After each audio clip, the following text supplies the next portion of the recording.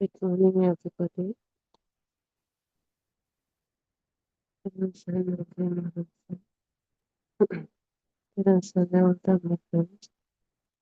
So, let's start our morning family discussion. So, let's observe something like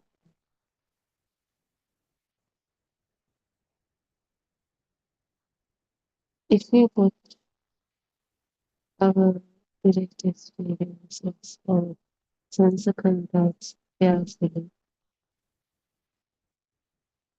something remarkable becomes visible. Everything happens one moment at a time. Everything is in this one moment, in this thought that occurs in this one moment, a sound, then silence, a comment, then another, a sensation. Everything is changing, even the sense of contact.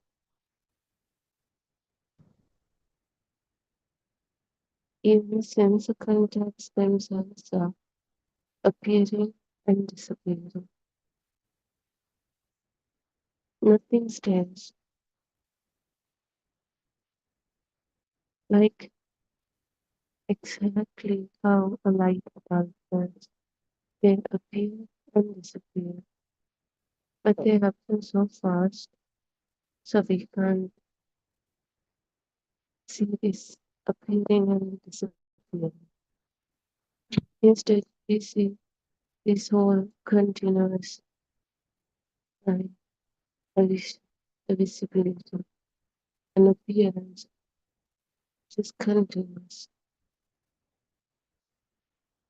But each and every time any sense of contact is happening just like this. Not just only thoughts, but even the sense of contact.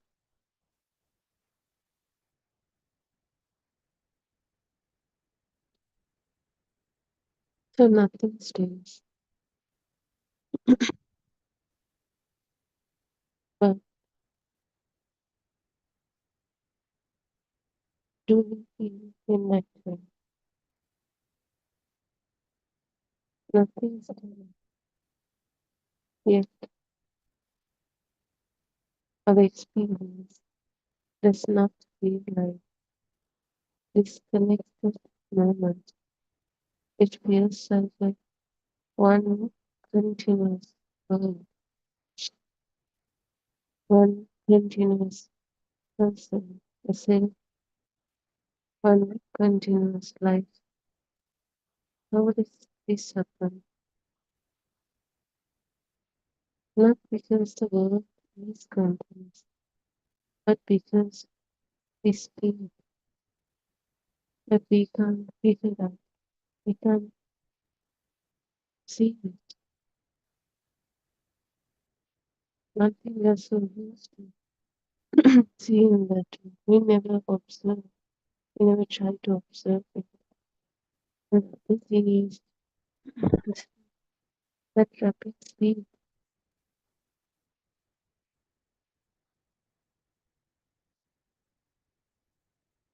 which kind of links the separate moments together and create this illusion of continuous, continuous, continuous everything.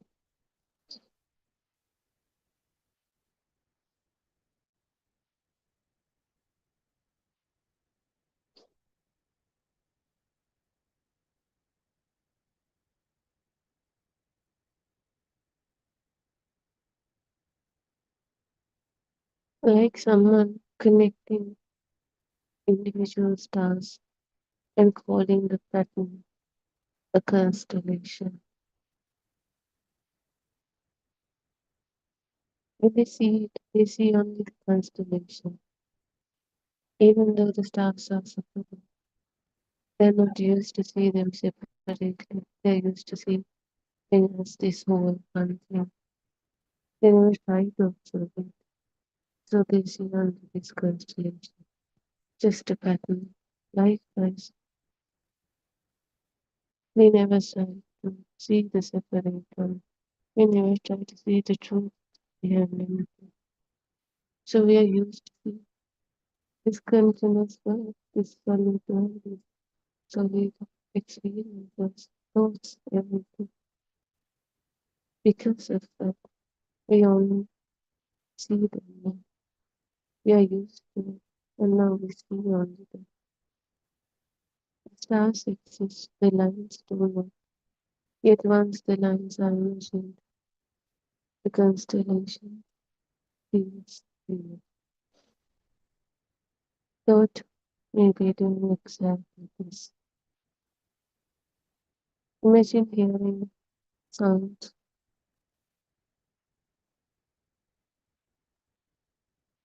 immediate.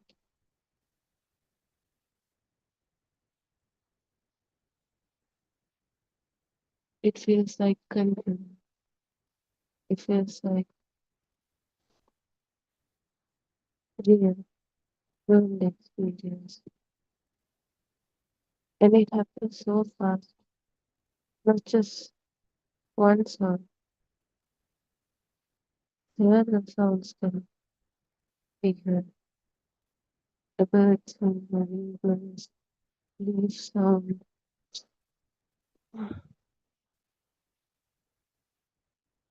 With those, we feel good, not that we do it, but it happens automatically.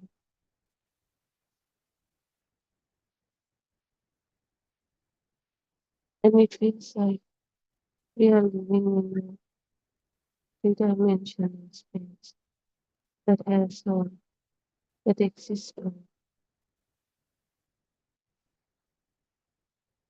Now it feels like we are living, we are sitting under a tree. That's how the thought begins. Yet most these scenarios in the sense of context. We took some direct experiences and created this interpretation.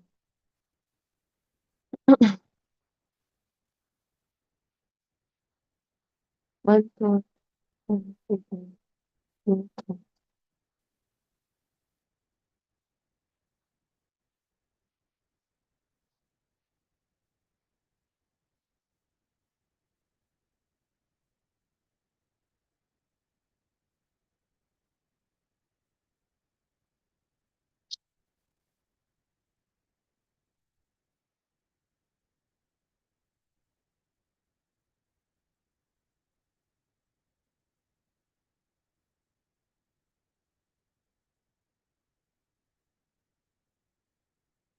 No, we are living in a world full of experiences.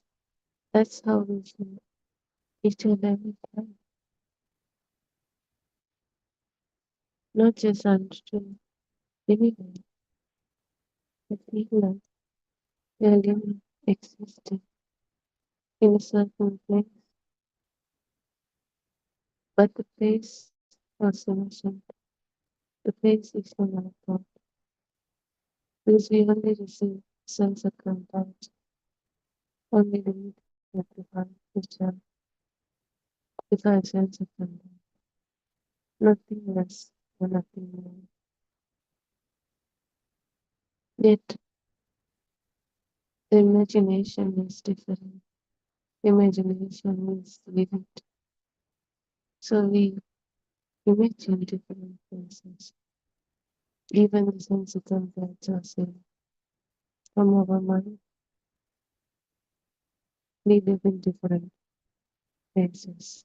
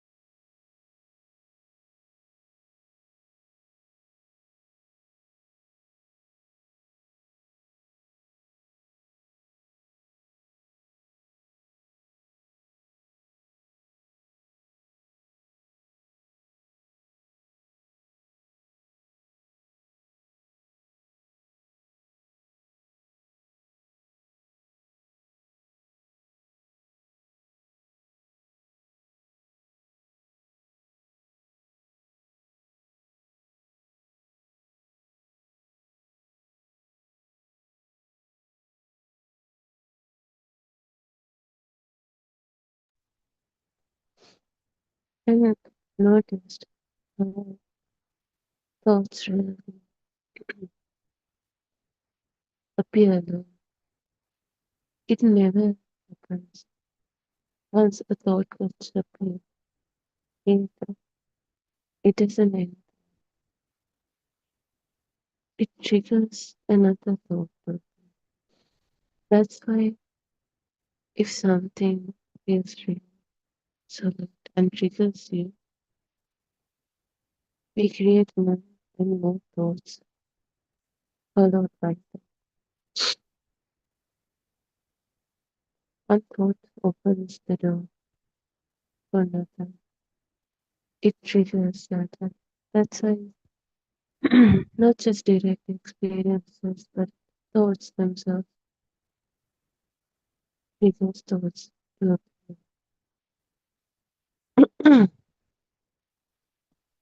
But no matter how real they appear, all largest interpretations in our mind, creations in our mind.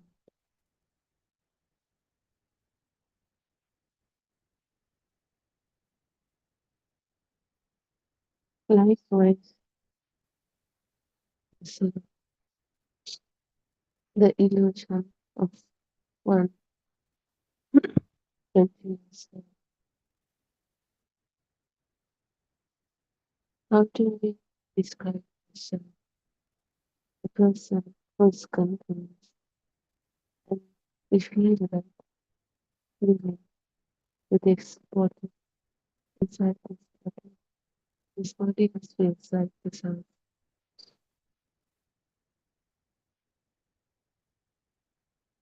We somehow feel this existence of a self. We don't realize it, but we feel it. There's this, we know there's this self somewhere here. As we know, the self is also another powerful thing. It gives us a feeling of existence because it's too powerful. And we think the self is existing continues. So yesterday's experience happened. This morning's experience happened. This afternoon's changed. Night will also pass. Yet we say, I have been the same person throughout. Perhaps what continues is not a fixed self, but a continuing story. Thought remembers, thought compares, thought says that was me. All done by this, all powered by this. Thought itself is not something existing. So how can we say,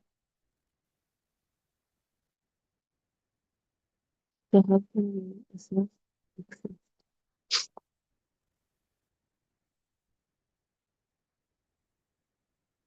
But for the time, we have this sense of like, if something happens with us that trust me, this is me, I did that, I am doing this, I am affected by this, I am owning this. In any form, we get this sense, I am green, mine, myself, any form, this sense of self appears. And we feel like the self is living through time, past that was here, now this person, tomorrow we lost ourselves, we meet. That's how we feel. everything as you know, these are not just thoughts, and you know, thoughts feels real. Thoughts creates an illusion of reality. So even though this is just a mental format from a concept, it feels real. Be strong feel I am going tomorrow. I'm leaving tomorrow. There is this self-belief feelings tomorrow. That's how I feel. Even though we don't know it tomorrow is real. Be strong within the self. We treat tomorrow like real. But is the tomorrow really present right now? No. Is tomorrow itself is a thought. A thought created right now. It's a concept of tomorrow. As we never went to tomorrow, which is ancient, a concept here. This concept, this thought, doesn't feel like a concept. It feels like a reality. Because we are so used to treat thought as the reality. We feel like it really exists out there. That's why not just tomorrow, each and every object feels real. But when it comes to reality, all losses thoughts in our mind that we blindly believe in and exist out there.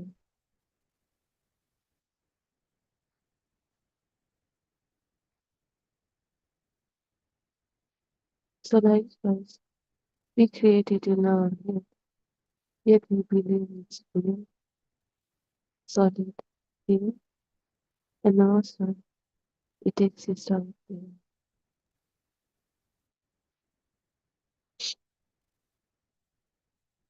So that's how we feel about the self also. We feel this self,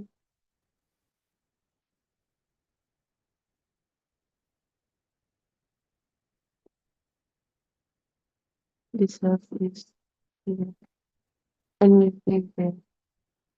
And we feel there is this self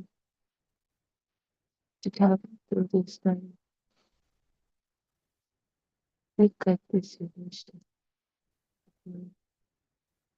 Nothing happened right now except for those thoughts.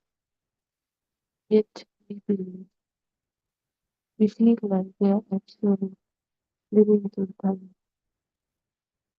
We really feel so there's this self in the past and now it's now, and there will be definitely.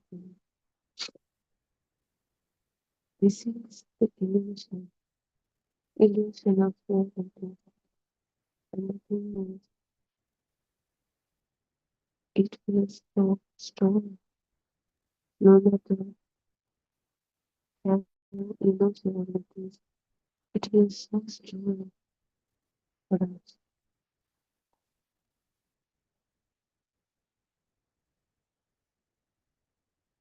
But no matter how strong it is a powerful force that occurs right now. Is as you said, nothing is there except right this moment.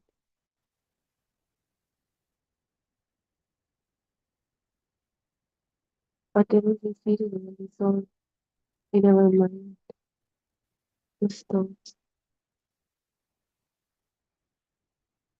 we can think something is said, something is continues because mind can create any thought, yet then we believe in them.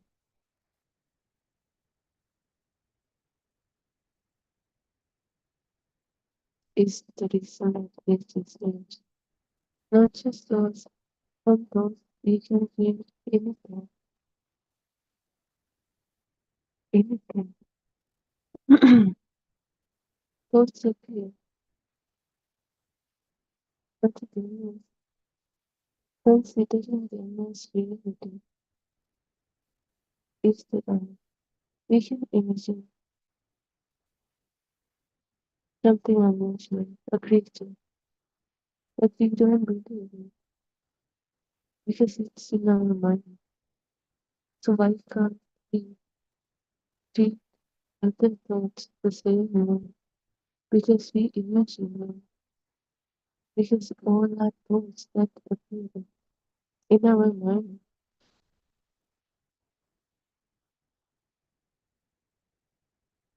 the usual things appear because we are so used to it. So now it appears automatically because of this habit. Yet they are all thoughts just like that are natural. Yet we treat thoughts as reality. And not only that, we strongly believe they exist out there, and then reactions follows, emotions follows. We feel sad, we feel lonely, we feel hurt, we feel love, we feel creative, we feel lonely. Because we took a mental concept as something real existing out there. So we are suffering for an illusion, and other than our mind created.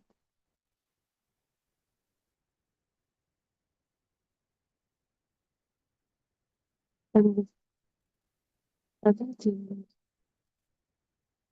thoughts themselves are not real, not solid, not continuous.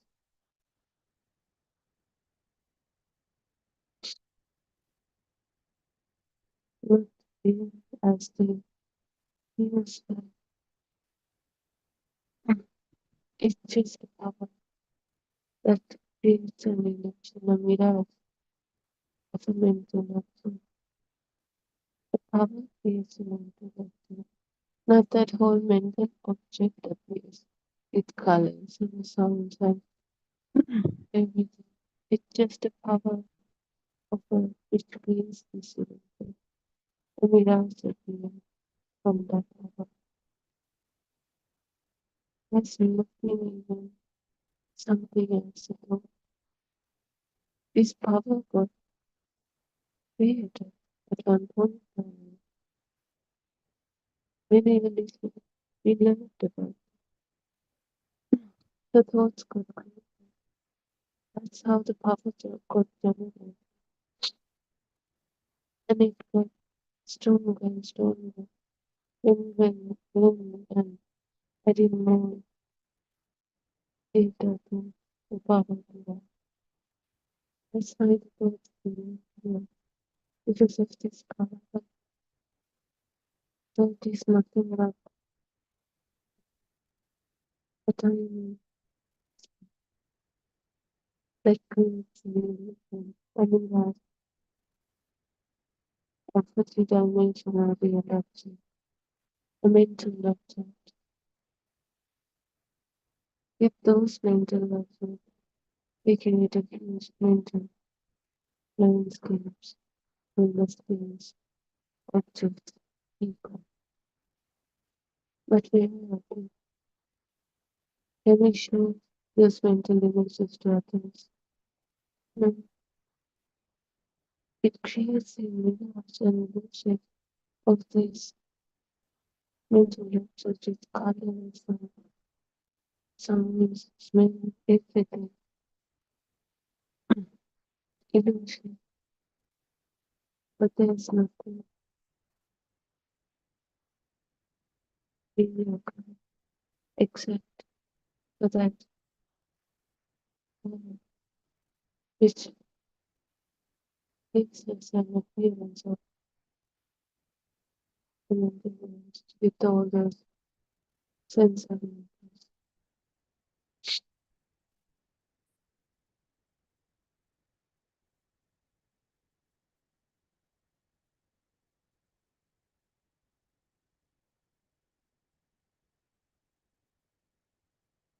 So even thought itself is not something real, not something that is big, that has everything, as it seems like, that has everything in it,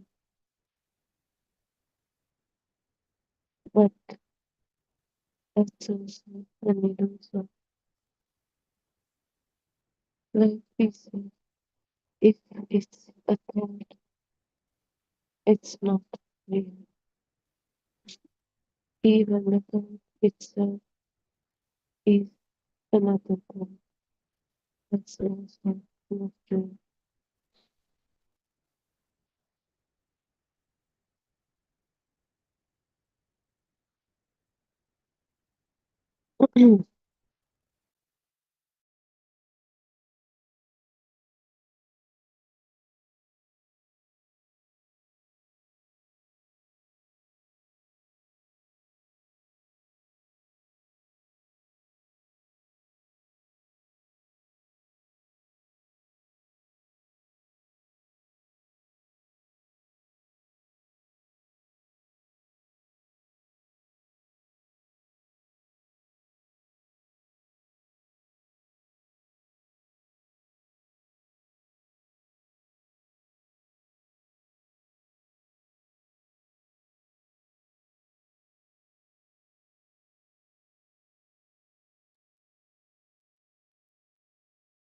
So sensitive that they are simple,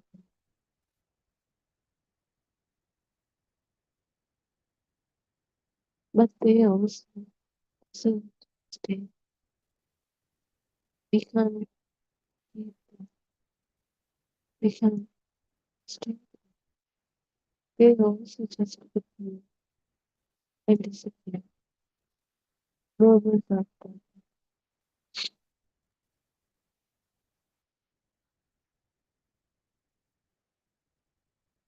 So from those changing endless equals to without but created. So the sense of content, we can't even stop them. But we have this sensory experience in a thought. We feel obedient experiencing it. But we cannot keep anything from anything. Isn't it fascinating how this thought is this illusion of real life we are living experiencing each and every day. So this is the illusion. This is the mirage. It's not the thing, not the experience. We experience something. We feel like when we say, there was a food, we feel like we almost rounded it instantly. We feel like this moment, but there's no direct experience, and there's nothing in the thought yet. And also, we can't store those moments or there's no any experience in it. Yet we feel like we're experiencing it. Because it's an illusion of this mind. There's nothing even as a thought. Thought most creative and consequent, but we cannot store thoughts. We cannot store sense of comparison thoughts, but we still feel like as well. Yet we still. This is the version of the love. This is the version of nature, a version of the thought. It feels like it's so real. It feels like we're experiencing it right now. Look how illusion it is. Look how we took this moment and suddenly we feel like we're really experiencing. But there's nothing specific. But we feel like there's no importance. Where did this make things from? Where did this taste come from? Was this true in somewhere? In the thought? How can even the thought itself is cannot store? It just appear and disappear right now. So how can those feel?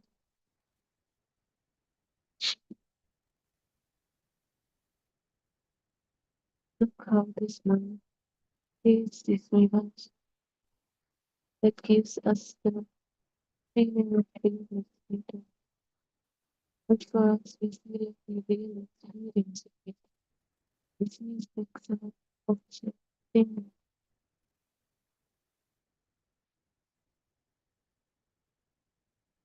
with those limits faced everything.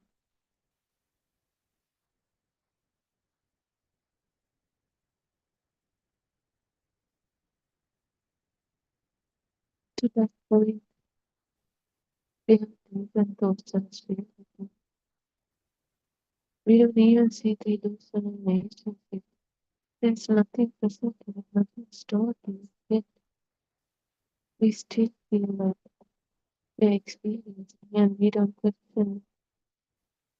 So we think thoughts are real, not thoughts as those, but some objects, things that exist in that reality. Solid things exist out there.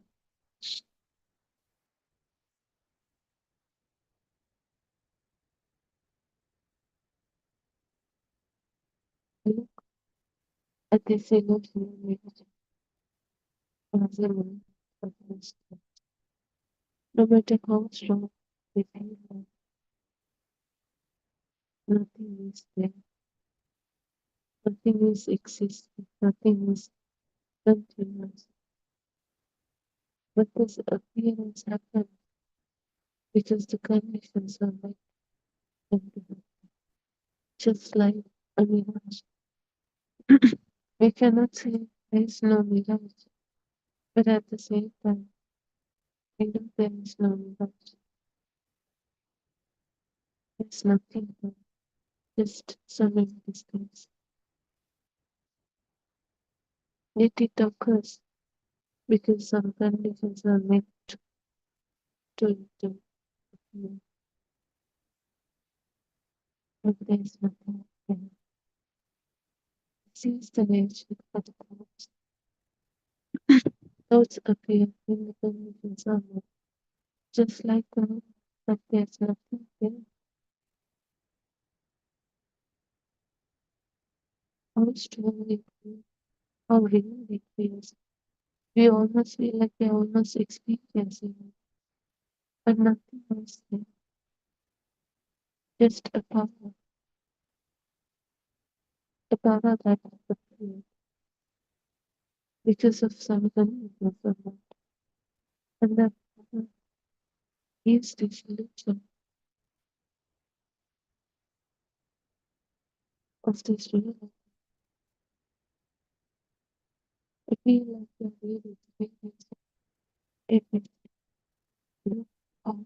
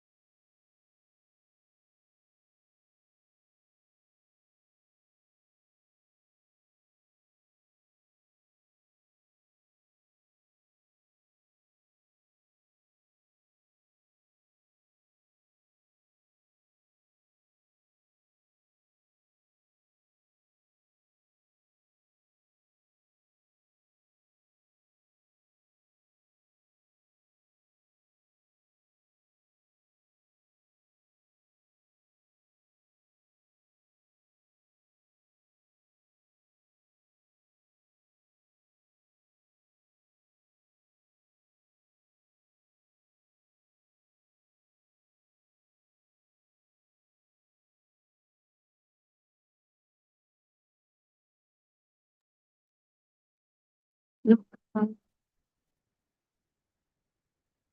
we continue sleep, we continue learn to sleep. We treat this as real, but this reality is crumbling into the build-up of nothing. So there is nothing that is invisible, nothing else.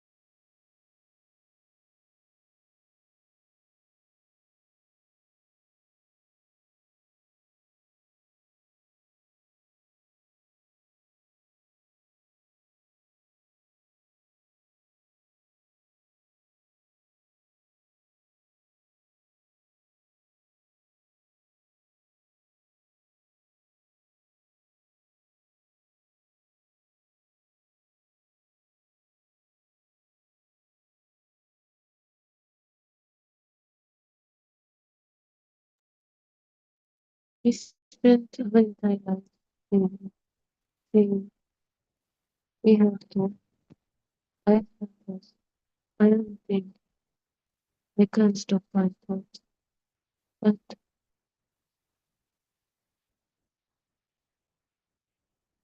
can we see a thought? Can we hold it? Can we live it? Can we show it to others?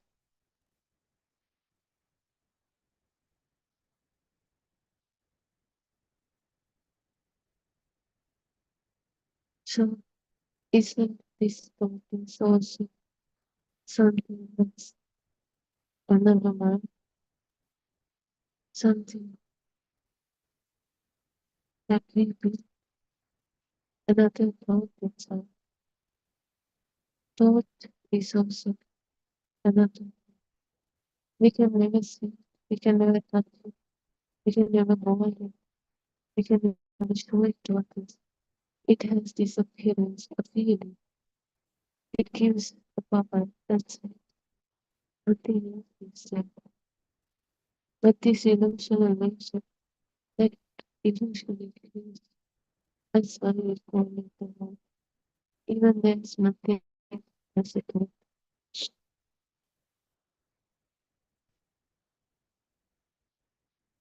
They have given a name to a process they have never seen.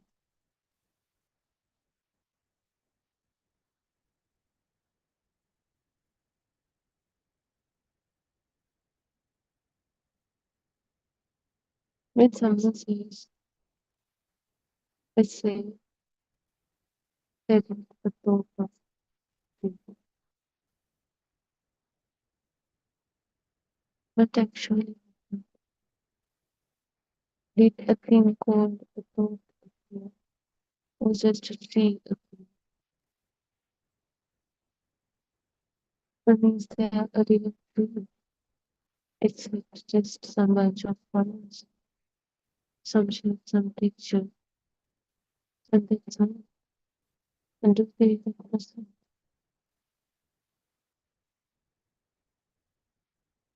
Is anything visible or just appear and disappear?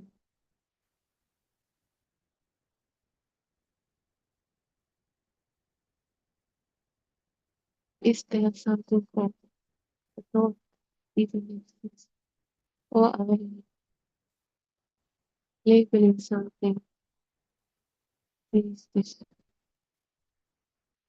process to see it in, as you can see, there is not even something called a thought, just some appearances and disappearances.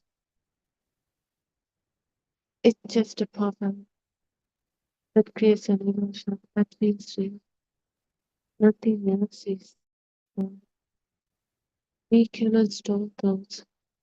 no weekends, no any sense of comfort. Many different conditions appear together.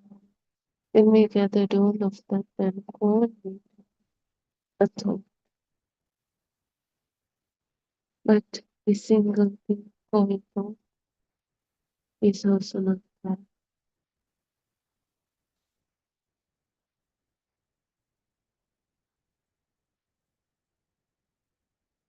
That's why, as usual, so if this thought is nothing new, even the thought itself is not something new. It's also about a concept that you use to communicate, to see through this reality. But this thought itself is another illusion. Basically, there's nothing new.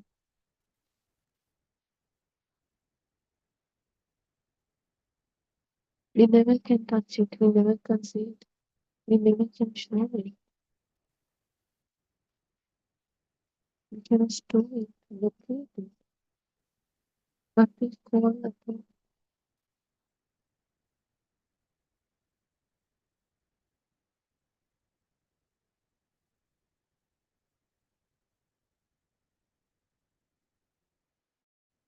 we think we have the thought, but there's no independent thing called the thought.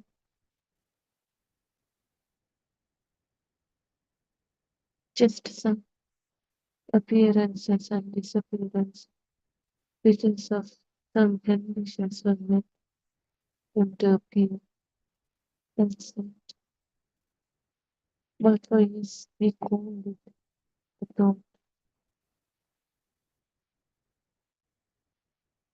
Just as we said before, yet no single drop of water is the river. We said forested. There's no single thing called forest apart from trees, soil, air, water, and if we dive deeper, there's nothing called tree, there's nothing called water, air, soil.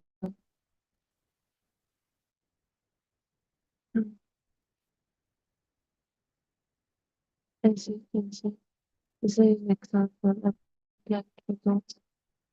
There's nothing called thought, just some conditions.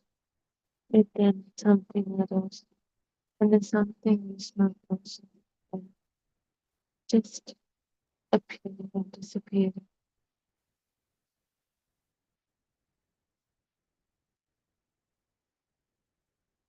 But real happens is we're living in this moment, just some appearances and disappearances.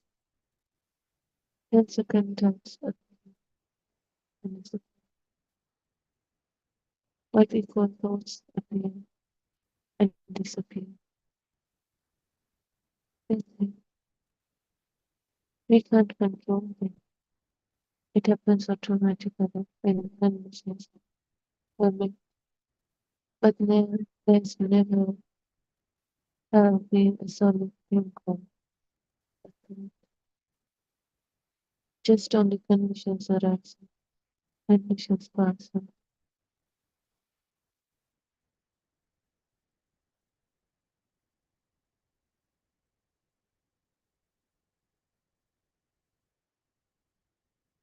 We cannot find thought which is someone can feel some appearances disappearing. And they are not in our control. We cannot control it. Just let it experience things. And the thing is, there is no self to experience anything.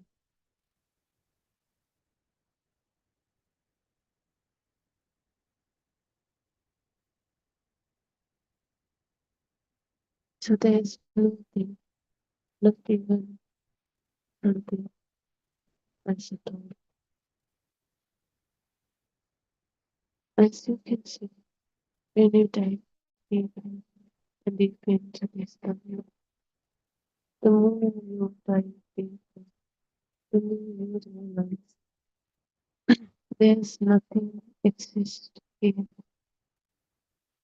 There's such a bunch of rules, mental concepts, formulas that we are using to communicate, to describe what actually happens. Apart from that, we cannot describe them, but there's not even anything as that. Those are just a bunch of words, interpretations that we create at the moment. That's why if it's a thought, there is nothing there. Even the thought of a thought, the thought itself is not a thing. That's also the mirrors of the field and disappear. Just the way any other object, being, concept that feels real, appear and disappear.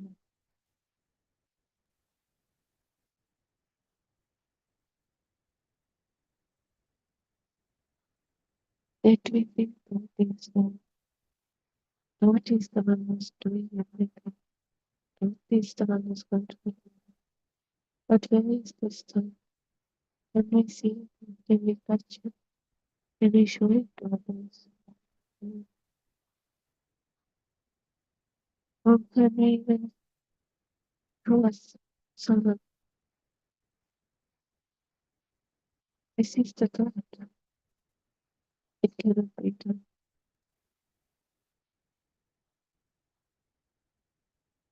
So the more you dive deeper, the more you realize there's basically nothing here.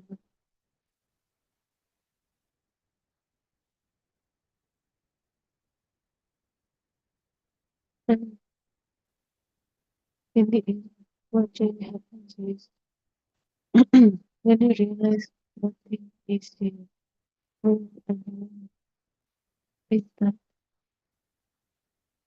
it's that deep understanding. It starts to do this transformation. It starts to see the truth and let's get triggered, let's get taken everything as real and solve the suffering instead. We cannot stop anything, any process, but once we see through this true nature of everything, there's basically nothing here. With that comes the liberation from this illusion, from this suffering, what we have taken as reality. So we learned our mind from other school for today. There is so many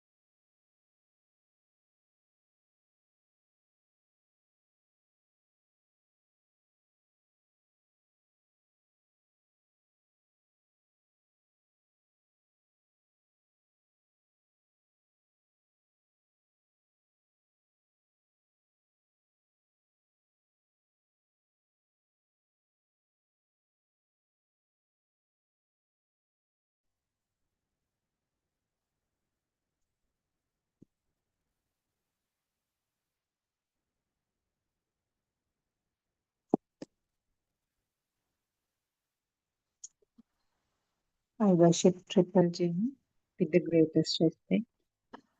I worship our animals at his feet. Tervasana Mahansa. And your guidance is always greatly appreciated. It's it cannot be valued actually during a time like this where it was uh, not possible simply to listen to the true Dhamma texts that were disclosed by Lord Buddha nearly 2600 years ago. We are very fortunate to hear these true Dhamma explanations from you. We are very grateful again. Thiruvan Saranai. May our friends who are listening be blessed by Triple Gem. May our friends who are helping with the technology be blessed by Triple Gem. So as usual, this is the 9 a.m. to 11 a.m. Morning Sri Lankan time uh, Zoom session in Buddothpado PeoTV English series. As you know, number of colleagues, number of Dhamma friends conducting or doing the sermons in this series daily basis. So wherever you are, you can connect to this via this Zoom link, or you can listen to it from the YouTube about these sermons. Try to listen to them, and if you have any points which are not clear enough, you can always join us the discussion time from 3 p.m. to 5 p.m. Sri Lankan time, where we will be conducting it as a discussion. So whatever the level of the doubt you are having, even if you are a new joiner, there is no issue at all. You are mostly welcome to join us during that time. So actually, what are we trying to understand? Uh, this is what originally Lord Buddha was trying to explain, because we know we all were in the concept that there is a real permanent world, and we are all living in that world, sharing that world among the other species of animals, humans, all of us. So that was a concept that we have been having, even though this fact has been disproved in all the teachings done by Lord Buddha nearly 2600 years ago. But that fact actually didn't come out to the present uh, population. We know that during his time, and also subsequently during the time that the Arhants were there, people still could understand this Dhamma. But once the era of Arhants were ended, due to the lack of the inner transformation of those systems, they could not actually convey this as a proper Dhamma to the people. So that is how the deterioration occurred. And even though it was documented in the books or the Ola leaves scripts, understanding that was difficult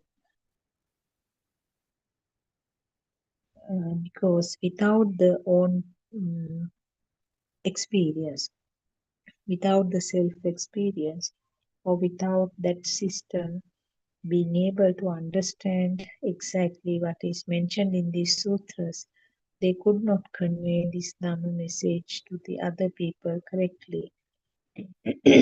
So that gap lasted for a long time, and people moved more and more towards the material type of offerings which we label as Amisa Puja, where the uh, the fact that outside world is true, that concept was taken strongly.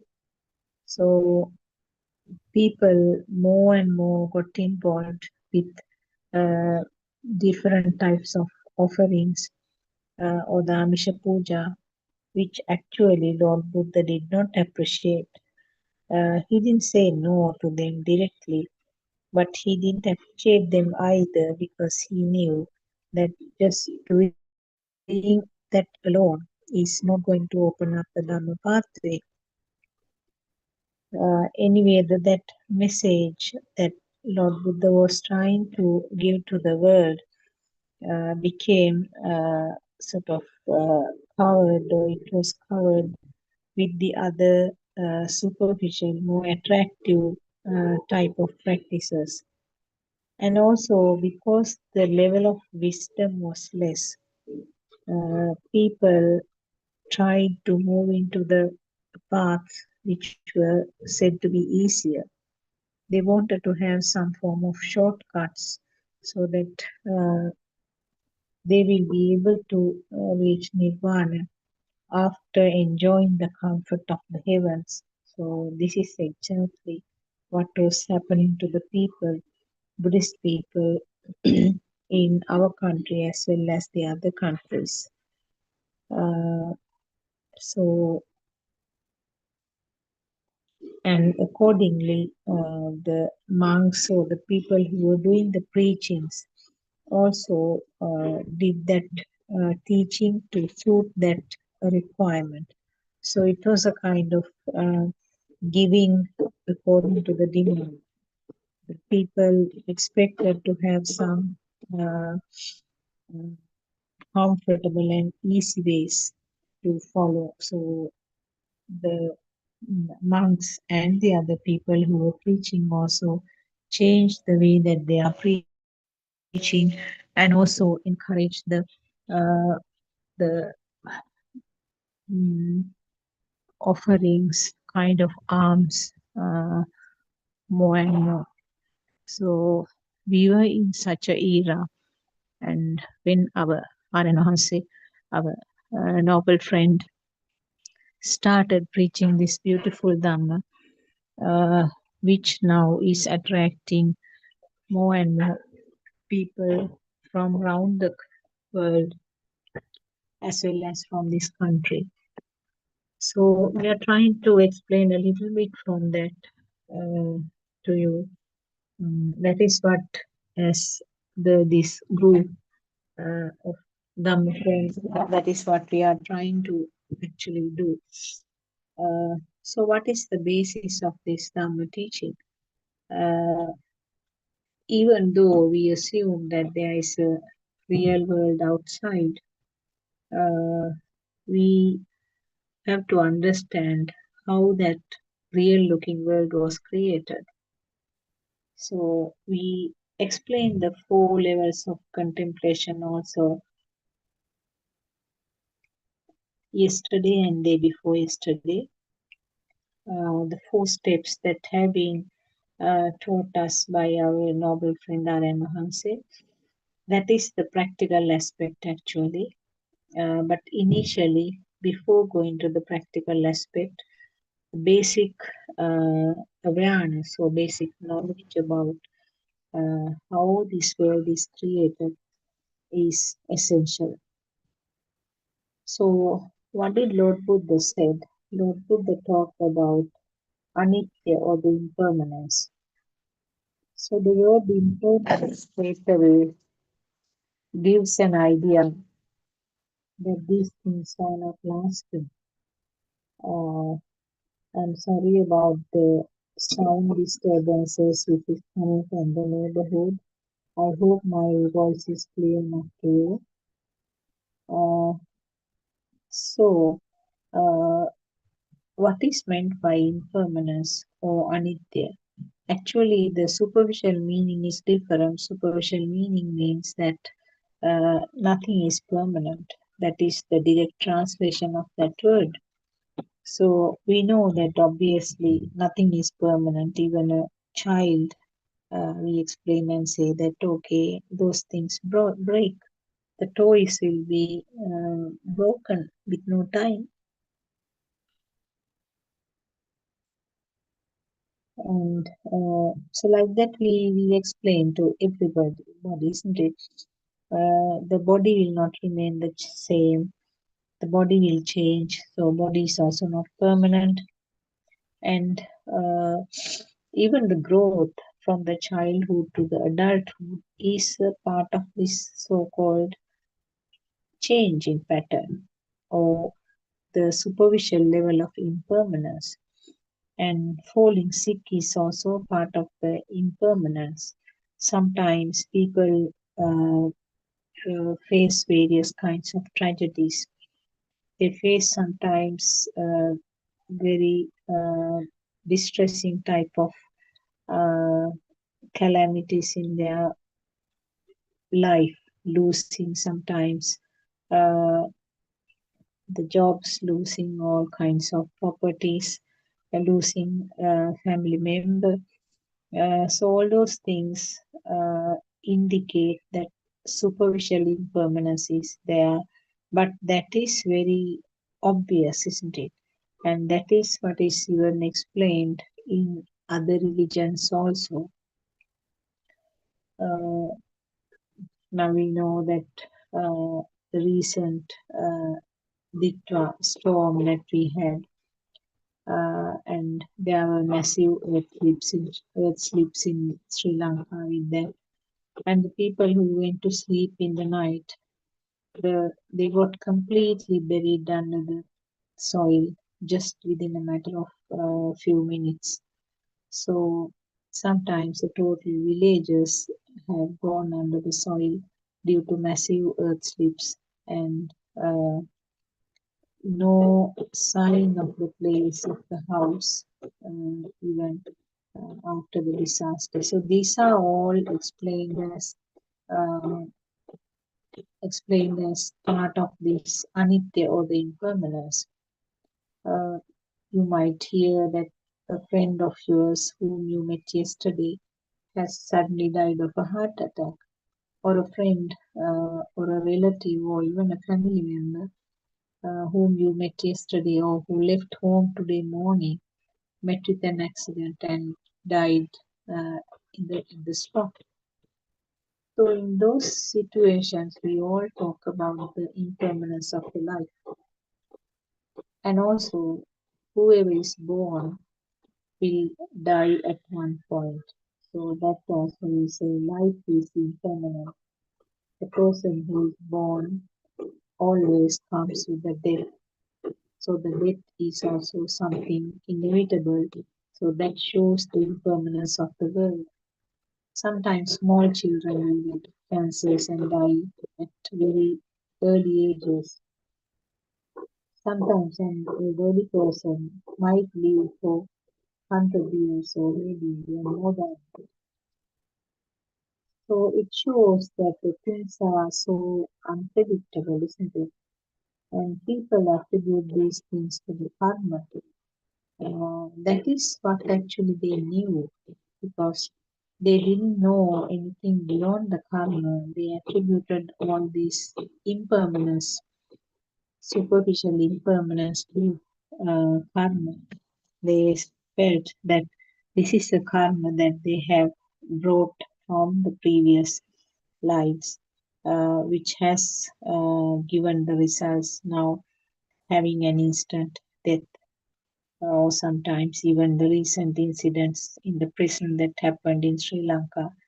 There were so many deaths due to some clashes among the groups there, killing some officials also. So those are also people explain as the effects of the karma and the examples for impermanence. So when Lord Buddha's time, when Patachara came, losing everything, every possible thing in her, every possible hope in her life, losing the children, losing the husband, and finally losing her parents and the brother, and also losing the house where they were living due to fire. So, this losing everything again indicates the impermanence. And did Lord Buddha say anything about the karma? No, he didn't say anything about the karma. Because karma is something we know that it is explained in so many other religions. Is that the only way out? That was a question that Lord Buddha asked. No, it is not the only way out. If it is the only way out, a person who has been doing bad activities or bad things will never have an escape, even if he has changed now completely to be a within quotes, to say a good person. So, so then it was clear that it is not only the karmic effects which has a role to play, but there is something in addition which Lord Buddha explained as the cause and effect phenomenon. So this is for the people who do understand this Dhamma and come to the deep realization that there is nothing permanent called outside world. So, uh, so the basis is that understanding that there is nothing permanent called outside world. So that is what is actually the deep meaning of this word called impermanence or anitya, which is explained in Dhamma, in Buddhism. So the real explanation of the anitya, as Lord Buddha explained, is that what you expect or what you assume is not there outside. So what is assumed as world is not true. That is a meaning, deeper meaning of the anitya or the impermanence. You assume certain things to be there, but really speaking, we don't know whether it is true or not. We don't know whether there is a real world. We don't know what we are assuming is really there.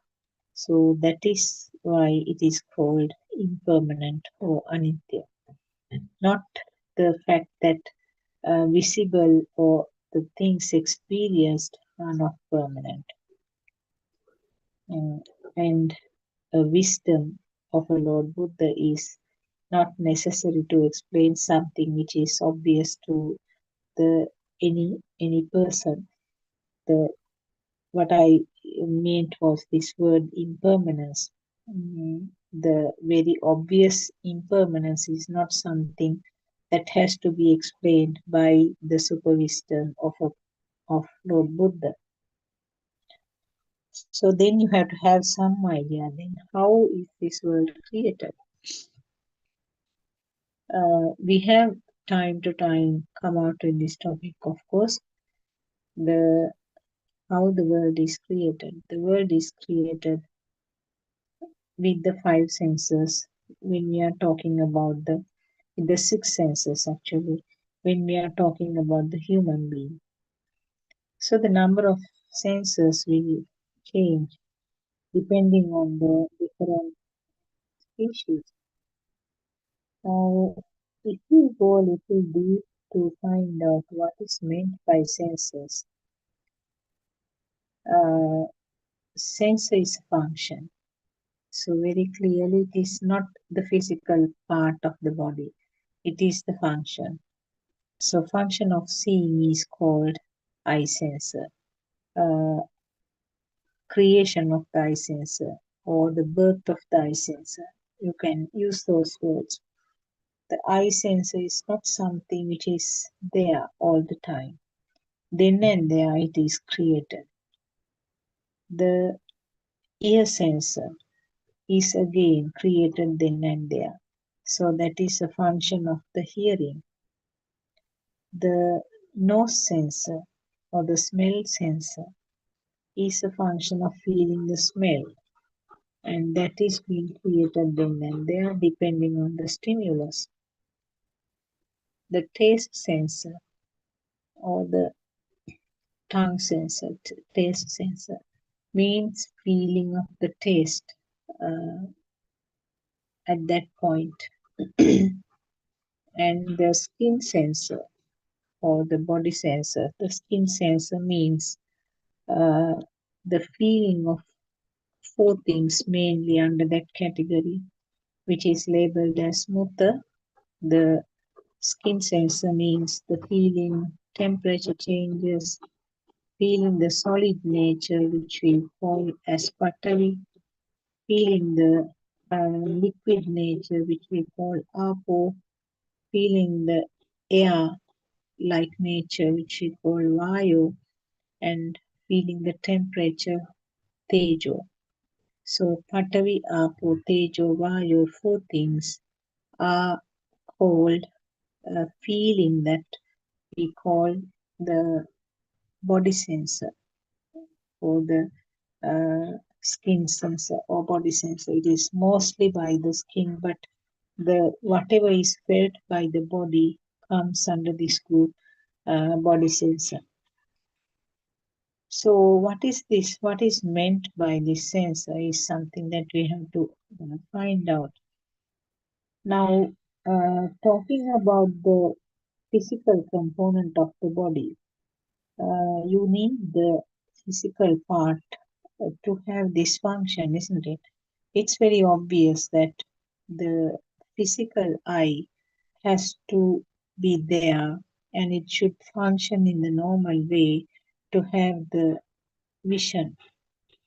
So the physical component of the eye is not actually what is meant by the chakku in Buddhism. The word chakku is used to indicate the function. But when you talk in the ordinary way, the eye is this normal uh, eye, but from the eye, because the eye is there, we have the function of seeing. Similarly, the ear should be there to have the function of hearing.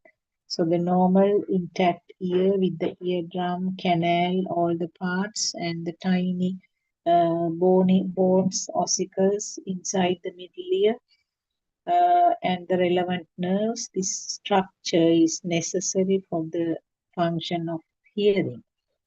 And also the eardrum is very important there. So the physical component is necessary to create or the build up the function of hearing. And the nose, again the nose with its sensitive area, where the ability to feel the smell, that part of the nose should function in the normal way for us to have the feel or the experience of feeling smell. The tongue, taking the tongue, the muscular tongue is necessary, and also the ability to feel the taste depends on the normal function of the tongue. And we know that we can taste five main tastes when the tongue is functioning. So the function of tasting food uh, happens when the muscular tongue is there. And similarly, when the skin is normally functioning, as I said earlier, the four functions which come under skin, feeling the natures of Patavi, Apo, Tejo, Vayu, the solidness, liquidness, airiness, and the temperature. So, feeling or this ability to feel those depends on the normal functioning skin. We know that if one part of the skin is numb or anesthetized for some reason, you can't feel any of those four natures. So you can't talk about feeling something hard, feeling something moist, feeling something like air, or feeling temperature. That complete ability is lost if the skin function is not there. So the sensor means a function, as I said. So if you talk a little bit more about this function, Now, this function, this ability is the one which really 100% decides the fact that the system experiences that particular function. So, seeing uh, occurs when the physical eye is also there, and this functioning capacity or this function occurs, functional change occurs. Uh, Aran explains by giving a beautiful metaphor. He takes the vehicle battery as the example.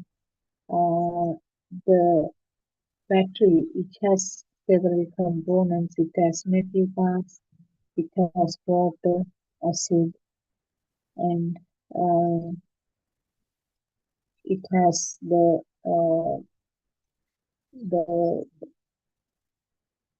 whatever the components. There may be plastic pieces, there may be acid, water, and metal pieces. All kinds of things are there in the vehicle battery. And when the battery is normally functioning, a current is created. So current is equal to the function. Battery is equal to the physical component of the body. So when the current is created, it's felt alive, isn't it? It is felt real or alive. But you can't point out and say where the current came from. You can't say where the current came from. There's no way of pointing out to say that you can't localize the current. But when the battery is forming normally, in the normal way, uh, uh, the current is created. And as I said, the current can be used for various functions, but you can't localize the current and you can't actually see or feel or smell or taste the current. The only way is to when the current is used to manifest as something, then only uh, it becomes able, or uh, it can be it becomes apparent when it is manifested in some way. So we know that the current is used to spin the blades of a ceiling fan. It can be used to have some fire in your cooker, or it can use to cool down the things like in the fridge or air conditioner. It can use to have some light. So, like that, the current is manifested in different ways depending on the equipment that you are using. Similarly, the function of each and every sensor, or in other words, sensor means a function itself, that can be manifested in different ways depending on the physical organ. So, if this function occurs at the eye level, you explain it as seeing a thing. That means experiencing a light or a shape. If the ear is involved here, it is manifested as the sound, creation of the sound. And similarly, it can be manifested as a taste, smell, or skin sensation. So it's something exactly similar to the way that the current is there, and current is manifested in different methods, different ways. So how does the this current comes and how is it manifested is something that we have to be clear. Lord Buddha used the word Rupanaya. Uh, Rupanaya will help to, or Rupanaya will create a Rupa. That is how Lord Buddha explained it. So if you use the modern words, that is what RN has been doing. to make it easier for the ordinary person to understand who is in the present society, use the word vibration instead of rupane, which gives the same name actually. Rupane is not something which is permanently there. Rupane, if Rupane happens, there's a creation of a Rupa. Uh, the if I translate it directly to the English, Rupane means a vibration. Vibration will create a form, a Rupa. So how does it happen? The vibration, when it happens very fast, that word is very important. Very fast, there is a power generated, and that fastness is the one which decides here about the generation of this power. So that power is the one which leads to the feeling that it is really existing. The live feeling is given due to that current. Now, if we talk about some more to the practical side, as I said, the function means the sensor. So if the sensor is created means the function of seeing has occurred. If the sensor is not created means if I say the sensor is not created, that means that the function has not taken place. Now, if you say that I didn't see, now a friend of yours is trying to show something at the far end. He's saying, look at that corner there. You can see something hanging from there, something blue color hanging at that corner. You might say, I can't see. Now, the physical eye was functioning, and if the physical eye was functioning, uh, you can't then say that uh, the seeing did not happen because this is something wrong with the eye.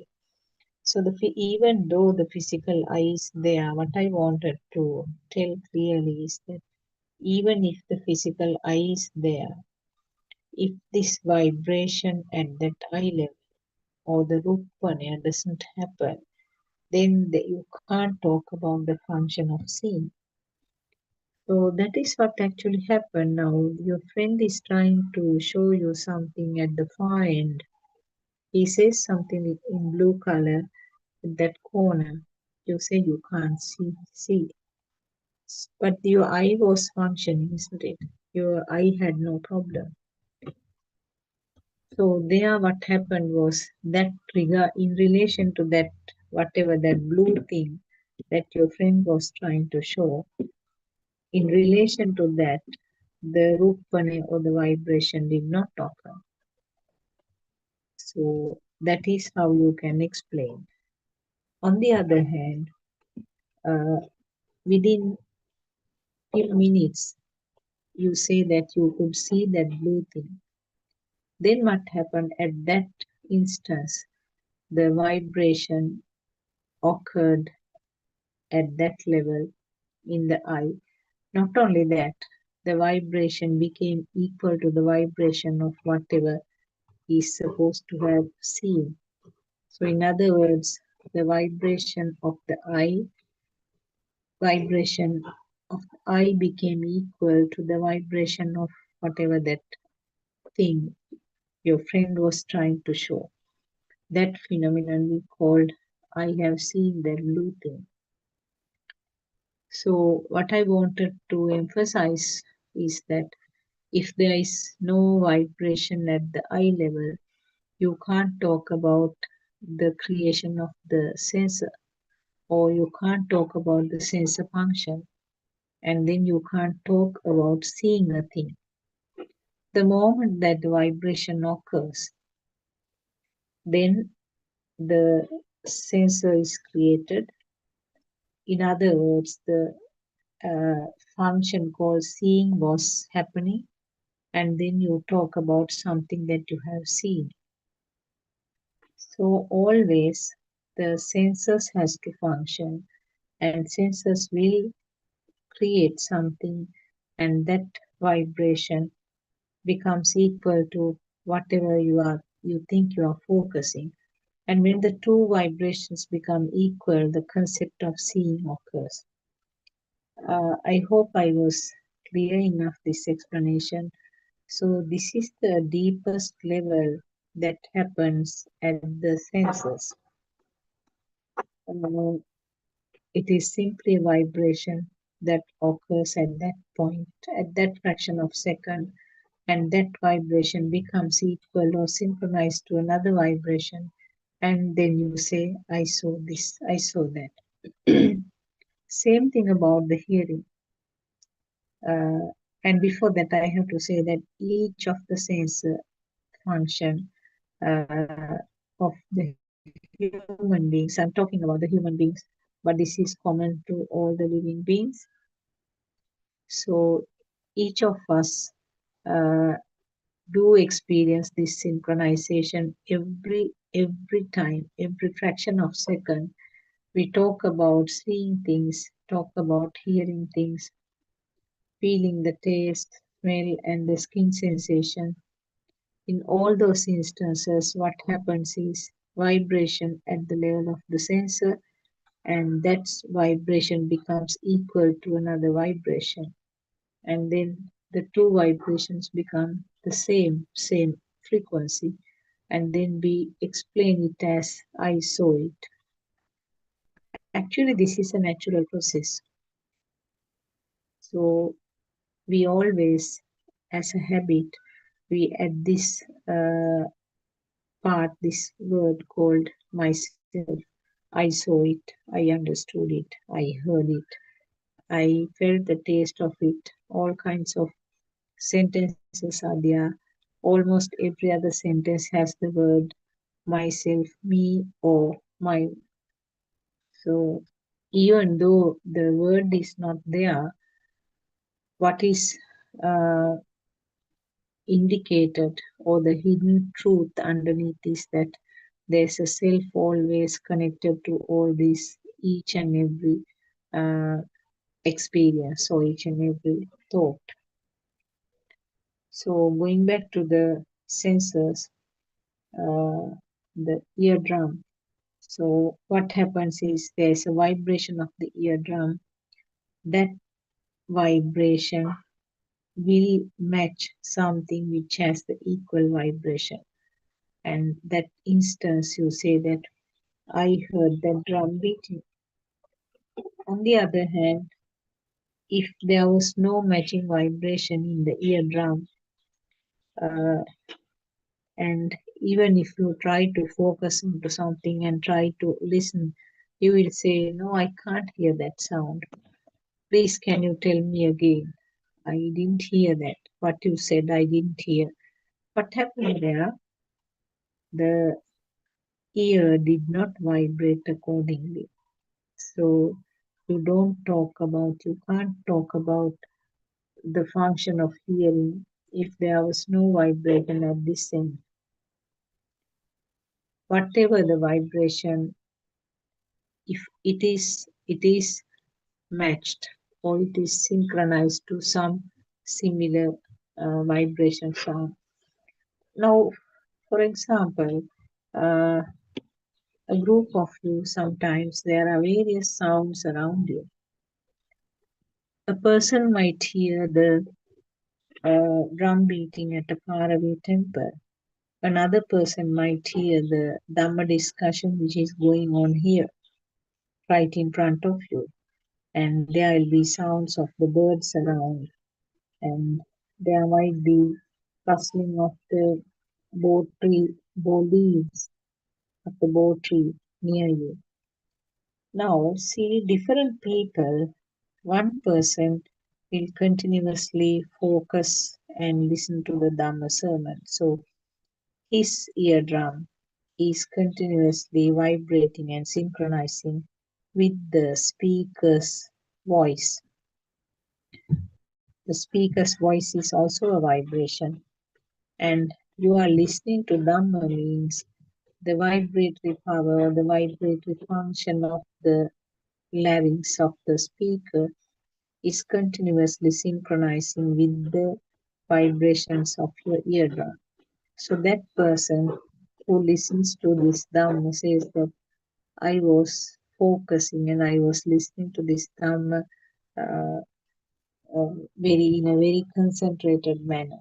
So his ear vibration was synchronizing with the Dhamma speaker's voice vibration. So that is one explanation.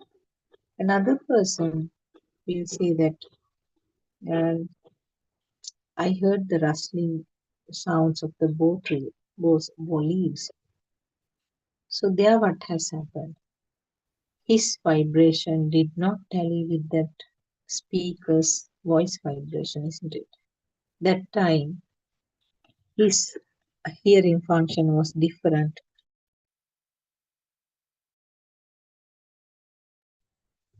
Sorry. His ear vibration did not tally with that speaker's sound vibration. Instead, his vibration became synchronized with the sound from the bow tree, rustling of the bow tree. So he says that I didn't hear the Dhamma sermons for a few minutes, but I was listening, or I heard the sound of the bow leaves. Now, always as a habit, we always add this I heard, I didn't hear. So, again, I have to remind that this was part of the normal process, and this is not something that uh, a self has done. So there is no self here. That is the basic message that we have to give. So there might be another person who's, I'm just talking about the ear in this context, but these sensor functions can vastly vary from one to the other. So if I take another example, while listening to the Dhamma sermon, there are so many instances where your mind runs home. Your mind is focusing on the child who went to class today morning. So that is something that you have to clarify. So uh, that instance, what happens? His ear didn't vibrate, isn't it? His ear didn't vibrate. Instead, it was just a thought. So thought or the mind sensor is a different sensor, but it is always formed with the combination of the five senses at some point. Not now. If you are thinking, if the person says that I was thinking about the child who went to a class, that time it is a thought which was created sometime early, uh, again with the five sensor functions. So now what has happened in his case, there was a mild vibration at the mind level, isn't it? And the thought which was synchronized is, you label it as my son. That thought has actually all the components. It has the pictures, sounds, and the body senses, all the experiences, all the data that you have about your son is there in that vibration. So, so that time there was no vibration at the ear level. Even though the person was looking at the Dhamma preacher, his eye also did not vibrate at that time. It was purely the mind vibration where the thought about the sun came into a picture. So the thought about the sun was synchronized at this moment. So, uh, can you see how these sensor functions change from one to the other? On the other hand, now I'm just taking some of the examples in these practical experience programs.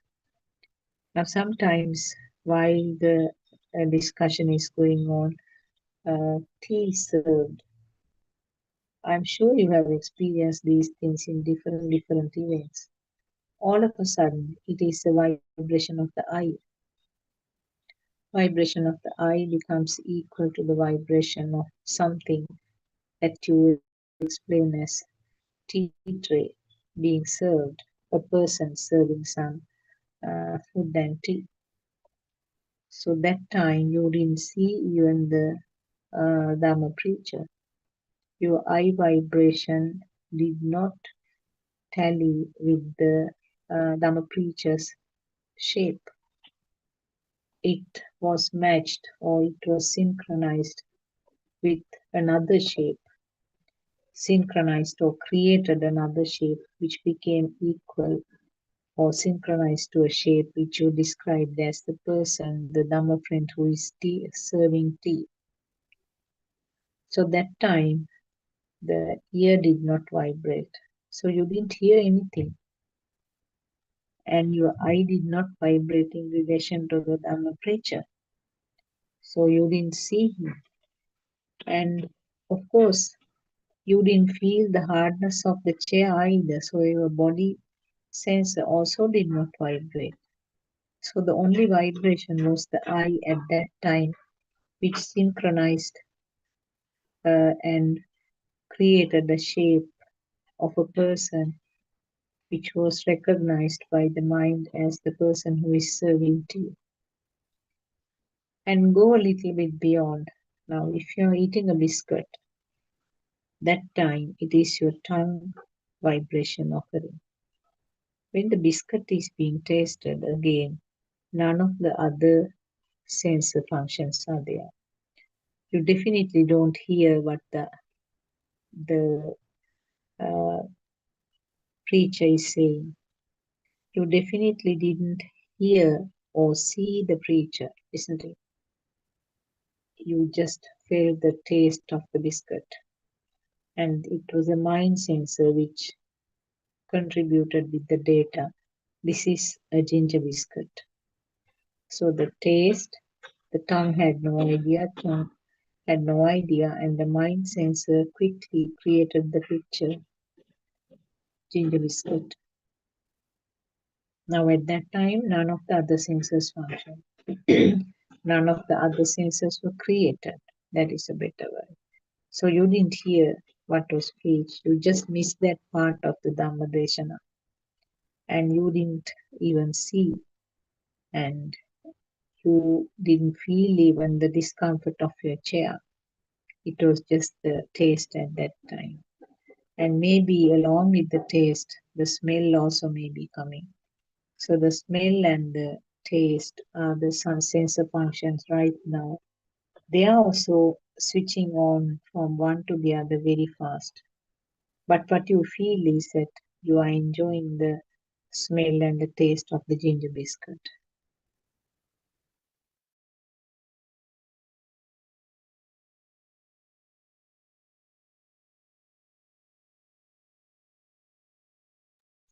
So these examples I gave you just for you to be able to understand how these senses are functioning. So the rule is that one sense at a time, but they are changing very fast. And if you say that you continue to enjoy the taste of the ginger biscuit, that means continuously your tongue vibration is occurring. So, or if you feel that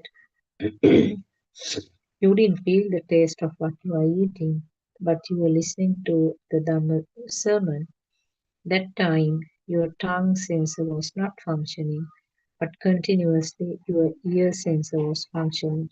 So the ear sensor was vibrating, and that vibration was becoming equal to the speaker's sound vibration.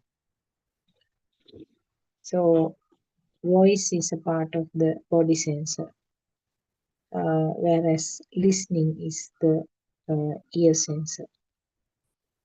So these are some of the practical points that you can work out yourself how these sensors are functioning. So basic rule is that one sense at a time, but change in pattern is there, or sometimes the same sensor is happening repeatedly, and uh, always the sensor function means there is a vibration of that organ, and that vibration has to be synchronized to another similar vibration. Then only you talk about this function. Function will not occur without the physical component or the organ, and also definitely that particular moment, the vibration of that sensor has to, or the vibration of that faculty has to have. Then only you can talk about the function called seeing, hearing, feeling the smell, feeling the taste, and the skin sensation. No vibration means even if the organ is functioning perfectly, no vibration means no experience. So, this vibration is something that we have to understand clearly. This fact actually we have never heard from any other sermons in the past, and it is mentioned in the sutras, but unfortunately, those deep facts are not picked up by most of uh, the monks or the ordinary people who are doing preaching. So therefore, it is not explained, and we are very fortunate. R.M. Mahansi is explaining these things very beautifully and uh, giving some simple examples, as I said earlier. So, what is this vibration? We will go a little deep about this vibration. We are talking about the Rupane. Lord Buddha said that Rupantiko Avsvarupa. The Rupane means there's a formation of something or a form. Rupa is the form, so vibration is manifested as a form. That is what is meant by that. Rupantiko Avsvarupa means the Rupanema Rupa, or in other words, the vibration manifests as a form. So that sounds a bit tricky in that phrase, isn't it? The vibrations manifest as a form. So that itself indicates that there is nothing solid or nothing permanent.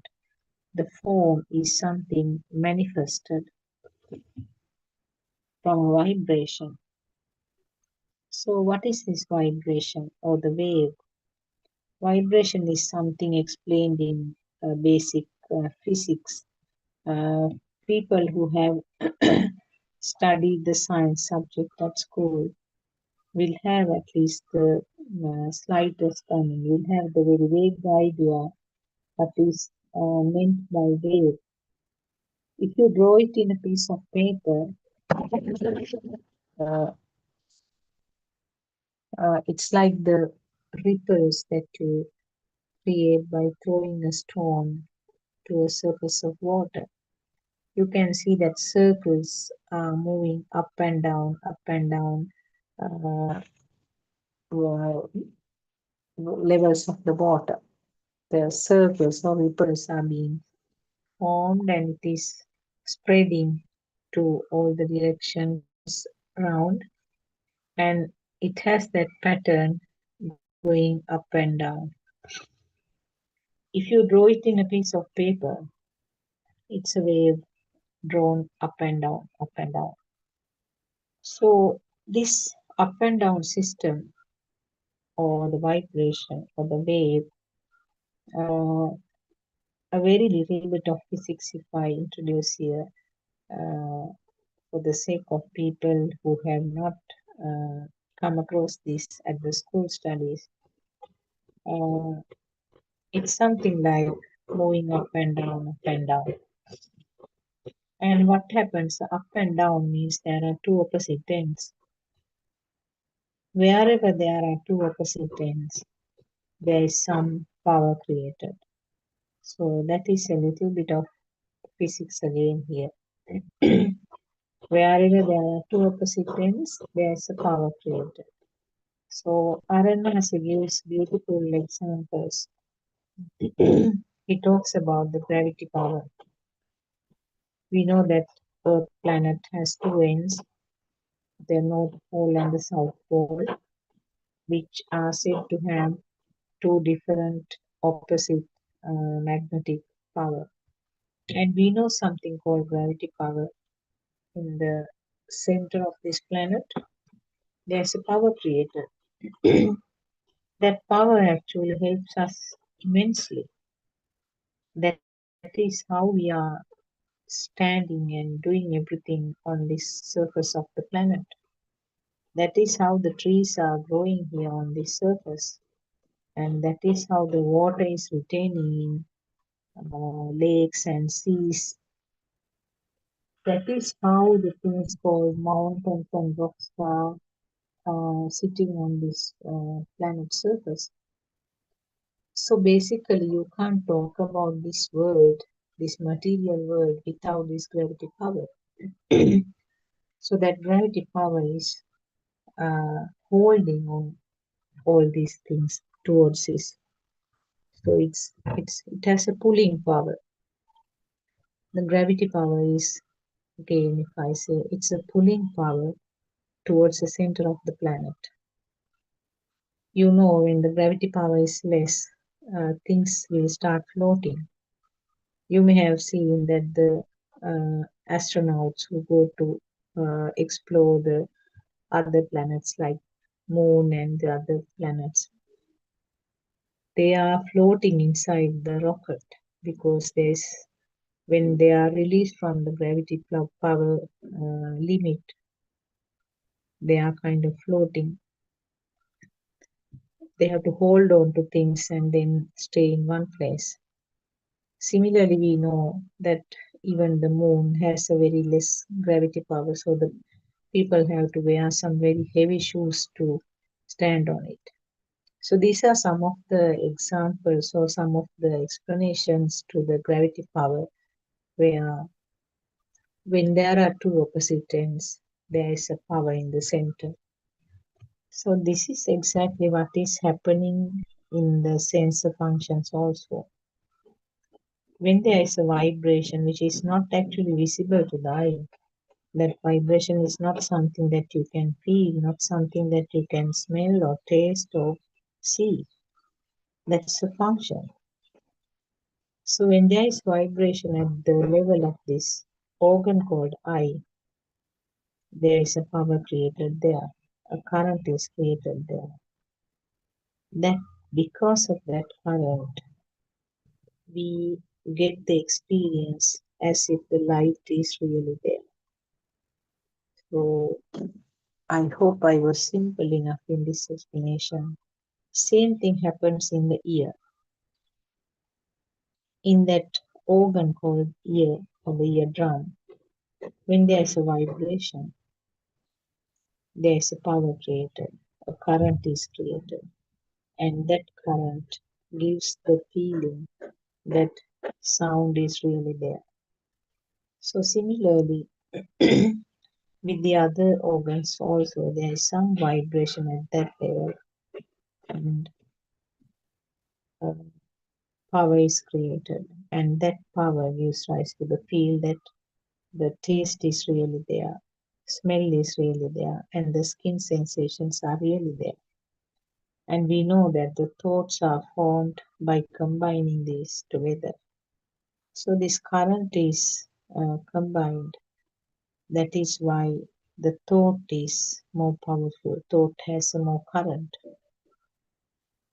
Not only that, when the thoughts occur again and again very frequently, very frequently at a very high speed, the power of the thought also becomes very much high.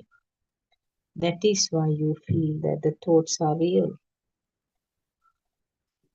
So that is where we are now. The thought is felt as real. Wherever the thought is felt as real, the final thing is that self is there. So this is the pathway that the self, the feeling of alive is formed finally, is created. So this is what RN Lord Buddha was trying to explain actually, that wherever, whatever is felt as real, that is the self. And that also can be explained as defilements or the burning power, current, all kinds of explanations can be given. So this is what has happened to all the living beings. We feel that the things are real, and feeling that things are real means self is also real. So the world is real to us, and the things are real to us, and myself is also really living in this world. So this is the function of the faculties or the sensor functions. So the sensor functions will combine to form a different sensor function which we call the mind sensor. In other words, the thoughts which is felt as real. So the really felt thought means whatever the name that you can give, they are all thoughts. Just look around. Everything is a thought around you, isn't it? A teddy bear, a clock, a box of coins, pencil holder. I'm just telling something that I can see. Books, a mask, and cloth hangers, cloth rack, um, wardrobe, chairs, bed, all kinds of things you can name. They are all thoughts. So in each and every of this thought, there is a hidden or subtle feeling that it is really there, isn't it? That is myself.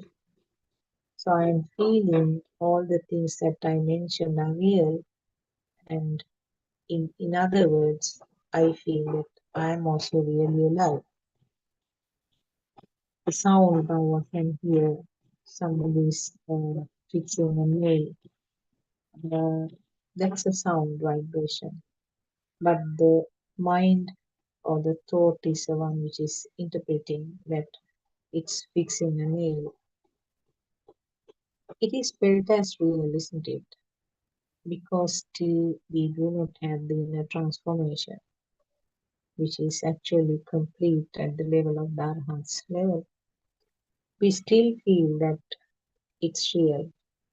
So wherever it is felt real, or the itta sanya, or in other words, the perception of existence. Wherever the perception of existence is there, perception of self is there. So that is the itta sanya and the atma sanya, two things coming together. And itta sanya and atma sanya both uh, uh, both come together actually. It's not one after the other. It occurs simultaneously. They are like the two sides of the coin. Itta sanya means whenever it is felt as real existence or the bhava, wherever something is existing, that is a self. So that is why R.N. Mahasaya, the noble friend, says, if you say chair, that is you. If you say the wardrobe, that is you. So whatever is felt as real, that is the self.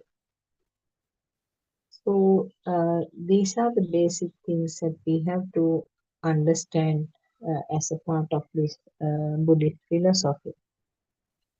What is created 100% depends on the capacity or the sensor function that is common to every animal, every living being. So we know some animals do have different types of sensors. We know that the cockroaches do have some special sensors, tentacles like they are very sensitive to the vibration, very sensitive to a little bit of air current, which we do not have. So similarly, flies also do have very high sensitivity in their sensors to feel even a very slight current of the air. So those are actually defensive mechanisms. So they quickly fly away if they feel that very minimal current of air is touching. So their senses are different. Humans do have five senses, and with the help of the five senses, the sixth sensor or the mind sensor is created. Mind sensor can't originate alone. Mind sensor always uh, needs the five sensors at the beginning. But that thought which was formed earlier can be reproduced. That we call the synchronization or telepathization of a thought. So something formed previously, uh, explained as the thought, can synchronize to this moment and uh, come as a fresh thought.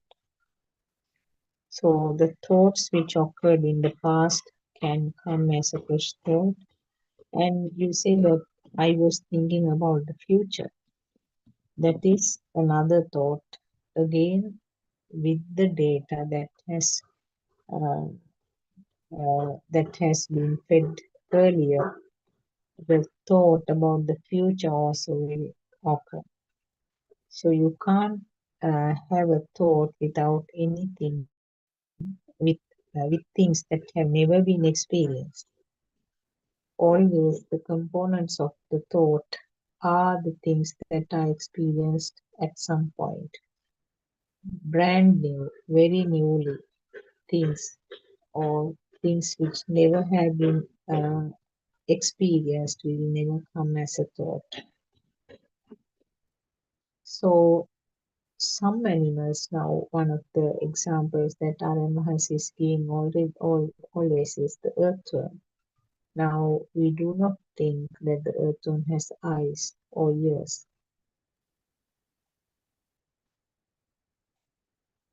I don't think it has a nose either. The taste, we can't talk about the taste because we don't know. One thing we know very clearly is that it has the skin sensor. So maybe it has only one sensor in that case. But that skin sensor can appreciate the temperature changes. I'm sure it can feel the moisture and solid nature also because of the life pattern of the earthworm. We know that it uh, uh, goes um, digging deeper and deeper, uh, making burrows under the soil, looking for more moist areas because we know that during the daytime, if it comes out, it will be burnt to death. So whenever there is a hot weather, it peels and tries to uh, save itself by trying to dig deep under the soil and hiding there. So in other words, they have a sensor which again seems to be only one sensor functioning, but even with that one sensor, they have that itta sanyava and the atma sanyava. They have this itta sanyava means a feeling of existence, and they want to maintain that existence. That is what is meant by the atma sanyava. It's not something complicated and advanced like in human beings.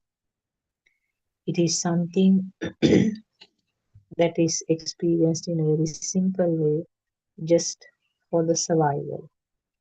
So they also want to live, they want the survival, or they want to maintain that aliveness.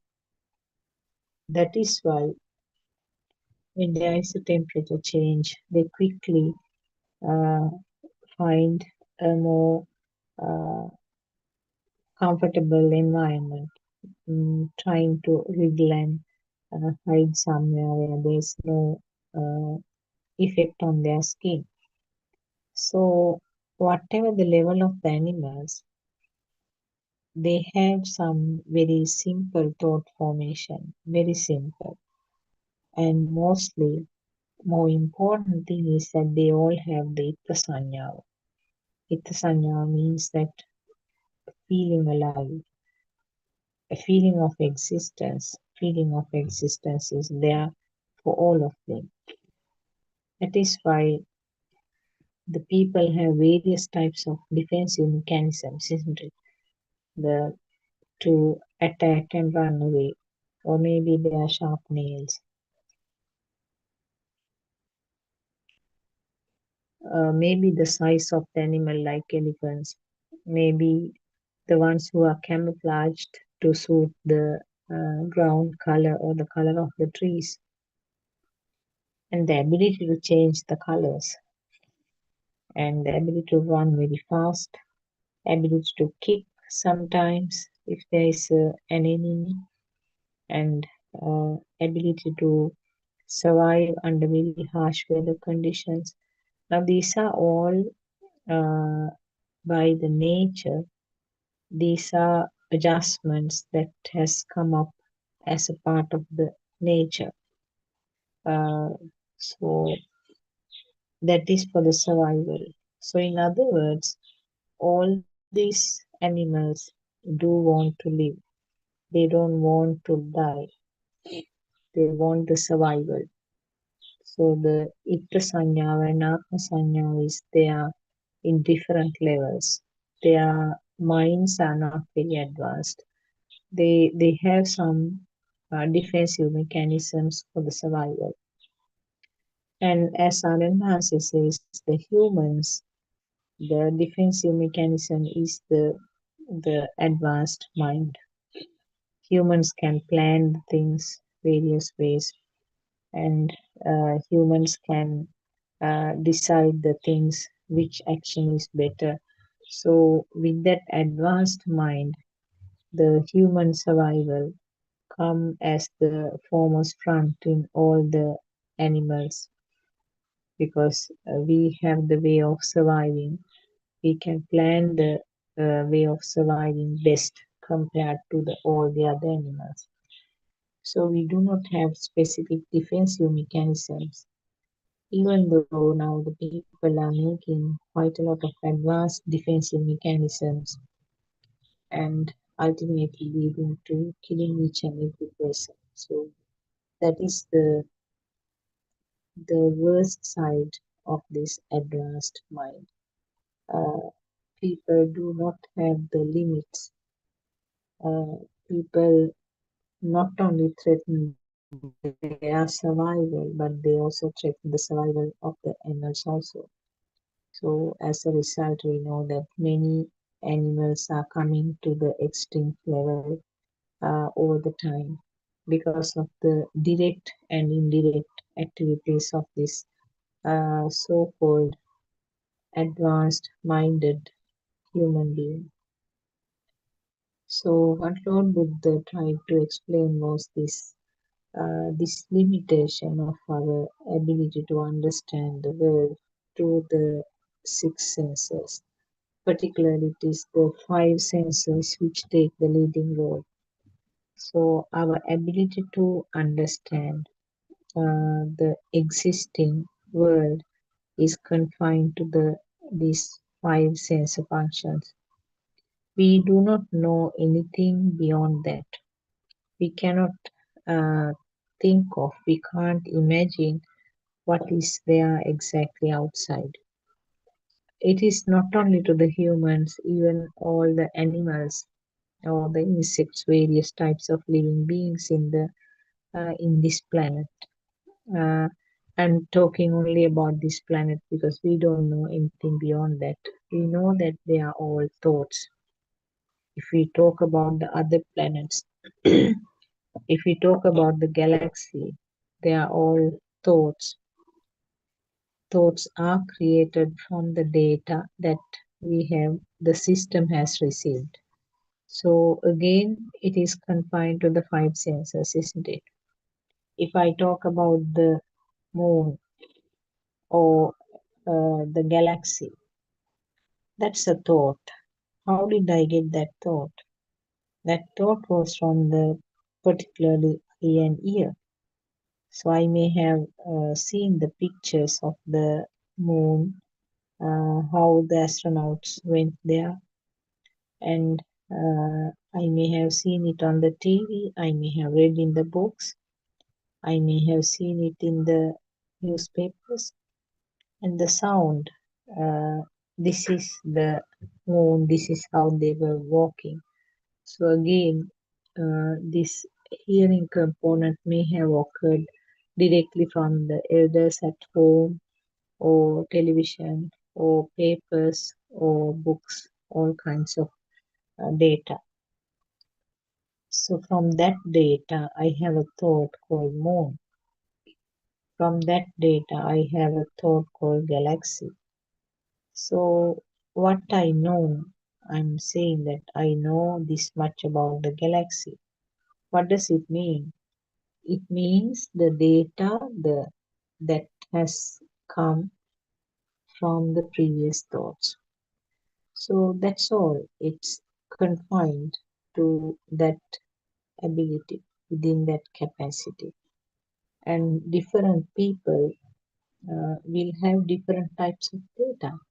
Now, a mother from the village setup who has no education at all, she might, if you ask what is a moon, she will say it is something that is appearing in the uh, sky far away from here, and it comes to the complete circle with a bright light on the full moon day, and that may be the only data that she has. But for you and me, you have much more data than that about it. We might even be able to say the dimensions, the size of the moon, and the years that people have uh, landed on the moon. Now, those data are there in our thought. So, these thoughts or this mind sensor function 100% depends on the previous data from the other five senses. So, we always depend on the data, uh, or in other words, data means the sensor functions time to time. What was experienced by the eye, what was experienced by the ear. Those are the two main things when we talk about the moon or the planets. So, depending on the type of the data, you have a thought.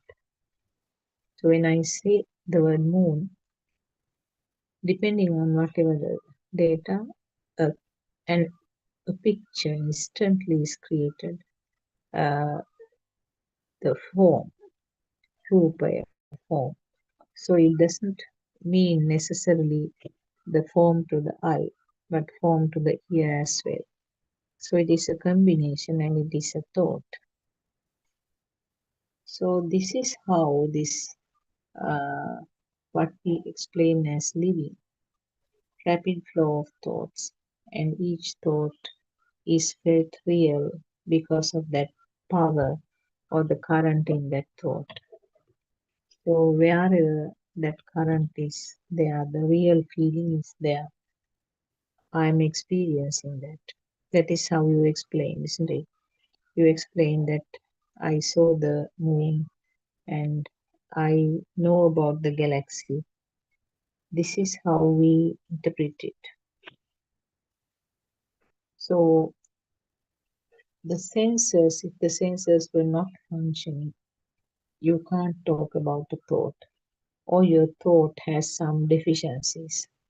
Now, if you are blind from birth, your thought has no pictures, it has no light there. And if you are deaf from birth, your world is a quiet world.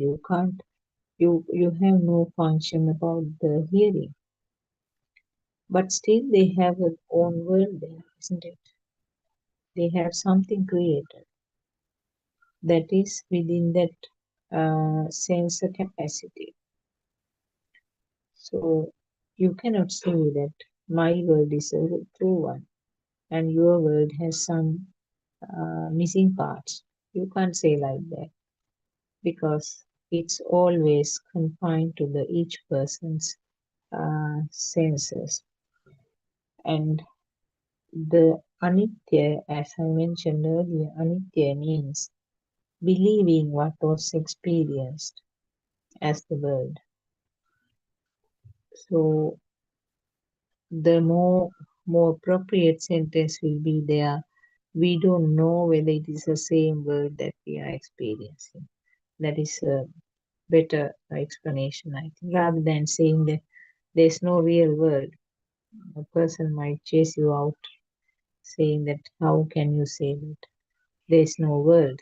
What am I experiencing? So you have to be careful with the words.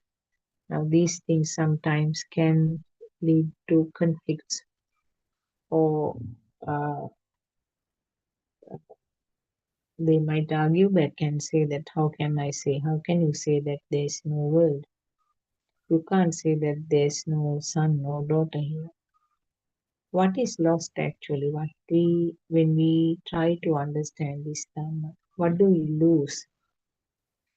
What we lose is that power, that itta sanyava, or the perception of existence. That is what we lose.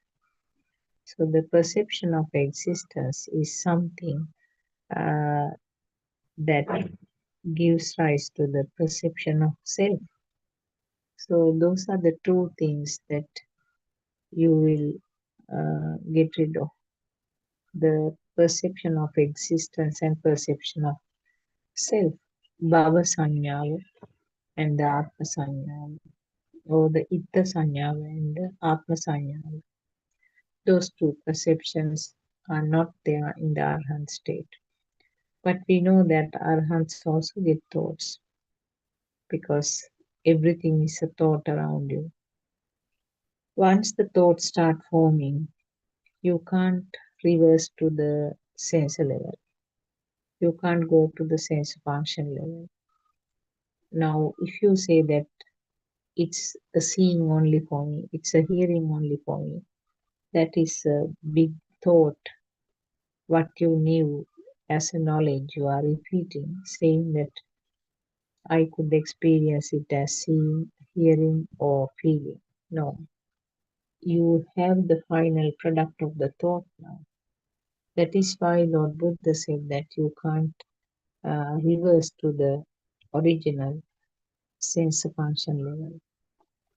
That was what was experienced as a baby, but you can't go back to the baby level. If you try to go to a baby level, that is a thought. Um, so right now, what you get is the final product, that is yourself. But when you understand this mechanism, uh, when you realize how it is happening, then that uh, feel of thought becoming real, that is the one which is getting dissolved little by little. So, in other words, the itta sanya and atma sanya, those are the two things that will not be there when a person is moving forward in this Dhamma path. So, it happens gradually. Very clearly, Aryan Mahansi also says, and even Lord Buddha has said, The way you experience the world is not going to be different. Person might expect that to see the things differently, hear the things differently, and Ditta Sutta Mutta will change. No, it will not change. That weight which was tagged underneath each every thought is the one which is removed. Or in other words, the real feeling uh, which gave a weight, which gave a current to that thought is the one which will be deleted or which will be fading off. So, how do we people explain this? We know that I'm sure if you have been listening to this Zoom, sometimes you might hear that some mother says that I have no fire with the household things. I don't get angry like I used to be. Uh, I am not having any craving towards these things. So they explain like that. Yes, true. They will feel it like that, but that is not the end certainly, and that is just the beginning of it, because the crude things or the gross level things are the ones which are felt at the beginning, and with time only the finer points are uh, caught. Now, one of the mistakes that we do is that we feel that shouldn't get angry, should get rid of all the defilements as soon as you start understanding this Dhamma. No, it doesn't happen. The Sotapanna state is something which is very, uh, uh, it is something that is explained by R.N. Mahansi very clearly as a turning point. That is the level where from uh, Anusotagami to the Patisotagami is changed. Anusotagami means the word is true to you and you are being carried away by the current downwards. That is what is happening to almost all the lay people who do not see this Dhamma perspective. So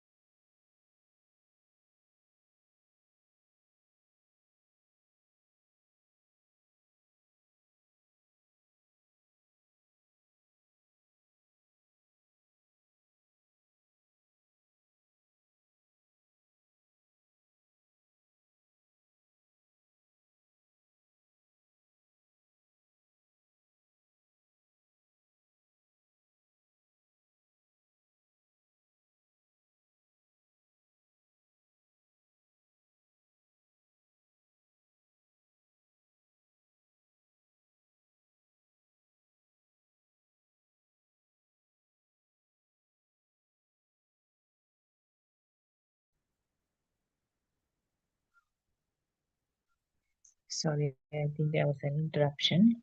Uh, so there's nothing that you can label as self. There's nothing you can label as the world.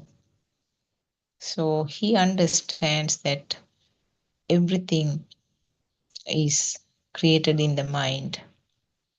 There's nothing that you can label as world.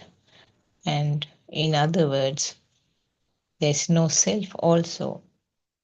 The self is also part of the world. So the self and world both are erased. Now you do not get any more thoughts about this feeling, how true the world is, how true myself is, and the understanding that it is happening uh, as a system is the most essential thing here. The system understands that there is no person here. It is just the thought process from one to the other, one to the other. Whatever is created or whatever is understood is simply a thought. And this is happening as a part of the system. So that is called Patisotagami, opposite of what we assumed earlier. So the Patisotagami, turning from the Anusotagami to the Patisotagami, that turning point is explained as Sotapanna state. So Sotapanna state is actually getting rid of that wrong thought about the world and myself. So as I said, myself is also a part of the world. Not that I am thinking about the world as real. I am thinking about the people as real. No, that I am is also part of that. So I am also is something which belong to that so-called outside world. So the Anusotagami and the Patisotagami, this turning point is very important. And thereafter, the beauty is that you do not get new defilements because you know that everything is just a part of the system. But certainly, a Sotapanna person can get angry because he already has some defilements. The defilements will keep coming up sometimes. So, if a person says that he should not get angry, he's not supposed to get angry, or he's not supposed to be sad, that's wrong.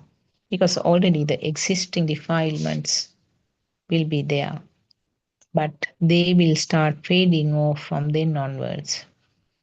So there are no new defilements coming up, but whatever is there will start fading off. But that amount may be very high. But still, there's a huge comparison between a person who is in the Anusotagami to the Padisotagami. Lord Buddha said that uh, you can compare it like something like this: the Himalayan uh, mountain uh, compared to a tiny grain of sand. So compare the tiny grain of sand to the Himalaya mountain. See the vast difference between the two. So he compared the amount of defilements that the person who has reached the Sotapanna state to get rid of. So it's so small, isn't it? The proportion wise it is so small. But still, that system might have a lot of defilements. But you can imagine an ordinary person who is in the Anusotagami path, an ordinary person who has such a lot of defilements to finish off or get rid of. So these are actually there are these are just a bundle of thoughts or bundle of words that I had to use to explain what I understood. Uh, there may be even points that I may not have explained very well, and also points which may not be correct. So these things actually, if you feel that you do not agree with these things, we can always discuss uh, at the discussion time from 3 p.m. to 5 p.m. You are mostly welcome to join us because discussions like this help not only the person who is asking the question, but also the person who is conducting the discussion. It helps mutually. And not only that, these discussions and these sermons will be there in the YouTube for the future person, future listening. So, going back or giving a little bit of summary of what we were talking, what do we try to achieve by listening to this true Dhamma is that the fact that we are trying to understand that this is only a system which is functioning. We try to realize that there is no real person here, but it is simply a system which is taking place. And the system means you do not have a responsibility. If the system is functioning, no one is there to take the responsibility. It is something just happening. Then that so-called guilty feeling that a person might have is no more there, because there is no owner to the defilements that is happening. The moment you recognize that these are all thoughts, then guilty feeling will immediately disappear. When there is no person, and when these things are happening as a part of the system, why bother? There's no person to bother about it. That means the feeling that, or the thought that there is a self, when that thought is not there, when the thought of the self is not there, whatever the current occurs, whatever the fire that occurs at a past part of the system, then you get that feel that who cares then, if there's no self to take the responsibility, which means the whole world is something created and there is no real world. Then there's no person to take the responsibility about these defilements or the currents or the burns that are coming. So I remember one incident where one mother, on one of these days that we were having the programs, she has had a bad argument with her husband and came to the program that day. She was worried about it. So her worry had to be seen from two angles. One is that her worry was that she's listening to this Dhamma for a long time, and why still this current is coming up. So that aspect we have to see from that angle. There's no person here to have the responsibility. If it is a part of the system, as a part of the system, depending on the data that has been fed to the system, the current called anger also can come up. Also, it can come up as a happiness, or maybe the current will interpret as jealousy, hatred. So all kinds of words can be given to explain this current. But current is a part of the system function. System function means the data that has been added. The data will vary from person to person or the system to system. So the ultimate product can have different levels. So why should I get angry? The sentence itself is wrong because there is no I here. Without a self, system is functioning and is only coming up. So when you understand this method or this sequence, that very clearly that there is no self to take the responsibility, then only that current will start going down little by little. On the other hand, this was actually something that we discussed yesterday also. Another point brought up by Dr. Kokila was that to find out the nature of that person, the lady whom I spoke to, if by any chance, if her nature is such that Patiga is very prominent in her nature, then it can surface more often. So again, the Patiga nature is another product of the sensor functions. It may be due to the social factors or environmental factors, which gives rise to a pressure which is expressed as anger. So it may be the economical problems, it may be the pressure from the other family members, it may be the pressure from the workplace, or pressure from the siblings, the parents. So anybody who is supposed to be in the mind bubble of each and every person, that pressure can sometimes give rise to the final product called a particular nature, a person with frequent aversions or resentful type of behavior. So that again, not that she did it, that again is a part of the system. That again is the data which has been fed to that system. So that system will function. So in both angles, what has to be understood is that there is no person here. In both ways, in both angles, what has to be understood is that there is no self here.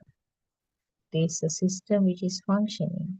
So whatever the label that is added to the final product is immaterial, because no one is doing here. No one is having the authority or the ownership. So depending on the data that has been fed to that particular computer or to that robot, the final product will come up. Now, for a person who is not having any kind of social or pressure, the outcome will not be as strong as the person who is having lots of pressure from the environmental or the social factors. So then that defilement called anger, or the defilement called the particle mind, will not be strong like a different person who is having a lot of pressures. So you can slowly study these mind patterns. Now there may be a person who is very calm from the beginning, from the small age, and Anand Mahasev gives himself as an example. He didn't have many friends, and he didn't want to chat with people and join the groups for enjoyment and playing, even from the small age. He preferred the nature, he preferred the loneliness. And from the beginning, he felt that what is the use of this living? So that sort of things are completely opposite to the particle nature, isn't it? Their vibration levels are low. Because of that, they prefer the environments where there is low vibration. So they are more attracted to the natural setups.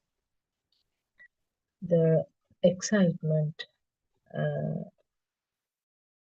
of the surrounding, and the nature that they like to experience the excitations of the senses, those uh, support each other.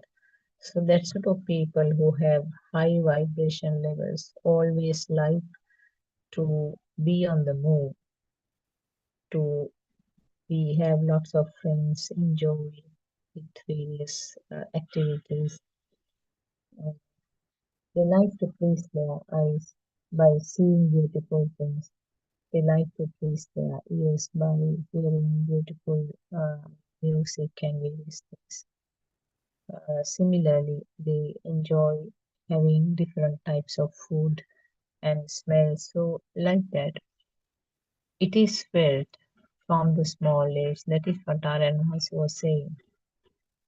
From the small age, it is built up at a lower vibratory level. And when the vibrations are not strong, the feel aspect is felt better. When the vibrations are high means it is full of thoughts, full of vitaka. And when the vitaka are more, the feel is not to be found.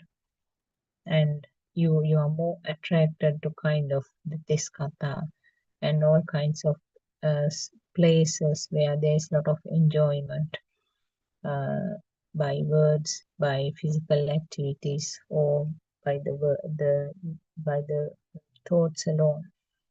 So their vibrations high means that vibration becomes equal to a suitable vibratory pattern.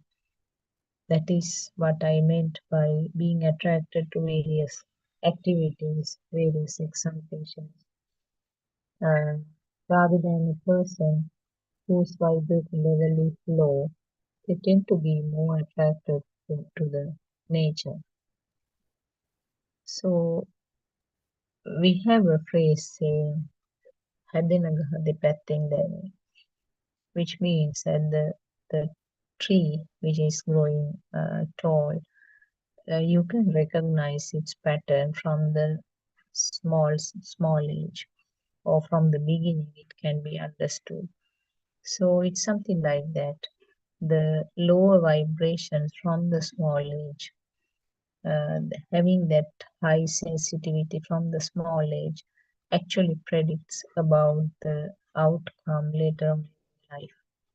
And uh, this pattern has been identified in many people, and particularly Aranhasi was explaining about himself. And we know that even in the Prince Siddhartha's nature, that his ability or his sensitivity towards the sickness, aging, and the death, the fact that he felt that all the public are suffering in this, and as the king, or as the future king, what I have to do is to help these people to get rid of their suffering and the sadness, not to be the king and have all the comforts for myself. So that is the level of the low vibrations that we can explain. And because he had low vibrations, when he saw those four things, the patient, the sick person, an elderly person, uh, and the dead body, and finally the person who was uh, in a robe walking, looking for truth.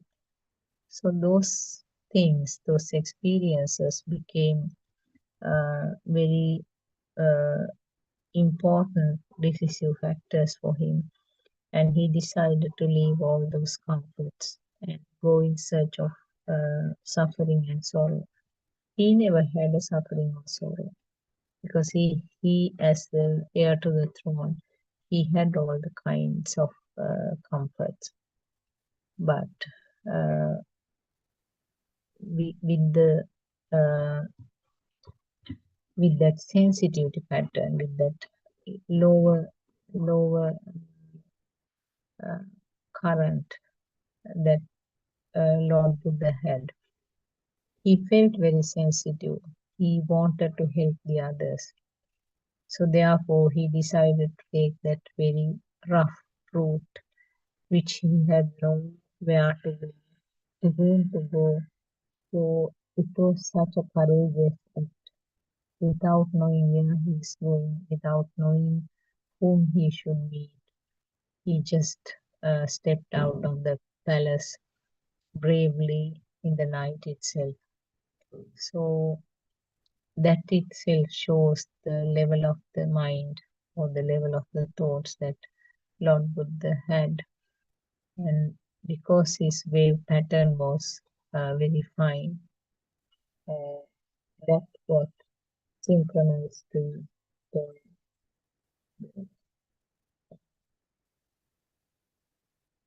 no self level of uh, no self level. No self means there is no current. So, I mean, you can't explain with the word current. The no self means there's no vibration, there's no power in current. So, uh, talking about these two situations, we know that it is something that is felt from the beginning, that this is the pathway. This is not the pathway that I should follow, but I have to turn to this side. So, mm and as our advisor says, all of us who are in this group, who have met together here, most of people we have not even seen. Most of the people we have only talked to them, that's all. And we do not know any details about them. So that is the beauty of this Buddothpado group. Many things are being done as a group, but do not know most of the people each other physically or haven't met physically, and also we do not know personally. We know only about the Dhamma facts. So that is a beautiful administration, I would say, and a beautiful skill of R.N. Mahansia, who is capable of controlling all this, administrating all this, while giving the necessary Dhamma message uh, to the relevant places and the relevant people, and trying to expand this Dhamma path and trying to give this message more and more to the people, including children from the schools, because we know that correcting from the beginning always helps to mold the person to the correct shape, rather than trying to give the Dhamma to the person who is very old or elderly. Flexibility is not good enough at that stage, especially if you have listened to so many other Dhammas. Flexibility becomes even difficult. So there will be lots of vitaka or the drushti coming from the person's mind. How does it happen like that? How can you say like that? So these are the drushtis that a lot of people will come out. So I will conclude the session from here. Hope I could convey some message to you. I worship Triple Game with the greatest respect. I worship Paranasi at his feet. There was a answer. And may all our Dhamma friends be blessed by Triple Game. May our Dhamma friends who are helping us with the technology be blessed by Triple Gem. Tirvan Saranai.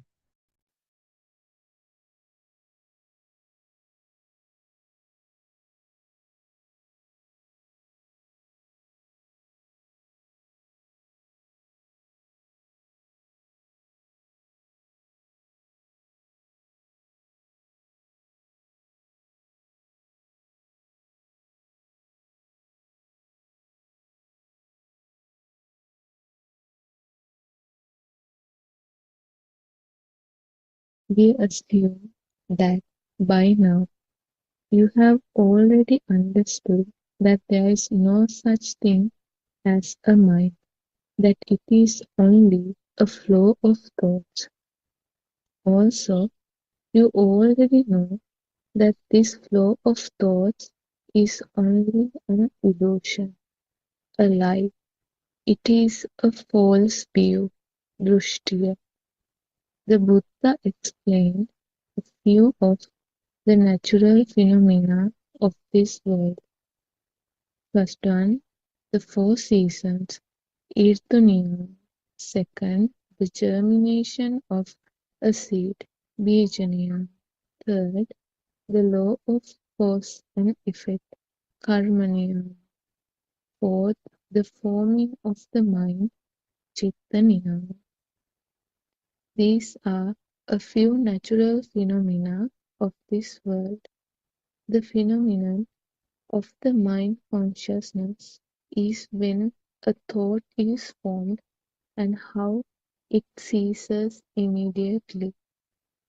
Now you understand that there is no person, no any form of life in this flow of thoughts. You also know that according to the mundane world, Sammatya, we say that when we are born with a pure and untainted mind, and this pure and untainted mind is called Prabhaswara Sita. Taints mean to contaminate, to pollute. Taints are Raga, Dvesha, Moha.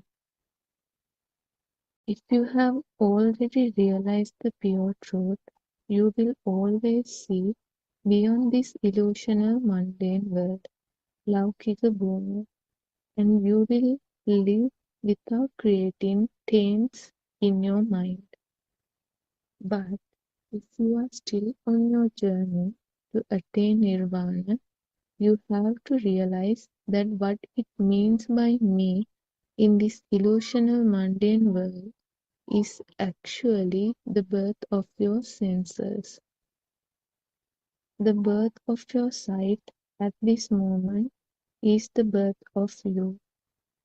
Khandanam patubhavo ayatanam patilabho ayam uchati bhava pachya jati.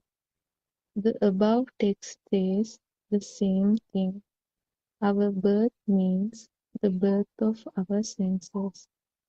Due to the formation of skandha, 5 aggregates, these illusional senses are formed, and due to the formation of these illusional senses, this illusional I-ness is formed.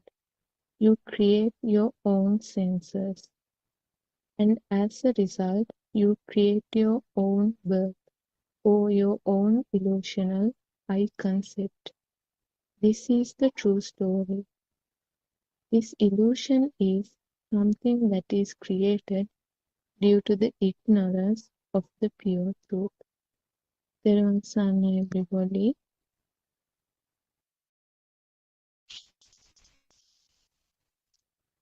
Teruvan Sarnashani. We pay homage to our noble friend Buddothpado Aryanwahanse. Teruvan Sarnai Dhamma friends. This is Buddothpado English Zoom discussion.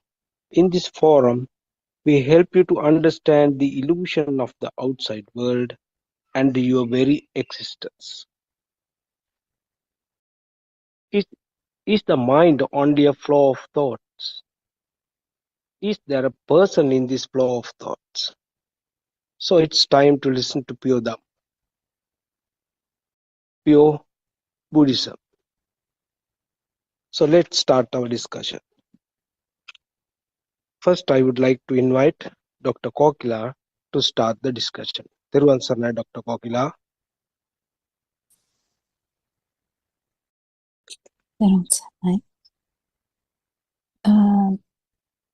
We'll pay homage to Alan Watsi. And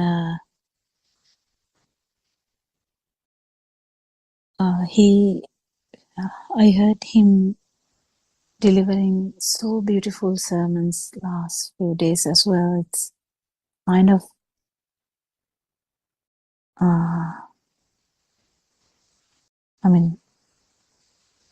precious kind of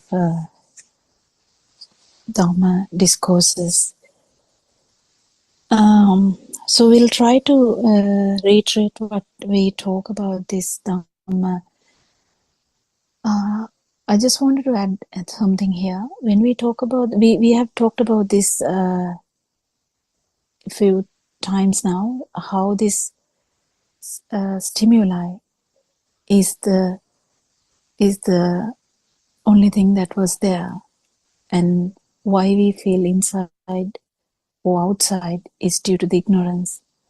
So when we talk about this, that there is nothing significant or nothing there, or there no one in the Sinhala word, when we try to talk about there's the stimuli, there's no value. I will again try to say this. I mean, all the time when I try to say this, kind of there is a bit of failure from our side trying to say this, but I'll try to say this again. The stimuli itself, the chair, it's important to know the chair has those 3 layers in it. So don't forget, it's only the chair, it is there. There's no me who is perceiving that. But what happens is the chair value, because last time I think we kind of stopped there. We feel that there is some, like we were talking about value per se, but then this value, we can talk about this value in 3 different types. That's what we were trying to talk last time.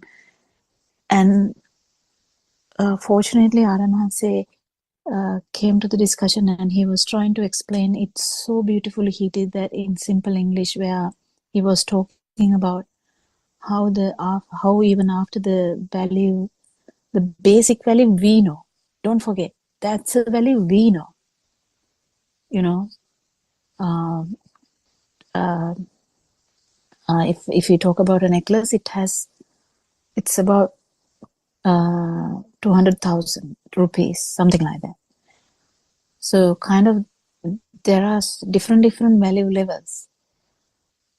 Like if you take a person, this person is so valuable to me because this person has done this, or even if you hate them, this person has done this bad things to me, something like that.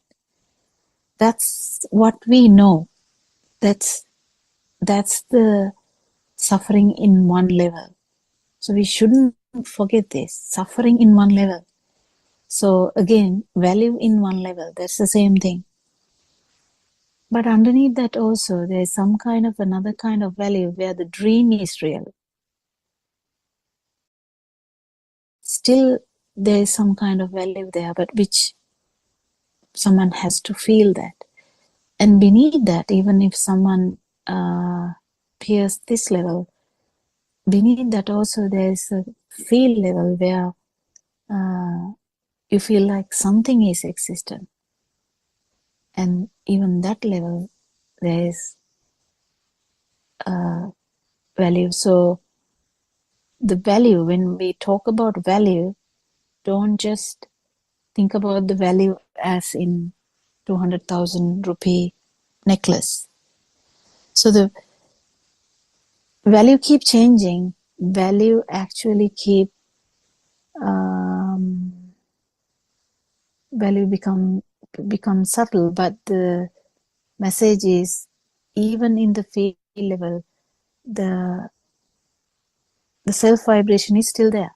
So that is where actually even if you go to formless dhyana with some people before Lord Buddha, a lot of people were in formless dhyana or even form dhyana, whatever.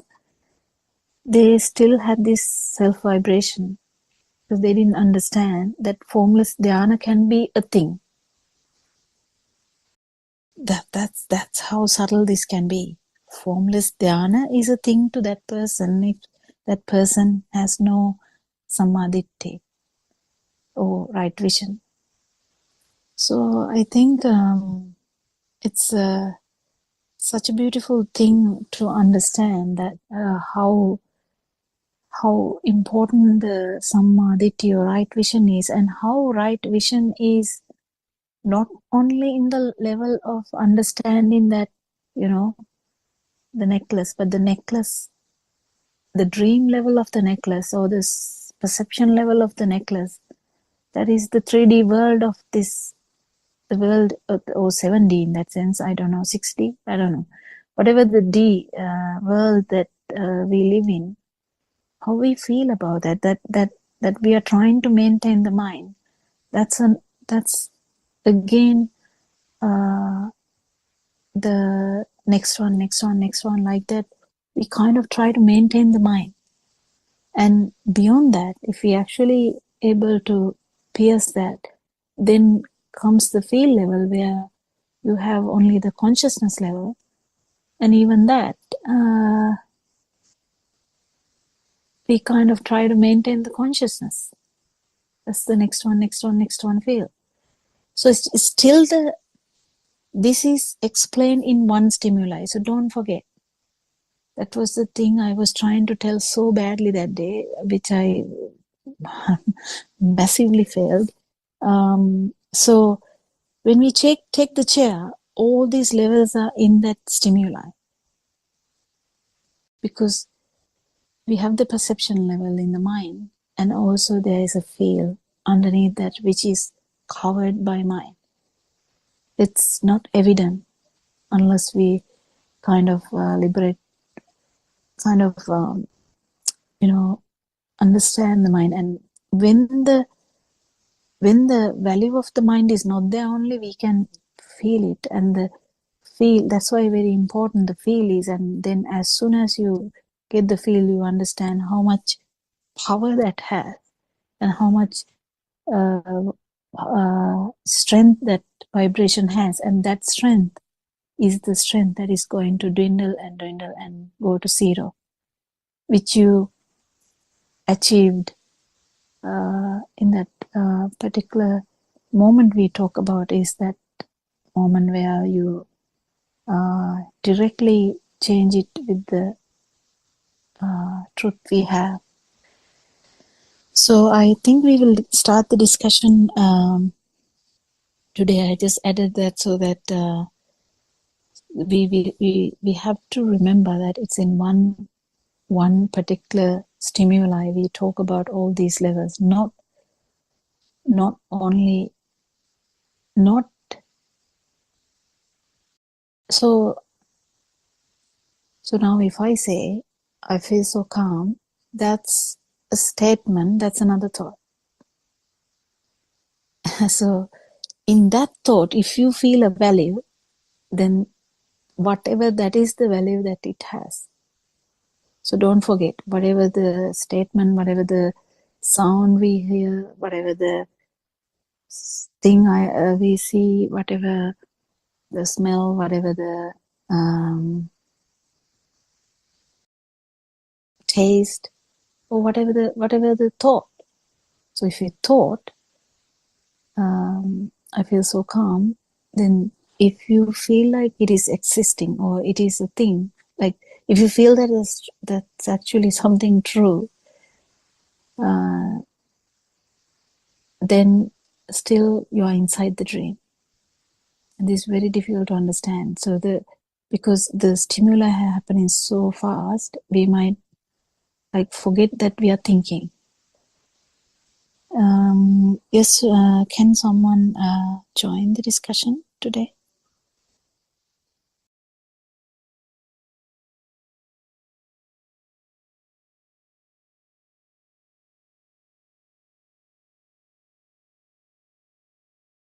Peruwan Saranai, Dr. Kokila. Peruwan Saranai to all Dharma friends. Let's worship Buddothpado once again. And yes, Dr. Kokila, what you tried to explain is very clear because sometimes the words we use also, if we are not familiar with the vocabulary that someone else is using to explain the concept, then again we get confused also. It's very clear, Dr. Kokila. So actually in the morning, Aryan Wahanse gave a very good explanation about the path also. So it is again directly related to your explanation regarding this seeing the three worlds or three realms in the same stimuli. Although we look at this and we try to analyze the stimulus from different perspectives, it's more or less the same, isn't it? You like you all are trying to help us to see the reality, the pure truth, the how we have got caught in this world. We, actually, uh, just the projections of the sensory faculties and So yes, Sudharma, then there, yes, yeah, seeing the reality again, hmm, we can understand the reality, but yeah. actually going, piercing through and becoming the child or becoming the fetus is different. That's where we fail. Yes, Dr. Kokila, that we have to do through the wisdom. Actually, we can't say we do, but still now the It torch is happens. there. It just Yeah, it happens. happens. It Yeah, it just happens. happens because Dr. Kokila in the morning also, Aryan Vasi very beautifully explained the significance of wise attention, Yoniso Manasikara, and this Yatha Bhuta Jnana, what you said to this reality, the mechanism, the strategy behind this illusionary creation, the whole entire story of this vibrations generating power as a natural phenomenon, and also the nature of the self vibration or these taints that when we know that thoroughly, if we can actually not as a person, naturally that awareness arises, and there is no other way to, as you also said, get, I mean, jump from one layer to another. If we take these three layers of ignorance or this value attribution physically, if we try to visualize, one cannot jump from one to another. It, No, we as try you to do said, it yeah, in our mind. yeah, yes, but it Yeah, is, that is what we usually do initially. We try to do hmm, it because everything, like if our mother come and say, we are going to go for a trip tomorrow, we will kind of have an idea. Like we will do this and that, what you will pack and all that stuff will come to your mind. So you will have an idea. But unless you go through the trip, only, you will understand these are the these are the things that they said that they will go through. So like if you like imagine going to Singaraja. If you have never gone to Singaraja before, the teachers will say, okay, or someone will say, we are taking you to Singaraja, and then we will actually imagine that, we will try to think about it, we will have a description about it, we will read about it, we will have an idea about it, but actually going only will make it real. So likewise in this situation also, non-vibration has to be felt. That is the challenge here. So the non-vibration to be felt, at least for a fraction of a second, non-vibration to be felt, you have to actually understand the stimuli fully. You can't do it inside your mind. yes, that's You very can't clear. do it inside your mind. So that is where we struggle. So what is the answer to that? That day, Dr. Sakuntala asked that question that day. Answer to that is to understand that self can't do anything here, and to relax so much so that the piercing will happen one day. That's only thing. But to happen to that, for that to happen, actually the noble friend should be talking about this, that there is something like this. No one can be sure about non-self perception unless you have felt that. And in the middle, in that path to Singaraja, we will stop somewhere, but we haven't gone to Singaraja. So we can say we feel so happy about this trip, but we haven't gone to Singaraja yet. Like that, it's just an example. You can't actually compare that. But what I'm trying to say is, if you kind of get stagnated here and there, because you feel so good, you just might miss the chance before we kind of because we have the whole chance. But again, I have to reiterate, what can we do? We can only understand this truth and then relax, because there's nothing the self vibration can do here. Nothing. Because self vibration is the reason that we actually listen to Dhamma initially. Self vibration says, yes, there's nirvana, we'll go, we'll pack things and go. That's the way the self vibration works. But then, because it says that it will get rid of suffering, because self vibration doesn't like suffering, so it will pack things up and will start try to get a good vehicle and go. But then as we try to go, the noble friend keep telling us, you can't stop doing that, you can't. Then you realize, okay, then that's not how it can be happen.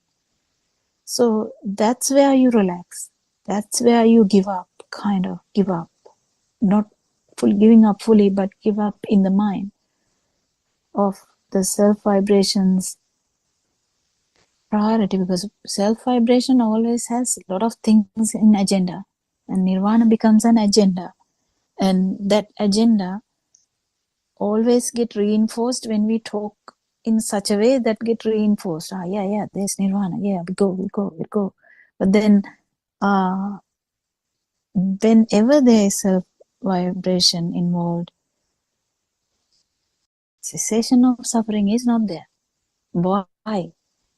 Because we think that we feel good, but still the underlying self vibration is there laughing at us, because it is happily there,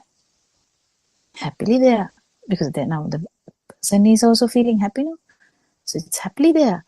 So if we can do something, what we can do is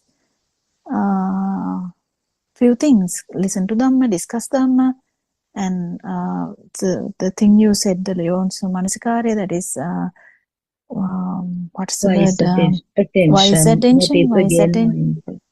Yeah, that one. And like try and understand how this happened, how this whole this happened, how the duality happened, how duality is a actual illusion, how actually this side, the feeling that this side is there, is an illusion. To prove that, you have to feel the non-self vibration in the sun. The non-self perception. It's the absence of self vibration. So we have so many things, but realizing this, discussing this with the noble friend, realizing that there's nothing much you can do, there's nothing the self vibration can do. That's what Venerable Ananda in Lord Buddha's time, that's what he finally gave up. He gave up because there was a kind of thing that he wanted to, because he has to. He's the one who knows Dhamma by heart, like kind of everything by heart. He is the one who stood by Lord Buddha all the time, so he knows everything. But then only an Arahant can attend that meeting, and he knew. How does he know? He knows, and that's the thing, because he has felt it once. So he tried his best, but he couldn't. So likewise, this, whenever this we are kind of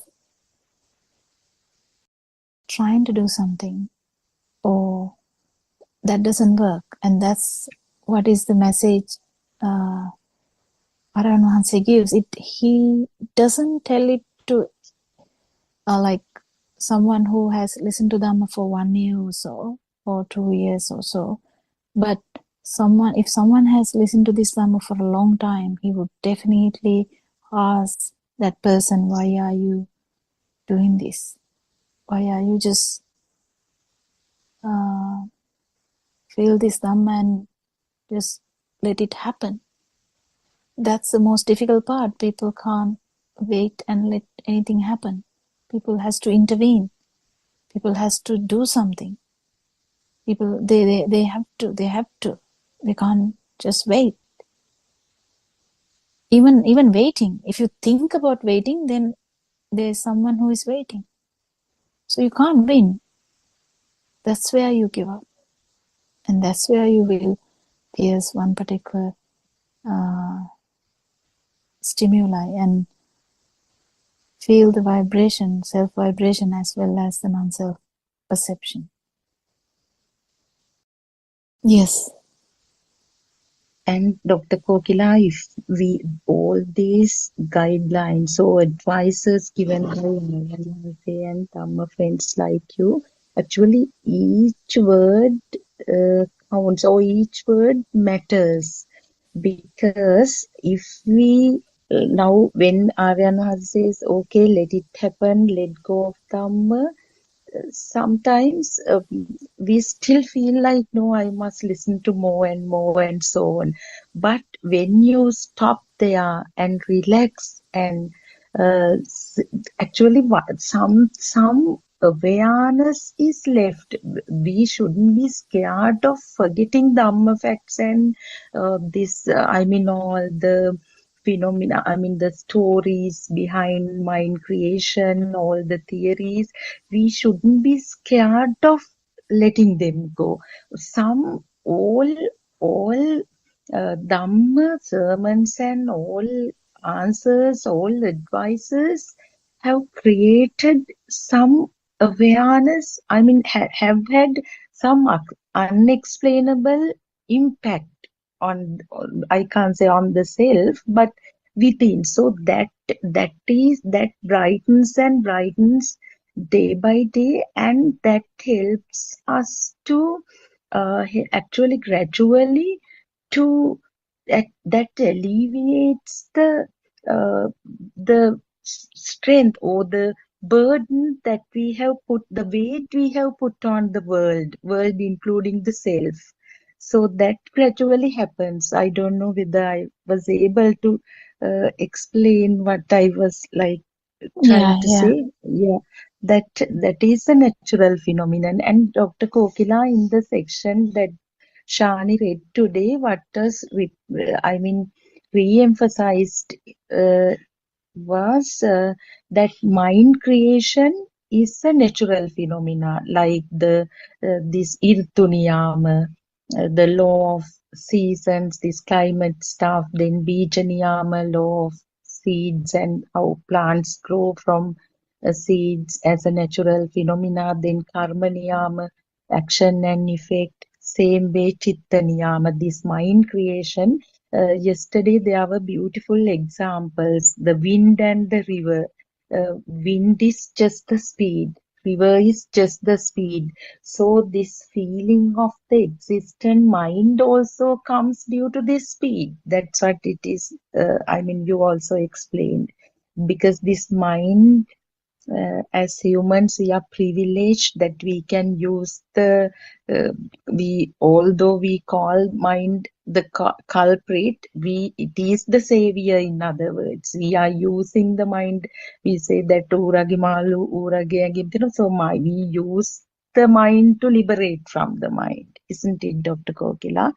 So Ms. Surangika is also there. Yeah, that is why because this is happening very fast.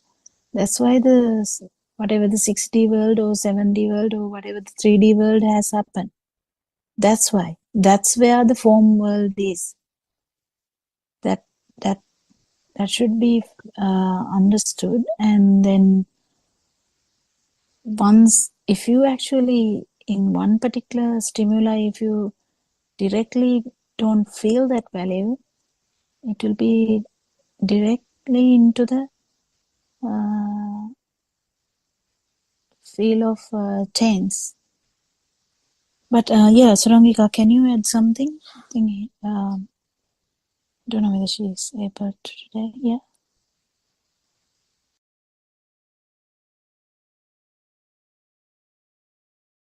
Looks like she is not in a position to talk. She is there. Dr. Kokila. Yes, I think that's a very fine point that you are continuing to raise in these discussions, isn't it, Dr. Kokila, which is being, it's a, yeah, it's a, I don't know what to say. What shall I say? It's a Yeah, like finer point how people to, can relax. Yeah. We just have to, at one point, understand that the mind can't do anything. That's where the turning point is actually, when you understand that the mind is just the mind. It's just a mirage. It's not the mirage, actually, it is the Maya. Not sure what word we use for that, the Vijnana Maya thing. Illusory consciousness. Is that how it is told in the book? That's how we use mind consciousness. Oh, Maya, illusory conscious. Yeah, Maya is an illusion, isn't it? Yeah. Yeah, how this mind consciousness or the mind gives this beautiful illusion that we all have, you know, we are blinded with that illusion. We feel like everything is existing. That's what we understand. We actually, it's so beautiful. We keep understanding this through Dhamma and Noble Friend discussions. Everyone keep understanding this every day, that not just simple dukkha satya, not that, not just that level, but there is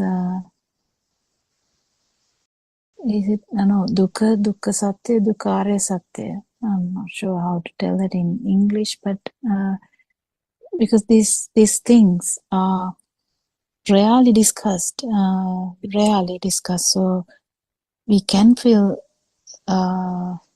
we can have a suffering because we have lost something, or we have lost one of our, family member or something like that. But that is also kind of suffering, yes. But there is a bit more to it. So we keep understanding all these things. We keep understanding how deep this samsaric cycle is, how it became a cycle, how Lord Buddha explained that this one vibration, it changes the form. Like in one time it would be giving a illusion of human sensory organs. So it will be America, Australia, Sri Lanka, whatever. We have so many things, and we kind of live in that without any hesitation, and we don't even know that it's an illusion. But listening to this Dhamma will actually change the whole way you look at this world, and you understand it's just the sensory organ production. The world that we see, or we hear, or we feel, or we think is just a production of the sensory organs. But what we feel extra is because whatever the production becomes a thing. It can happen in several levels, but yes, but it's just one stimuli becoming a thing. It can be a thing in like necklace having a cost of like 300,000, 200,000, or whatever the thousands, and then you can feel losing it gives me suffering, but then beneath that there is another levels of suffering too. So it's such a beautiful Dhamma that any form of suffering is gone. Not just limited to humans. Not just it's not limited. You can't put a limit to this suffering. Suffering has so many levels, and Lord Buddha actually had an answer.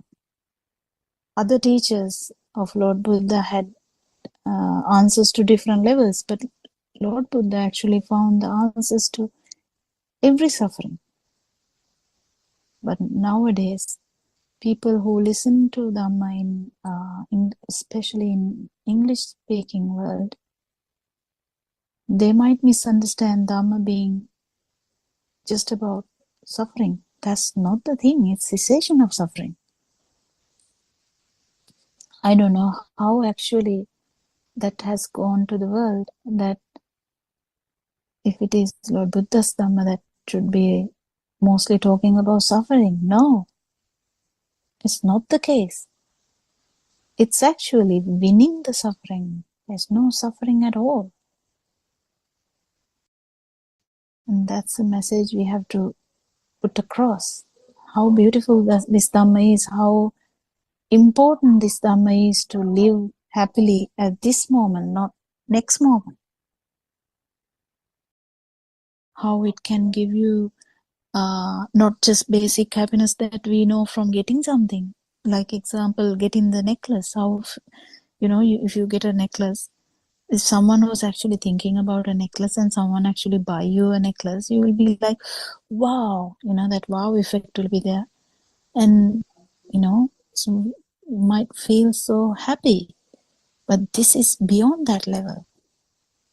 This is a happiness where you will be happy even if the necklace is lost, even if your leg is lost, even if you are dying, that happiness will be there. So that is kind of that is the outcome of cessation of suffering. So this actual message is not fully gone so to the world. And a lot of people, if we talk about Lord Buddha's Dhamma, they will definitely think about the sitting down and doing a meditation. I mean, 99% I think that is the case. The whole world will be like thinking about sitting down and doing a meditation and going to like a very good place so that all the problems are forgotten or all the problems are not there. Or you will have some very, very happy moments there that you will definitely has to sit again to get for the meditation. So this Dhamma, the insight, what do we call that? Insight meditation, is it? This truth, how we go through, Vidarshana, insight meditation. Insight meditation. So through that, we just keep understanding how this suffering happened. That's all we did. I mean, that's all we can do. How did this suffering happen? How did this self-vibration continue to give suffering? We keep understanding that, that's all. And through that, there is kind of happiness even in a dangerous calamity. So yeah, this is rare. We do get that. We do understand that this is rare. Insight meditation is rare, and insight meditation is difficult for people to understand, so they just give up. You know, they just give up. Even concentration meditation is difficult. I think there's not much people who try that either. But insight meditation can be more worse because you have to actually keep understanding how this suffering has occurred, suffering or the self vibration, how it brought about all these problems. And also, without a good teacher, it's very difficult. So that's where Buddothpado, the Dhamma discourses are going to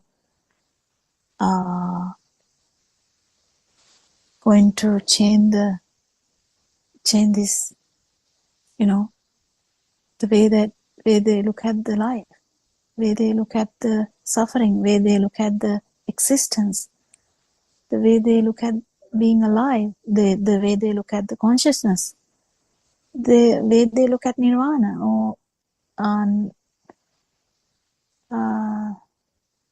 non-vibration, absence of vibration. So yeah, we have kind of a big task here, but we just try to do our best with whatever, you know, resources we have. It's the only message here is this is a beautiful Dhamma where you will feel it then and there, not in next birth or anything, not when you die. You will be in such a blissful state where you don't have to change anything. It's not that you have to sit somewhere to get that blissful state. You don't have to do anything to get that state.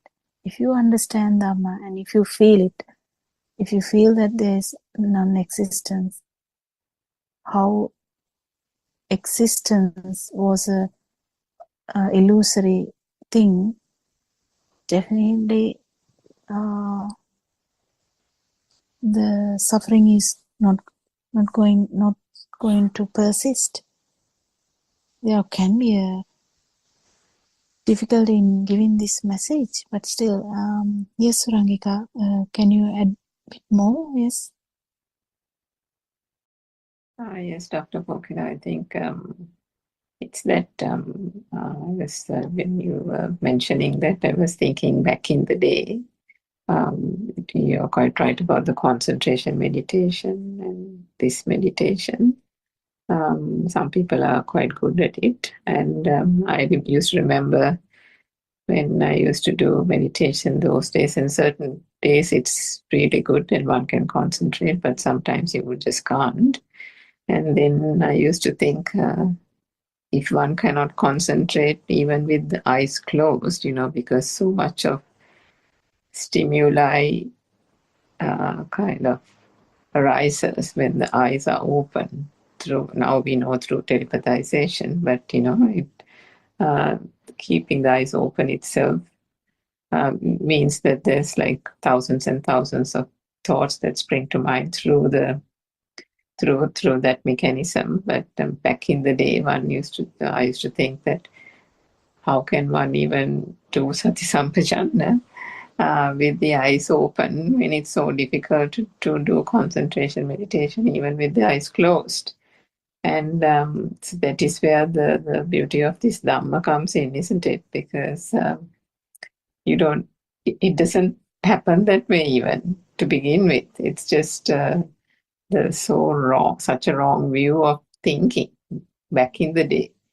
And that is why I think sometimes people don't understand and they take the easy way out and think that, a little bit of peace and quiet through the meditation is good enough for me. I mean, that's all type of thing. But if one really wants to understand the truth here and find out the truth, then it is only through that quest that one actually comes across this Dhamma and then is able to practice Sati Sampajanna without even thinking of Sati Sampajanna, isn't it? Because all what is being focused on is the understanding the mechanism of the mind. And by doing that, one invariably, what do you call it, the sila automatically is there. The sila itself is the understanding that the thought, that there is nothing in the thought and nothing of substance. And through that itself, the chair doesn't become a thing, the objects don't become a thing. And Aryan Mahansi was explaining the Alamariya Jnana Darshanaya and saying that in this asana, that everything is there. It's just that the thing is not a thing, but the chairs are there, the table is there, parents are there, the family, household, car, job, everything is there. It is that nothing holds, there's nothing of value. But there is a going about of one's day-to-day activities, there is a functioning. The self and the soul, or the self-perception, the misconception rather, is what gets vanquished, isn't it? So that is the part that is the most powerful message, and that is the part that is then well understood when the whole Sakkaya Ditthi aspect is eroded at the Sotapanna stage. So, yeah. Yeah, what do we call darshanaya? What is the word we call for darshanaya? Philosophy, I think, isn't it? Philosophy. Yeah, so that is the only thing that, philosophy is the only thing that changes the view. Sotapanna, no one can actually get that. The first experience, you can't get it through any other thing. And when the philosophy is correct and the non-self angle is properly felt, not only learned but felt also, then the doubts are gone and you actually understand the whole thing. You can't tell this by heart.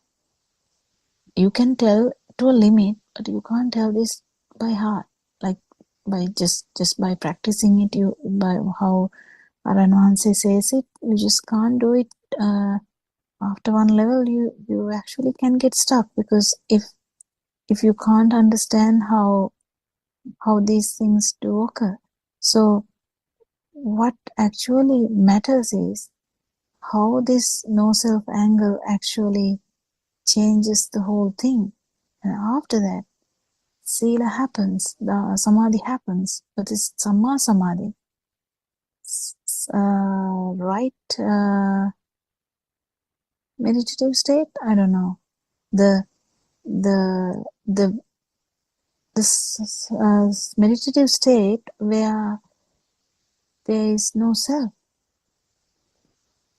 And that is, people can't even understand that, because it is rare. Definitely, if we had that, we are not born here now to talk about this, do we? So yeah, definitely we haven't had that experience before. So that's why we are here talking about this and trying to understand this. So we need to know that these very specific, very rare things we try to experience. And when someone experiences it, then the whole Noble Eightfold Path starts, because the view already has changed from wrong view to right view. Then everything starts to become right. You think, but you think with the no-self anger. You do something, you do it with the no-self anger. You talk with the no-self anger. You do everything, even the samadhi, satya, this awareness, the meditative states, everything with the no-self anger. That's the beauty. And that's where the cessation of suffering, the start of the cessation of suffering.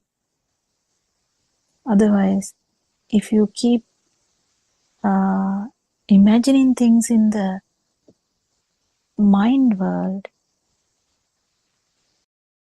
still you won't know the your taints, and also you won't know the no self vibration. That's where the challenge is. But the challenge is a challenge because our mind has so much thickness. News में आप बताने के Theron Sanaranans, did you try to talk?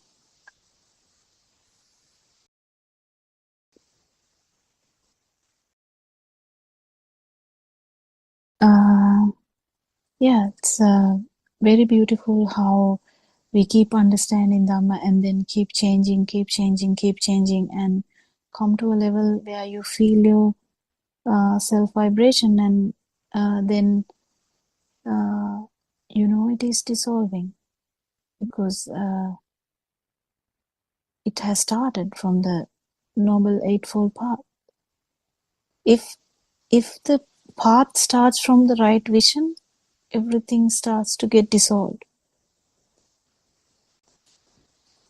So I didn't notice that Aryan Hansi is also in the discussion. I'm not sure whether he is in a position to talk. Yes. Yes, I was about to say, Dr. Yeah. I had a colleague in Yeah, Kokila, what's your question?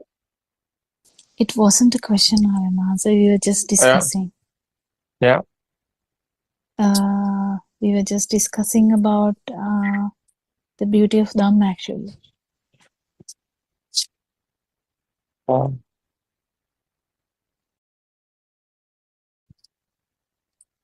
And we were discussing about stuff that you were discussing in the morning as well. How last few days, how in Sinhala Zoom discussions you were talking about few aspects. So we usually try to discuss that in the Sinhala discussion, English discussion too. So we were talking about that. Do you want to add something, Aryan Hansa?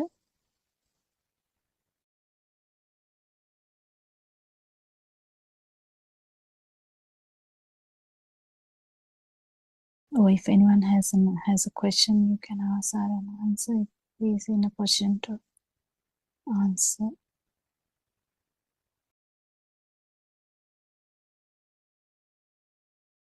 Yeah, what was it, Surangika, you were going to say? I was trying to say that there was a colleague in office who took Yes, some. Kokila, I don't know what's discussion going on. I'm just now joined.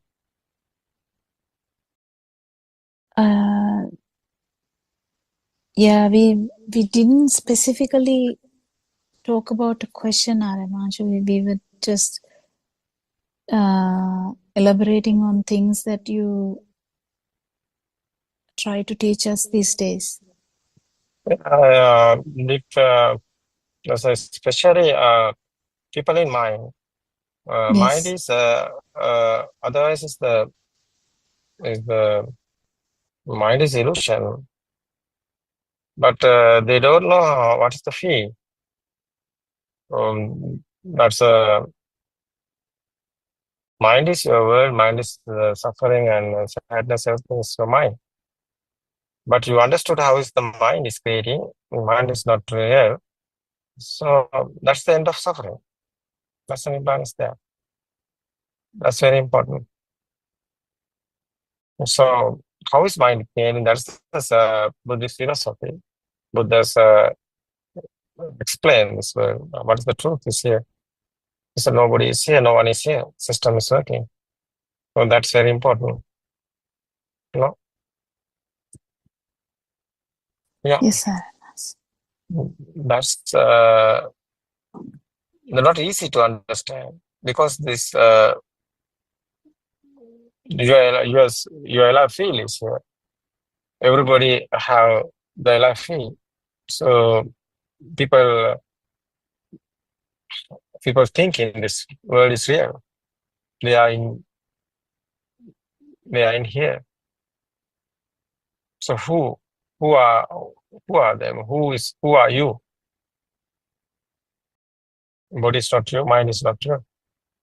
That's your pain, that's your power, that's your what is this? It's like an electric power, like a magnetic power, like a mind power.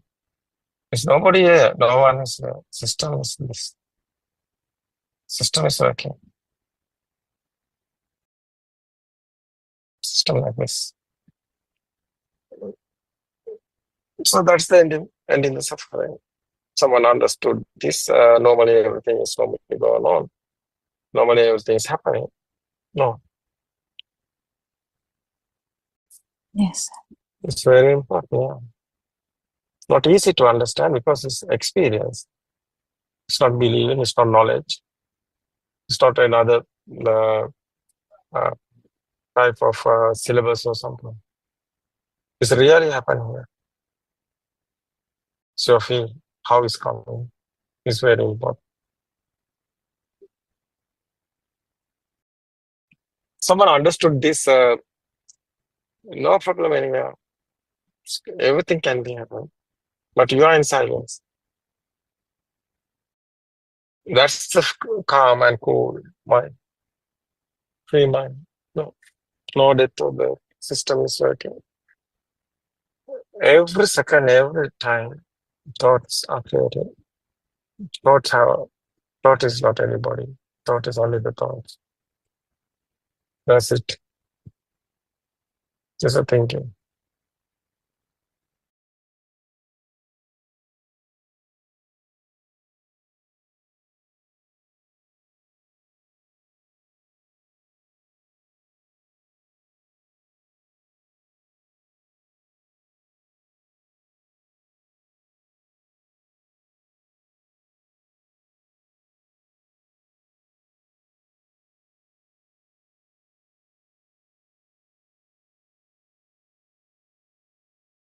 Mm. Yeah. It's okay.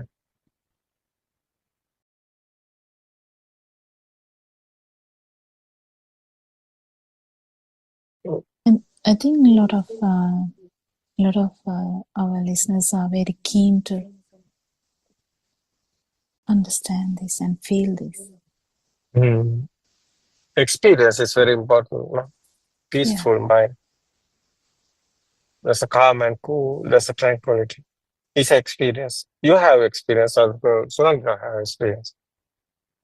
So people have an experience, that is right. They're struggling. Many guys are thinking, but this word is concentration. But it's not inside meditation. They are doing concentration meditation. It's not inside meditation. It's other. It's understanding. Someone want to understand. Someone understood what is truth here. The values are gone. Normally everything is happening. That's the Buddha's explain.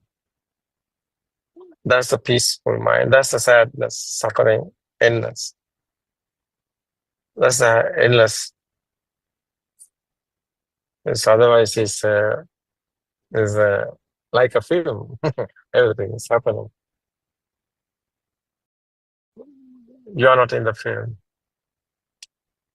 That's very important. Everything can be happen, no problem anyway. Nobody's here, that is why. But you are there, you can't tolerate it because you have ego, no.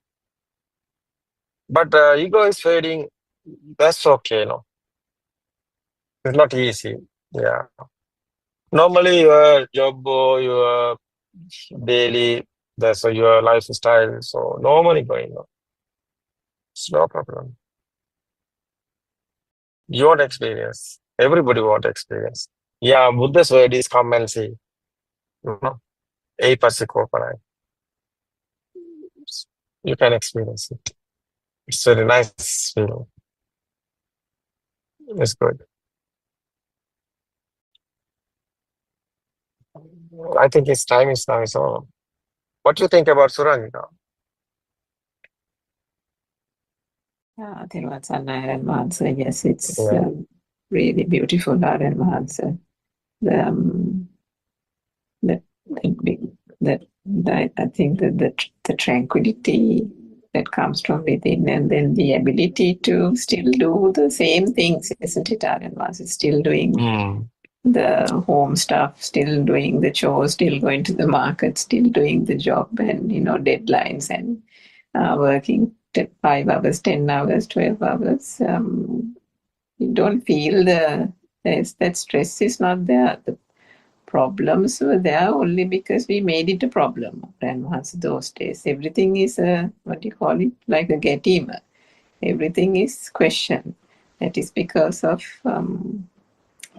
that innate understanding of the Dhamma had not been embedded or entrenched.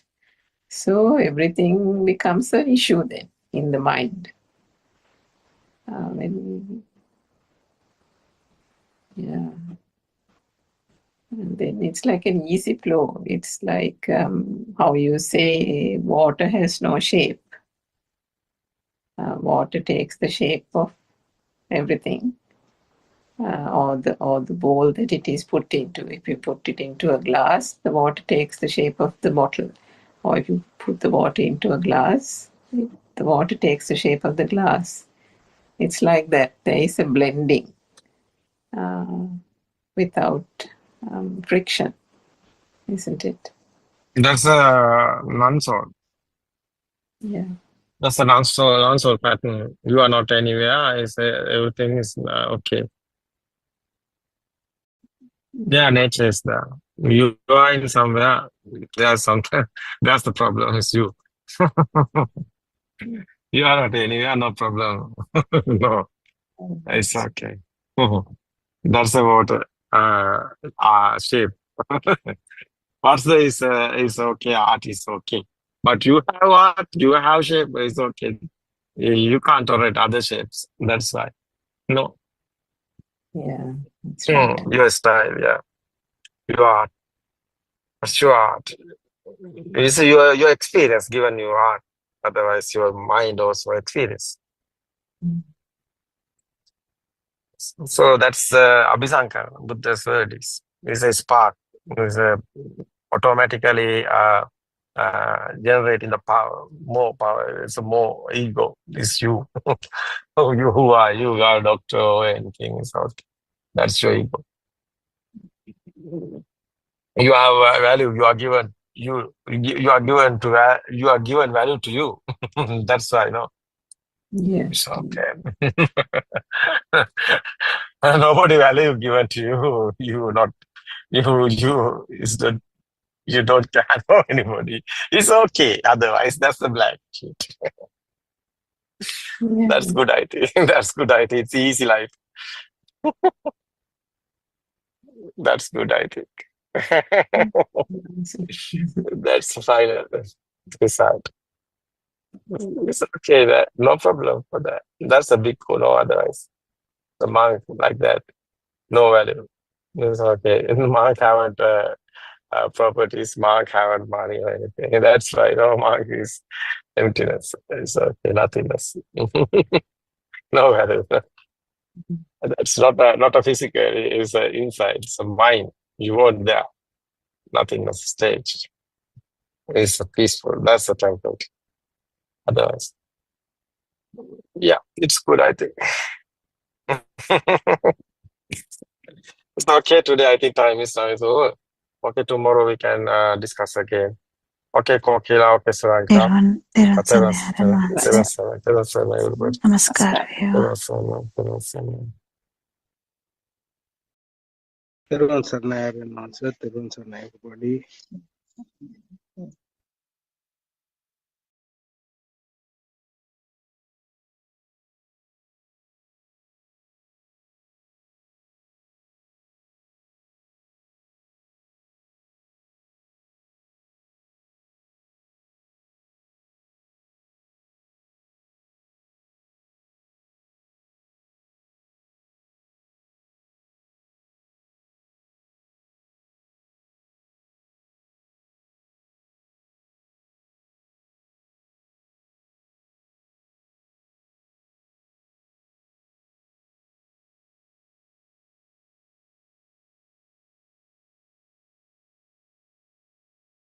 Good afternoon, everybody. Therun Sarnai Aryan Wahanse. Therun Sarnai, everybody. Let's continue with the book reading. The Two Dhamma Has Awakened, Volume 2, page number 4, second paragraph. You know that we are under a false impression that what we experience as outside really exists outside. It is only us who name the na tree, the nougat tree, the mango tree, and the breadfruit tree, etc. We name all what we see in different languages. In Sinhala, Tamil, English, Chinese, etc. All the languages are only signals. They are known as sanya. It is only a sound. For each image, we assign a sound. The tying of the sound to an image forms a thought. A thought means it is a knowing. A thought means that you know. It is also known as the vijnana or the mind consciousness. Sound plus image equals to a thought. The tying of the sound to the image is the thing that creates a story for us. If the sound is regarded as only a sound, and if the image that you see is regarded as only a color, then a story cannot be formed. Then a thing or an object will not be formed, and there won't be any more problems for you. Ditta means seeing or chakku vinyana, sight consciousness. Sutta means hearing or sota vinyana, sound consciousness. Apply the same thing to other senses too. Mutta means all the other three types of senses, feelings. Smell or gaha vinyana, smell consciousness. Taste or jivha vinyana, taste consciousness. Body sensations or kaya vinyana, touch consciousness. Let the smell be only a smell. Let the taste be only a taste.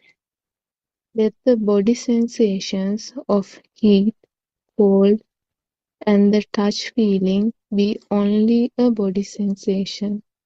Then a story cannot be created for us. Therun Sarnai, everybody.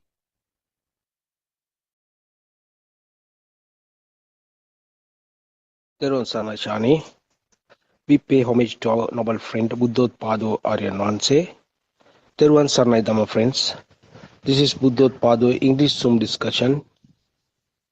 In this forum, we explain the pure Buddhism and help you to understand the illusion of the outside world and your very existence, and also guide you to understand your defilements and to diminish them. Our goal is to assist you to experience the freedom of mind. Thiruvan Sarnai. First, we invite Sudharma Gamagire to start this discussion. Thiruvan Sarnai Sudharma. Teruvan Saranai, Mr. Bernard. Teruvan Saranai to all Dhamma friends. Let's once again worship Aryan Wahanse's feet for sharing this unique, beautiful truth, pure truth with the entire world. So today Shani read 2 pages from the True Dhamma Has Awakened Volume 2, and as we started reading the book yesterday, it was there clearly mentioned, and now also Mr. Bernard clearly emphasized that this is the journey to find out the truth. What is the truth of life? What is the truth? What is the meaning of this life? So at the earlier, we actually were in kind of illusion in terms of Buddhism also, because the true Buddhist philosophy was distorted over the time, and we were like a stray. We were going here and there without uh, looking for this true Dhamma, this beautiful gem. Fortunately, after 2,500 years, through penetrative meditation or insight meditation, Buddothpado Aryan Wahanse has reawakened the true Dhamma of Gautama Buddha Sasana, which almost disappeared from the world due to numerous reasons. So very recently, Aryan Wahanse also questioned, what is this truth from the disciples? What is this truth? When earlier we used to say it is actually non-existence of the world. This external world is an illusion. It is not, but it is an incomplete answer. It is not the answer. What he wants us to understand is it is not the fake or the illusionary nature of the external world. It is, the truth is that there is no self, there is no person, there is no person as such, there is no self as such. Isn't it surprising? Can we believe it? From the very moment that somebody showed our image in the mirror and introduced us, giving us, signing the name, and then were giving us warmth, the and always energizing the self image, self perception, self vibration with warmth, with touch, with smells, with all those taste and sounds, and then images to the eye and thoughts to the mind. So the unknowingly, ignorantly, this self image was energized, and gradually we grew up with the false belief that everything external is real, and everything happens to me, and I am just savoring all my sensory inputs, and they are on this side, the person is there, the out there, the all the entities, living, non-living, all stuff, well, was real. So this fake view, this wrong view was challenged with this true Dhamma. The moment we heard this beautiful message, this true message, it was at once very difficult to believe. And in the morning sermon also, Aryan Hanse said, the groundbreaking revelation made in Buddothpado sermons is to reveal that everything, the world, the birth happens the very moment the two vibrations come together and automatically generate some power. And also he refers to the the other very fresh, actually, first ever kind of revelation of these stains, the vibration that occurred in the zygote.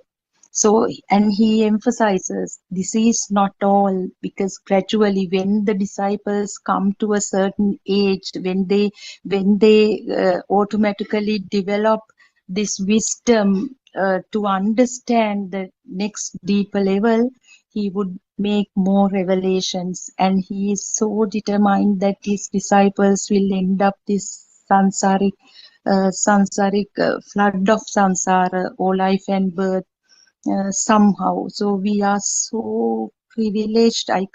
We can't explain that gratitude in words, because who other than Lord Buddha 2500 years ago, who else has given us this assurance that you are going to you are going to liberate from your mind and this samsaric cycle. And then this section actually emphasizes that we have to understand the uh, theory in the sense the wisdom of truth, this philosophy very clearly, because it is emphasized that this practical experience or the practical approach is only for the people who have some understanding of the philosophy. So today also, in the reading, Shani mentioned that what is given in the book in relation to each sensory faculty, what the feeling, the experience, the sensory experiences become personal experiences ignorantly.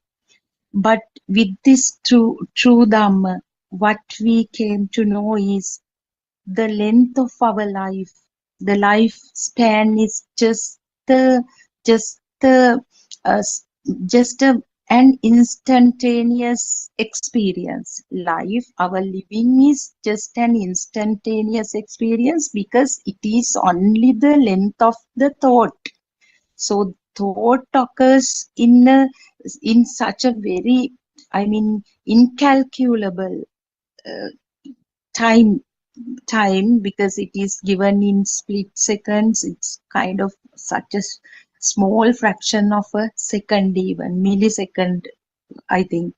So, and what happened is, as it is mentioned in this section today also, we have a feeling of continuity when the shape of a tree or when the shape of let's say the image of this particular system, the self system we call, appears, we ignorantly get the feeling this image was there uh, 40 years ago or 50 years ago, and it has grown.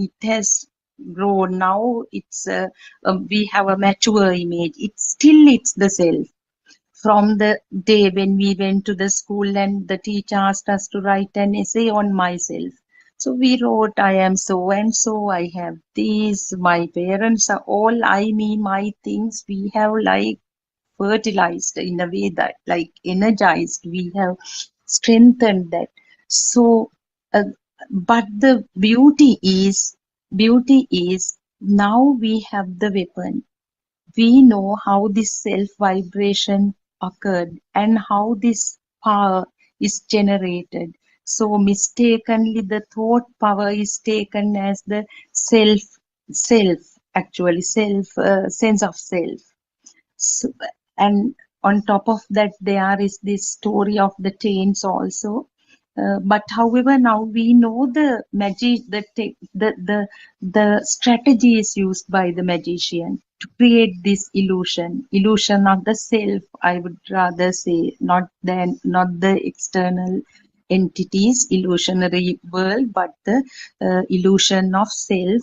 That is the focus. And then so when we understand this, later we'll come to realizations, we'll experience certain things then and there. We'll as our Dhamma friend, especially Dr. Kokila, every day explains this about this instantaneous actually not the instantaneous, instant of liberation.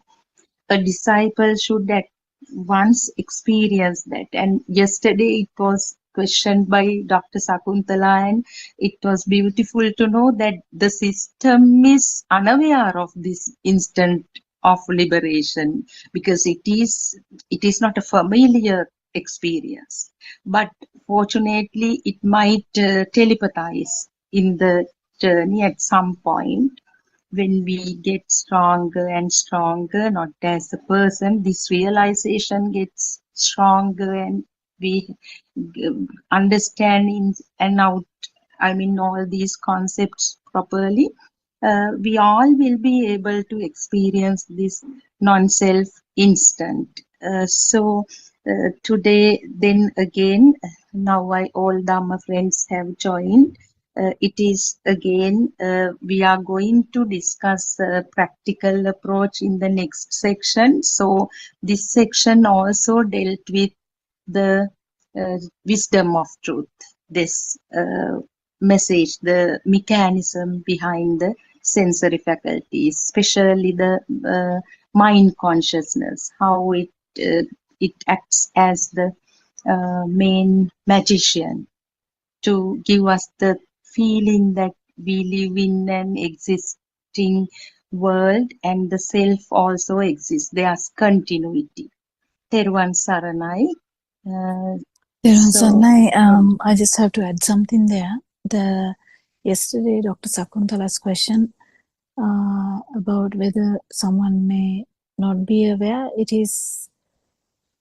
may not. It's the word may is very important. It's may. It may or may not be. It's not everyone. Lord Buddha's time, it's only like rarely there is a discussion where some people coming back and asking, Lord Buddha, are you sure? Like that, and Lord Buddha reassuring, yes. So that was not a straightforward answer given yesterday. It was that rarely one may not exactly know what happened. That was only not all the time. Usually it's a very unusual experience, or it will be felt. And also the definition of what the experience may not be there unless there is a noble friend to understand what happened. So I just wanted to add that it's not all the time. Don't take things as a like 100% things. Yeah, and we can continue discussion today. So I actually missed the book part. Sorry about that, but I can see that it is the same parts we were discussing, isn't it?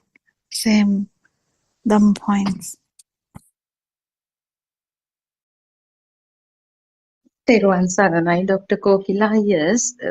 In this section, Mahavyan Mahanse mentions that this is actually we are going to talk about the practical experiences in this book, but it is basically for the people who have a thorough knowledge of Satyajnana or the philosophy.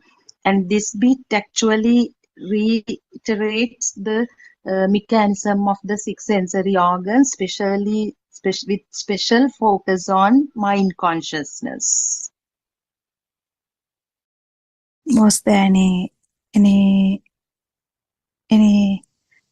specific specific terms, Dr. Kokila? The truth, definition of the truth, actually it is earlier we thought the truth is the nothingness of the surrounding or the external world. Actually now that definition also through understanding now, actually the truth is the non-self, that there is no self, that is the truth.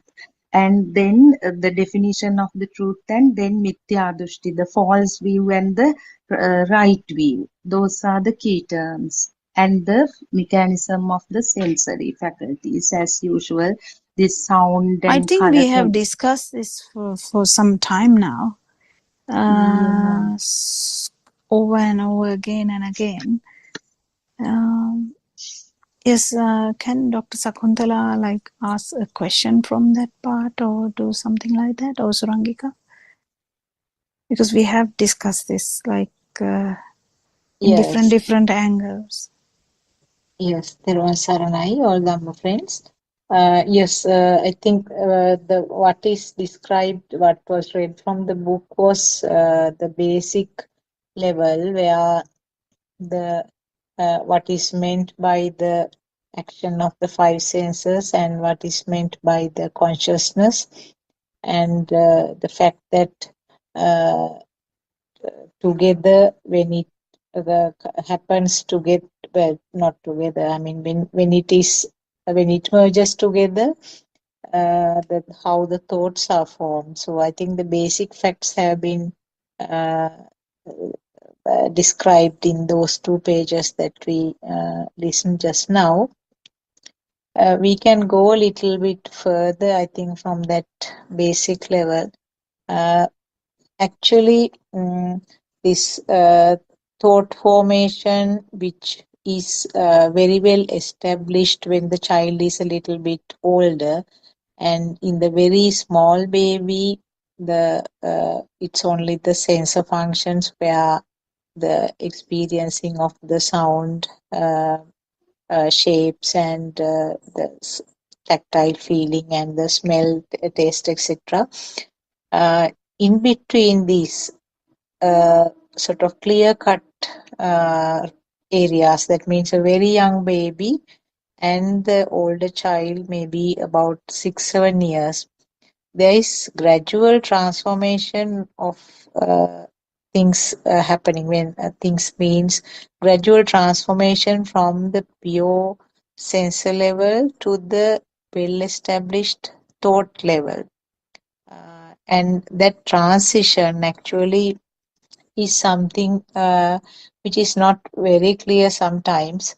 So can we discuss that area, giving more sort of clearer explanations?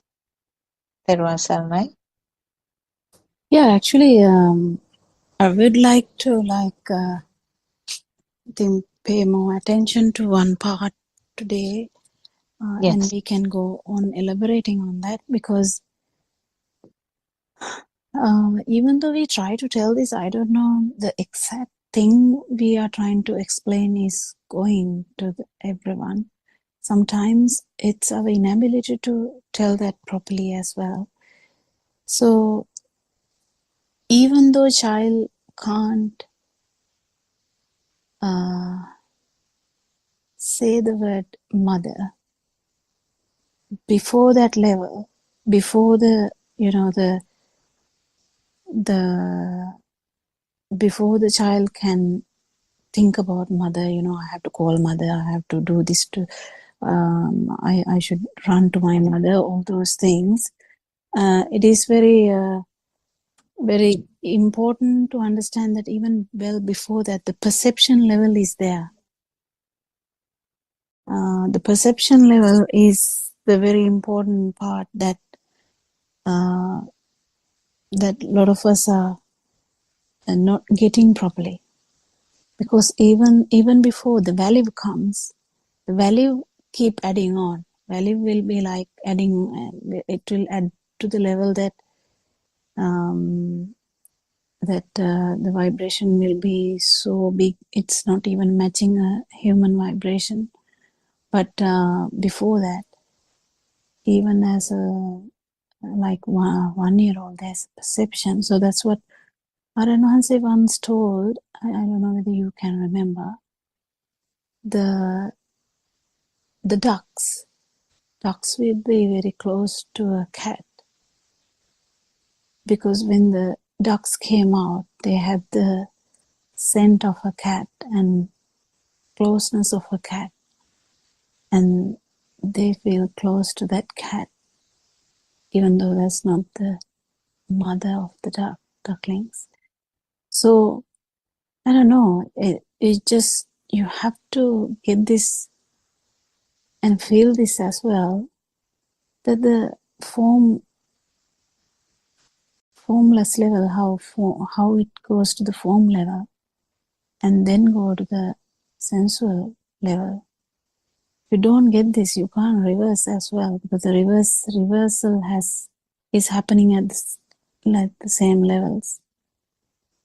So the mind consciousness, as soon as the mind consciousness is made, even though the value has not happened yet, there is always the self-perception and the perception of the mother. So the perception of the mother, when it happens so fast, I'm talking about one particular thought, not talking about it happening again and again and again and again. You have a whole story about the mother. I'm not talking about that. That's the sensual part. I'm talking about one particular thought, like to the ducklings, like the small. Yes, Teruvan Saranai, Dr. Kokila, they are actually, rather than the word mother, it is something to can depend on, or to have No, it's a some familiarity. It's a familiarity, or yes. kind of some perception. It's some perception, even though it is not having the full thing. Because a lot of us, our mothers talk about this, I don't feel any value anymore, and we say, yes, you don't. But the problem is, if you don't know the perception level, the perception level is the mind consciousness level. Mind consciousness level is where you still have that duality, you still have that the same thing with the light. But it is slightly more complex now, because that vibration of the mother has the, like the pineapple, it has all the features. Like the 8 features. What are the 8 features? If someone can quickly say in English, that will be very good. It's the... You mean Noble Eightfold Father, Dr. Kokila? I missed that bit. No, you actually missed that bit. That means I'm talking about, so you're not following Sudharma, you have to be careful. So I'm talking about the mind perception. So the perception of mother, still it has not got the value yet, but still the perception level, it has the difference between that and the light. The light perception only had light perception, but this mother perception has 8 features in there. 8 features is the Shuddhastika. Yes, but I just want to say it in simple, so that right, yeah. temperature, it's a light, touch. Yes, light, can someone tell that properly? Yeah, light, sound, and smell, taste, and then through the skin, the warmth, cold, and the hard feeling, hard or soft feeling. Hard or liquidity, yeah? Yeah. Yeah, yeah, so, yeah, so do you get this point where this is a bit different to the light perception? Someone has to understand that before you feel it, because it's very important for you to know all these things, because 5 senses are different. Mind perception is completely different. Mind perceptions gives you this the beautiful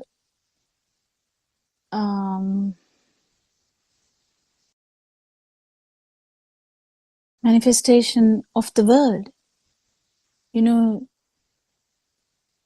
but before mind is formed, before mind consciousness has happened, it wasn't like that. It was just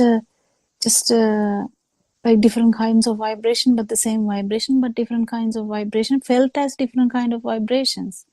It's a feel only. But when it comes to the mind, this becomes a different manifestation. One has to understand that. And if you don't understand that, you will never even know that there is a liberation from mind. But that's where the problem is. Everyone is feeling everything inside the mind and thinking, oh, I feel so light, I'm good. But that's not the point. That's not the point. So this is a very crucial point. We have to understand how the 6 week, just don't take these numbers as hard and fast numbers. Don't take these things, the examples, straightforward into your head. These are just, none of these things are true. Whatever I say is not true. So it becomes really tricky to say these things. But what I'm trying to let you understand is, from the little baby where the mind has not formed, we, for an example, say few weeks old baby, even that can be wrong, because as soon as you combine two different modalities of senses, you might have a new perception. That's how the worm is. Worm has only few perceptions, but still his world is that. But it's only few vibrations. So it's not a mind. It's not the mind, the beautiful world the humans see. But different animals have different worlds. So the world, the sensual part is when the value comes to that. Before that, there is a layer that people has to understand that there is something like that. But they are not, they're just examples for you to feel what happened to the baby, what happened to actually this vibration, the self vibration. The self vibration, you definitely understand that there won't be any Dr. Sakuntala or anyone talking here if there was no vibration which telepathized into some kind of zygote somewhere. And then what happened to that? How did that come to the mind level? As soon as the mind level comes, the manifestation is different. But the sensual part, where the value comes, happens later. Do you get the point, Dr. Sakuntala? I'm trying to reiterate this because everyone seems stuck after understanding that, okay, I don't feel any burning anymore. What now? Yes, that question. I think the value comes gradually, little by little. If I say like that, is it true? Yes, yeah. Yeah, very gradually. Yes. But there's a level after the value also. When people say, I don't feel anything anymore, I'm really good, then it's either an arahant or someone who hasn't understood Dhamma. So there's more to understand. Yes. Those are the only two things that can happen, isn't it? Yes. Yeah. Anyone can add on to this discussion. So it's very important to understand these layers of how this baby happened to be a feel level, mind level, and sensual level.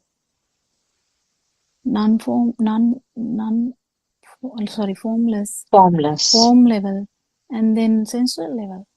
Same thing. Feel level is the formless level. And how can you come to that unless you actually,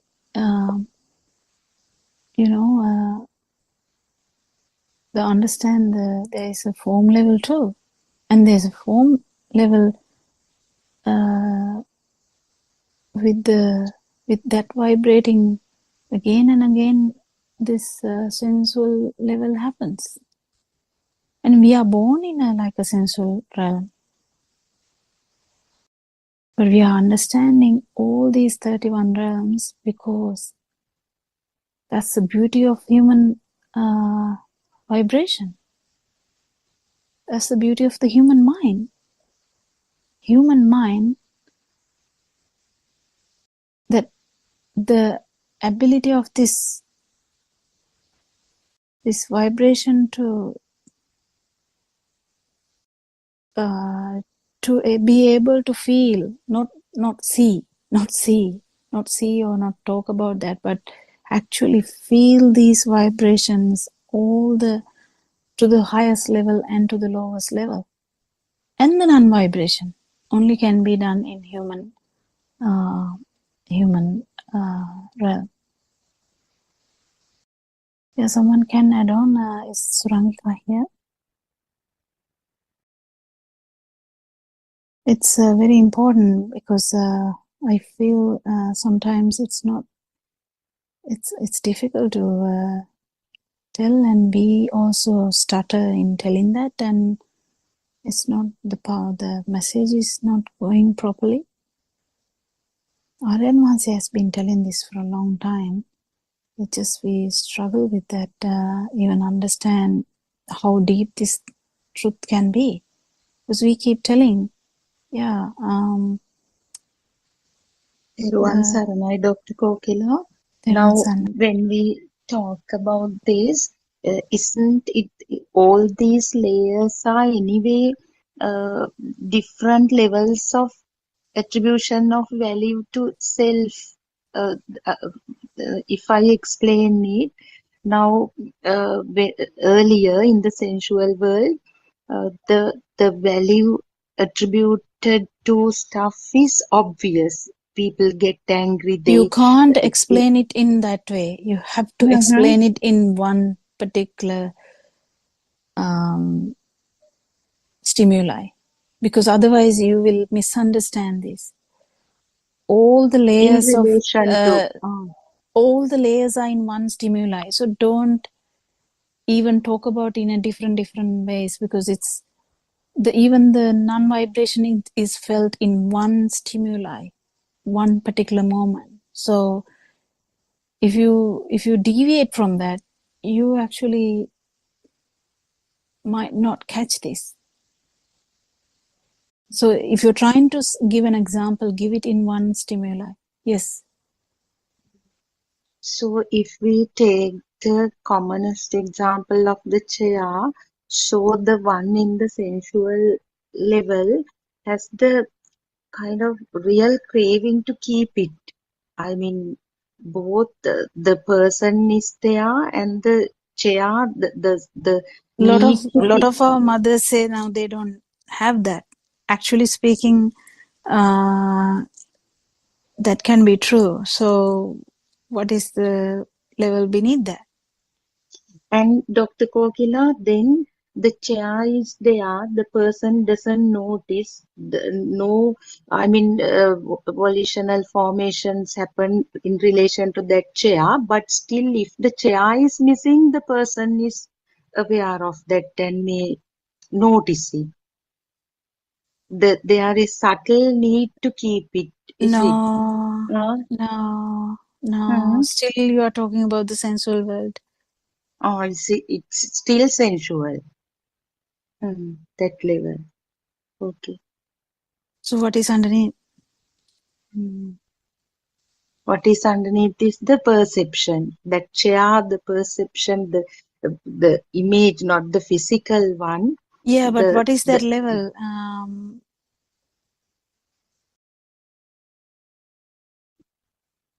underneath is the form level, no sensual level. Then Yeah, the form. but I'm not asking about the theory. I'm trying to take you there. So the chair. So can you go in through that? That sound and that image, they get connected, and the image, the perception. No, that is theory again.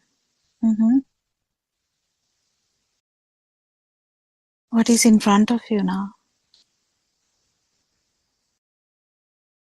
Yeah, you see it as a chair. No. What is in front of you now? And now I have a dressing table. So dressing table, don't you feel that it's there? Yeah, I feel it's there. Yes. So that's the form level. Existing. You felt it when you opened the door, and you didn't know that. You were talking in a different angle that day. You opened the door, the shoe eaten by the dog was there, but yes, you didn't even realize you are inside the mind. So this is the thing, that the message is not taken. Each time I have told you now about 5 times the same thing.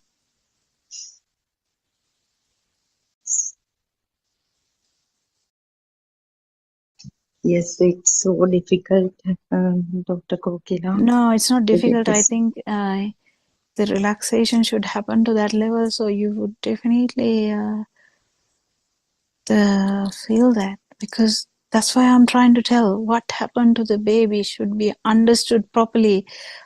Unless you do that, you don't have the whatever that jhana thing, the understanding. Yeah, you don't have that. You don't have that.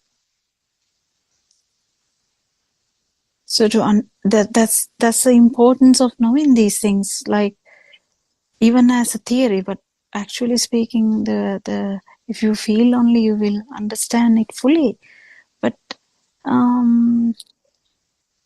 Dr. Sakuntala, do you get the point? What I'm trying to say, or not really? No, I can understand it to some extent. What you were trying to say was that I think the sensual world, Sudharma explained, I mean, the sort of feeling to maintain it in a finer way, sensual world. Please, I might go wrong, please correct me. And the form world, as you said, the mind construct of something, Yeah, that means a in that, thought. actually, in the mind, it will be to maintain the mind consciousness. The effort is to maintain the mind consciousness. So it's very subtle, very subtle. Yes. Yeah, very difficult, Dr. Kokila. That my understanding was, thank you very much for, like, every day you are making so much effort, and sometimes you are kind of disappointed also, I feel, from your voice also. Now I've been telling this one so many times and still you are not getting. But actually what I have understood was, Dr. Kokila, everything is, I mean, they are as usual. The burning, the value becomes zero with the realization. So it's a misunderstanding, isn't it? The problem is, what is burning? Burning is also value, no? The Yeah. sensual True. world, the value is so obvious, it's so high. But when we realize this gradually, that value goes down, and still you see the dressing table, but So what with is the zero value in the value. what is the value in the formless level then? Formless level, even the this perception is, but the perception never goes away. No, I don't know, Arahant even sees it as a dressing table. I can't actually explain why, because I don't know the Teruvan Sarah, Sarnaya. everyone's. yeah, what is that? What is that question? No, actually, Aranansa, we were trying to understand the burning, how like it's very obvious in the sensual world how the burning is, but when it comes to the levels beneath that, like the form level and the formless level, the everything is in one thought. One yeah, is we to were me. trying to talk about the chair, That's maintenance of that. Sharasampati. It's okay. That's Sharasampati is sense. We are talking about three world, no? What is Yes. this? Three world is sensory world, formless world, and form world. Form world, formless world. What is this? Kambhumi, Rupbhumi, Arupbhumi? No, it's a Kambhumi is a sensory world, no? Rupabhumi is a form world. It's a formless world. Is something there? Something there? Is something? What is the picture or something? Is a sound or picture, smell or taste or something? It's a sense of creations. Is something is a perception is there?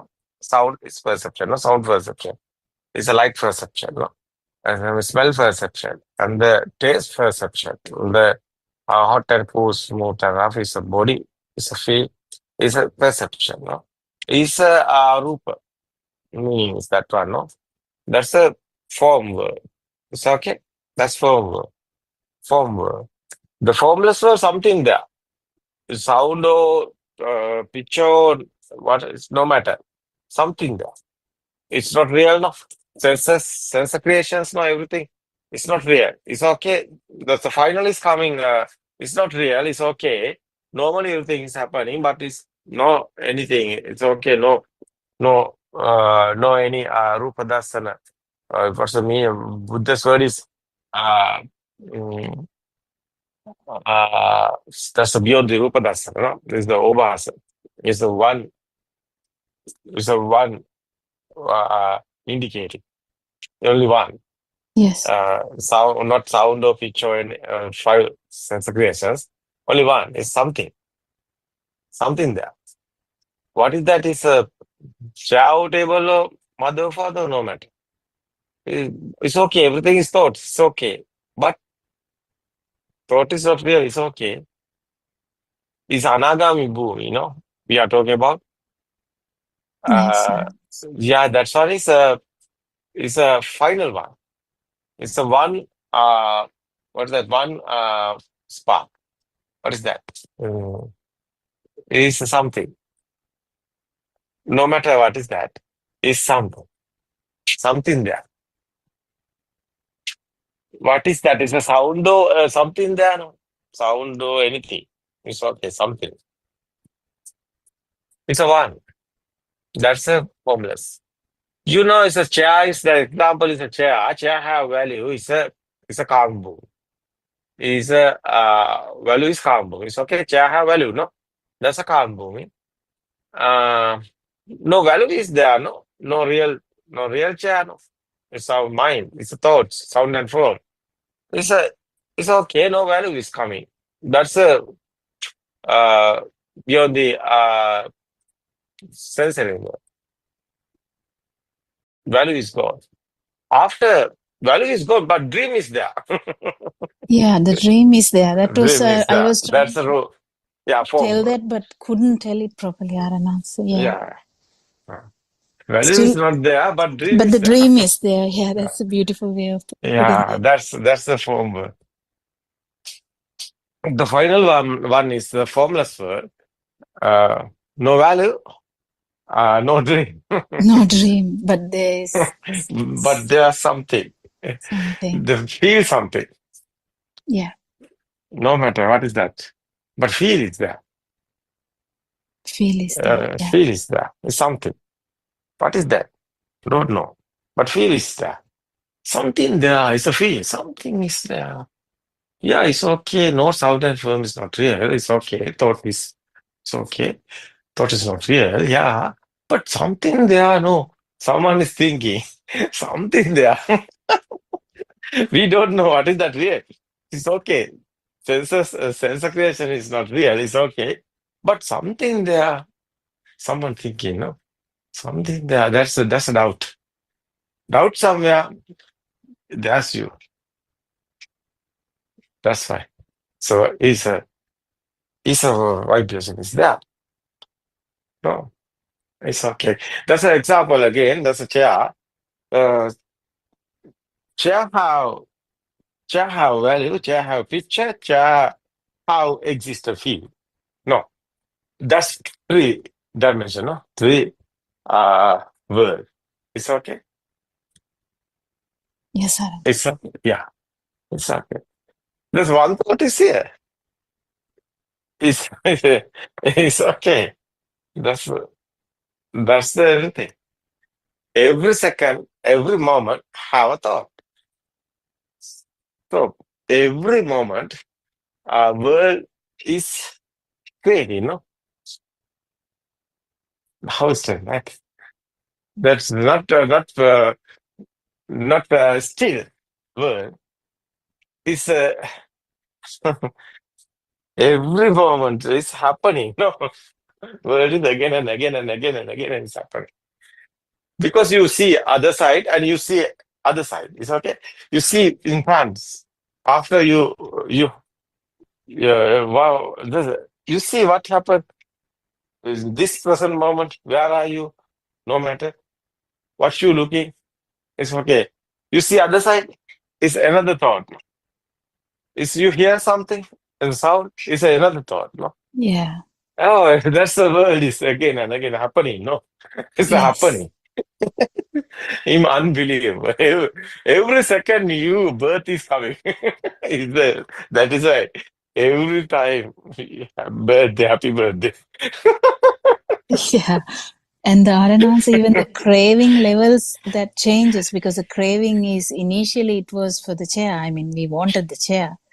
Yeah. But now the craving is changing and it's getting subtle, and it comes when it comes to the form level, it just to Nice. Yeah. kind of maintain the mind consciousness kind of like thing. It's like next level. Like we try to Yeah. maintain this dream even though there's no value. Yeah. Yeah. No value. No value. Yeah. No value, but still try to maintain that dream because Yeah. you don't That's a actually form world. That's a form form world. world. Yeah, that was the one I was You struggling to. that's you have world. You're coming again because you have world. Yes. That's why dream is there. Dream is Dream real. is You are there. real. Dream is real. You are coming again because you have dream. Dream. Yes. Otherwise, dream is the you. Yes. Dream is the you. It's okay. What is this? It came out nicely, Arana. So now Yeah. when you just said that, Yeah. it's beautiful. But you see, it's okay. Dream is not real. It's okay. Someone understood. Yeah, dream is not real. Now, after what happened, dream is gone. After no dream, no value. It's okay. But normally you can see, no, it's happening. No, senses are active. No, senses are sense of creation is happening. No, we can't stop that. You No. can't see. You know, Yeah. this is a chair. It's okay, no problem. Not inside coming value. It's okay. First step is over. The second class, no chair. It's okay. After, no, you don't care. No. You're not caring. Not Yeah. anything happening. It's okay. But chair is there. It's okay. No problem. I mean, inside changing, no? Your side. Inside changing, no? Yes. Yeah, internal transformation. We are talking, no? Yes. It's happening. It's nice. So, normally everything is happening after finally. Yeah, also it's okay, no problem. Now you are in cool mind. Tranquility, no? It's a peaceful. Because you are not in anywhere. That's why. You are not otherwise there. You are not here. I was telling this. Yeah. That's the real emptiness. And the importance is Arana, cutting at least one mangosteen. That is the problem. Oh. Just cutting one stimuli through and through would do this. That's Yeah. just Yeah, at least one mangosteen. Yeah. Yeah. Mangosteen? What is that? Because why Aranwansi, you have given us a Mangoes. yes, in English, isn't it called mangosteen? Oh, I don't know. Sorry. It's okay, it's okay, it's okay. It's a mango. Are you getting the example? Change mangoes. It's okay. Mango. Yeah. Yeah, it's okay. At least cut through one stimuli. Yeah. Yeah. I want to ask you, how is your Zoom nighttime? Last days, I don't know. I'm not there. I haven't muted it again, Aranwansi. I managed. It's okay. It's okay. No, the day you came, I was talking, but the Zoom was muted. So they didn't hear me, but it hasn't happened again. It's So okay. it's going good. It's okay. You see, Kopila, I have feel. I'm talking, I'm explain this Dharma. I'm giving others the message. It's an experience. It's okay. Otherwise, it's my fee. I given others. It's a nothingness fee. Yes. So it's very nice. Yeah, I'm talking simple English. It's okay. I think it's very nice. You It's did very much nice. better than us, Aranwansi. Yeah, but it's a fee. So it's a fee. No? I'm given the others message. Not only the knowledge. I won't transfer in the signal. Nobody's here. Yes. No one is here. Normally, everything is happening. The system. I try to explain. So the system is working. How is system working? How is this sensors creating? How is this mind sensor, especially, how is working?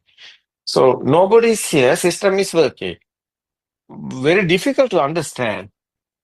How is this system working? How is these thoughts are coming? How is this value is coming? How we are worried? How is sadness coming? How suffering is here? It's very difficult to understand. So every moment we are thinking we are doing everything. Doer is here. But we want to explain, no doer is here. System is working. Very difficult to explain this. Yeah. Because experience. Very important. So someone haven't experienced, he not believe this. No. He not getting this done because he haven't experienced. He's saying, no. It can't be happen. How is happen that? How much? No, how people how tired? No, working. They are doing many things, and after they are thinking, I'm the big guy like that. I did this. I did this. You not did anything. Anger is coming. Don't tell me. No. It's simple.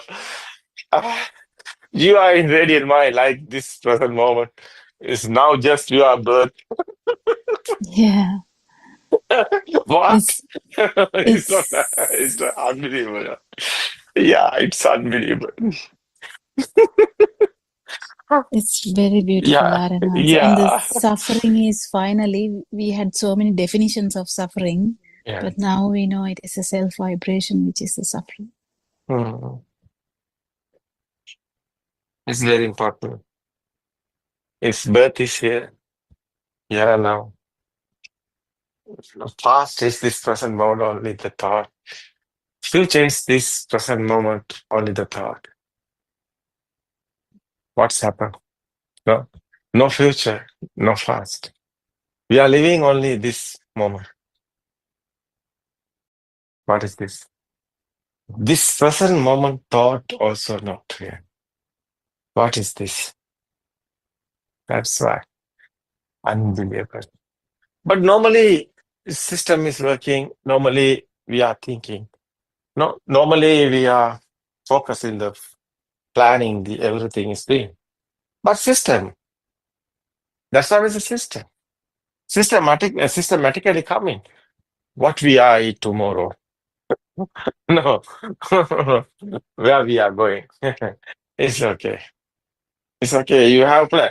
You want plan because plan is gone. Plan is normally going, but it's nobody's there. No one is doing. No one is planning. But plan is the system is coming. No, mind sensor is working systematically. Plan is coming because you feel you have experience. Is normally it's normally that that path is going. So, no, normally lifestyle is going. Yeah. Lifestyle is normally going. So your mind is coming. So like a sensor, your eye is not blind. It's okay. You are not blind. You can see. It's Yeah. happening. We can't stop that. I get you can hear sound is coming. It's okay. You know that's a crowd. No problem. It's here. System is working. That same. So everybody have experience. So everybody mind system. They are individually their lifestyle plan is automatically coming because he know someone is doing the job. He know he have no he have tired. No, he won't rest. Plan is coming. I'm next Saturday. I'm going somewhere and visit. It's okay, but the system. No, that's a mind sensor. That's a system. The system is that one, but nobody is doing this. Yeah. Unbelievable, that one. You are not going anywhere, you are thinking. But it's okay. That day is coming, Saturday. Yeah, you are going. But you know you are not going. Why? It's your mind, not you. Who are you? Mind is not you. Who are you? That's unbelievable. Yes. Double meaning is there. Yeah. Double meaning is there. You are not the mind, you are not the body. Who are you? Actually, who are you, Kokila?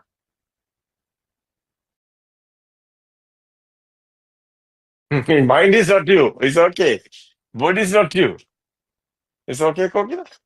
Yeah, it is to feel that Who are you? the You're not a Kokila. vibration. You're not a Kokila. Yeah. You're not a Kokila. Kokila is a thought. Yes. It's a mind. Who are you? That's the interesting. Yeah. Who are the Kokila? Oh, wow, what's this? No? What's this? You are not Kokila. Kokila is a mind. You are not a doctor. Huh? It's okay. Kokila is a doctor. It's okay. You are not a doctor. Who are you? So your child, your children is talking. So you have children. You are the mother. You are not a doctor. It's okay. Children talking. No, mom. I don't know doctor. I own my mom. It's okay. Mom, you are not a doctor. To me. You are Then a mother. yeah. The president husband, wife is talking. He's not my president, he's my husband. Yeah. So what is this life? What is Yeah. this life? Different Yeah, feel. feelings. Yeah. Oh, actually, who are you? You are not a doctor. That is why I told you. You are not a doctor. You are not. Otherwise, the Kokila is the name only. We can change the name tomorrow. You are the Aruni. Yeah. Your name is changing. Now you are Aruni. It's okay. You something we go something okay. You can use and your face is changed. It's okay. You can plastic surgery or you can do anything. It's okay. Now you are not Yes. that picture. You are the Aruni. It's Yes. okay. Who is this? Is Kokila this picture? No. Kokila this sound? No. No. Who is Kokila? Kokila is nowhere. Kokila not anywhere. Where are you? Who are you? You are the power. Power is disappearing. You are disappearing. You are not anywhere. Something there, that's you. That's why 3 dimension. That's why 3 world we are talking. You know, your defilement is you. Your life feel is you. But is this is you understood? Is how is this is coming? The perception is alive field. Yeah, it's a alive field. It's a soul. How is coming? Field. How is coming? That's the power, no? Inside power. That's the sense of creation given this power. That's you. Power is you. Power is disappearing. It's okay. Radiant mind, the baby don't know anything. Girl or boy or anything. No, radiant mind, no. No, That's the your 0 level. Yeah. That's the your death is coming. Real death is there. Yes. Nobody's here. No one is here. Kokila is gone. Now we have funeral. Surangika, do you ready? Funeral is here. Kokila's death is coming. That's the somatization Ibar. Unbelievable. Kokila is over. Now no Kokila here. Tomorrow coming another guy. She's not a Kokila. Kokila now Arahat. Nobody is here. Yeah. That's the real feel. It's a relax. It's a tranquility feel. That's the Arahata stage. What is the meaning is Arahata? It's a Raha. Araha. What is this Raha? Is a Napatisangvedi. That's a Sabda Patisangvedi, Sabda Raga Napatisanga. That's the Buddha's word, no? Rasa Patisangvedi, Rasa Raga Napatisanga. The meaning is you have taste, but you don't want it. Meaning is there is not you. You see that? Yes, sir. No cravio, no defilements there. That is why you are gone. But defilement is there. There is you. The meaning is defilement is there. I feel. Otherwise, that's your ego. Yes. It's disappearing. Nobody is here. That's the tranquility. That's the feel is you. Feel is disappearing. You are disappearing. But this feel is alive feel. It's a soul. We are soul. It's ego. Ego is disappearing. It's a power is gone. It's a 0. So no one is here. Nobody is here. No being, no living being, nothing existed. That's the meaning. That's our happy stage. That's a non-vibration stage. It's nice, no? Yes. It's nice, no? Yes. Yeah. Why all of them are silent? Something wrong? We have Yeah, everyone. people don't like it because they want something. Yeah, they want something. They are silly mind. They want something. They have somebody. So they want to go after death somewhere. We don't know. It's okay. You want somewhere going, Kokila? It's okay.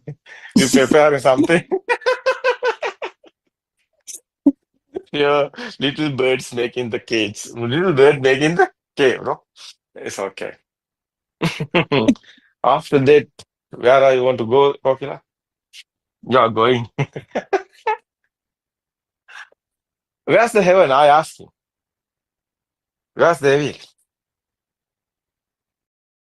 Here. Where's the heaven? Is up sky.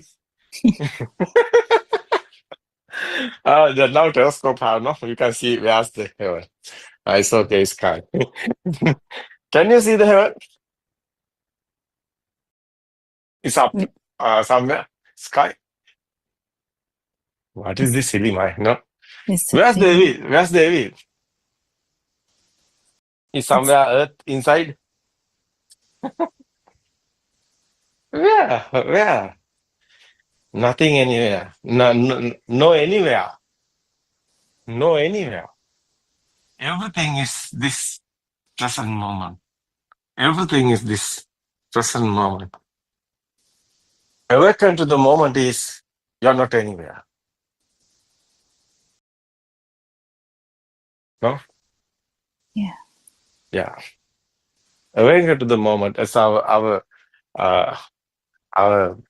topic, no? Our headline. Our book's name is Awaken to the Moment, no? Yes. The meaning is this present moment is not here. That's the wake up in dream. That's the awaken in a dream. That's a freedom mind. That's a free mind. That's a liberation of mind. That's the freedom of mind. That's the real awaken to the moment. You want to understand this, how is these thoughts are coming? What is this thought? How is this thought are creating? It's not real. Thought is not real. It's game over. Beyond the mind. That's okay. Nobody is here. That's your final day. It's okay. After normally everything is happening, no problem anywhere. It's okay. Peaceful mind is coming. That's the tranquility. What the happen is the best. No? It's peaceful mind. Nice feeling. No, like an nature. Like a trees. Like a birds flying sky. No. Like a feather. That's a smooth. No, nothing anything. That's the real emptiness. Understand, you know? Inside meditation, cure this. Cause and effect dharma is very important, everybody. Because there's the truth in this world. So very important, this, no? Understand the truth. Okay, everybody, today time is gone. Yeah, okay. Thank you very much, Aaron Wansi. Yeah. And Yeah. it's so beautiful. Yeah. It's very nice. So everybody is same, no, finally. Yeah. That's why we are talking about loving kindness. That's guys. That's a super guys. We are talking. This is not a alignment Hindus one. This is Buddha's words. Nobody's. Systems. Okay. You are the everything. You are the everybody. You are not you. No ego is here. Everybody is here. Everything is like an anchor. It's okay. That's the last briefing. It's running only. No death of birth this year. These are the thoughts, everything. Thought is you understood everything. So thank you, everybody. Thank you, Suranga. Thank you, Sudharma. Thank you, Kokila. Dharma friends, thank you so much. It's given this message, all of the whole world. People want this. People interested. People want truth. People want peaceful mind. Suffering. The answer is here. No death of birth. Everybody living happiness. Endless happiness. Thank you. Thank you, everybody. It was Therun Sarnay, Aaron Wansi. tomorrow is Namaskara, Saturday. Sarnay.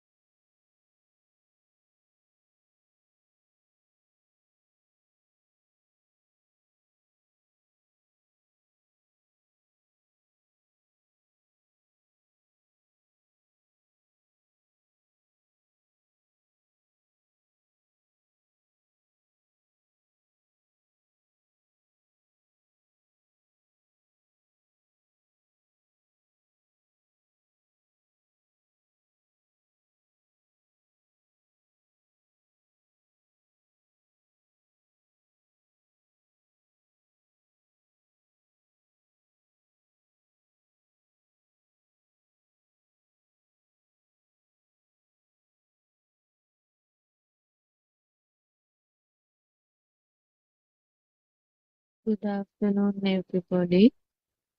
Everyone, everybody. Today we'll start with the new book, The Truth Amma Has Awakened, Volume 2, page number 1.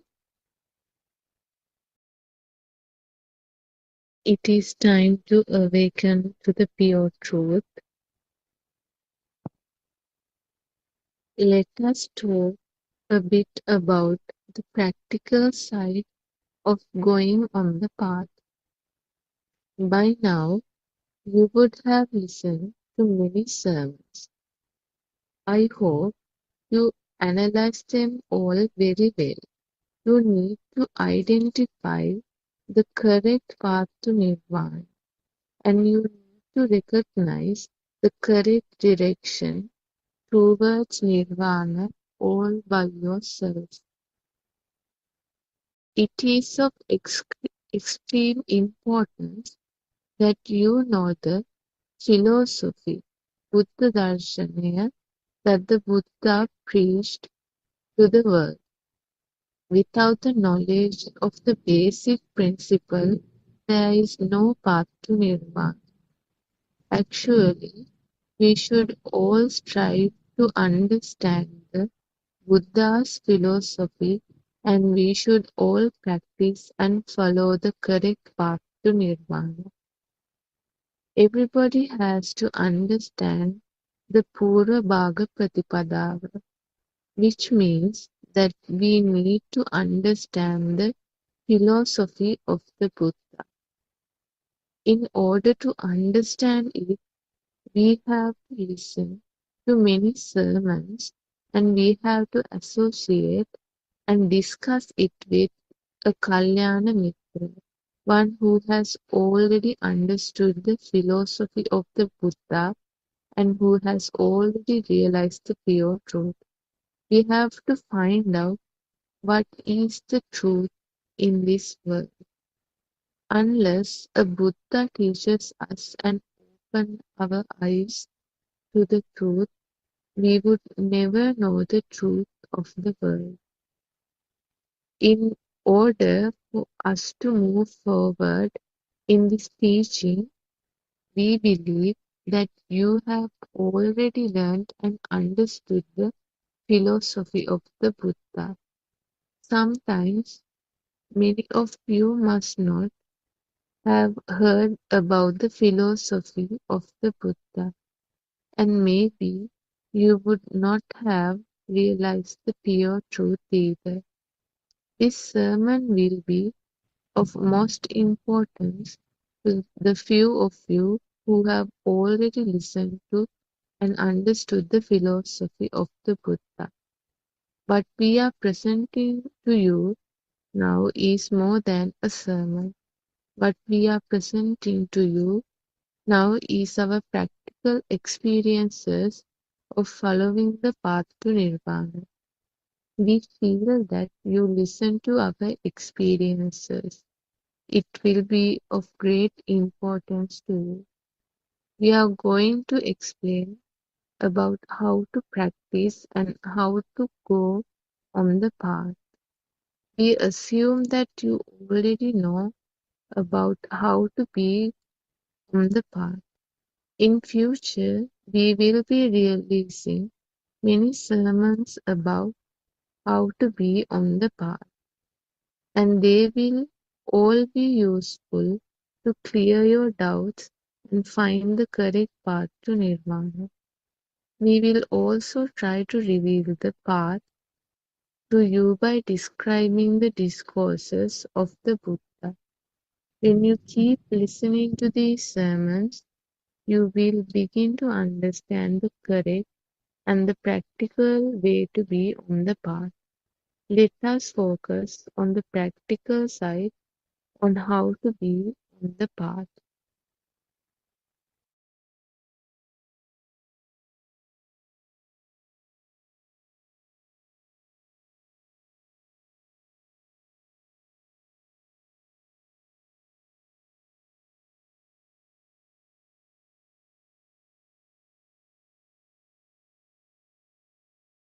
We will be addressing the people who have already started to follow the path. It does not matter if you are a lay person, an ordained priest, a woman, an old person, or young person. What is of importance is that we all have a mind consciousness. If you have a mind, then you have happiness and suffering. If you have a mind, there is also a way to let go of your mind consciousness. If you have a way to let go of your mind, that means you have a possibility of attaining nirvana too. That means that there is a way to come out of suffering, and this is all that matters. It does not matter about the social status of a person who will be listening to the practical method of following the path. You can be either a king or a poor man. Both are human beings who have the fear of death. When you look at all people through Dhamma, they are all of the same nature. People are really helpless. They do not know the truth, which means they all have a false view of the world, a mithya dushtiya. As long as they are ignorant about the pure truth that the Buddha preached, they have a false view of the world, which means avidyava or ignorance. You have already understood and you already know that the outside which we see does not exist. You have heard and you already know that we live only with thoughts. You already know that the four elements that we see outside is an illusion. You also know that there is no outside. Terasana, everybody.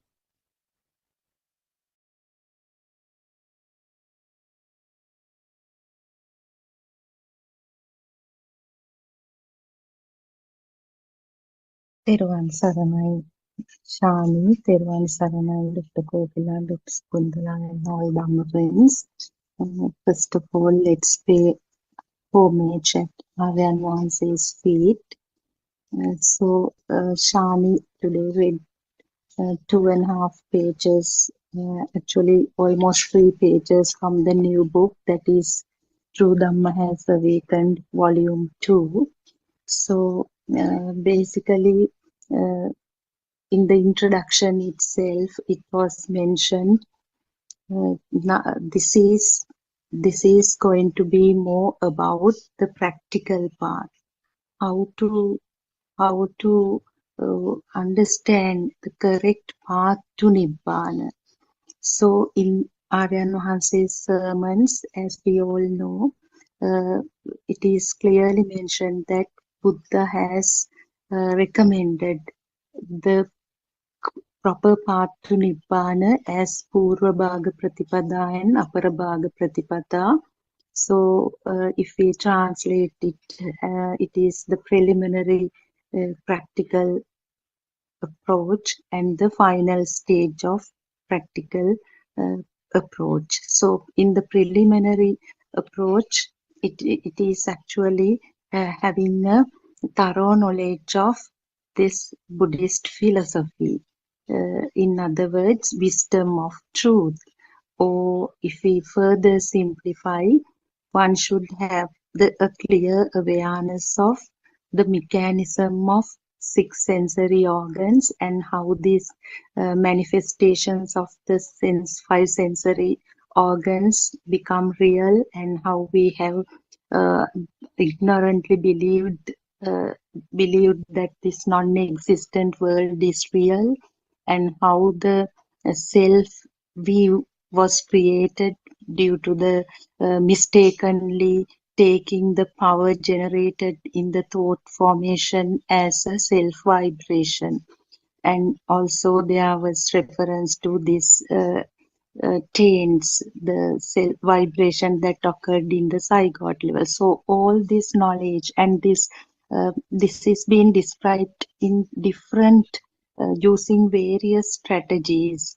Once actually seeing through, as Dr. Kokila always says, sending the arrow through the mind, that is penetrate through the thought. How to penetrate through the thought? To penetrate through the thought, the message of this Kalyana Mitra or the noble teacher is vitally important. Uh, unless someone hears this theoretical aspects of Dhamma, the thought creation is always mistakenly taken as things that exist and things that are experienced by a self that exists as well. So it is important to look at the thought formation in relation to these 5 aggregates also, because they are the biggest challenge or the biggest problem that we as humans have faced is our inability to capture the speed of the occurrence or the manifestations of these sensory faculties. That is with actually very recently I studied one of the sermons of Aryan Mahalse, where Aryan Mahalse explains this fire circle, how the firing, the creation of firing. It is because this example helps all of us to understand how we take the thoughts that arise and cease instantaneously as things that exist, or that that as if things. So for example, if we take the commonest example of the tree, as soon as the vibrations come together, because this is all knowledge, because we are the human eye cannot capture this speed because it doesn't have that capacity. So what happens is the shape of this light connects with the sound, and we take it as a kind of something that existing in the existing outside, and on the other side the person is also there, the person who sees it, as you say, that savors this sensory input, and they are ignorantly the value is also attributed. This has been repeatedly discussed here by all Dhamma friends. Surely Dr. Kokila reiterates this every day. And what happens is this can be compared to the creation of the fire ring by the spinning of the fire band. So when we take a fire band, it's just a single entity. The eye perceives something. Just to understand this, it's the single thing, single entity. But when we rotate it fast, we see a fire circle. Actually, it looks like hundreds of fire bands if we take, because we feel that from a distance, if we look at it as a fire band, there should be hundreds of fire bands. But since this is rotated so fast, we cannot capture that. We see it as a single firing. So similarly, if we look at if we see some entity and take it as real ignorantly, even without this knowledge, still it is not an existing entity. They are itself those millions, trillions of thoughts occur and cease. So we have to understand on this only through the by listening to sermons and through wisdom only. That is why this Yatha Bhuta Jnana, or the clear knowledge to see the reality, is important. And then basically I was just elaborating on this preliminary stage of practical approach. When one gets a thorough understanding of thought creation and the self view and this attribution of value and so on, then the final stage of practical approach is being presented or introduced by Aryan Wahanse, paying special attention to this actually to lead someone to liberate from the thought and this entire kind of misbelief, or actually to see the to understand the strategies behind this magic, how we have started to believe that something illusionary as if something existing and real. So practical approach is also for the to facilitate the beginners is introduced in 4 stages. I think Dr. Kokila and these Dhamma friends will further elaborate on this, and please correct if there are things to be corrected in the introduction. So let's discuss. Theruvan Saranai, Dr. Kokila and all Dhamma friends. Theruvan Saranai, we'll pay homage to Aryan Wahanse. Yeah, so we have been discussing this now. Kind of, we discuss this every day, and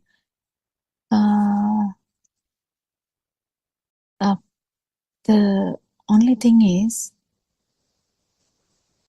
if you are in a thought, you have to definitely know that the self-perception is there, not in the Sasava level or Taints level. It is there, and that's where the main problem is. That's where we are finding it difficult to feel as well. The liberation from mind doesn't necessarily mean a hard thing, because we know that even a child in year 2 or class or 7-year-old child also understood this Dhamma and actually had an internal change because of that change in the way they look at the life. So this change in the way of looking at yourself is the main thing that changes. I wanted to reiterate this just now. It came to that as well, because yesterday also we were talking, Sudharma was telling some experiences and we were trying to discuss something on that, and I really thank everyone for putting up some experiences so that we have something to talk. So when we have an experience, we kind of put the Dhamma in a way that we understand no one or nothing is outside. It is a thought, and thought is not real. Well, I don't know. I just want to reiterate this again and again. I don't know how much I can reiterate this. Main thing here is to understand the self-perception, nothing else. Why we learn all this, or why we try to learn all this, is to understand the self-perception. Understand the self-vibration. Understand how this self-view happened. And at one point feel that the self-view was a wrong view. So don't forget that, because otherwise everything, you won't feel everything. You will be actually in a kind of meditative state, but samadhi doesn't change your wrong view. It's not that nothing of these sorts are changing your view. It's only darshana, that is the truth, or that is the satyajnana part, or that is the actual understanding of the self view that changes the whole way we look at the life. But if you get deviated by any chance for a second, if you get deviated into thinking that we are talking about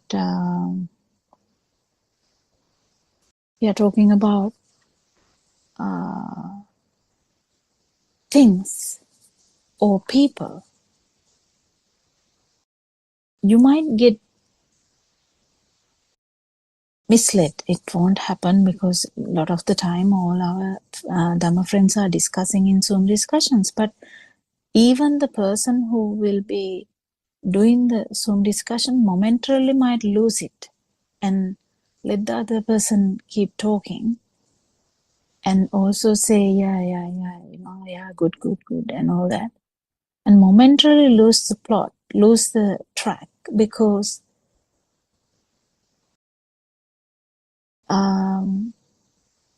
we might lose the whole no self angle.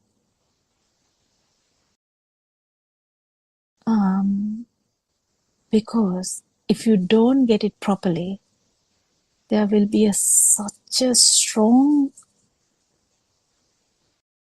self which is not getting shaken by anything. Am I clear? Can someone unmute and speak? And that's what I'm trying to say, because the person, probably like like in Lord Buddha's time, we talk about people with wrong view, but strong people who has no kind of problem with the outside. They are in a meditative state. They don't feel anything. They are okay. But the Lord Buddha's, this incredible truth, has a very specific message which should not be missed by anyone. If someone misses it, what is going to happen is there would be a strong self who is not going to be shaken by anything. And that's not the thing we are talking about. So yesterday also, my words didn't come properly. And I was like, why am I even, like it didn't come. And I don't know whether even it will come today. But what I'm trying to say is, momentarily, if you feel that someone is, or yourself is, going towards that path,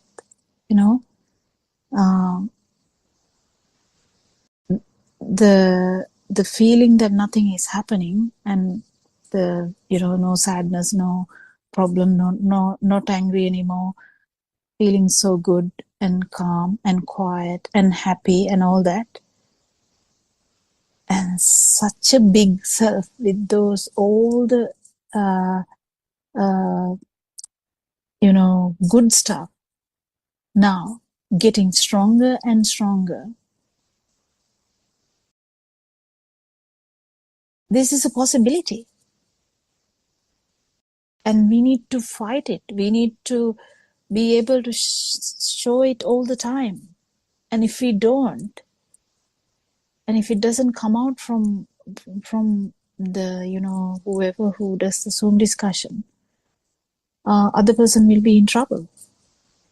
So trouble in the sense, it's not going to be a trouble that someone feels because that person is feeling so good.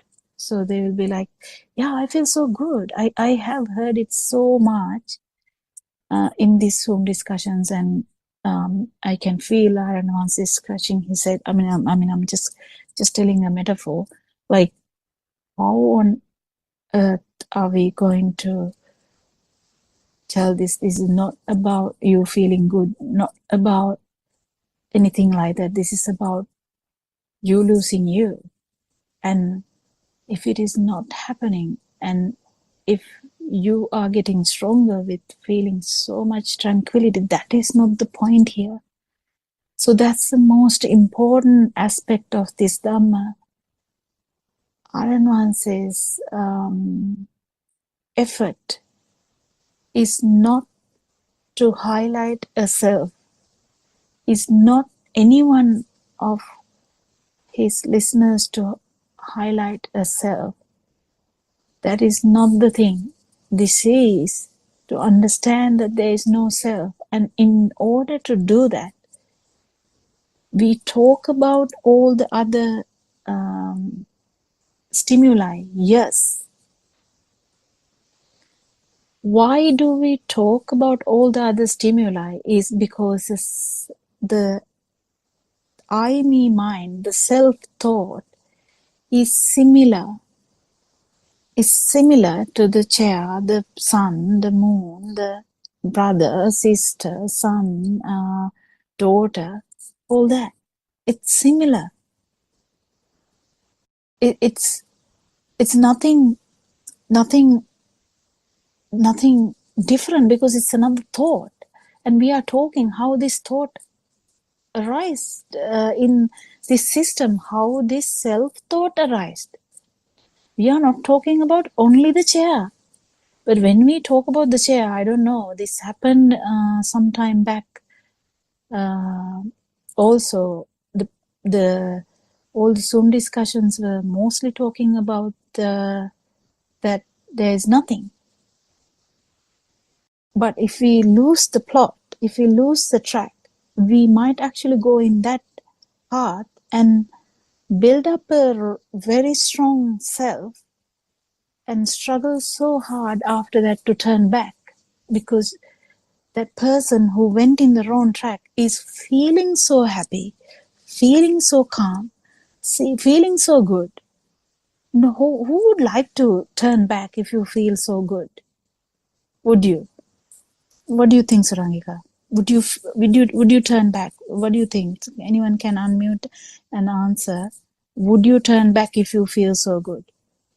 But still, if you don't feel that you are in the wrong path, that the self is getting slightly, it's a very subtle thing, this one is very subtle, but do you get the point? Yeah, that was Dr. Kokila. I think that if somebody, I don't think an earnest follower who is purely on the path in search of the truth, and that should be everybody's ultimate goal, not nirvana, not anything else, but what is the truth? And if a person earnestly, in that sincere search of that truth, embarks on this path and listens to the Satyajnana true Dhamma philosophy, that person would only unknowingly, really unknowingly, slightly detour, I suppose, towards the fact of that also only to remain stagnant in a position, not, I think, to willingly pursue a point of not willingly, to, not yes. willingly, definitely not willingly. No one does it willingly, but the problem is turning back. But that is quite different to maybe people who have done concentration meditation, Dr. Kokila. There might be. Even, have you seen in 5 a.m. Zoom discussions? Yes, I heard that.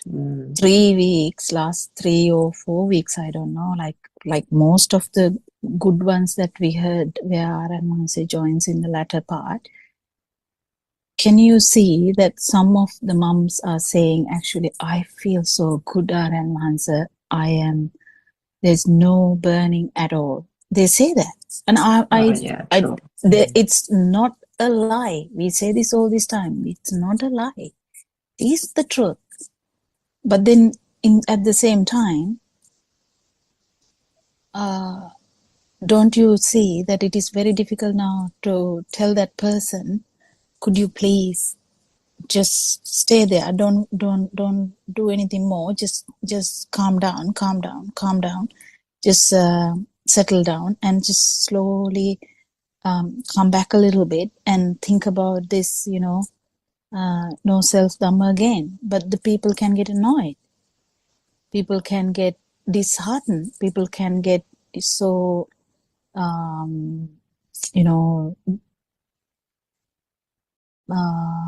upset about that, because they don't feel anything. They don't feel any problem. Definitely they don't feel any problem. They're not lying. They are actually in a good state. But that's what I was trying to say. Specifically, when we talk in a Zoom discussion, we need to touch this. If we don't touch this, it can actually go into the somebody else's kind of mind, and then those usually mind works very fast and very, mind likes things which brings happiness. Mind likes tranquility. Mind likes everything.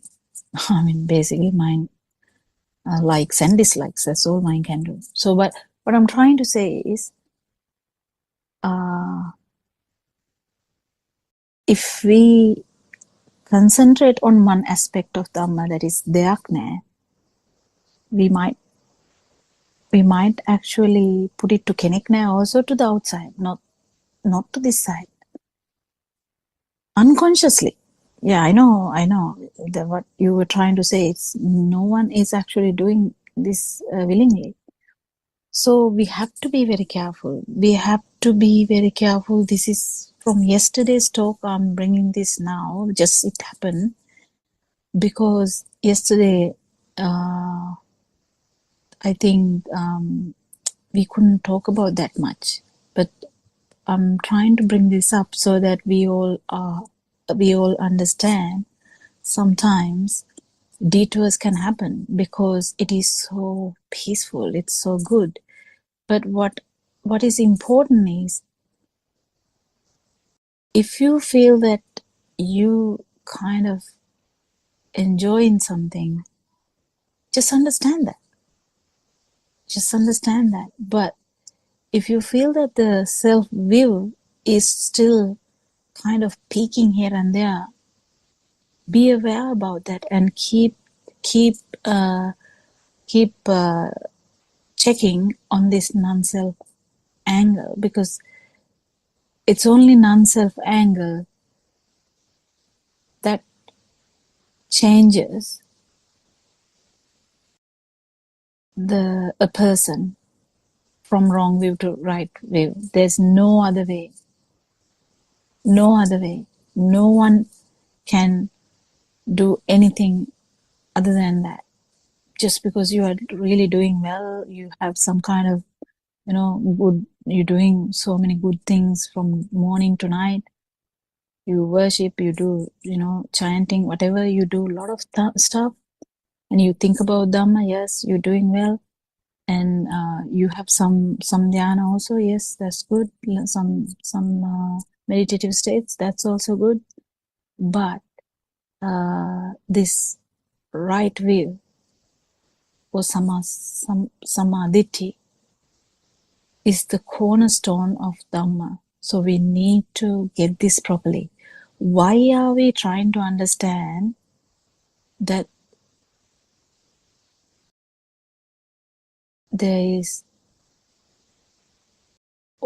we can only perceive a shoe in our mind, but not outside? What's the big deal about it?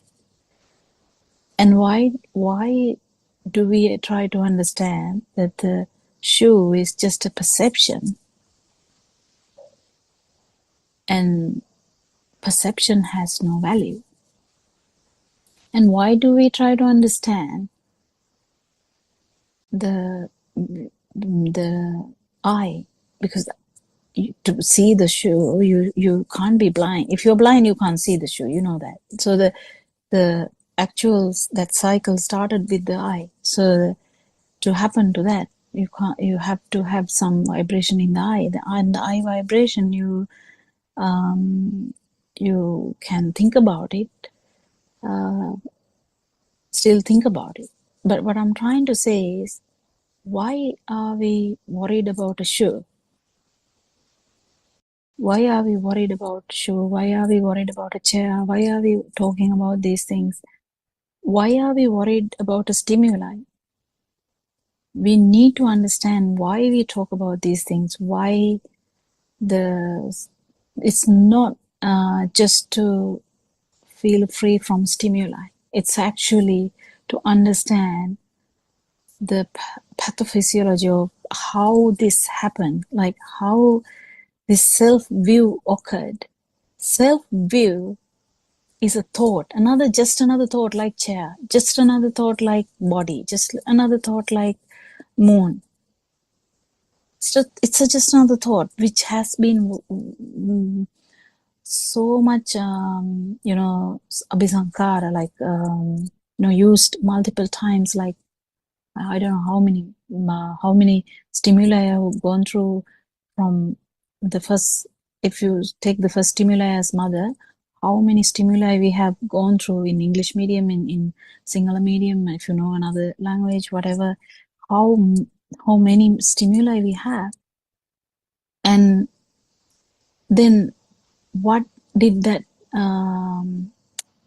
put fuel into? It put fuel into this self-view, and it's just one thought though. And why we bother about all these things is to understand that self-view or thought about me, mine, has happened because of a perception. It's not outside. The me is not outside. That means this whole body and all that. It's not outside, but it's a perception. I is a perception. It's the strongest perception ever. Strongest perception ever. When I kept talking about, children maybe the biggest perception and all this stuff. No, the I is the greatest perception ever, which has been confirmed in each stimuli. Because as soon as the mind formed, when the mother is there, it has confirmed the me here. It has confirmed the me here. There's no doubt about that. If the tree is there, it has confirmed the me here. Even if you don't have any problem with that.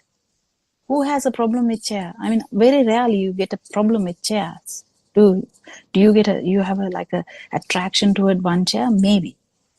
But usually you don't really care about the chair, do we? But why do we even think about these things? It is because the self-view or the thought about I has a root cause. What is the root cause of that? Root cause of that is, we know that the as soon as the mind formed, this problem has arisen now.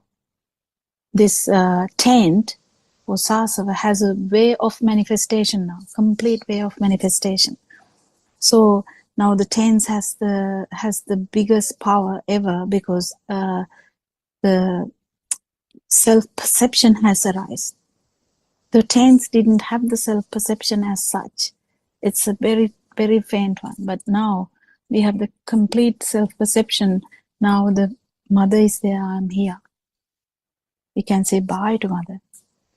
So, hi to mother in that sense. But what I'm trying to say is, if we understand the how this happens, or pathophysiology of self, you keep understanding we only go through only stimuli at one time. One time, there's only stimuli, just one stimuli, whether it's a tree, whether it's a chair. So then how this, unless we think about me, like I can think about, I am so good, I can think like that. But that's just another thought. No, I'm not talking about that. When stimuli happens, how is it reinforcing this self-thought? It is, the reinforcement has already happened. The self-perception has already reinforced because of the perception of the chair, because the self-perception is there when you feel that the chair is there. This is very subtle, very subtle. Not when you have a value. Value comes next. First you feel that the mother is there, then the value comes after some time. You keep understanding, this is my mother, my darling mother, my mother who did this much things to me, stuff like that. Or in the different way, mother didn't do anything, mother should have done this, but she didn't do that, she didn't know, she should have done that, whatever. So we need to understand this problem, how this happened. Straight away, just because of a thought arise, mother, the self-view is going to take some time, because it has to happen again and again and again, and then you understand, keep understanding, and this self-perception has now a better idea. I think I have tried to get this across. It is very important. Otherwise, if you are actually missing that part, put that again and again and again and again. I invite everyone. If you have forgotten this bit, put that in. It's okay. Put that in. Like even in the beginning, if you have to think about it, it's fine. Put that in. If you have missed that part, because we are not trying to understand that everything is not outside, it's in it's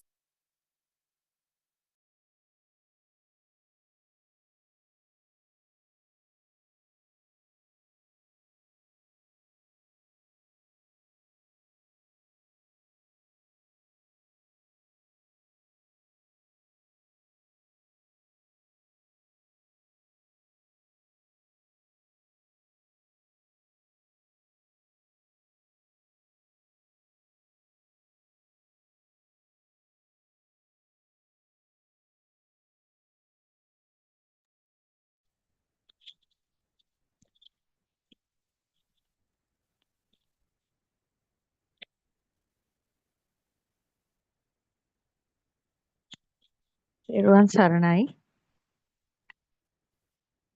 I worship Triple Gem respectfully. Also, I pay homage at the feet of our Kalyana Mitra, Buddothpado Aryan Mahanse, the great sage of our era, the most valuable spiritual master with the highest wisdom on this planet Earth at this moment. May Aryan Mahanse live long to spread this Dhamma all over the world, to end the suffering of all human beings. Teruvan Saranai, Dhamma friends. As usual, when I start to talk about the Dhamma sermons of Buddothpado Aryan Mahanse, actually speaking, we will have to mention about the true Buddhist philosophy. Buddothpado Aryan Mahanse has realized and given to the world like a diamond. It's actually can't value it actually. This true Buddhist philosophy is such a valuable thing because it's the foundation of Buddhism and the foundation of the correct and true path to realization. Though there are 80 billion people living on this planet Earth, nobody could find this true Buddhist philosophy for the last 1,000 odd years because they didn't have such a wisdom. Because after Lord Buddha's era, so many people from other that different views, other religions, they wanted to destroy uh, true Buddhism because true Buddhism means actually listening to true Buddhism, people's wisdom are arising. As an example, you can see the Burmese Buddhist statues, how those people destroyed them without a reason. They don't know the value of that historic Lord Buddha's statues. Such a stupid people living in this world. They kicked the ultimate truth of Lord Buddha like the football. They are kicking every day.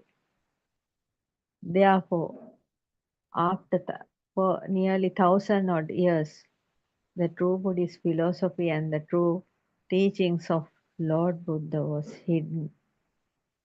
And in Buddhist countries, and each and every Buddhist country, and in European countries, in Buddhist monasteries, and in our country, Sri Lanka, also the Buddhist monks were maintaining a religious practice only. That is a cultural religious practice only. In such a situation, Buddothpado Aryan Mahanse tried his level best. Nearly 30 years Aryan Mahanse tried and found the ultimate bliss of Nibbana and become the Shravaka Buddha, the highest wisdom ever on this planet Earth. In Sri Lanka, the wisdom of Asia is actually Buddothpado Aryan Mahanse. Without this true Buddhist philosophy, any kind of practicing are actually useless. So many people around the world are trying to meditate because running after the sensual pleasure, and at one point they understand that is very difficult and they cannot fulfill their sexy senses, and then they sit for meditation. Even the people in other religions, Europeans even do that to relax their mind. But without true Buddhist philosophy, no point of any meditation. Also, Lord Buddha didn't talk about the one-pointedness meditation because Lord Buddha and Aryan Mahansi both are practiced that one-pointedness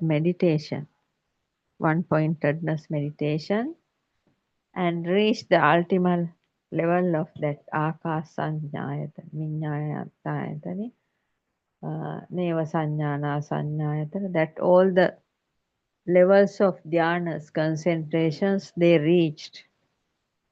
But finally, Lord Buddha understood in the same way Buddothpado Aryan Mahansa was understood. Through one-pointed meditation, whatever we do, whatever we practice, there is self.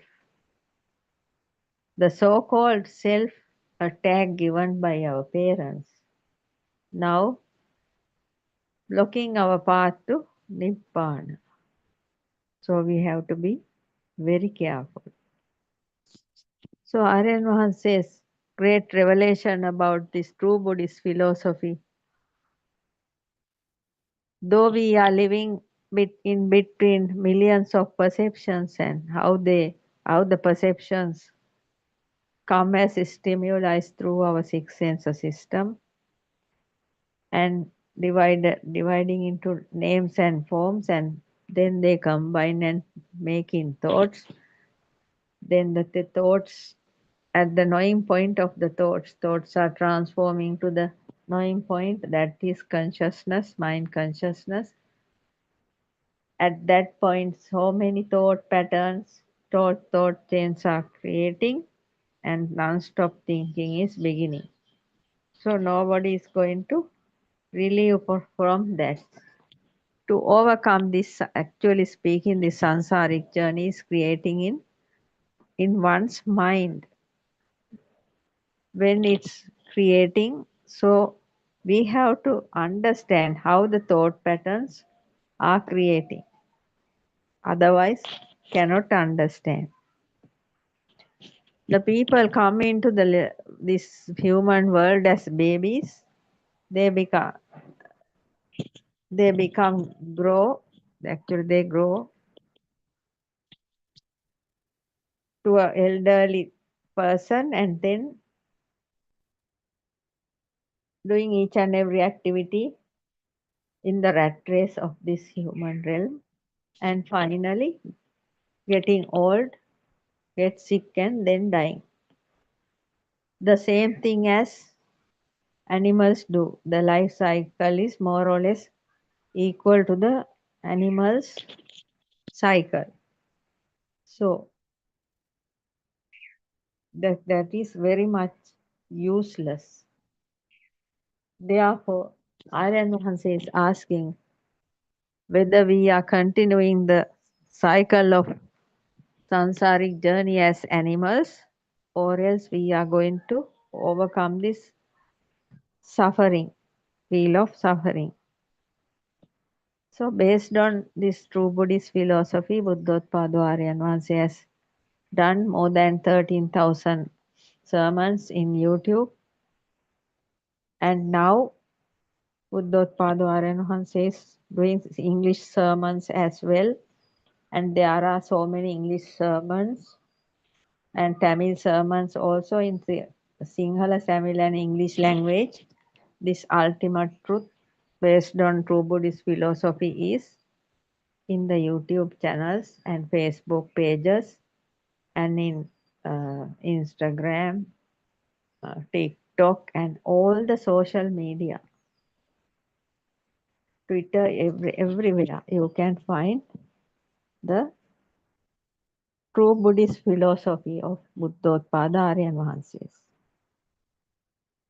So we invite each and every person from each and every corner of the world to come and see. Lord Buddha also telling, no, come and see what this is. From far away you can't guess anything. You have to come and listen and then understand. This is the only way of overcoming the samsaric journey where the cycle of rebirth and death is happening because of the thought circles. We didn't know anything about it. We thought the samsaric journey is out there. No, it's actually happening in this mind, but there's nothing called mind, that nothing called outside, nothing called mind. All are creations and all are vibrations, because this cosmos is a vibrational energy hub. We are also little creatures of vibrations. So based on true Buddhist philosophy, Aryan Mahansa has done so many sermons, and I'm talking about the I'm talking about the Nissarana Magga 7, path to redemption, the final part of that today.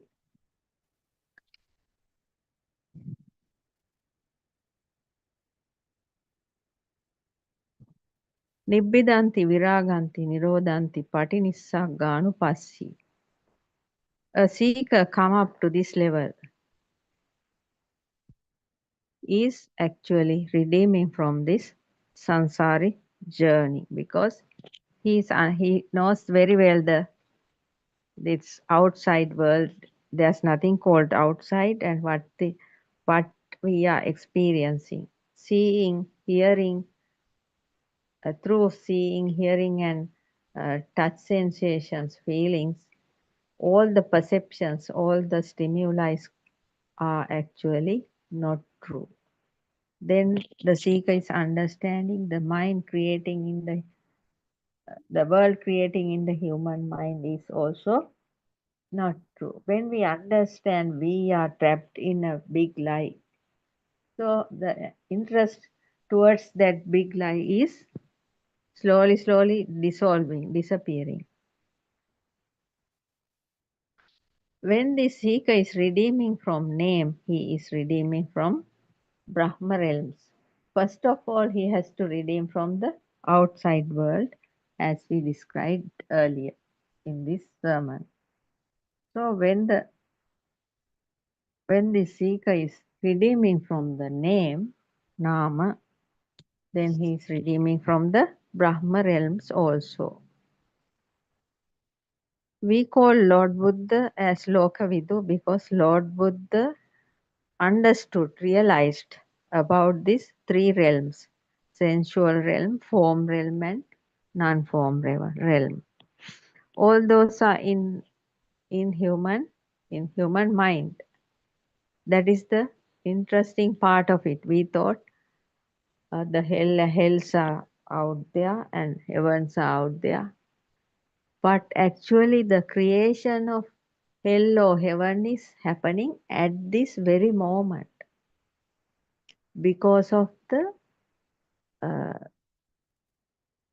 thoughts we have, creation of thoughts, and the feelings happening due to those thoughts are actually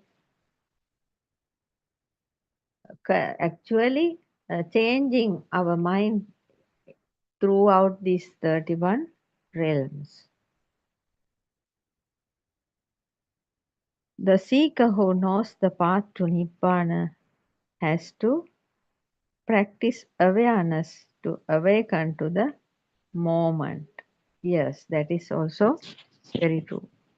That means the seeker who knows now the seeker is listening to Dhamma from the Kalyana Mitra Buddothpado Aryan Wahanse, and now he knows, he is a Srotavat Arya Shravaka. He knows about Dhamma very well. Then he has to practice awareness to awaken to the moment, because awaken to the mind, actually the mind is almost covered with thoughts, no? So okay, when listening and practicing Dhamma, the thought power is going down. Then we are able to see the present moment in the mind.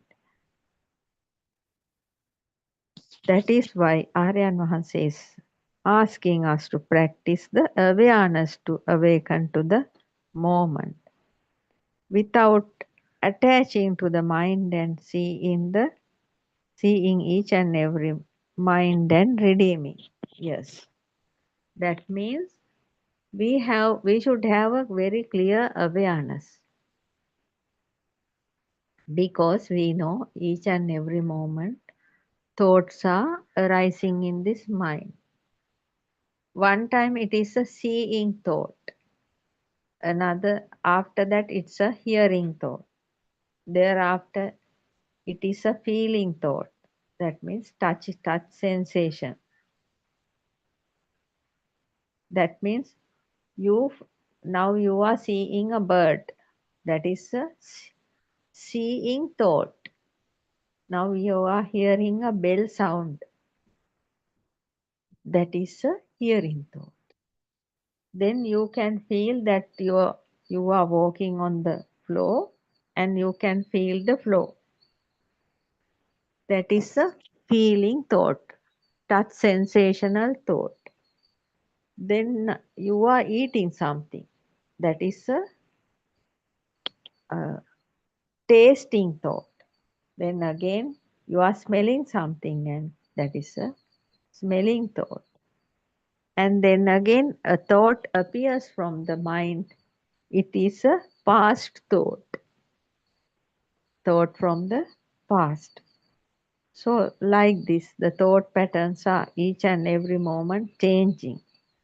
But you should have to have the awareness to see those thoughts in a correct view, not on the wrong view. You have to see them according to the correct view. That means when you see a bird, you know that is only a creation of the mind, because that bird's form is coming through the eyes and the bird's name is given by the mind, and it's a combination of that nama rupa. It's a thought like that. Then you know it's not actually true.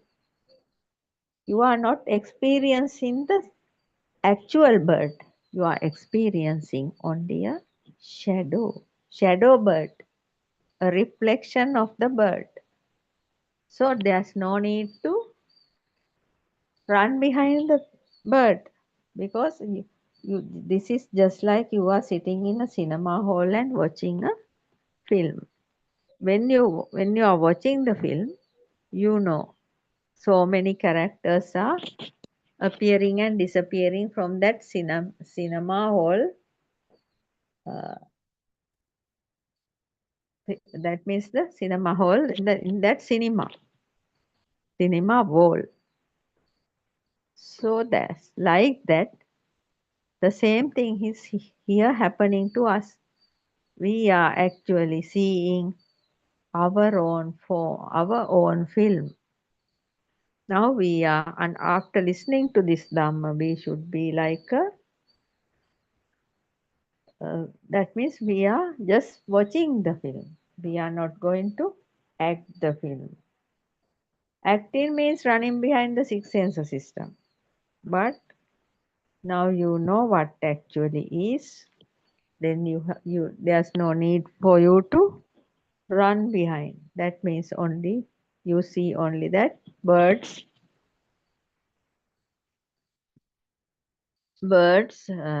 reflection.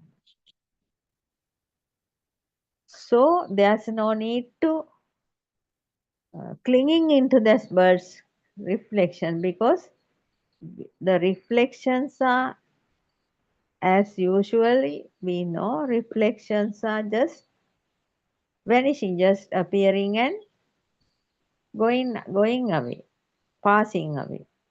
Therefore, there's no need for us to think about that bird, because we know we see only a reflection.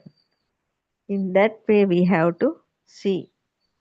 That means the seeker who knows the path to Nibbana has to practice awareness to awaken to the moment without attaching to the mind or see in the each and every mind and redeem from them.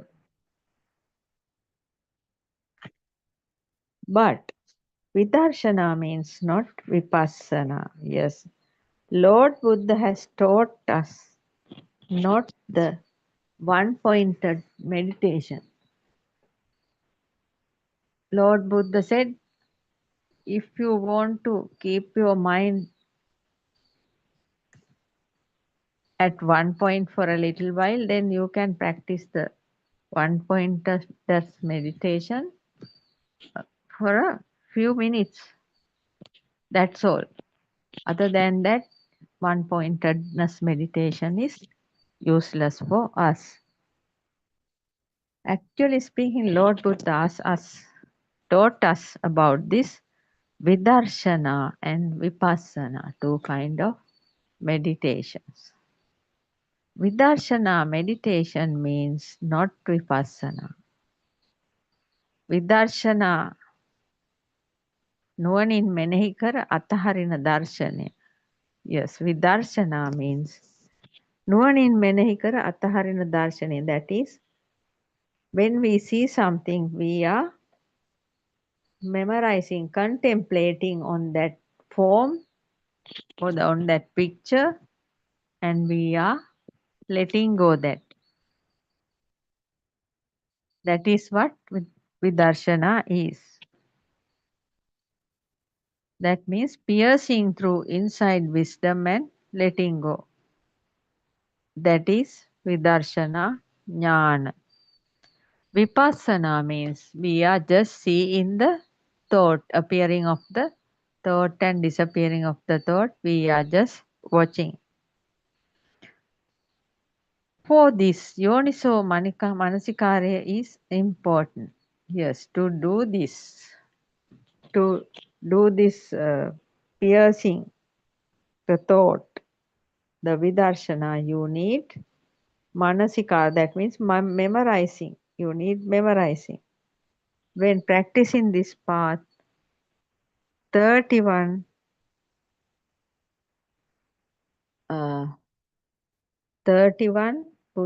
Bodhipakshika Dharma is opening. That means 31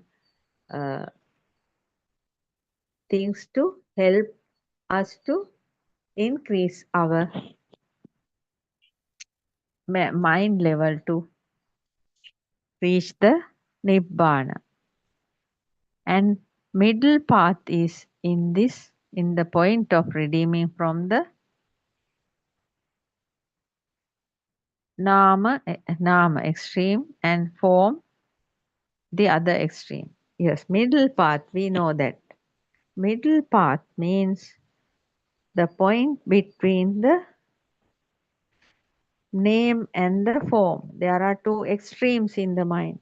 One is name extreme and the other one is form extreme. So the middle path is in the point of redeeming from Nama extreme and from the form extreme. The mind that doesn't go to extremes. Certainly, eightfold path is also here. Yes, when there is middle path, there is eightfold path also. But this middle path is actually in between the names extreme and form extreme. But middle path is also not true. Yes, Aryan Mahansa is telling middle path is also not true. Redeeming from middle path where this mind is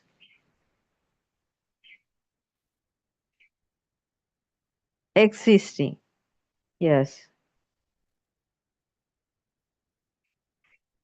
In Dhamma it says virageta gos nirodheta yana thana. When the mind is not running towards the name and the form, that means the mind has no need to run towards the sensual pleasure.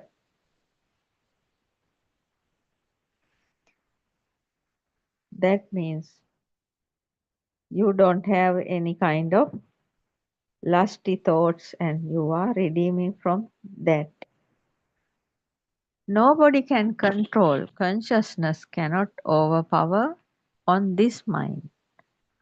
Overcoming consciousness where there is prajna, insight, wisdom. Yes. Nobody can control. The consciousness cannot overpower this on this mind because the seeker has come up to the middle path, not going to trapped into the two extremes. Then consciousness cannot overpower on this mind. Yes, otherwise consciousness show us so many illusions and ask us to go out and find them from outside.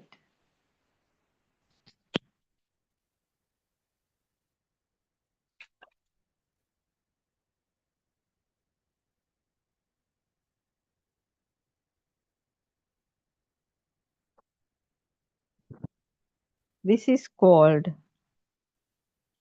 nobody can control. Consciousness cannot overpower on this mind. Overcoming consciousness where there is prajna, insight. Yes, in this story of body and the mind, redeeming from the body and the mind consciousness is playing a big role because the knowing comes through mind consciousness. But actually speaking, mind consciousness is the biggest illusion here, misleader here. So if we are overcoming consciousness, where there is prajna, insight, wisdom is creating. This Lord Buddha says, prajna bhave tabba viññānam pareññaya. See in the consciousness is prajna. Yes, Buddothpado Aryan Vahanse always tell us to have the prajna. Prajna bhave tabba viññānam pareññaya. See in the consciousness is prajna. That means each and every stimuli coming through this six sense system, and we are when we are seeing the consciousness, because consciousness is the knowing about those stimuli coming through those six senses. So see in the consciousness is prajna, because the prajna is insight, is see in the consciousness. The mind consciousness is seen by a prajna, seen by the wisdom.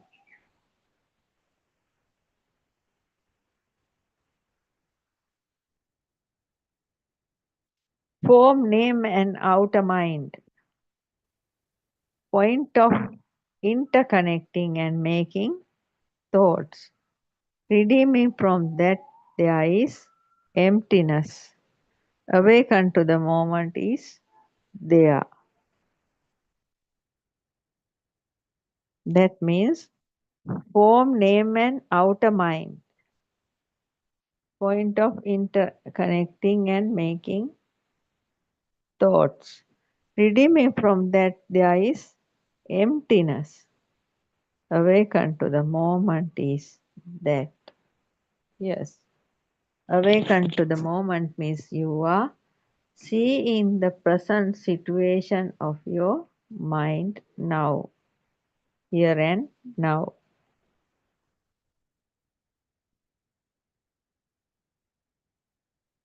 So, keeping the mind in this situation and showing the truth to the mind is called Skandhaye Udayavaya Dakima. That means keeping this mind in this situation. Yes. That means to show the mind the truth. Because to show the truth, the mind should be relaxed, not going here and there. So, certain relaxation should be there. Then, Keeping the mind in this situation and showing the truth to the mind is called skandhe udayavaya dakima. When the mind is somewhat calm, we can see the appearing and disappearing thoughts. Actually, we can very well see the appearing thoughts. Then what?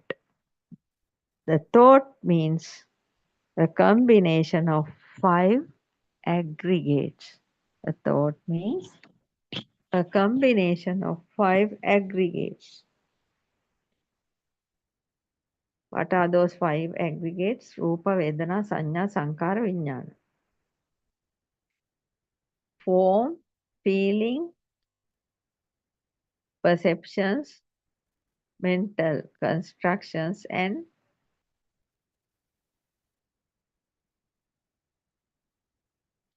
keep in the mind this situation and looking at the arising and fading of thoughts. Rupa, Vedana, Sanya, Sankara, Vijnana. Form, feeling, perceptions, mental construction, and consciousness. When we understand each and every thought appearing in the mind, that is called the Skandaye Udayavaya Dakim. Arising thought, we are watching the arising thought and we understand that very well.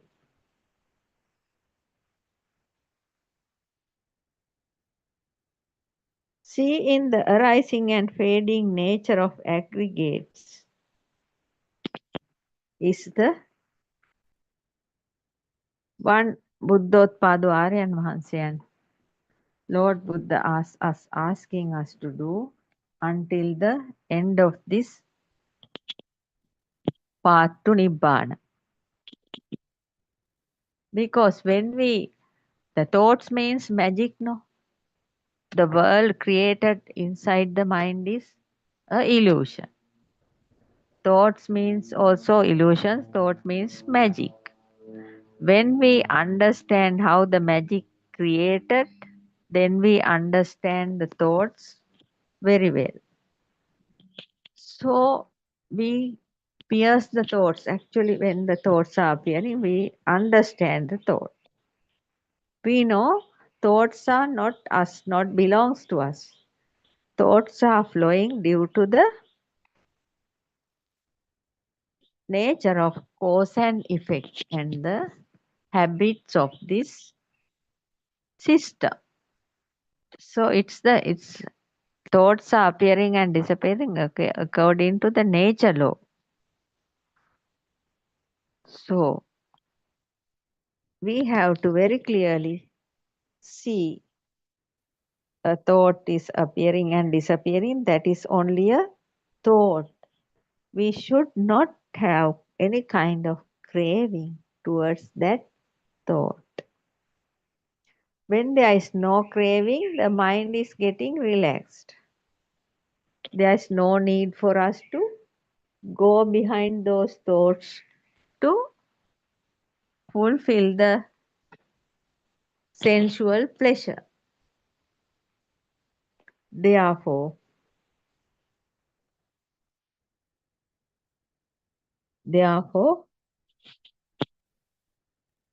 this is the practice each and every practitioner must do until the end of this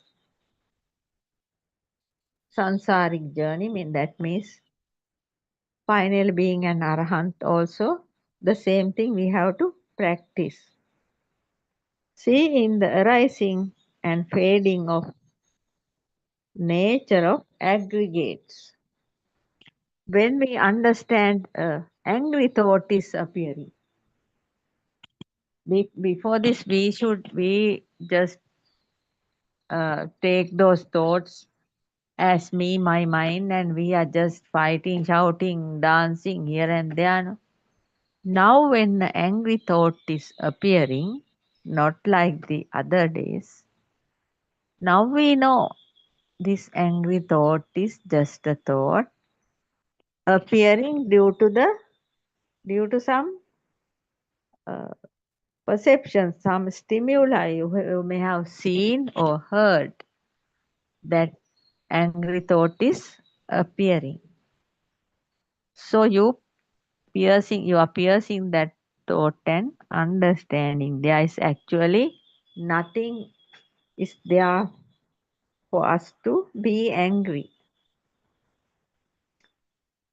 Maybe sometimes the some dogs are barking at night, not allowing us to sleep.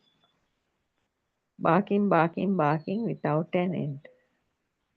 Without an end. Then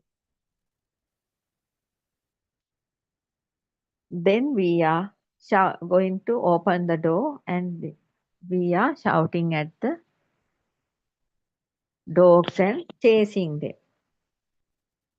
But without doing that, if you may on your bed just sleeping, avoiding that sound, that means when the sound of the dogs barking, you have to realize that sound is only a sound.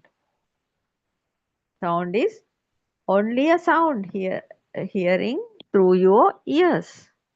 Whatever sound may be, it's like that. You are just hearing. You are just hearing. Then you should understand it's only a sound.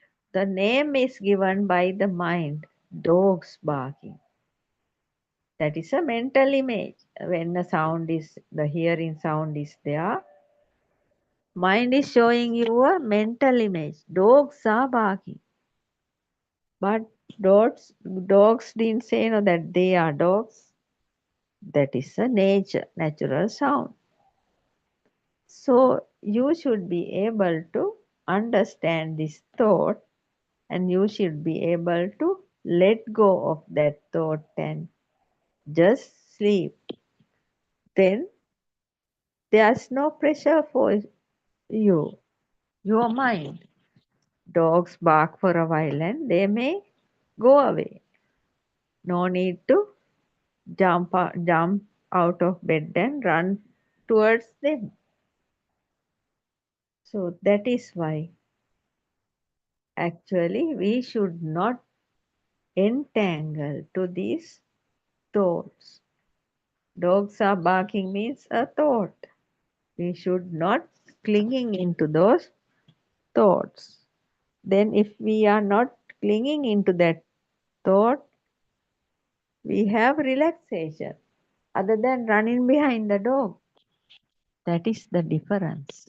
So if you have a relaxed mind through after listening this this Dhamma only, you will have that kind of mind.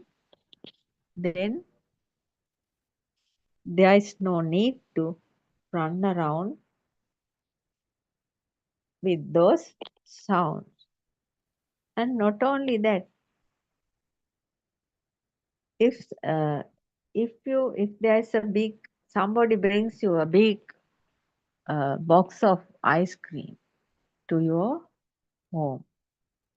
Now it's on your table, and after that guest may have gone, you are putting it inside the fridge, and you are little by little you are starting to eat the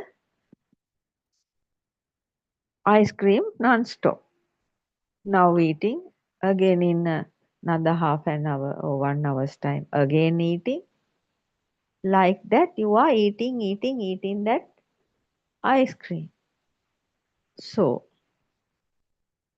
what will happen? The next day you will have phlegm because you got caught into that ice cream thought. So you saw it, the box of ice cream. It's mentioned this is ice cream and you know that. But you were unable to stay behind without going to meddle with that box of ice cream too much, because you should know that is only a perception, only a stimuli. Then with your eyes you saw that, and the name given from the mind, that is ice cream. And then the thought ice cream is there. Now you are thinking that ice cream is on the table and I'm going to put it into the fridge, and the person who brought it has gone. Now you are starting to eat because of the craving happened to that. A craving happened inside your mind towards that box of ice cream. But actually speaking, you don't have a control also, because of the craving, the mind sensor says, go eat, right? Eat. Again, go and eat. Then again going and eating. Like that. By the evening, by night, the ice cream box is over, and the following morning you have to go to get medicine, or else you have to boil some home remedies to lower your flame. That is how these sensors are working, because the after seeing that box of ice cream, your eye consciousness said that ice cream, and the mind consciousness is the culprit, shows giving the message all the time to go and eat. And this system got caught into that. That is how this system works. Therefore, you have to be very careful. The seeker who follows this path will be attaining Nibbana, definitely, because the seeker should be there without getting caught into the ice cream or anything, and just he should have the power to let go things coming through the six senses. You also try, you will meet these heavenly and Brahma natures. Buddothpado Aryan Wahanse is at the conclusion of this Nissarana Magga 7, Aryan Wahanse is telling us to try hard to understand this Dhamma.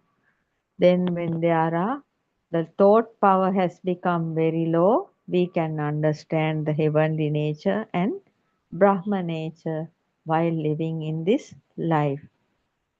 You will experience Nibbana slowly, redeeming from samsara, redeeming from thoughts. That is for sure. This is the path to Nibbana. Aryan Wahanse is telling us. So, to do that, you have to see the creation. Actually speaking, the people are so talking about the different religions in the world. People are talking about different gods. There's not only one god for them. They have different one gods. And they think the world is creating, the God is the creator of this world. No, actually not. If you are listening to Buddothpado PeoTV channel, Zoom and YouTube channel through YouTube, or if you go through this www.wisdomofasia.com, you can understand the world, the creator of your own world is you. You are the God of you, the creator of you, because your world is created inside your mind according to your thoughts and habits and believings and all the wrong views. So there is no way for another God to come and create your world, because 800 billion people living in this world have different kinds of worlds. Each and everyone has a separate world in their minds according to the experiences they have happened in from the early childhood. Therefore, nobody's world is equal to other one's world. That is the actual nature. Therefore, we should very clearly understand Buddothpado Aryan Mahanse, our Kalyana Mitra, Buddothpado Aryan Mahanse from Sri Lanka is now sharing his fully awakened Buddothpado Aryan Mahanse is now sharing his wisdom, the truth of the humanity, the true path to redeeming from this samsaric journey to the whole world, starting from Sri Lanka. Now 6 years past, he has given this Dhamma throughout the country and throughout the world. He is slowly increasing the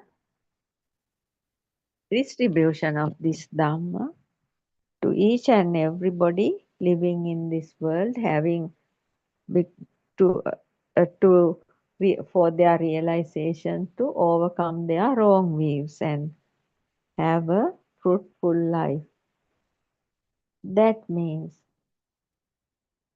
most of the people out of that 800 billion people are actually living in complete wrong views.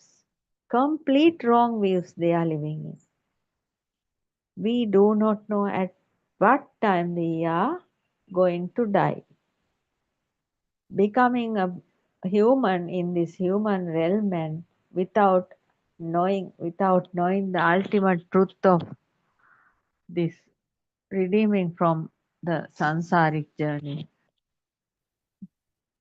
without listening and dying is actually a very pathetic situation.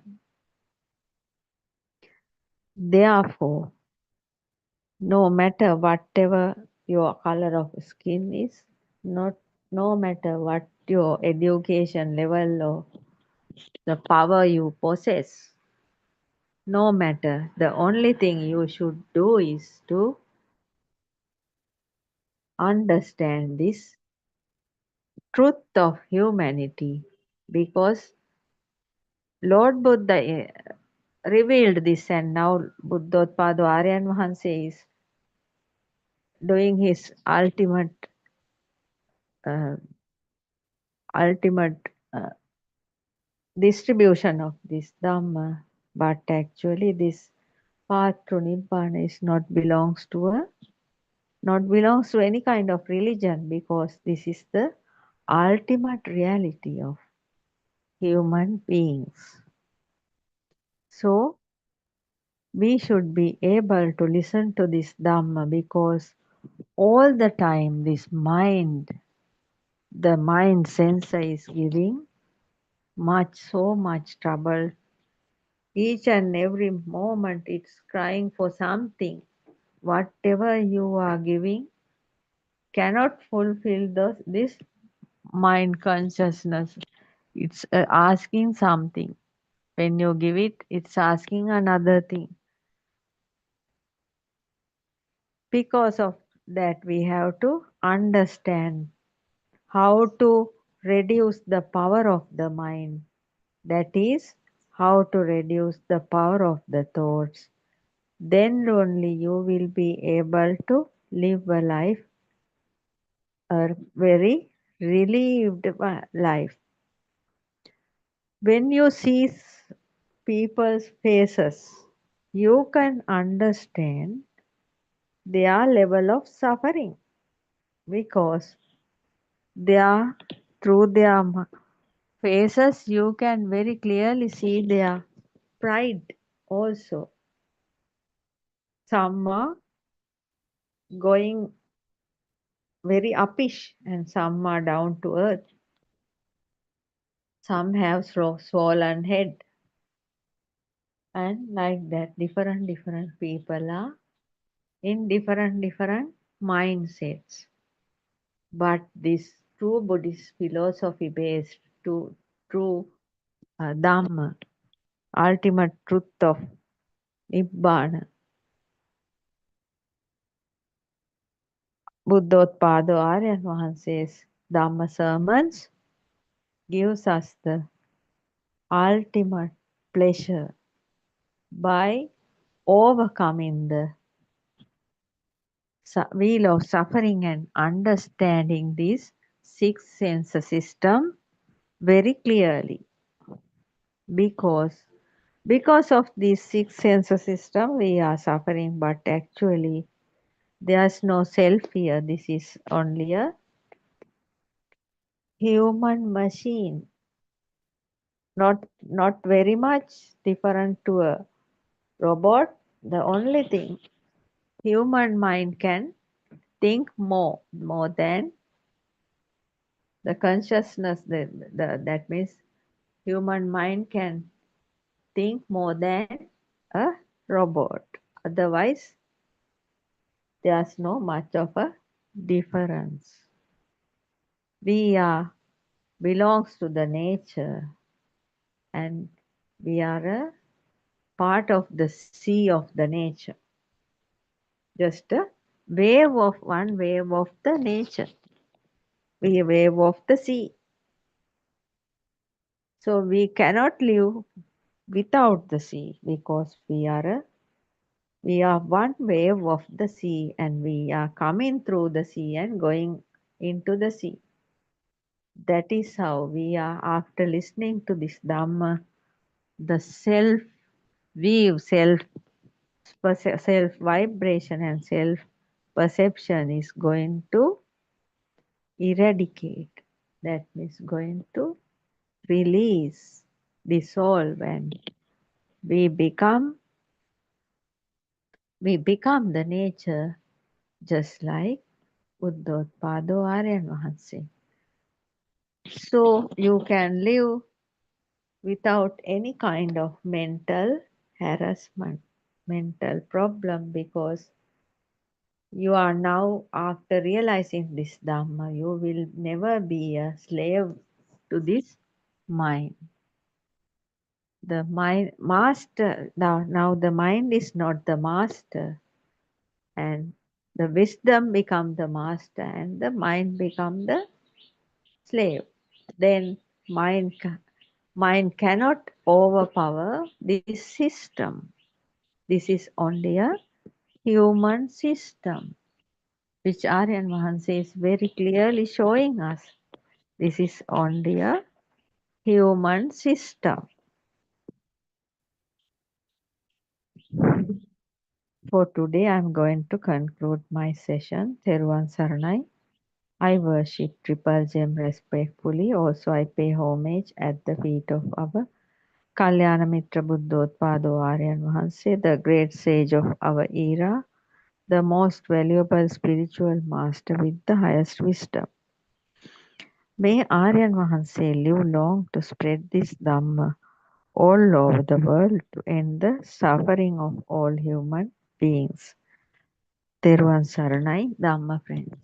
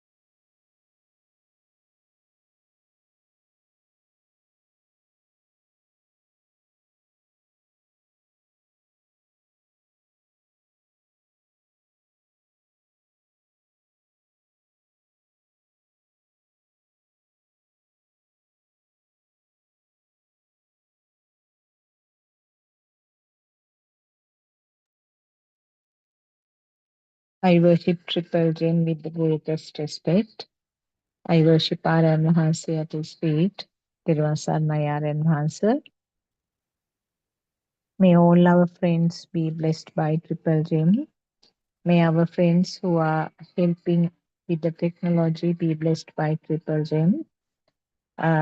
So, as usual, the discussion session that we are having on daily basis from 3 p.m. to 5 p.m. Sri Lankan time is about to start now.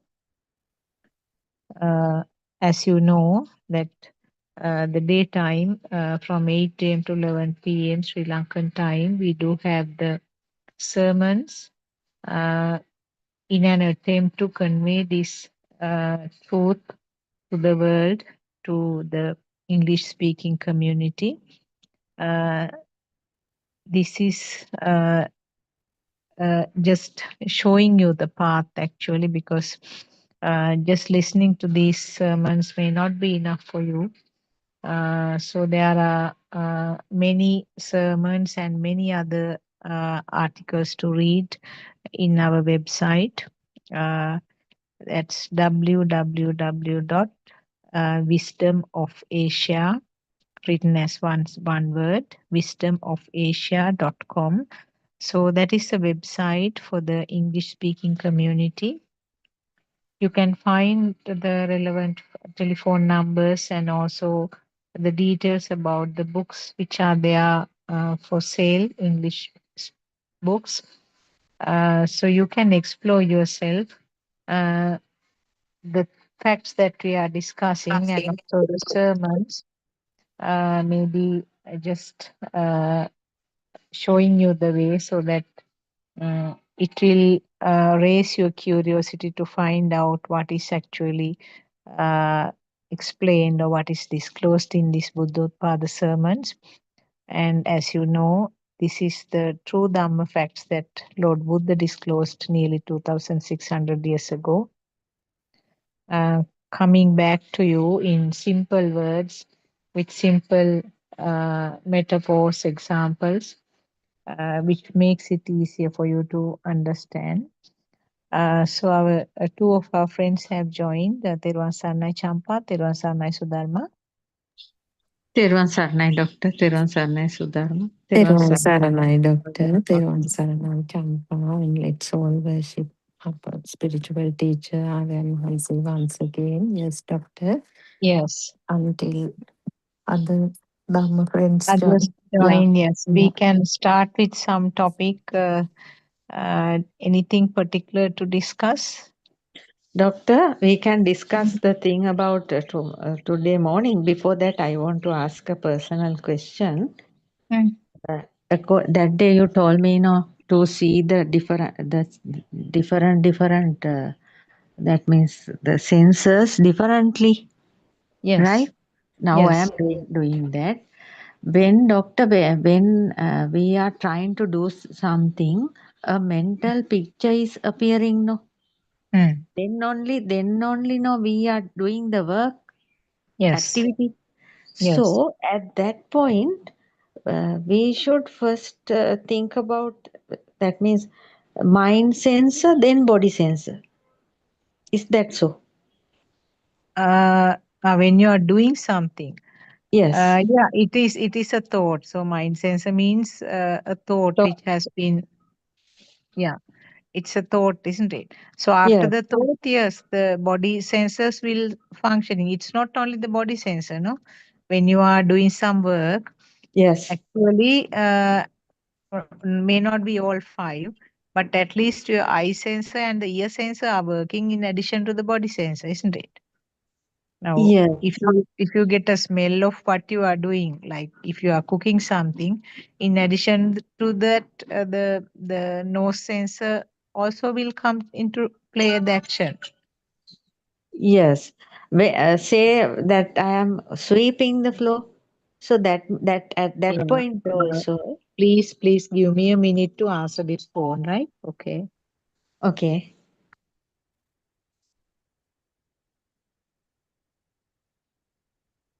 Until Dr. Sakuntala comes, Champa there, If you take a thing like sweeping, so there is a mental image of sweeping that particular action, right? Yes, But yes, if you are vigilant, you will realize for yourself yes.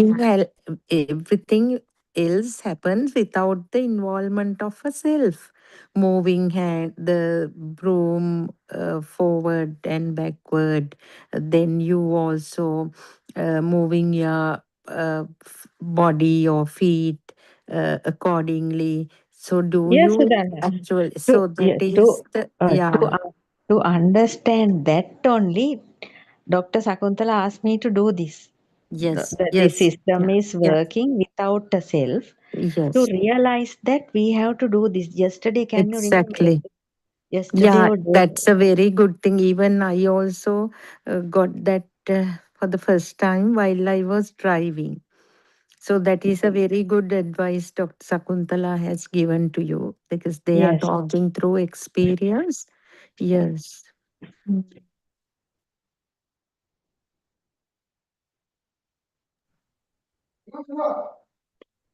Now you told me you are doing some yoga poses also, right? For each of those yoga poses also, you have a mental image. When you Yes. sitting Yes. your this padmasana, at once the image arises. So the body folding and legs and bringing hands in that particular position, everything happens instantaneously. Oh, now I am not doing any yoga poses. I am Mm, actually as Surangika said, can you understand the self, the to overcome this self view, mm. that practice is very needful. Surangika said she is also doing it, and one day so Dr. Sakuntala asked me to do it. That means we have to see each and every. Uh, we know this system Answer. is one. System is one. Actually, we know that, but to see each and everything separately. That's very, very important because Mhm. we used to do it a lot. Even after Surangika reminded, I also thought it's again we have to go back to that because Yes. Aryanase always says now contemplation should be an integral part of the path. Actually, I listened to a description of Upaklesha Sutra yesterday, Um, and they are Manasikaroti Amanaso Karoti or some word that is contemplation Yes. and in non-contemplation. So contemplation should be a part of it. Uh, Yes. it's like that. I mean, it at a different level in the yoga Vachara Bhumi. Everyone is in a different Yes. level. So Yes. there Because was Sudharma, Dr. Sakuntala. She's there. Okay, you can continue. We have uh, missed what you explained. Sorry, there are some. actually, no, doctor. Actually, that day you told me not to see the senses differently, separately, Yeah. right? So in yes, yes. When I am looking at separately, then at one time, Mm, when see something, I sense.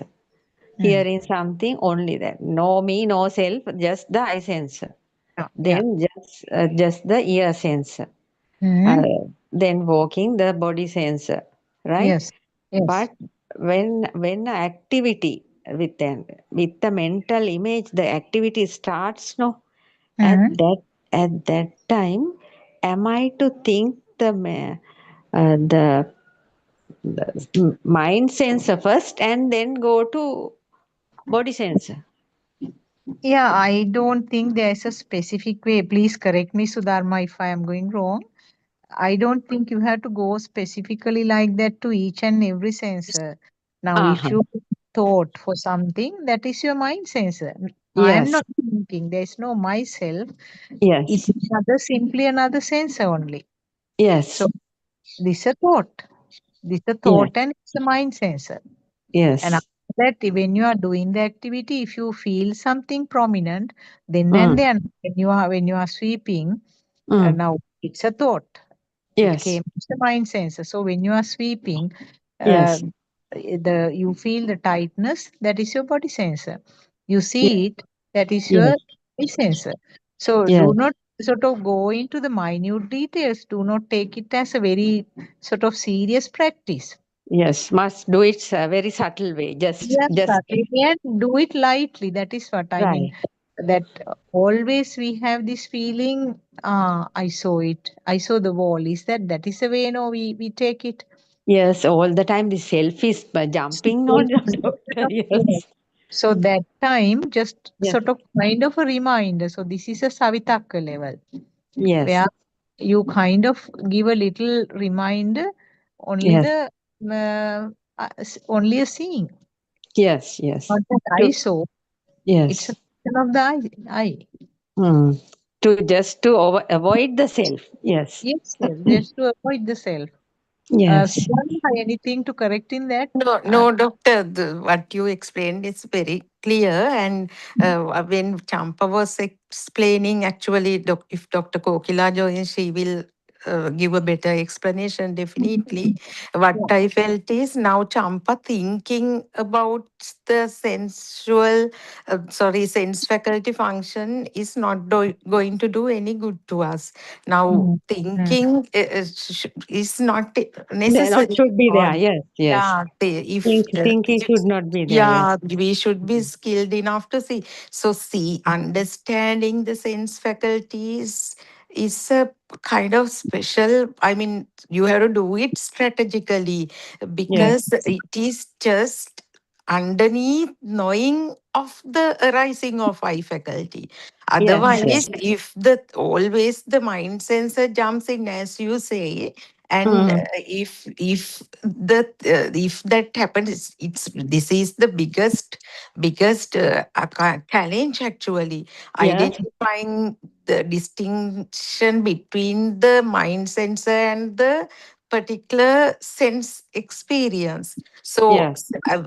arising of the eye faculty should be realized through inner awareness or wisdom, not Yes. thinking Yes. that No, I not see. thinking. Yes. Yeah, Yes. and when you Yes. say Through a that, feeling. Yes. Through a yeah, feeling. Yes. when you say that when you do a certain activity, whether to first think it is the mind sensor and then the body sensor, no, it is Hmm.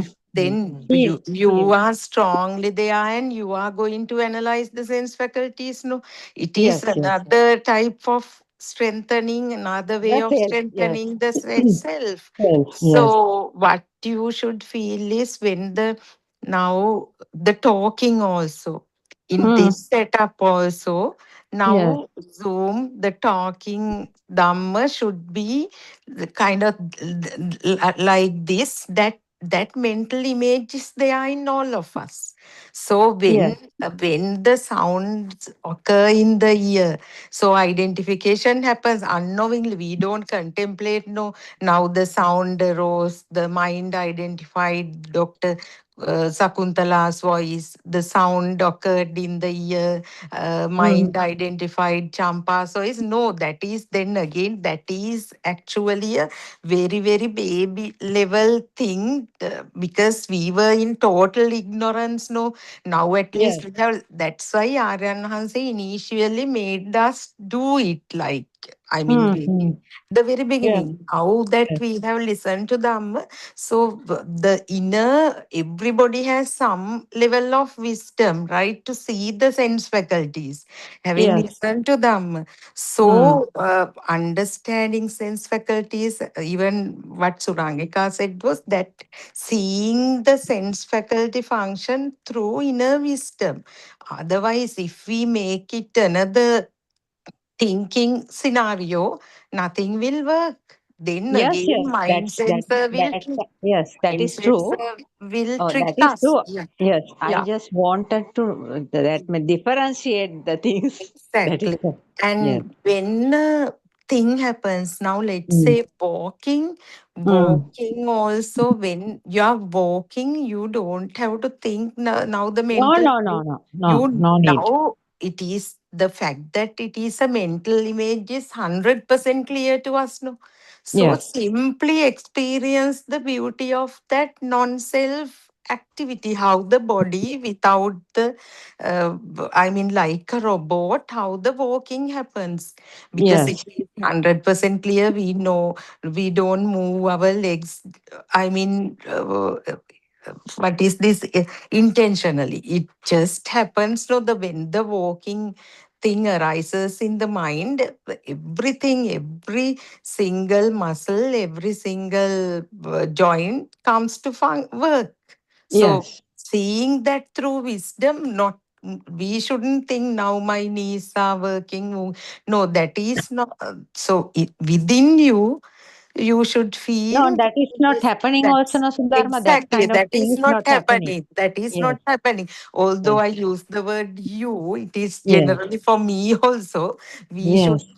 shouldn't think like that. We should experience that non-soul uh, experience, isn't it?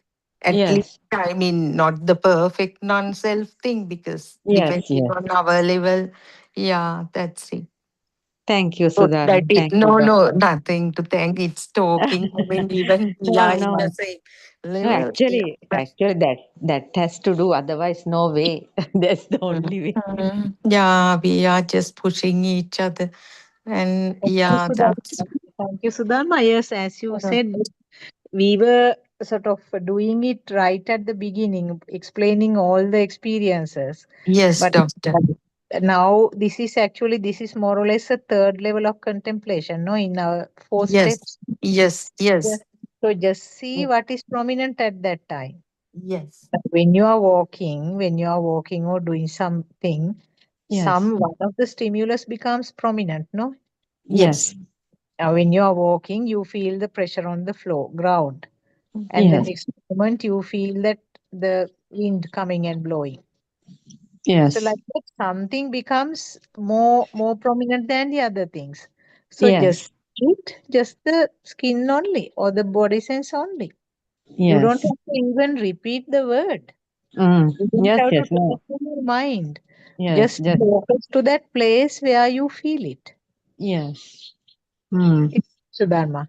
yes, Yes. doctor. Yes. That Yes. is the feel levels. Awareness. Yes. Through awareness. No, doctor. Yes.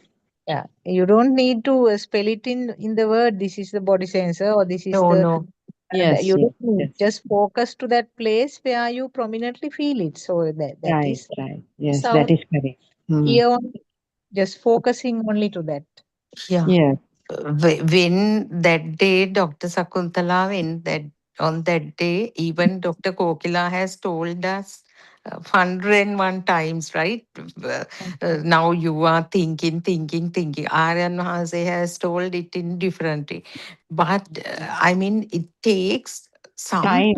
some time Yes. for the system to get it. Otherwise, Yes. they are just words. And then Word.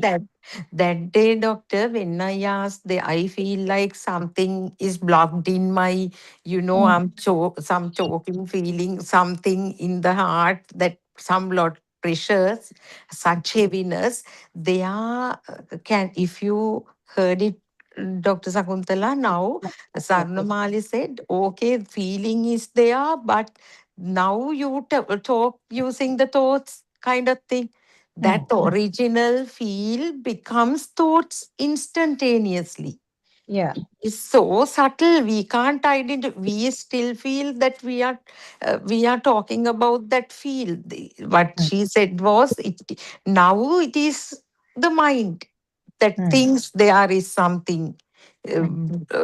stuck in the heart or in the some difficulty.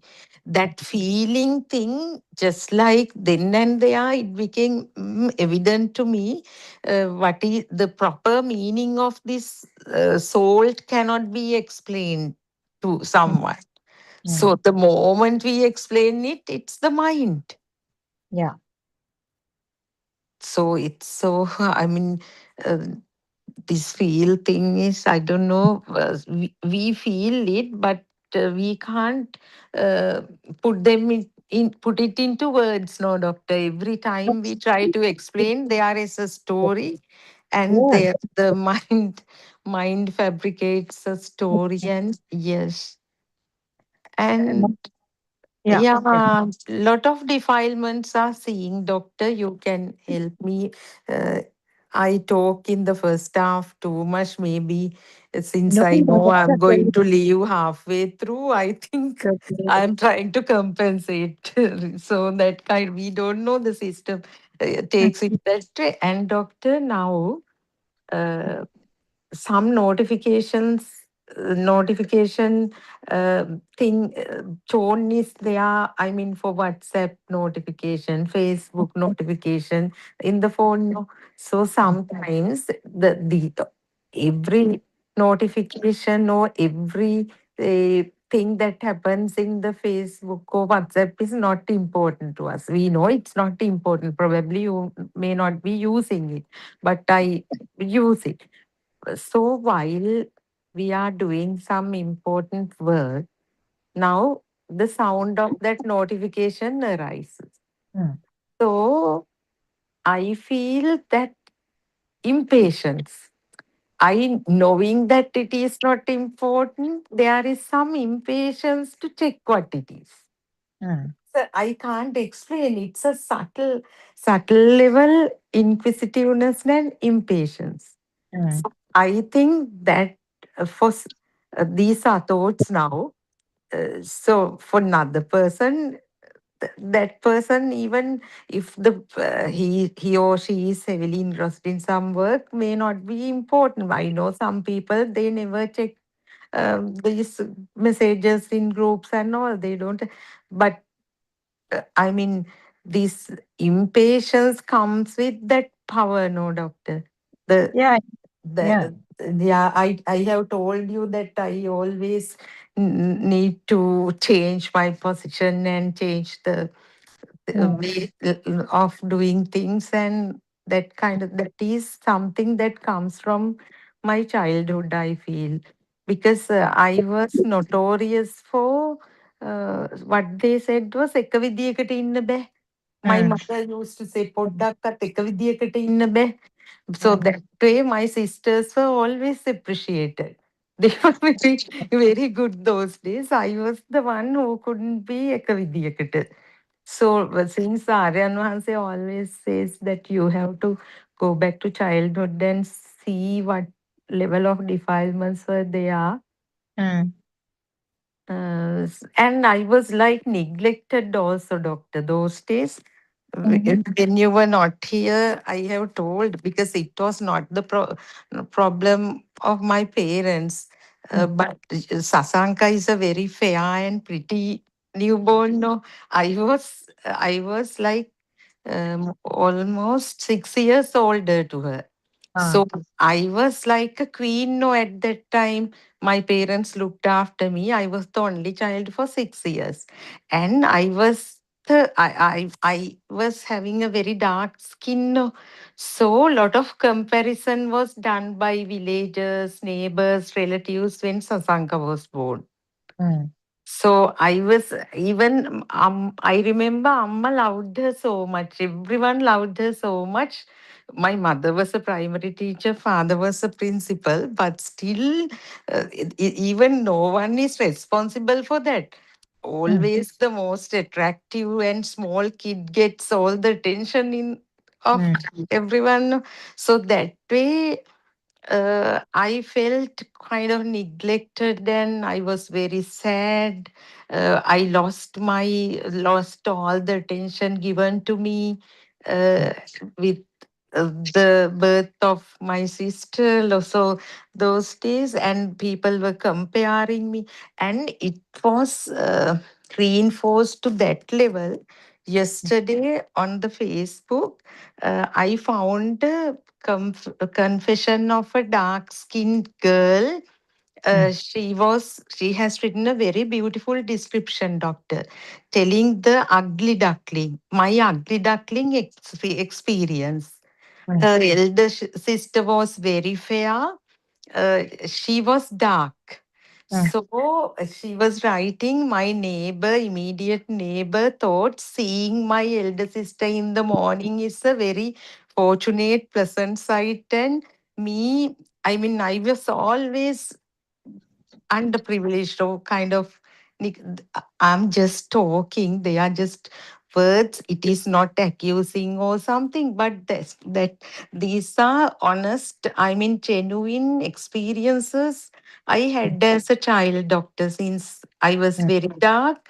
I mean, all were telling I am father's child, and my sister was the mother's child. I remember I was rolling on the floor when they said, because I knew father was dark and mother was pretty, they matter to kids, no, doctor? yeah, yeah. Yeah. So, yeah, however, what I actually wanted to highlight is with all that, doctor, I became very mischievous and difficult to control. Mm, mm. That I is was quite natural, no? That is quite always natural. stubborn. Yeah, I was Yeah, always stubborn. I attention remember. here. Mm, Until we were boarded, all three of us were boarded when we were in grade 3, because originally we are from Kamburupitiya, but we were boarded in Galle, mm, so mm, far away from home. No, I was in grade 3 or 4. Sasanka also was. I first me only, then Sasanka came, then the other sister.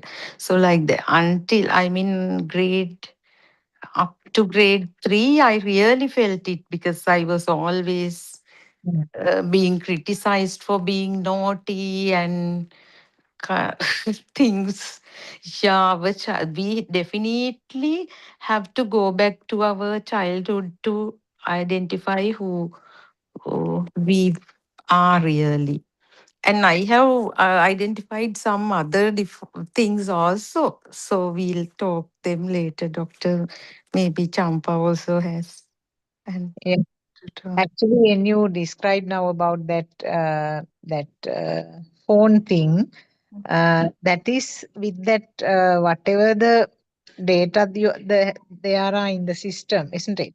Now, for some people, those that message may not be important. So that all depends on the data that uh, particular system has.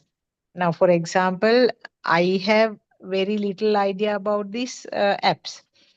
So whatever yes, yes. whatever the sound Yeah. comes, I have no clue at all. I just fully ignore.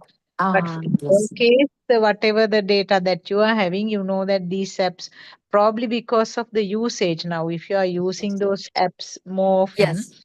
then you Yes. know how important it is. For a person like me who is not using them very much and I have very little technology side knowledge also. So therefore, my data is such that I don't take any sort of interest about that sound. The And also, doctor, with the notification, world becomes true also, no? Now only when you were telling, I got it. That something is there, thing comes with the notification in my system. That's yeah, why that mm, patience arises. that notification Mm. uh, now the that Doctor. restless feeling or whatever you are getting Yeah. is simply a part of your system thing, no? System. Yes, It's not system. person, it's not yourself. Because it is I mean, we as we discussed, I think we discussed yesterday also a little bit about that part of the system, the fire or the restlessness or whatever the word you are using, that Mm. is part of the system function. Exactly. So what is the thing that you you can say, let it go. Yeah, not just identification only. It could be the initial power also to some level. And anyway, it is the system, isn't it, It Doctor? is the system, Pero, yes. Yeah. Peruan Saranai, Dr. Kokila has also joined. There was Doctor. a Kokila. And the Everyone other said thing I just wanted to add was that Peruan if you Saranai. are a kind of a mischievous child from the small age, because there are certain things that are brought up as habits, no? Mm. Even small children from small age, if you didn't have that habit of sitting in one place and paying attention continuously to something, that can be brought up even to the adult age. So again, that is also not yourself. Don't take it as myself. That's very important. It could be a habit, isn't it? It could be a habit, yes. There was Sarnai, Dr. Kokila. We were just talking about some of Sudharma's experiences. There was Sarnai, Doctor. There was Sarnai, what is it? What kind of experience is it? I have discussed that with you, Doctor. Being a dark girl with the fair sister and that thing. And Doctor, what actually occurred to me today is now when certain notification tones, sounds rise, I mean, that happens in the phone.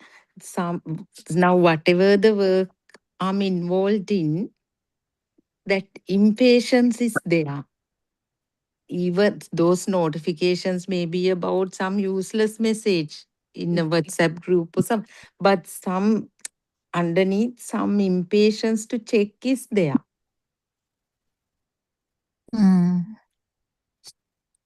Yeah, this impatience has different aspects to this. Anyway, after understanding that there is no self, that it's all the thoughts, how the power has come to thoughts is actually, if you really go backwards, we know that it is having the root from the zygote level, Aran Mansi today morning, he couldn't actually do it. He didn't do the proper finish, I think, the discussion though.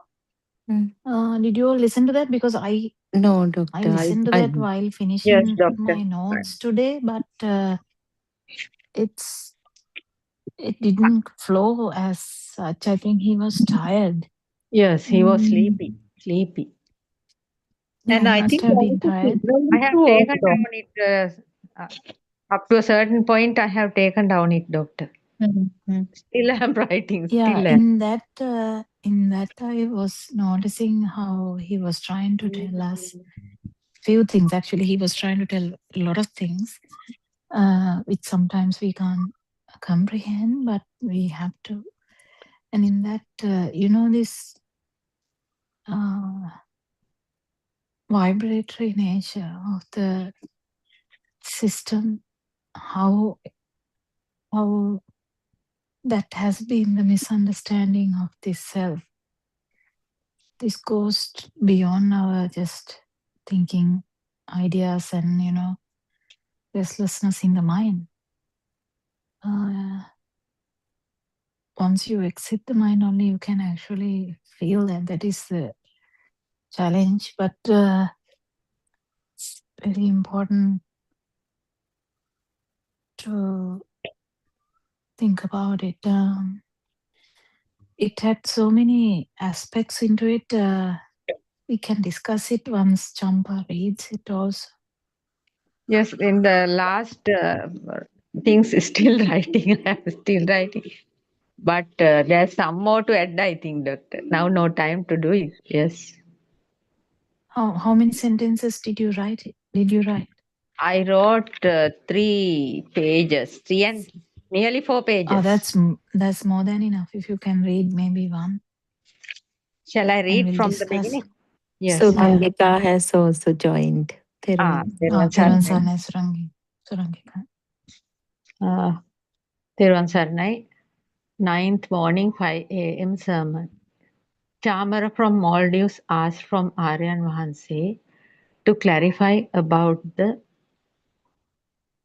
the whole sansaric journey in one vibration at this moment. Aryan Vahanse said, this we are experiencing in our day-to-day life. It is not knowledge. It is not a thinking. Certainly we are experiencing it. Some of our natures, habits are not belongs to this life. Some experiences are like that. Someone who feels that can feel the difference.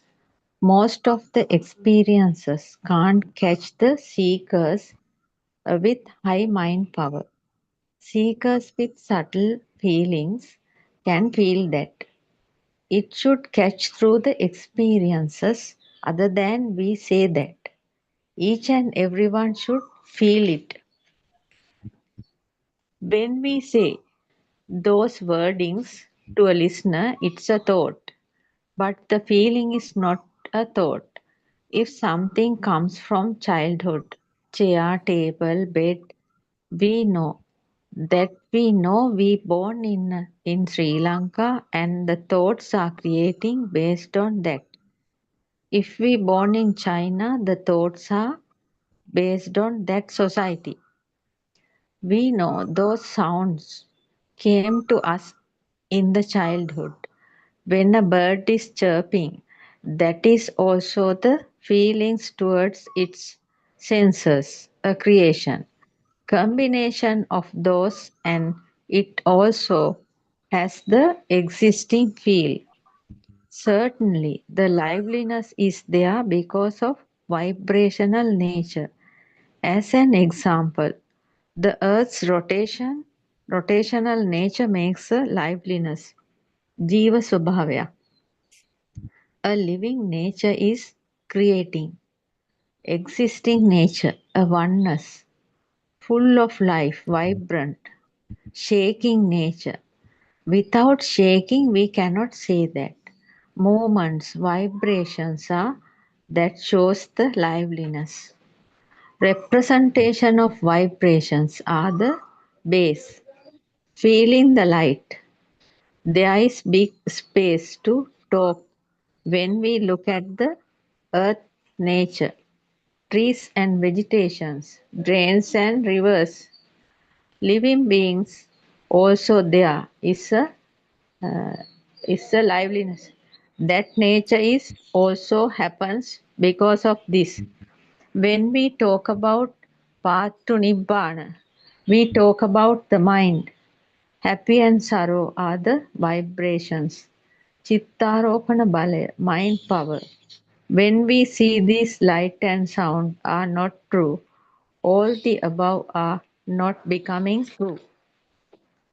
Light and sound are representations of past vibrations. Thoughts also like that. Sound plus colors, thoughts are also the representation of vibrations. Light, sound, thoughts, electricity. Chumbaka Aropana Balaya, Vidyut Aropana Balaya, Chittaropana Balaya. Cannot see by your own eyes, but there is a power in that mind power. That is why you are able to hit somebody. You have joined, you have gained some power. Up to that only, Doctor, I could have written.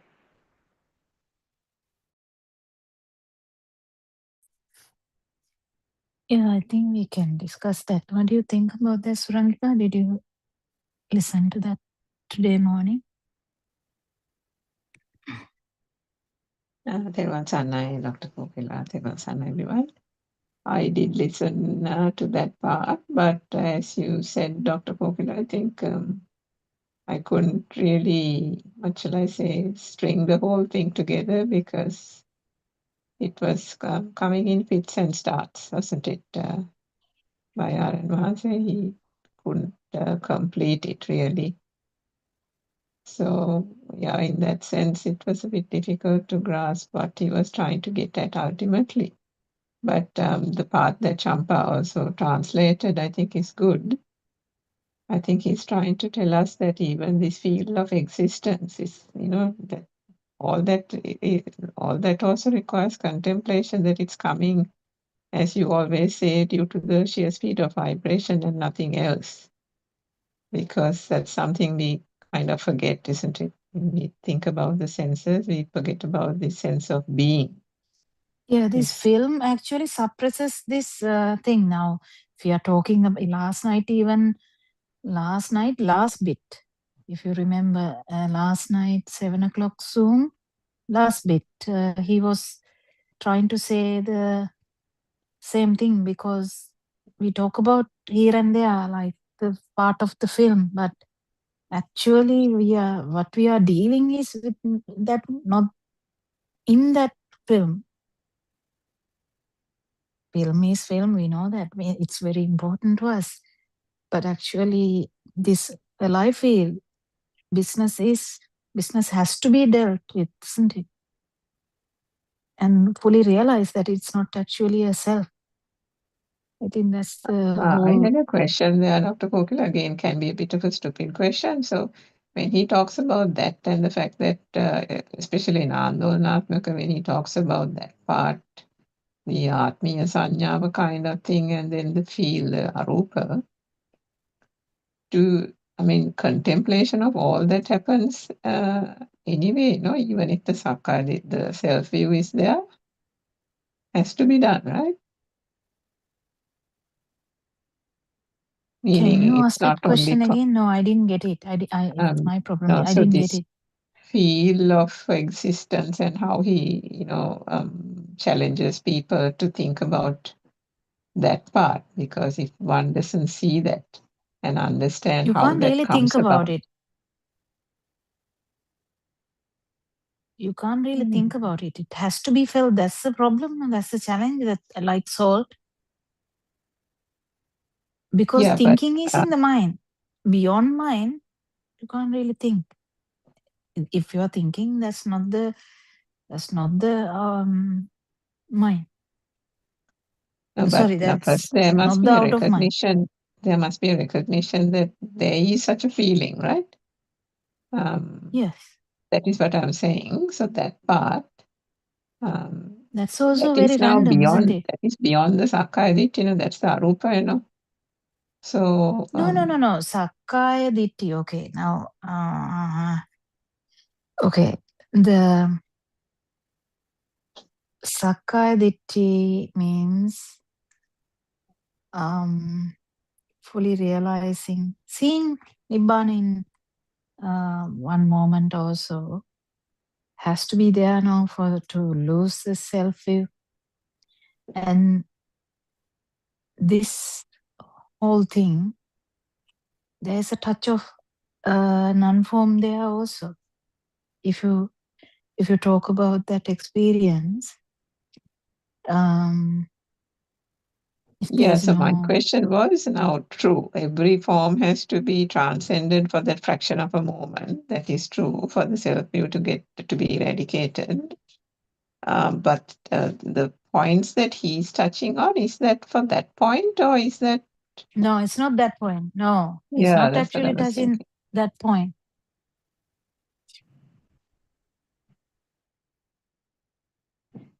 Mm. It's not that point, because it's beyond that point. So now, now, can you remember yesterday, last night, I don't know whether everyone has heard Dhamma. So someone can talk where, especially there were talks inside the film, but the talk suggests that the outside is not a thing to them, right? Are you But referring to Susanta's dialogue? Yes, doctor. no, actually Melanie's dialogue. Melanie, yes, I heard. So there were two actually very interesting conversations on both those. The way it was related, wasn't it? Hopefully everybody's listened to it. So Melanie's one was mostly in the field, but he said, careful, it can go into the mind, No, the isn't it? problem is that is the thing. So when someone feels outside is not a thing, also there is kind of a thing, but still in the mind, right? Still in the mind. So It there was is no even more actual... subtle than that, I think. Melanie's one was more subtle than that. Very subtle. I thought it wasn't that much, because still in the film she was talking about. And in the last bit, when he was talking, in the last bit, after all that, he listened to that, he said, you're good, all that. Not in that part, but when he was talking in the last bit, if you can remember, if anyone can remember, he said to to be vigilant because you get carried away by the mind. Yes, he said. Yes. So then if the actual there are so many things in here, it's very difficult even for me also to say, but there's a risk that actual Actual palasita feel or is coming actual from the mind, isn't it? yeah, there And is a Dr. so much risk. We come across this all the time. So much risk. If you haven't had if you don't have a experience which has the out of mind, and then even non-form and beyond non-form also. So it's a very tricky area. Only by experience of R.N. Hanse can even suggest, because her talk was so beautiful. What she was telling was basically nothing affected her, right? Nothing affected her. And I trust that because it seems that the outside is not really affecting her. But the thing is, it is still in the mind bubble part. If she's fully aware, that is fine. If she's not aware, then there's a risk. This is everything about Dhamma going around and around and around and around, which we have done, which we get blagaded by R.N. Hanse. No, you know what I mean? So there is a risk all the time. With experience only, you know that no self angle and the no self experience, that they know even the difference. But if you talk about the actual what she said, it's fine, because that is like tip of the iceberg that we talk about. It doesn't matter to her anymore now. But what about the other levels? So this jnana, if someone is fully aware, I'm in the mind, that is fine. And because nama rupa vijnana, again the mind and the consciousness business, this has to be fully realized for you to actually lose the self-view. And that what he was talking about today morning also, that I feel that it's not true. That's the paramount importance. That's the main thing which takes your self-view away. That actually this life feel is not the thing that we think. Yes, doctor. So then the life feel is not a thing anymore. Then the journey actually begins, because there is so much power we hear in this system. That power starts to go down. We can actually talk about this because this is very important. Surangika, Dr. Sakuntala is there. They all have listened to Dhamma for a long time.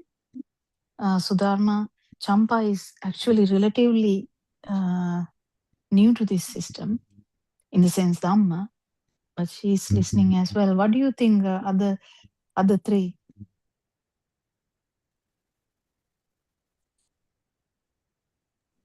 Dr. Kokila, and when Melanie was talking, I was actually carried away in the sense I thought it's a beautiful experience in the path. And but finally, when Aryan Hanse was going back to it and telling that you were always trying to, not particularly to her, to everyone, trying to prove that you are progressing in the path, and then always that you are doing well, kind of thing. And then he also said, when you are if you have really liberated from the external world, you will be kind to mother, you will be kind to your kids, and everything will happen. I felt that he really means Yes. there are some problems. Yeah, that was how I felt about it, doctor. As you said, Yeah, but that's finally, the thing. yeah, Because then that means you felt it after Aaron Hanse said. yeah, after But only. as While, you all yeah, are like now, you all are sometimes asked to hold the some meetings, or so you all have to be really, really in this Dhamma, like soaked in Dhamma to in yeah. different ways. So it's very important. Now sometimes you also get frustrated when we say now, but Sudharma, you're still in the dream. Yes. But then that doesn't necessarily mean so it's very unique to a system whether they had that idea about this life feel, how it has come, how whether they are fully clear about that, then only the actual this no self thing is we are very sure about this, then we don't even consider none of these things as self, then that drops. After that there is power still, but then that power slowly goes down. So still the if the outside is not true, is true, that will actually get a lot of power down. But if the mind is true, still it will fall onto the outside. That means the the patitavana vinyane kind of thing. It will actually fall into something, definitely. So once the namarupa side, or once the mind completely this in stimuli, not actually the mind, because we can't really talk like that. That when the namarupa side is fully understood, where the ajata bahidha thing is not there, but actually the stimuli, if you fully realize that stimuli, if that rupa and nama side is fully realized, then the vijnana has no power. That is the anidasana vijnana. That is the thing. Otherwise, consciousness has power. How does the consciousness have power? Because of this self-view and self-perception and self-vibration. But this vibration, it's a misunderstanding. It's a complete misunderstanding we have. But I want to go back to Surangika's question because it was a beautiful question. I think I'm missing it. Surangika, can you actually bring it back again? Because I think we have to discuss these things. We are like not newcomers to this Dhamma and has been talking a lot about Dhamma. And if we are still struggling in few areas, we have to sort it out, and you all can actually move into one of the Sinhala sermons and ask also. But you have to know what you're asking also, because otherwise you will not know what the answer is. I mean, in the sense the answer will be erased from the system if you don't know, if you really, if you have discussed it, it would be, it would be in the system so that you at least know the question to ask. But sometimes you don't know what to ask even. Isn't it, Surangika? What do you think? Because I think it's very important to get everyone's opinion about this. Yeah, I think because particularly in the Andolnatmaka, because that forum is there for people who don't take the external world to be a reality type of thing. And, you get a cross-section of people, right? Followers who are in different stages. So if Mahansa thinks that they are of a particular stage, then he would be talking to them on the self-vibration. The final stages of the self-vibration. how that, the Titiya Pavatina business.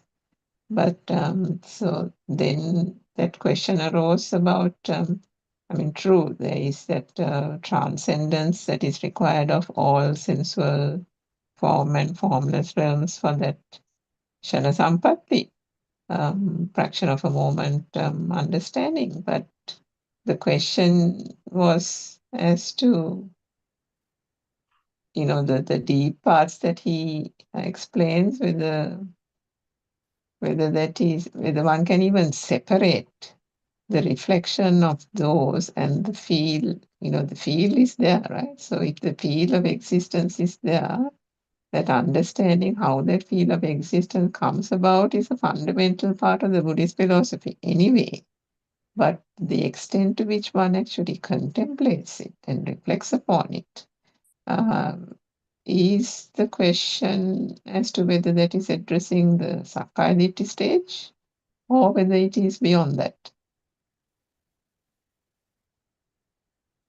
Sorry, was that clear? I hope it was clear. Sakkaya Ditthi stage or beyond that. Yeah, I mean, depends on everyone's feel. Because as you say, Dr. Kopila, if one hasn't got that preliminary experience, then does that mean that everybody's still in the mind and thinking about it? I'm not quite sure about that. Anyway, mind, out of mind is actually anagami. That's a different thing. If we take, we shouldn't be talking with the names, but if we take that first thing where the children and all that story, it is in the film. So that means we can't talk about a out of mind thing. It is in the film. Do you understand? Yeah, it's difficult because sometimes there are people who actually talk about relating those experiences, because sometimes Aryan Mahanse asks, don't just talk, give us some examples, right, of your personal experiences. He says good to even now. We can't say Melanie is not understanding Dhamma because the way she talked about is outside is not true level kind of compatible. That the problem is the way she delivered it.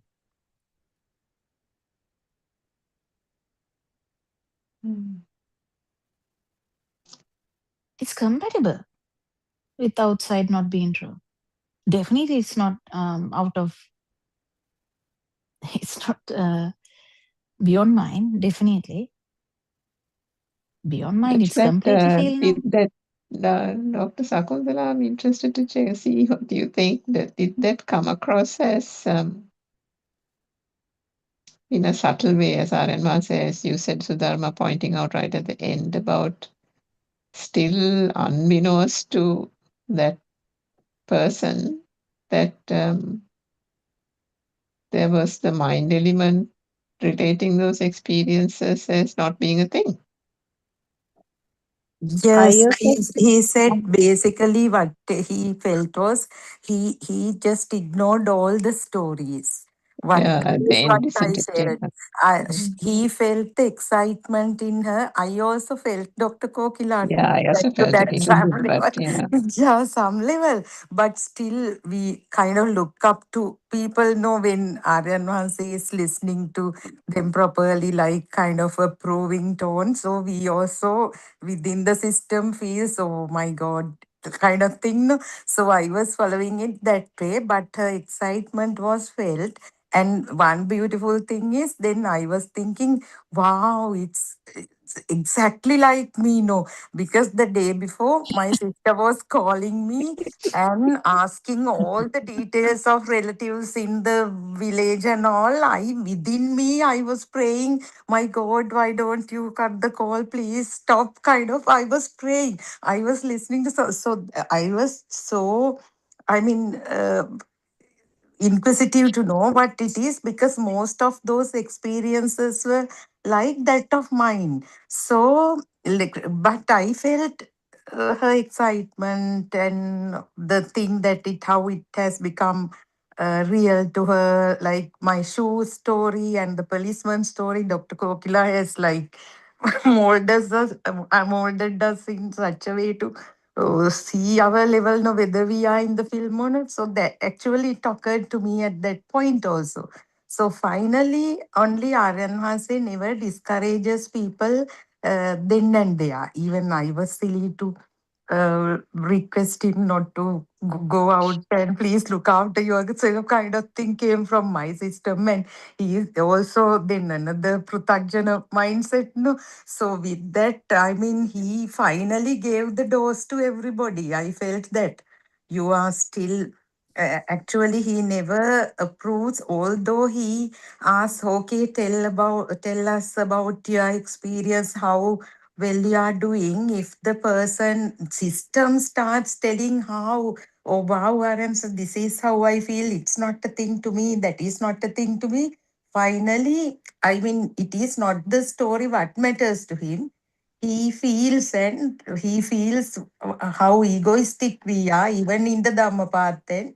Then only he responds. That's how I felt, doctor. And Actually, now I can understand what is Surangika's question. Even I took some time. Sorry about that. Now you have a question whether it is a question, a scenario from a person with without self-will, but with self-perception, isn't it? And self-vibration. Oh, vibration is there anyway, no, until you are an arahant. Definitely they are not arahant, we know that, right? Yeah. At least that is clear. Yeah. Yeah, that is clear, right? So, but whether they are hitem midilada. Hitem midila means not arahant. It's just non-returner. So the hitem midilada, viveke midilada. Isn't that the question you're asking? Yeah. Basically, I think that is the question you have. And whether those deep Actually, points that are being explained are for the self-perception also going, and the self-vibration, both actually.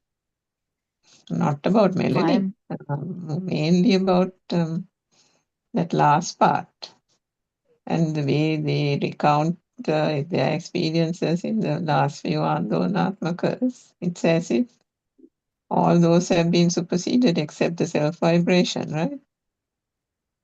No. No, I mean, in the beginning, there is this certain discussions that go on at the beginning of No, Andonatmaka. I don't think so. I don't think so. If you listen carefully, it's very, very, that is the thing. It's very tricky for me to even say anything because I'm not like a person like Aranwanse. But the thing is, it's a very sharp margin, Surangika, you're asking. Because sometimes it's difficult. Sometimes it's difficult. And I suppose Only it's one only knows. a system which is completely in the field who will be able to discern the difference. Yeah, that's why Aranwanse let them talk for a bit longer. If you talk a bit longer only, actually things come out. Things come out 100%. You know, 1 or 2, it's all right. But the more the power is coming, yeah, anyway, it's whether like all there of is us. someone is happy about not having any power. Yeah, I mean, towards the end, it was getting a bit obvious, of course. Yeah. So whether it is, so I can say something. I can say self-view. You may say it's self-perception. I don't know. I mean, I can't have a really argument about it. Professor Sakuntala, what do you think about it? Yeah, actually, even when I was listening yesterday, I also felt, I mean, right at the beginning when she said the first and probably one or two experiences, I thought, yes, that's good, that's good. But then when she went on saying the No, next that's time, in the next time, film next, though. I don't know why you yeah, say yeah. that, because feel is completely different. When the lokasanya is done, you don't No, really what I was going really to say talk about was that. that she was telling all the good things. She was putting the right mark to Yeah, herself. So that became obvious, sort of when she was talking for a short while. And then I was expecting R.N. Hase to say that what are the things that you have gone wrong? I mean, rather than telling all the good things. But as you said, he finally made a general comment for everybody after listening to all her experiences. But it was obvious actually. She felt that everything was real. Like I felt that it was self-view. Where she was I talking felt about those, self-view. yeah, children were playing and chasing behind one another, and they made a sort of chaos there. That sort of things obviously was the story, the drama. What do you think, Surangika? Yeah, I mean, even I think it was the tone, not just today. I think it was in the last couple of weeks, the way certain people address others, and I think from that only there was a bit of a doubt about. It's a little bit of Dhamma the Yeah. is there. Mm. Because you can actually go towards anagami side without actually having understood actually what this talk about, but it can happen to anyone. Yeah, It it can was happen to just anyone. the fact that I thought these people are chosen carefully by R.N. Mahansab, at least for the Andolanatmaka. Anyway, that is beyond the point. And But also Susanta's point. What do you I think think about that was that? Because actually. he was actually telling the negative aspect as well. Because he said when he came to the ATM, he felt something else. Initially, it was good, and then next time it was bad. But that's the thing. It's all the film. And No, but I think that there was some what did you real. feel about that? Surangika, did you feel that it was good or what? I think it was good because that point of contemplation is something that is being practiced at the moment also, because it's the mind sensor, and the mind sensor is so tricky that catching those things is good, because there is a recognition that it is the mind Yeah, sensor he that did is the recognition part. He yeah wasn't actually trying to say casting one those side. casting those kind of perspectives of right and wrong, and jumping to those conclusions and all that, and being able to recognize that separation of how it is the mind sensor that brings that kind of view itself, I think is progress, because Arun Mansell also said that just recognizing it itself is all what has to be done anyway. And then recognizing it itself is progress. So, but then Arun Mansell went far beyond that. And that's where I think we should be really discussing that kind of point that R.N. Masi was trying to bring out. Yeah. Did you write anything about the last bit champa by any chance? No, doctor, I was continuing that Maharagama thing. It has more to go, but I have written some more. Yeah, okay. The It's last, very, very nice discussion, I would say. And the demarcation between this out of mind experiences that Sonamali is talking about, and they are very different experiences. So Aranwase doesn't appreciate just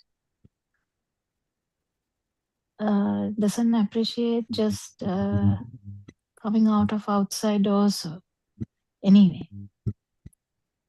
he doesn't appreciate that he wants everyone to liberate from the full one, from the stimuli.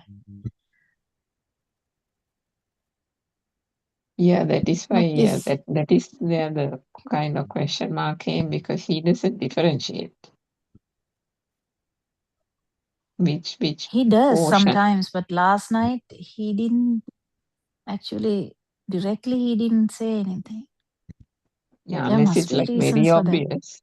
Unless like it's very obvious somebody is taking the external world to be real, he doesn't bring forth the self-view angle. But he talks about all the realms, isn't it? He specifically mentioned about one experience that Melanie explained, no, about that porcelain pot or something where hand wash is being kept and that was broken. He particularly mentioned about that. That, of course, I did not understand why he specifically mentioned about that experience. Yeah, me too, Dr. Sakatala. I was also wondering why, from all the other experiences, why that was singled out. I wasn't sure either. Well, how I forgot that. How did he single out that one? He said that about that experience. I mean, පෝච්චිය කැඩුණු එක ඒක හොඳ I can't also remember how it was worded actually. What the impression I got was that he recognized it as a good experience, something like that. Am I correct, Surangika? I Yeah, can't because remember the words he used. Kokil, I think she was saying about something that was really valuable, that her father had knocked over, and then that was the end of that. But nothing had kind of got shaken within her. Yeah. This power coming down. Actually, your question, Surangika, there's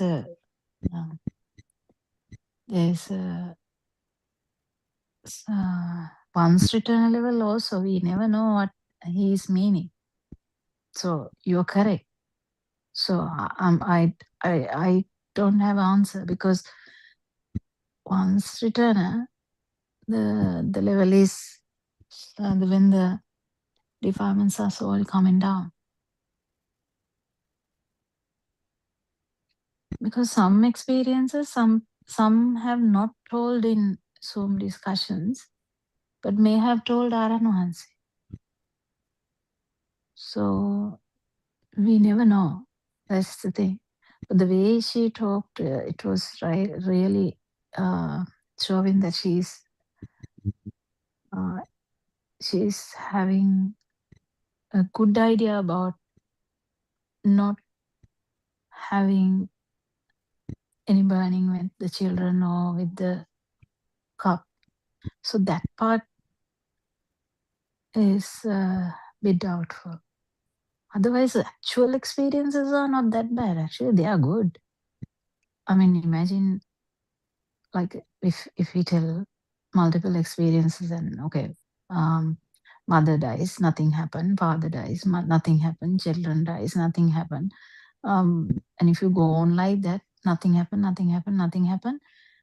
Still, if the life field is fully not realized, there is a risk, isn't it? Nothing happens, then what? What is Dhamma then? Because there is Dhamma part here. Yatabhuta jnana. What is In Dhamma? that Melanie's experience, somewhere down the line, you got the impression that there was somebody ticking off, no? Yeah. Yeah, in general, That said that. usually happens to self, usually.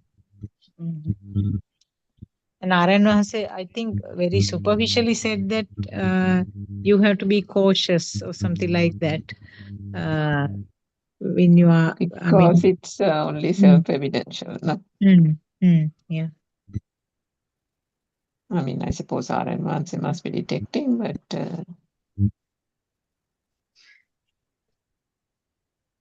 Peruan Saranai doctor, actually the morning discussion, Aryan Manse was telling no, this lively feeling is coming because of the fast vibration, Yes.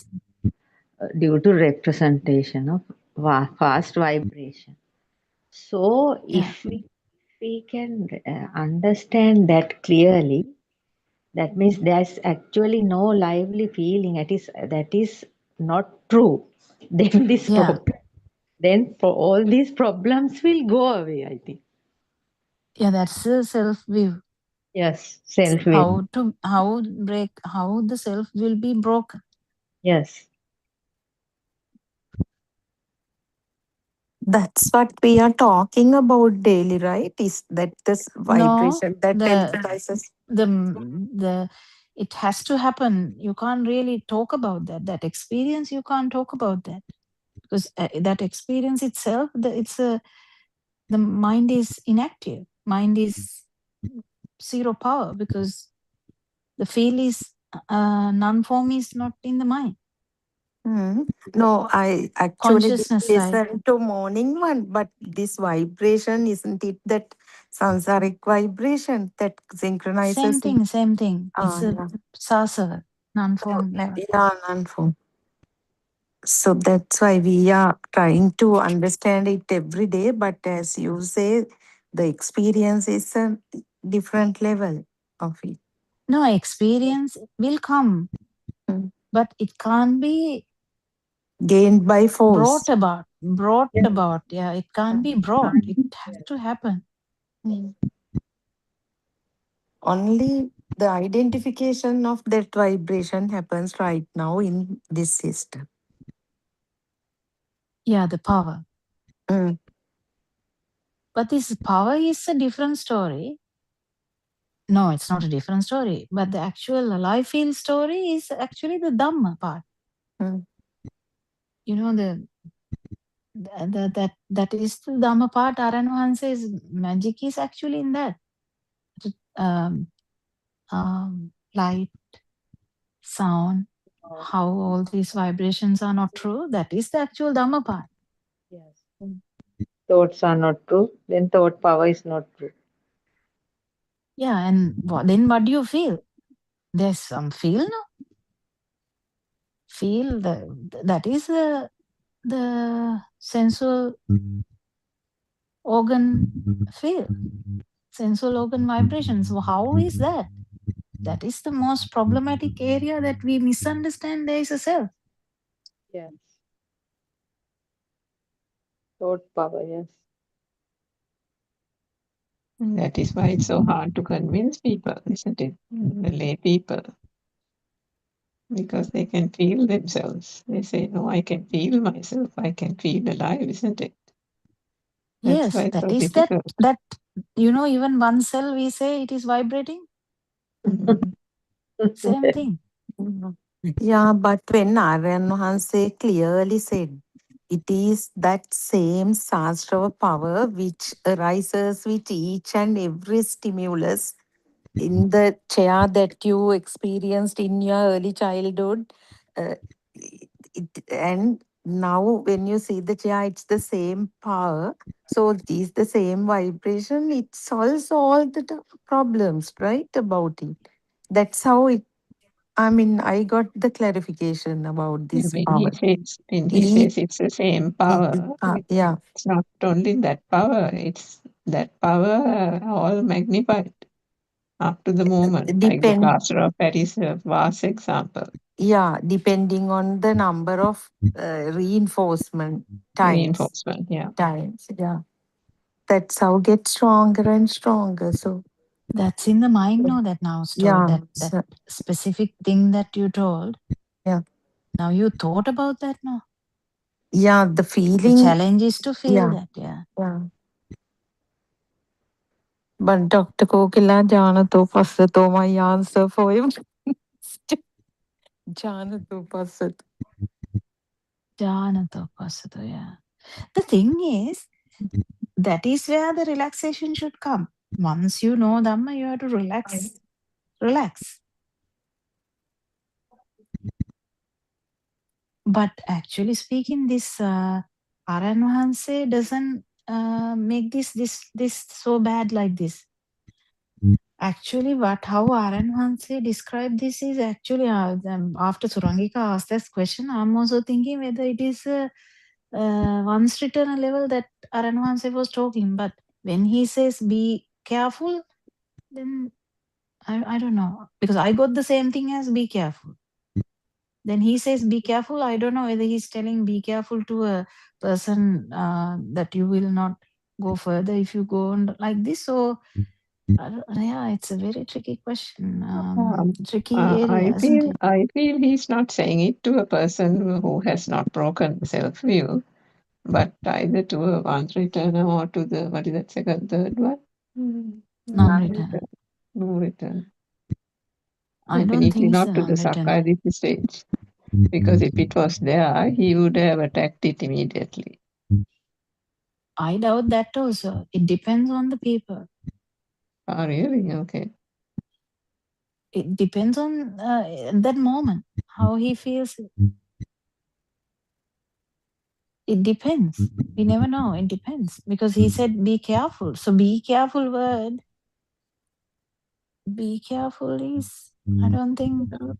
I mean, having I don't listened to know him for actually. some time, and all of us have listened to him for some time, of course, not with, I don't have the feel, but as much as you can understand Dr. Kokila, but Yeah, generally there is a trouble he there. treads When you generally he said that, I treads a also got softer that. path. Sorry? I also got the problem now because you are saying when you say that. But I can't really get rid of the initial feel I got when I was listening. That's the Which thing. was? Because which was that she is still treading on. I mean, she's Sotapanna Marga, but specifically that is what I felt, but I can be wrong. Because Aranwanse feels more than us, so definitely it may be even once written, yeah.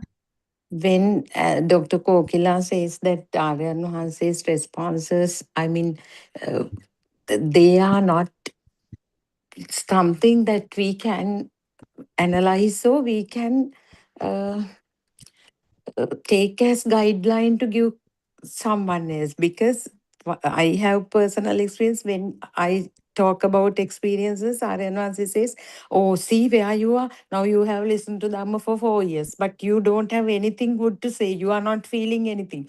Next day, I go and say something good. He said, see the self-view. Now you are only talking about the good things happening to you. Talk about your defilements. So that's why finally I feel it is not the story, not the verbal formations that comes from this system what matters to him. He is getting some, he goes by the feel and gives the response or the answer, isn't it?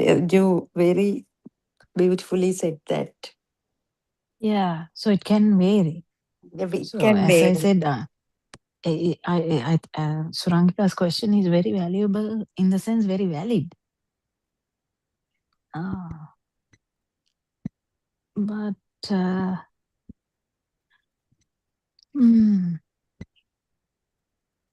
yeah, because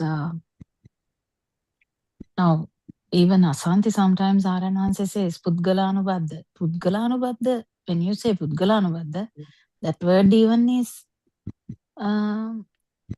comes in the self-view. So it's very tricky. These words are also very tricky. It can be very daunting also. I can feel it. How confusing that will be, isn't it?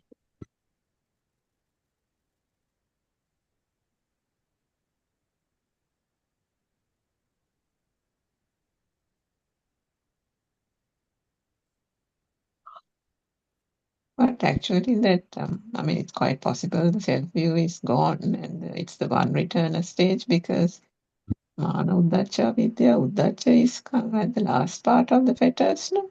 So it's possible that, it's further down the path, that's the thing. Possible, that's what I'm saying. Now, after you ask that, it is possible. But one thing I can be sure is if someone is talking about the actual film, that's not a thing in non-written. Film is irrelevant to the non-written. Mm.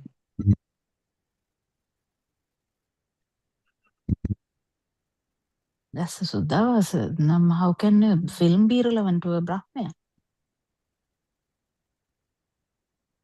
Yeah, that's that form word is gone, no? Yeah, completely gone. Who will talk about a film? Crying or something, no? Yeah. Yeah, I know.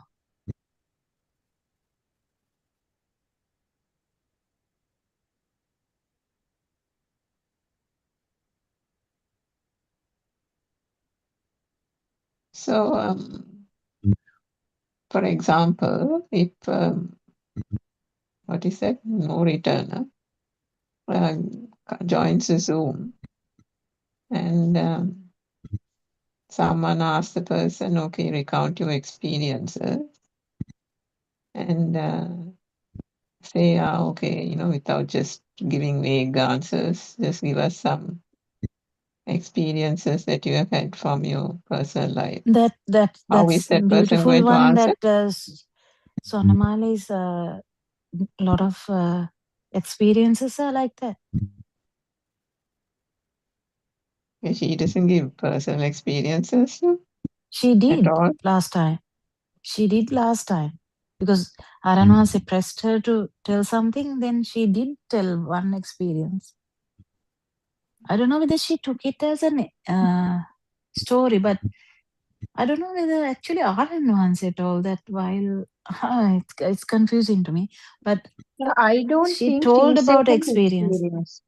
No, I can't remember because Aranvasi said to tell the experience, but she didn't come out with anything. That's how I remember. And then Yeah, I think Aranvasi she gave continued with something. I think maybe Aranwasi told the experience. Maybe, yes. Maybe. Because Aranwasi may have gone on telling that she yeah, now I can't remember properly because I thought it was the last one. I'm thinking not before. I haven't heard her telling anything before. The thing is she that the talks one to where she gives the Aranwasi. example of the eagle? Yeah, eagle thing.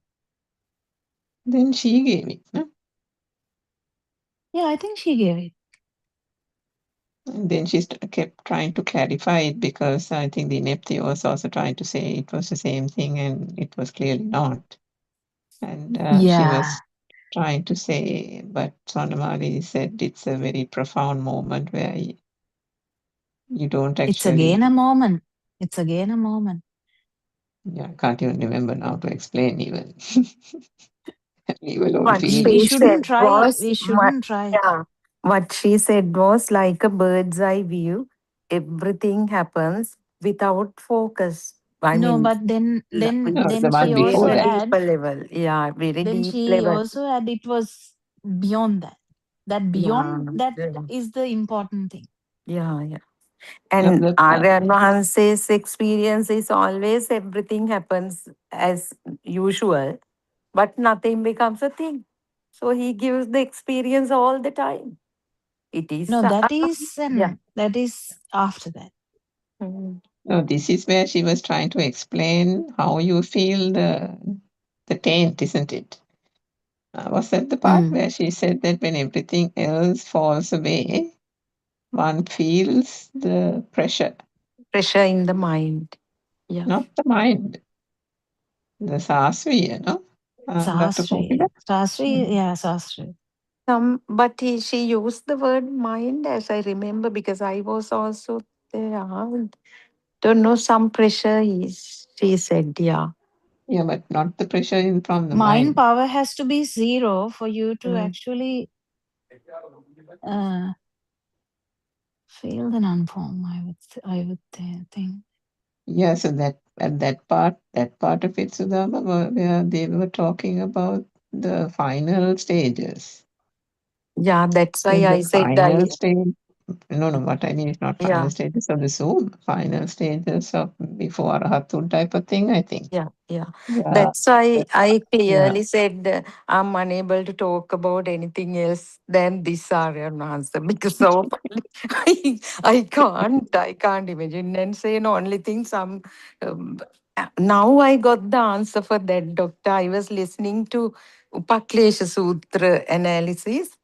They are the Tatigenma, this nervousness or fear, and then excitation, Tinamid. There are 5 factors. I remember you were talking about it all the Can you time. tell that nicely? Because I keep missing those things. Yeah, doctor, it is a beautiful thing, but you talked a lot about it. Those days it I was keep like great talking, to me. yeah. Yeah, the hindrances are Tatigenma. How do you Tatigenma, say that in English? that's the word is, there are several words depending on the context: fear, nervousness, apprehension, anything Mm, depending on the. Yeah. restlessness. Yeah, and then excitation, ipilima, mm, the word given by Anansi, Yeah, I ipilima. believe, Then yeah. later he said it's Sukdeepanaya when somebody asked what is ipilima. Then Teenamidda we know, Teenamidda and doubt. Those are hindrances. In that sermon, it was covered like that. There They are are more than that hindrances. also, yeah. There are more than that. That was one segment of it. The Upaklesha Sutra sermons, I mean, there are 7 or 8 Upaklesha Sutra sermons. So it became clear to me because I was like having doubts about having such a shock on that day when Narayan Hanse asked me to talk in the Andolanatmaka Desana. I never got such a shock, yeah, at that time. So that again, maybe those days we were like always ready to get the scolding from Arya Nasi. We didn't have such an identity. This again is self-view in the forums also. Now that what I felt is like good students in the class, when we make a mistake, we feel oh it's a disgrace on my teacher also kind of thing gave me the shock like it now when I analyze it from the mind only I can really find but it was such a prominent shock that I got because I couldn't talk. Even Aryan once they said, she's talking with Ginna, can you see? That's where I felt Aryan Hanse perfectly telepathized into the system. Because he said this fear, sabakole, all those, because I was stammering he and used the word sabakole yesterday Sabakole also. also because now I mean I have spoken with him What is even sabakole in What English? is stage Sabakola? I fear, also don't know stage what that is. fear. The word is stage fear, but inhibition. State, yeah, okay. Inhibition would be the better word for this in this context. Inhibition. However, he felt every single emotion of the system. I felt that is Lajja? Lajjava plus some inner Lajja, what is the No, word I for think the it's just Lajja? shyness. nervousness. Shyness. It is not Just Shyness. embarrassment nervousness. or shyness. It is something, yeah, more than that. Just The nervousness, I inability to think. speak out your feelings or thoughts in the presence of a crowd, kind of thing. Mm. So, however, this Tatigan, that when Sarnamali said, yeah, I agree that it was a feeling, that shock was a feeling, but the moment it is felt, it becomes the mind. I really got it and felt it. how the feel becomes the mind then and there. That is a very Can you important explain point. that again, Sudharma? Maybe Dr. Now, Kokila can expand on that yeah, position. Dr. Kokila will be able, she has explained for sure, but we didn't get it. Suranga, that's the thing. Now, at that very moment, that's why I thought talking in these forums is the only way to realize Dhamma. It works more than listening to thousand sermons. Like, so, but what exactly what I felt at that point was I got a real shock, no shock of pain. I don't know what that even is. It was a huge pain, like some obstruction in the heart, kind of that much heaviness. When I said that, Swarnamali said, yeah, it was a feeling, but it, at that very moment, it becomes the mind. When you feel that there is a shock, it's the mind. So that's where that salt cannot be explained in words became self-evident to me. That saltiness, sourness, we can't explain in words.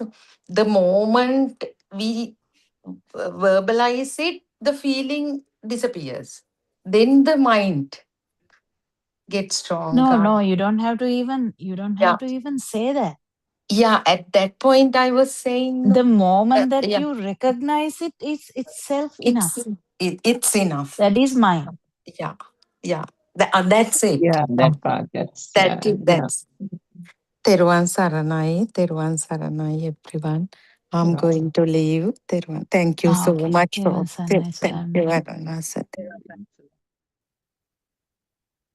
Yeah, Dr. Kokila, the moment you recognize that feel is gone, that is something that one has experienced here.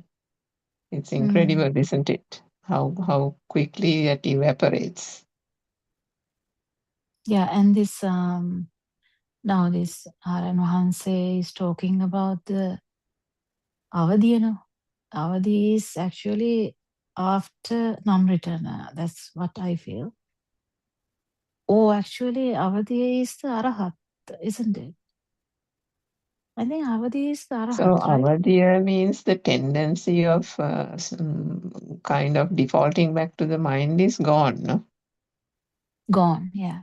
And definitely, non-returner level, there should be Or a at least kind of very, a very rarely only it will go to the mind. That is why the Kemakateros Titiya thing is there. It rarely happens, but it is still not permanent, which is why Kemakatero recognized it, isn't it? So he would have had to be a non-returner before becoming Arahat. I think So Avadhi is something that gradually sort of blooms up, isn't it? Because it starts from the basic level and it is a feel parallelly, that you are not in the film. yeah, that field will become more and more stable and it will come to the static phase like permanent, like Titi phase when it is the Arhat state.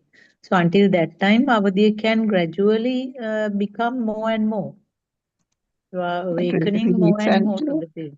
recently Sorry? I heard him say Avadhiya is the Arahat stage, but Arahat you're right, stage. Dr. Sakuntala, those states, I mean, there are all talks where he has said it's incremental, like the railway Yes, line yes. example, isn't it? But I Mm. thought No, he was that is recently saying, Surangika. I yeah. think I have to. I think the feel that has someone kind of without the self is, you can call it some kind of different meditative state. When out of mind also, that means non-return also, it's a different meditative state. But arahant means like a tree, like the life field isn't not at all. It's nothing. You can't really talk about anything in that But that is situation. Adhigata Samadhi is that point, is it? Adhigata samadhi, yeah, adhigata samadhi, or that avadhi is different. So the avadhi word can be used, but it can be not the actual arahant avadhi. But actually, theoretically speaking, Avadi should be the Arahant's Adhigata Samadhi. But The as awaken from I think, whole everything. Awaken from everything. But just the loka sanya, that is also a kind of a meditative statement. If loka sanya දෙයක් නොවනද? He uses these words interchangeably, but the thing is actually actual avadiya and the adhigata samadhiya and the arahat and the rahanati Bauddha. Actually, can't say Bauddha because Bauddha you can call once you feel it at least for a moment, but whole thing Buddha, this Buddha status, yeah.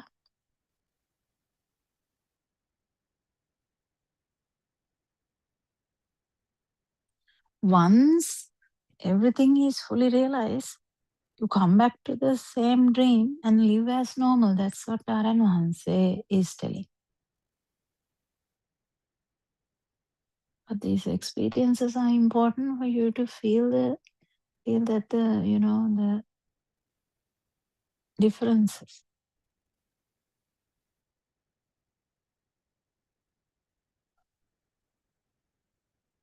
It's nice that someone like Swarnamali is there to bring it up, because otherwise no one will know and no one will talk like that, and Taran Wahanse has no chance to talk about that either.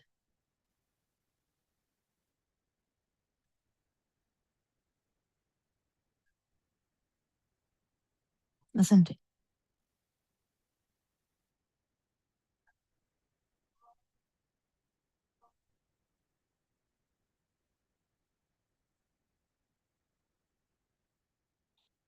Anything else?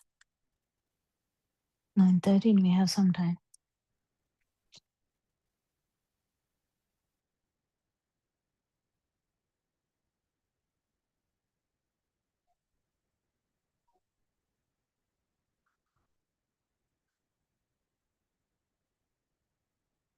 And he was talking about the English Zoom meeting, but I didn't understand that part either.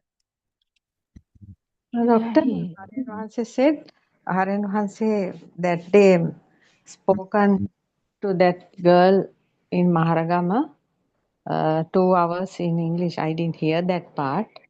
Aryan Hanse said Aryan Hanse is now thinking about to do the sermons to all, that means spread all over the world, English sermons. okay. This Dhamma. To spread Dhamma all over the world. He was discussing with somebody, he said, not on Zooms, just had some discussion, maybe with somebody over the phone. That's what he said.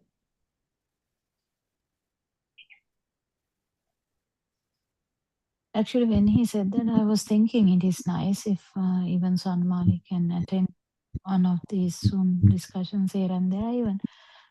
But yeah, we can't really do She anything said, other than inviting.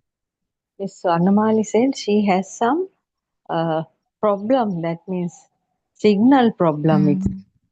That is why. She should be there, yes, I think.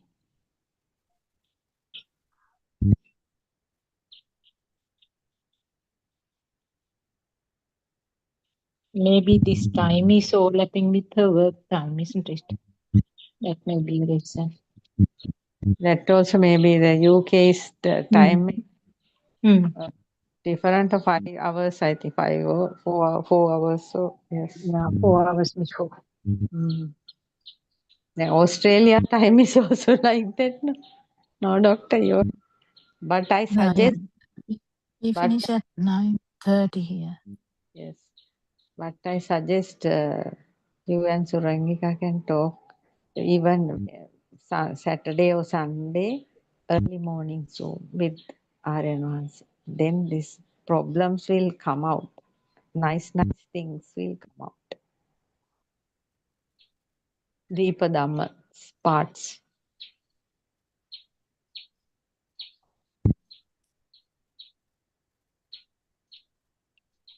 Dr. Sakuntala can join the evening discussion, no, Doctor?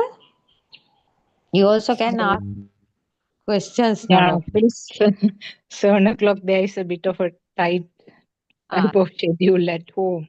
Right, I right. listen to it later on, but not occasionally I join at that time, but usually I listen to it later on or early Yes. morning. I thought even if you can join and do that Zoom, it's very good.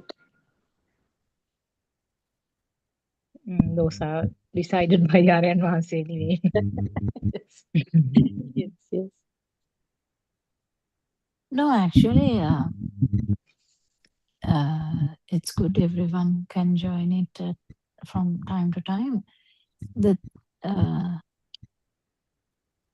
sometimes it nicely comes. It's just that in our mind we make it a problem and we think about it, right? What is it? But actually speaking, it's two people talking is very intimate thing. Yes. The way the discussion is intimate thing because it goes according to the fear, and if the system is vigilant enough, only that system can understand what Aranwansi is saying. If he says cautious,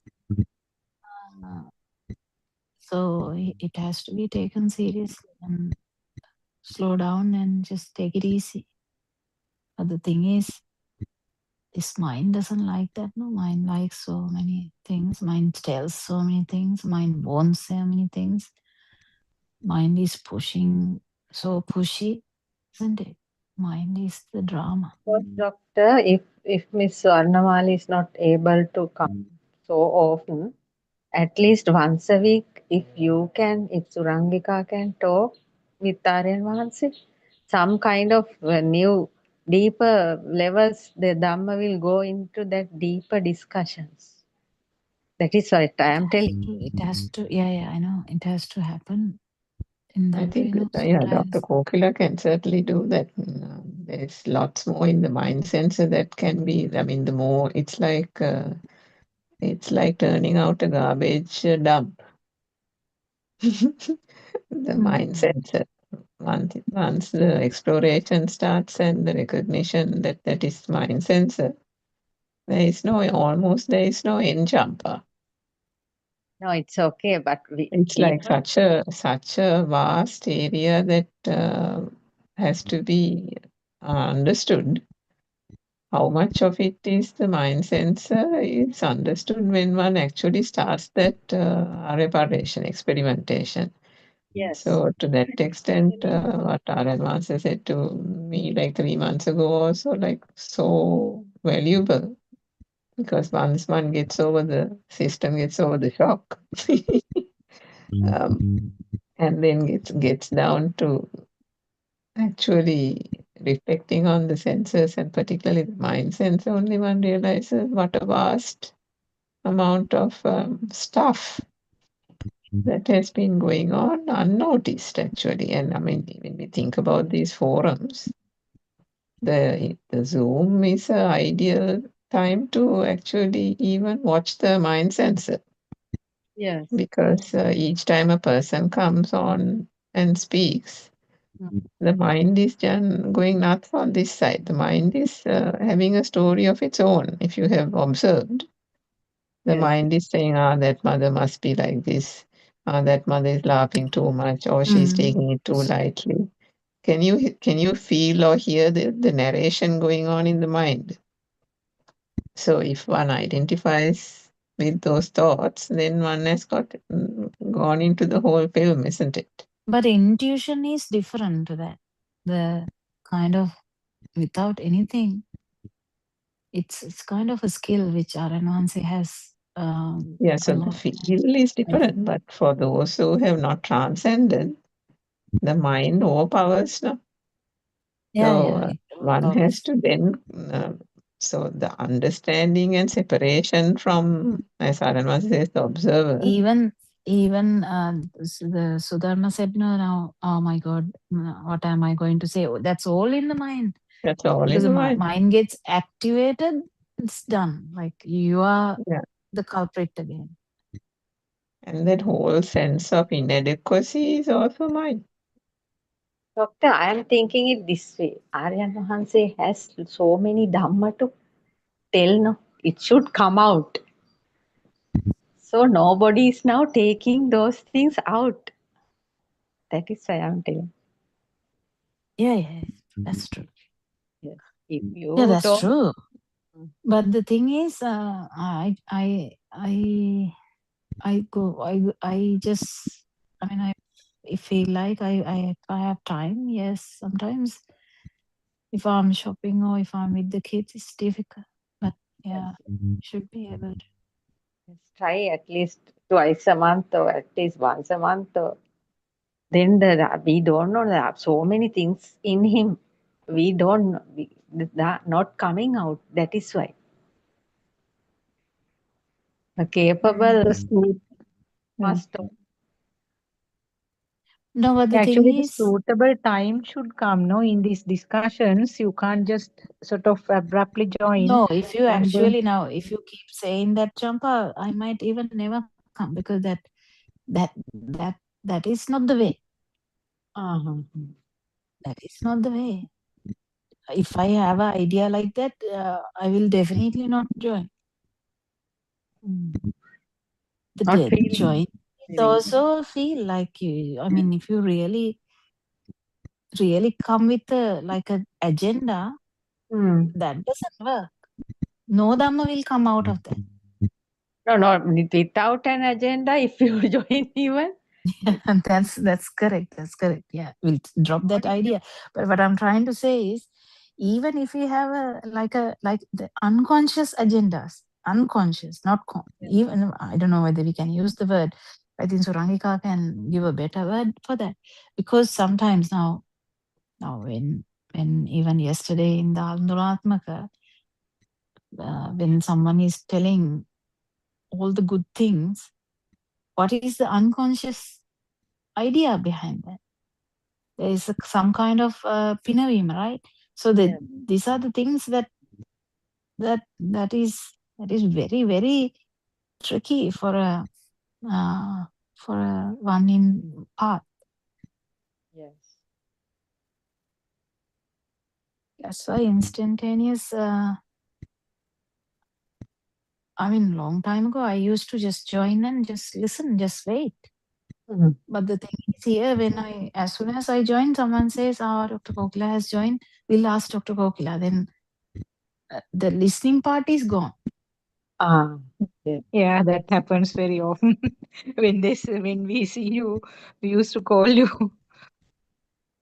Yeah, and then I had to say something, and it is okay, but sometimes can't actually listen. But at the same time, it is a good thing. Actually, I didn't have time. This whole half a year is gone to things with the kids, but I should be able to. Actually, long time ago, I had genuine questions. Now, I have to dig for a question. I'm still digging for a question. Yes. There should be a question. Yes.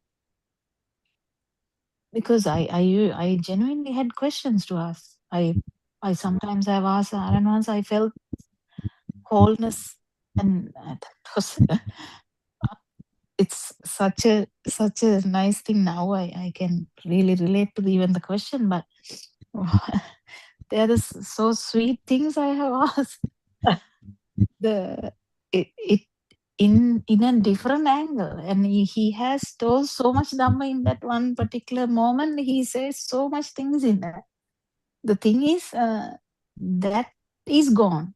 That specific questions, they are gone. So I need to actually, if I make an artificial question, that is not good. Yes, yes.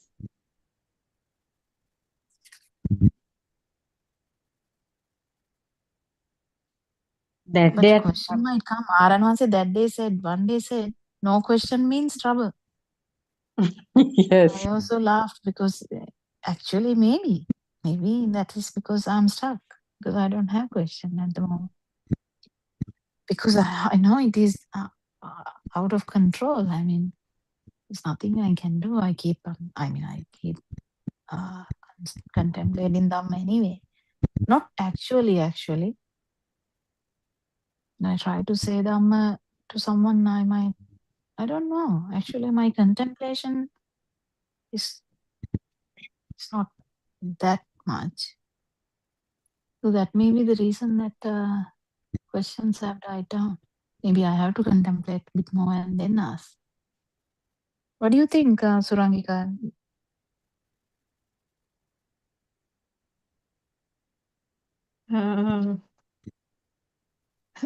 Dr. Mohila, your point of contemplation. Yeah. No, I mean, there are times that even, yeah, you can't find the question.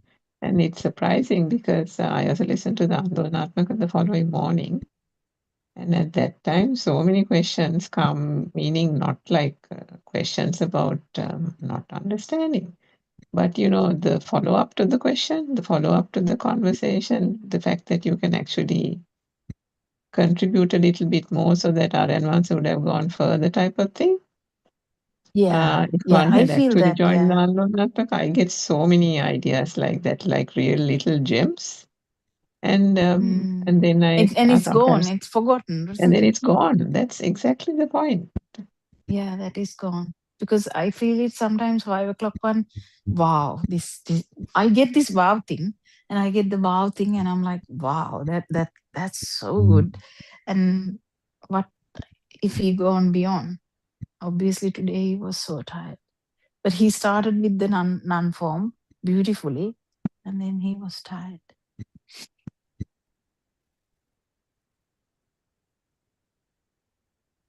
No, but I think the analysis for Susantha, there's a lot more depth in that part that we didn't discuss today.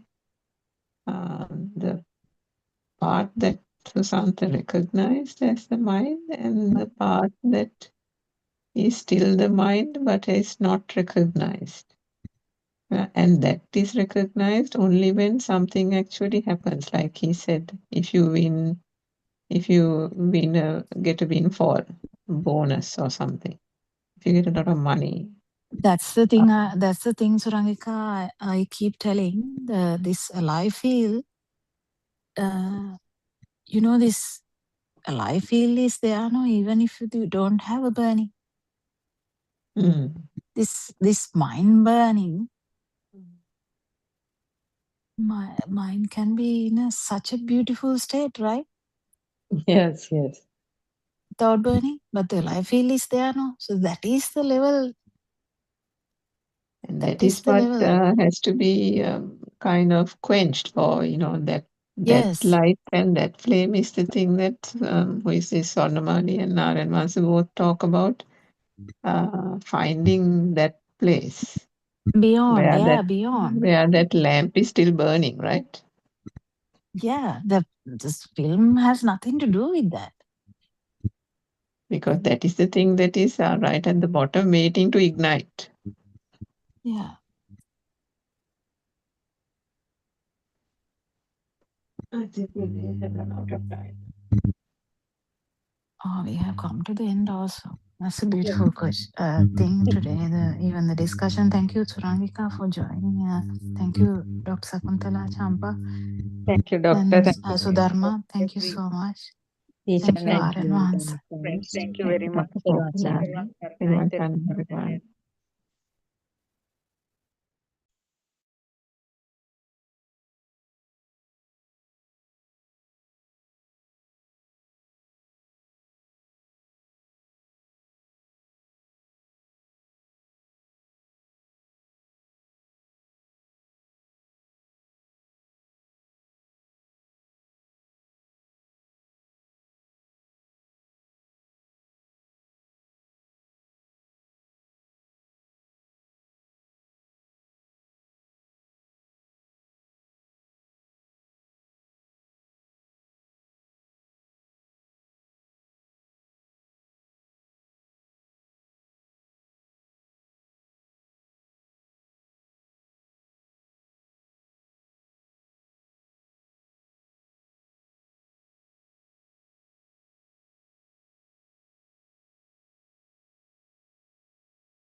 Good afternoon, everybody. Teranganai Namaste. Teranganai, everybody. Let's continue with the book reading. The True Dhamma Has Awakened, Volume 1, page number 89, second paragraph. At this stage, you need to develop the Asavakya Jnana. Asavakya Jnana is the wisdom that will enable to you first to see when the thought is formed and when it ceases. Second, you have to have an awareness to see if you gave any value to the thought. Third, you have to analyze if you had an attachment or dislike to the thought that came to your mind. You have to feel the amount of attachment and dislike you felt towards that thought. The wisdom is called Asavakya Jnana. Supposing you see a drawing of a nice sofa on a paper. You like the sofa and you get attracted to what's on the drawing. You think that you will ask a carpenter to make it for you. Then you think of searching for a sofa like that in shops and you think of buying one. You will somehow buy a sofa similar to the one on the drawing because you were attracted to it. Just like that, when we see a sofa outside in the world, we think that it truly exists. But actually, it is just like the drawing of a sofa you saw on the paper. It is not there. It is very difficult to make you understand this. This is like trying to tell you how salt tastes. Until you taste it yourself, you would not know what it really tastes like.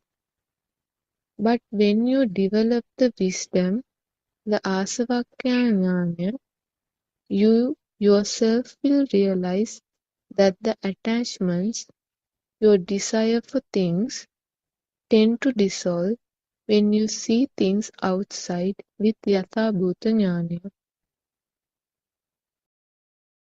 Whenever you see something and every thought get at every moment, the Buddha said, Tatra Tatra Vipassati. This means you have to have the awareness and wisdom at every moment to see that there is no outside. It is only thoughts that create the outside. This is Vidarshanava. You also have to have the Yathabhuta Jnana, that there is no outside, that there is no inside, that they are only thoughts. Also, see that the thoughts don't exist. They are lies too. You also need the wisdom of Asavakya Jnana to feel if you still have likes and dislikes. This knowing will give you an indication if you still have a self-identity. Every time you have a thought, you should know how much of attachment or dislike you have towards that thought. You have to feel the dissolving of those feelings. As you practice awareness, you realize that the reactions towards the stimuli coming from the senses melt away, and at the same time, your self-identity dissolves away when we don't have any reactions to the stimuli. Mehimin Wahanse, yes, Honorable Sir. Aryan Wahanse, supposing we see a book outside, but we do not believe that it exists. We know that it is an illusion. Then we don't give any value to it. Our I-ness reduces as much as the little value we give to the book that we see. It is very important that you know that your I-ness reduces according to the value you give to the stimuli that you receive from your six senses. Without this understanding, you cannot realize the pure truth. Also, if you think that you are different from the book that you see, then too you cannot realize the pure truth. Mehimin Wahanse, Honorable Sir, most of the time I listen to the Buddothpado Sutra, the Buddha's teaching. I feel that the more I listen to it, I understand it better. Aryan Wahanse, that is very good. Each person has to identify some teachings of Buddha that resonates more with them. Then they can repeat listening to it until the teaching becomes very clear to them. Coming back to our discussion, if you clearly understand the path and apply it very well, you will have a feeling of lightness. Mehimin Wahanse, yes, Honorable Sir. Aryan Wahanse, then you would feel that you won't find a self-identity in that moment.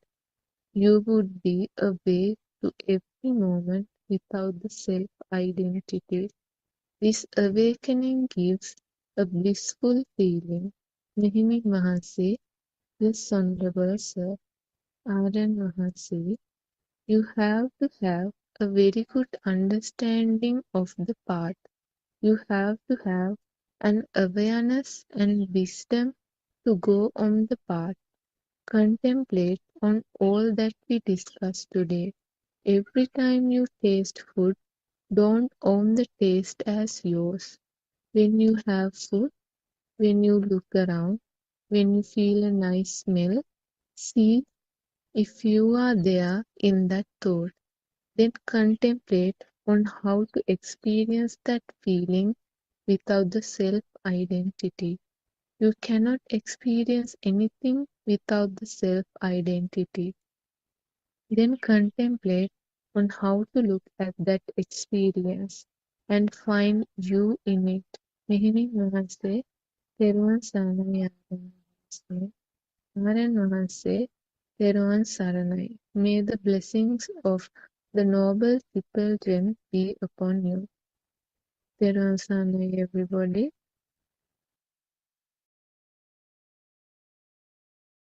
Therwan Saranai Shani. We pay homage to our noble friend Buddothpado Aryan Wahanse. Therwan Saranai Dhamma friends. This is Buddothpado English Zoom discussion. In this forum, we help you to understand the illusion of the outside world and your very existence, and guide you to experience non-vibration. So first, we would like to invite Surangika to start the discussion. Therwan Saranai.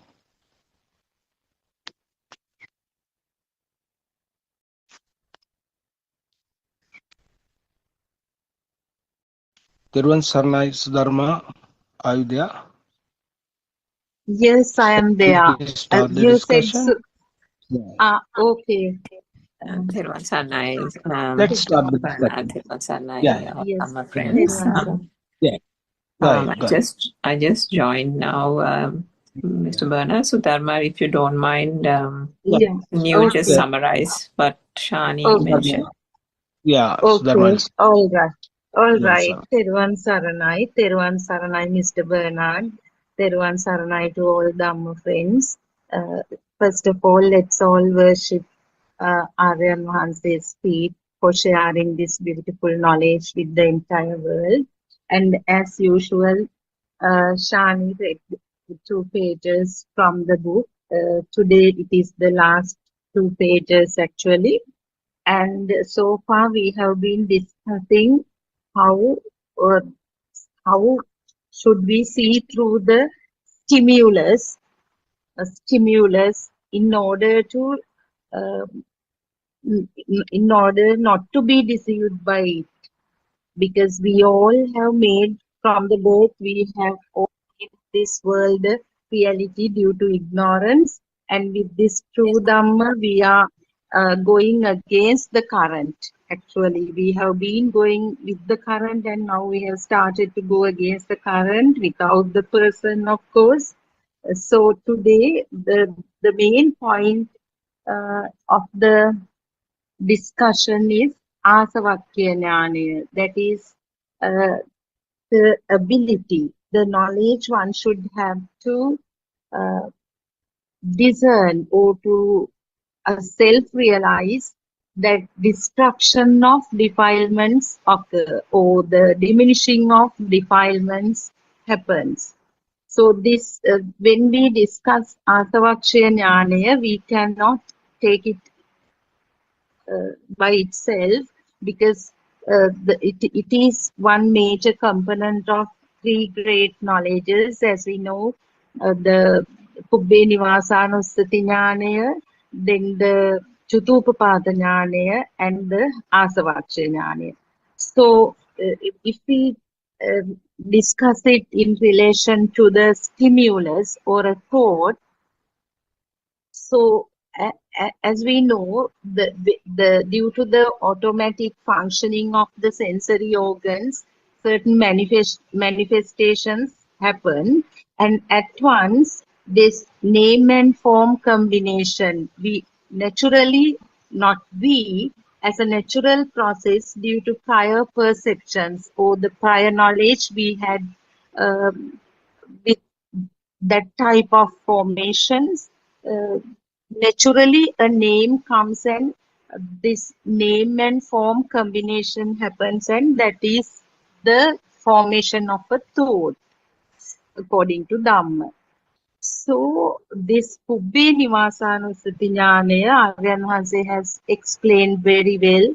It is also called as seeing the Perasit Kandapillivela, or actually, if we try to translate, it is to go back to the moment of first exposure to that particular stimulus in one's life. That to say, the first time that if we take the example of mother, let's say it's a perception or the thought is the mother that occurred right now. So going back to, according to this Pubbe Nivasanussati Jnanaya, we should have that knowledge to understand this is not a real entity, but uh, one day, once in our life, at some point, somebody introduces this particular shape along with the label, and from there onwards, that thought as a perception came to our life, or was there kind of ignorantly we believe that the existence of that perception. So what happens is, so this effort, all these efforts are to understand that this world is not a real entity. So due to this lack of awareness of Dhamma, we used to believe whatever the entities, people and the objects and all other entities, maybe places, everything existed in our life. So with this Pubbe Nivasanusati Jnana, or the knowledge of going back to the very first thought, and through wisdom see the reality that it was non-existent until someone at some point like introduced this shape along with the label, and then onwards we ignorantly believed the existence of that. And that is the Pubbe Nivasanusati Jnana. So when to talk about Asavakshya Jnana, we need to have that aspect also, that awareness, that knowledge also.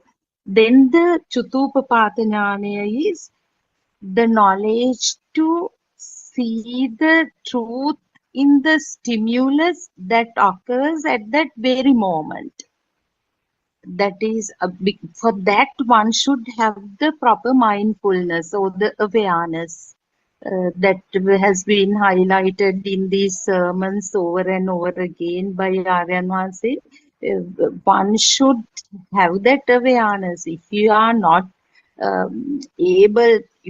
able to see that it is a stimulus that occurs right now, it is not something that is perceived by an existing sensory organ or existing person, but it is an instantaneous manifestation that happens due to these similar vibrations coming together.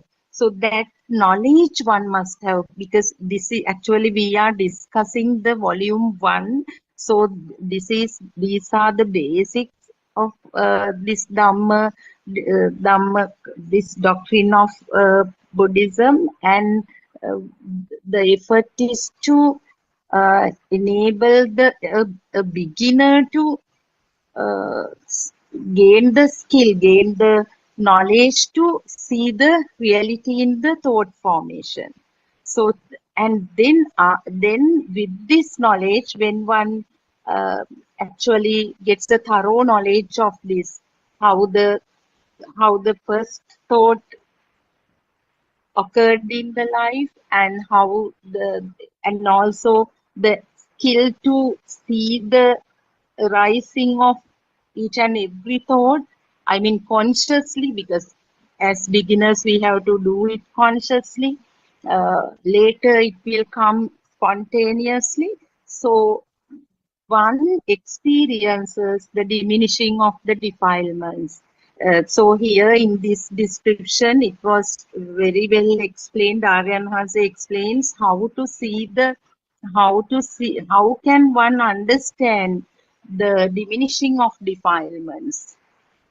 How actually when we talk about defilements in relation to a certain object, we have to think about all aspects like attachment. You may be attached to that, or maybe there may be aversion, or equanimity, upeksha. Sometimes you may not be attached to it, you may not have any aversion to it, but that upeksha, equanimity is also a point. So with this wisdom, you should be able to see the level, what happened actually, because ignorantly we never paid attention to any of the thoughts that occurred in our, I mean, day-to-day life, unless and until we got this need to understand through Dhamma.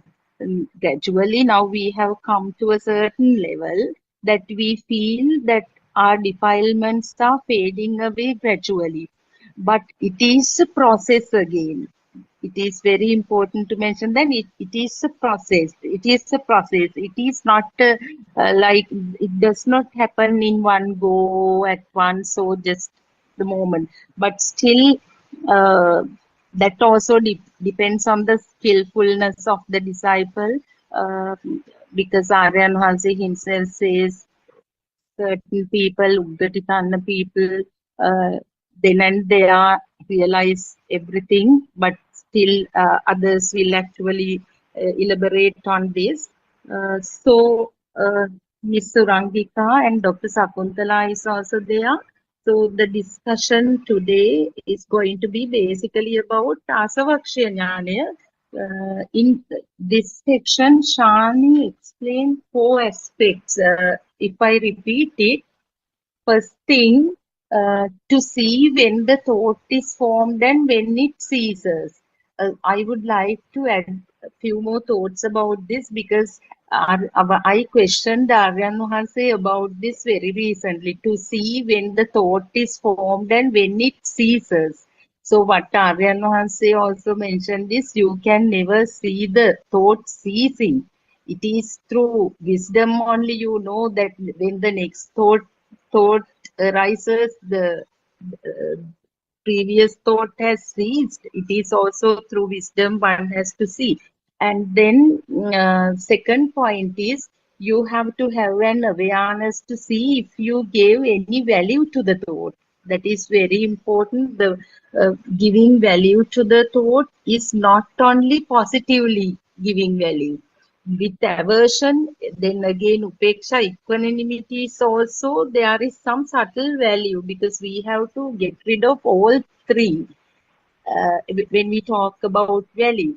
And you have to analyze if you had an attachment or dislike to the thought that came to your mind. Yeah, because this is, as I earlier also mentioned, this is something that happens consciously. As beginners, it is actually learning to see through or penetrate through the stimulus. Then finally it says you have to feel the amount of attachment and dislike you felt towards that thought. Yeah. So how much burning we had in relation to that particular stimulus. So Ms. Surangika and Dr. Sakuntala, you can further elaborate on this. So entire thing is about, since this is the last part of the book, it is about how one self-realize the diminishing of defilements. O Asavakshya Jnanaya. Teruvan Saranai. Thank you, Sudharma. Theruvan Sarnai, everyone. I think you actually gave a very good summary, Sudharma, of the readings of that book, the 2 pages, as well as kind of giving a bit of a compendium of all the facts that were laid out in that discussion. So just to elaborate a little bit more on that. So you're right, and Aryan Mahansa has also explained so many times when mothers come onto the Zoom and say, start off somewhere in the middle and or catch a hold of the word Asrava and say, now are my Asrava or defilements fading? How do I find that out and that kind of thing? So then he always points the person out to the 3 jnana or the 3 types of wisdom and says that, you can't have one without the other.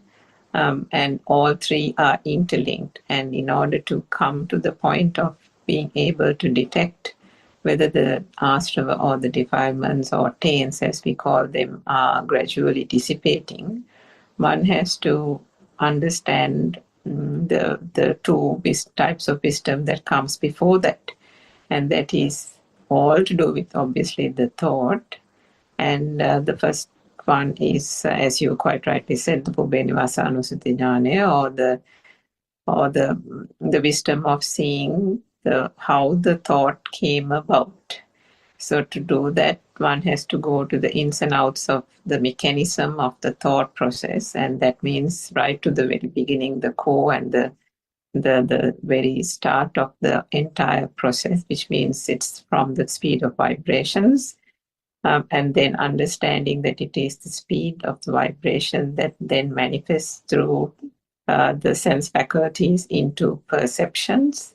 These perceptions, which are not that are there only in a kind of a basic consciousness level in the form of the light consciousness, sound consciousness, taste, consciousness, smell consciousness, and so on at the stage of the baby, then gradually develops at the point of maybe say 2-3 years of age when the child goes to Montessori. At that point, with the sense faculties maturing, there is the element of certain information that is then fed into the child. As you already mentioned, images are then associated with sound, taste and touch and smell. Each of these varying perceptions are given a label, a name, and in that sense reinforced repeatedly to the point that then the whole mechanism of how the mind consciousness works starts to operate. So those basic consciousnesses, the light consciousness, touch, taste and smell and so on, then combine to form the mind consciousness, which is the thought. So the thought then is not just one thought, it is the bat, the ball, A, B, C, apple, tree, mother, father, and so it is that the list goes on, and with that, with every one of those perceptions comes a thought, and then the thought is projected outside. A world then gets formed, and it is this so-called world that then the child starts thinking or believing to be real. And it is these objects, animate or inanimate, that basically courses through the mind, which, not understanding that due to pure ignorance, the existent feel comes about, the sense of aliveness comes about, and the whole self-perception, the I, the ego, then starts to emanate and arise and emerge, which then creates the duality, and so the whole mind trick and that entire process comes about. So, I mean, all this none of us understood before accessing the Dhamma. We had bits and pieces of knowledge that had been gained through the Tripitaka or through different other Dhamma teachings, but to piece this together one by one and ensure that how we know from beginning to end how this whole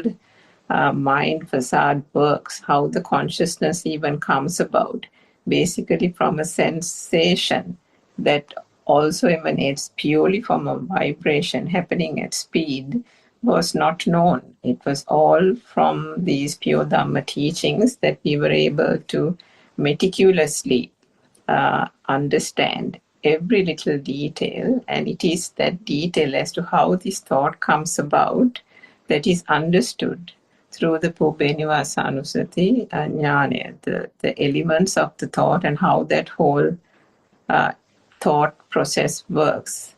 So once that is understood, then we come to the Chutupapada Jnana, which is the understanding of the thought or the stimuli that is occurring at this very moment. So we understand also that, this so-called memory that we call in the conventional term is just merely perceptions telepathizing at this very moment. Past perceptions, we call it that way, just from a practical aspect, past perceptions and new perceptions. But it is, if there is a vibration that is happening at this very moment via a particular stimuli occurring in this moment, then to that extent, if there is a similar vibration or an equal vibration, then that telepathizes in this very moment. And it is that experience that is then understood or experienced in this moment. So if one does not know the mechanics of that whole process, one will then believe that stimulus to be true. And it is not just known as a thought, is it? It is put out into that real world, and they consider it a real world. They consider it an object of attachment, as you said, an object of craving, an object of desire, or it can be an object of ill will or hatred. So if one, for example, thinks about, watching something on TV, like a cricket match, for example, or some really nice film. So then sometimes you can, we've all come across this situation where people, sometimes your mother or father or your husband might come and say, and talk to you behind the sofa where you're sitting and watching the TV, but you don't even hear them. You don't even know that they're standing next to you because you're so engrossed in the film. So what happens there? You have completely identified yourself with the watching. That whole thing has become so real to you that you are immersed in it, which means that is where the becoming is. That is where the bhava is. And that's what is mentioned by upadana, or identification with stimuli, because of ignorantly not knowing that the object is not real, one has then become the object because of the attachment or the craving. If we take another example, for instance, and this is something that we have come across, like, if there is for example, a dead serpent on the road, you will find the people gathering just out of curiosity to look at it, and then you are passing by, and then you wonder what's the big crowd about, and then you go and peep through the crowd and see what's this whole thing that they're staring about, to see it's some dead serpent, and it's probably stinking, isn't it, on the road, and it's not a pretty sight. I mean, how can a dead serpent be a pleasant sight? And yet people get drawn to it. It's aversion, it's distasteful, and yet there is a kind of a attraction to even the most unpleasant of things. There are so many other instances where we have seen that things that are not nice, things that are not pretty, still people want to see it, still people want to comment on it, still people want to go there and make a comment and say that they were disgusted about it, and so on. So this attachment doesn't mean attachment through craving or attachment through desire. It can be, the attachment is what we call the binding power. The binding power either through ill will, hatred, detesting something, or through the point of actually wanting something, or even the upeksha, the moha aspect of it, the equanimity aspect of it, of being non-committal about it. I mean, sometimes you can have a policy in a country where people feel strongly about. Another group of people can feel, some people might like it, another group of people might not like it, and then you sit here and you'll say, I don't know why those people don't like it and these people like it. Of course, I'm fine either way. And you can express a feeling or a statement like that. But then what happens? Even to the point of being having that sense of equanimity, there is still that thing that one feels non-committal about. And then there is that thing where there is a person here feeling non-committal about a particular object. So in all those three instances, there is that identity with the object. The stimuli is real, the duality is still present, and the I and the ego, the self-perception, is still here, happily existing. So the understanding of the Pupenivasānussati ஞāna leads one to exercise prajna, or penetrative wisdom.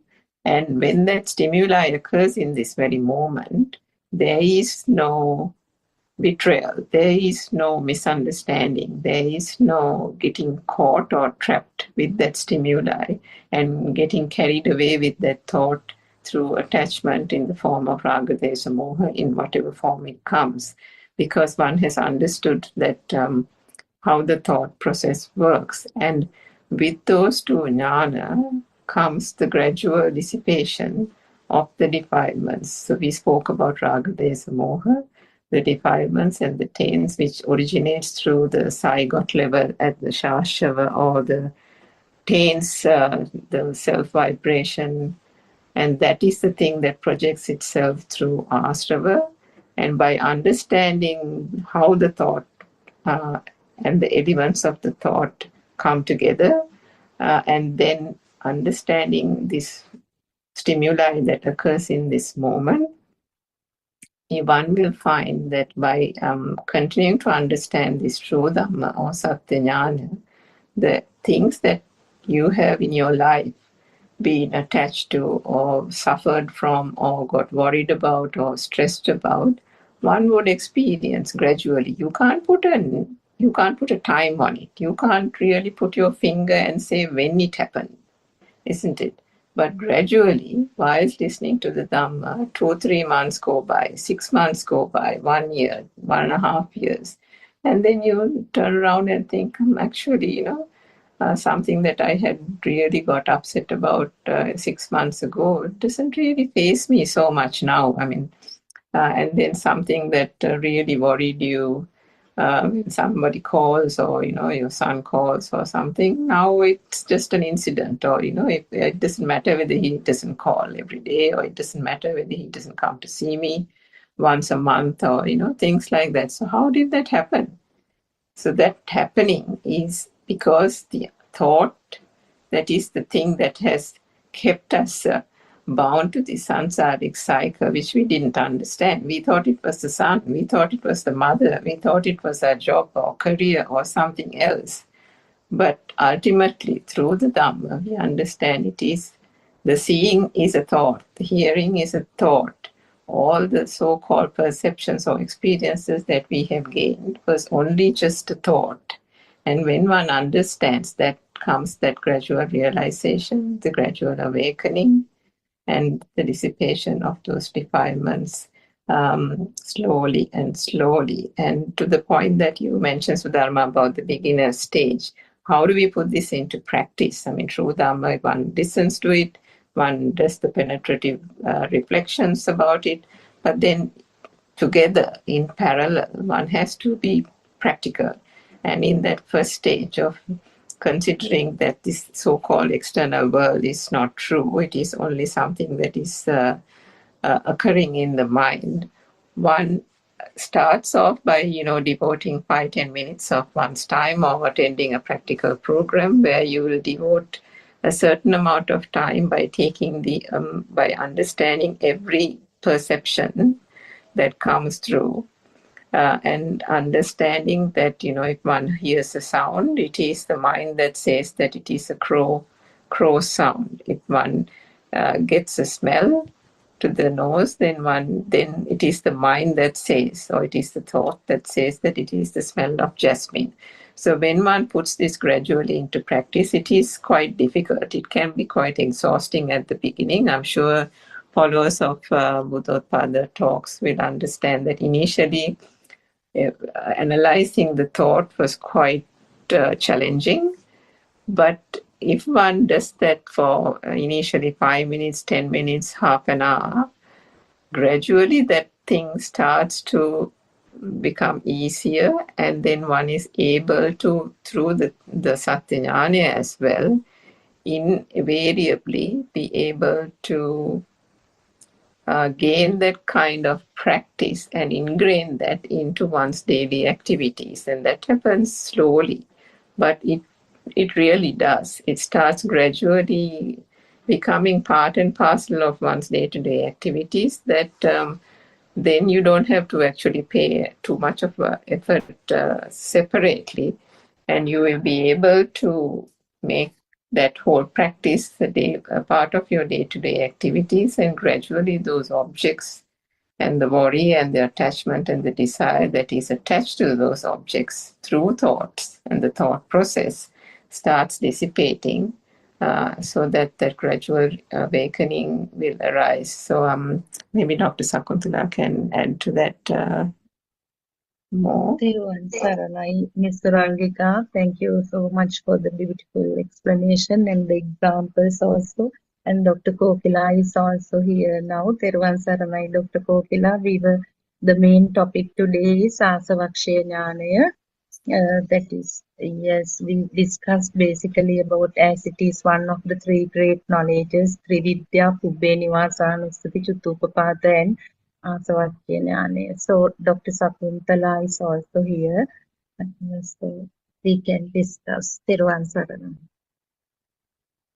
Teruvan Saranai, sorry I got late because one of the kids got injured. So actually, when we talk about the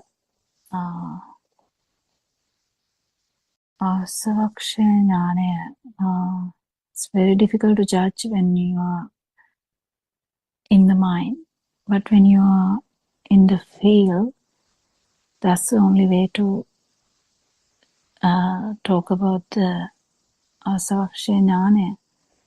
So it is a bit difficult sometimes, because sometimes we can be in the mind and then we can judge, we can judge. So judging is in the mind, but actual feel has nothing to do with the judgment. So that's the most important aspect of the Asavaksha, the feel, how the field has no explanation, how much vibration you get, how much power, the power has dissipated, power has reduced. So that's the only guidance we have. But we can't talk about it once while in thinking. Thinking always has a bias. Thinking always has a judging person there. So the judgment is always biased. Judgment is always biased towards the judging person, kind of the self. So this bias can be good or bad. I mean, someone might say, I don't understand this, or might say, I don't feel it, or someone might say, yeah, I feel it a lot, sometimes, something like that. This judgment, when you are inside the mind, is not the best way to ascertain what kind of power you have inside you. The power getting reduced has nothing to do with the day-to-day life. You might not even notice it. Someone may not notice it. The functions will be similar. Even the talking sometimes maybe actually maybe shouting also.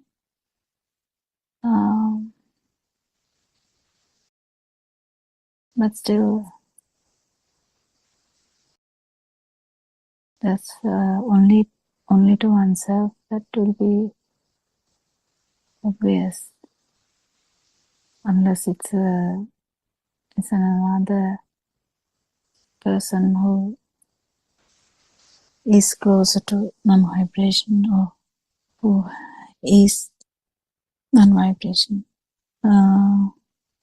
Yeah, I think Dr. Sakutala can add something to Thiruvan Sannai. Thiruvan Sannai, all Brahma friends. I think Surangika and Sudharma gave a very detailed description about the three wisdoms that that was read from the book.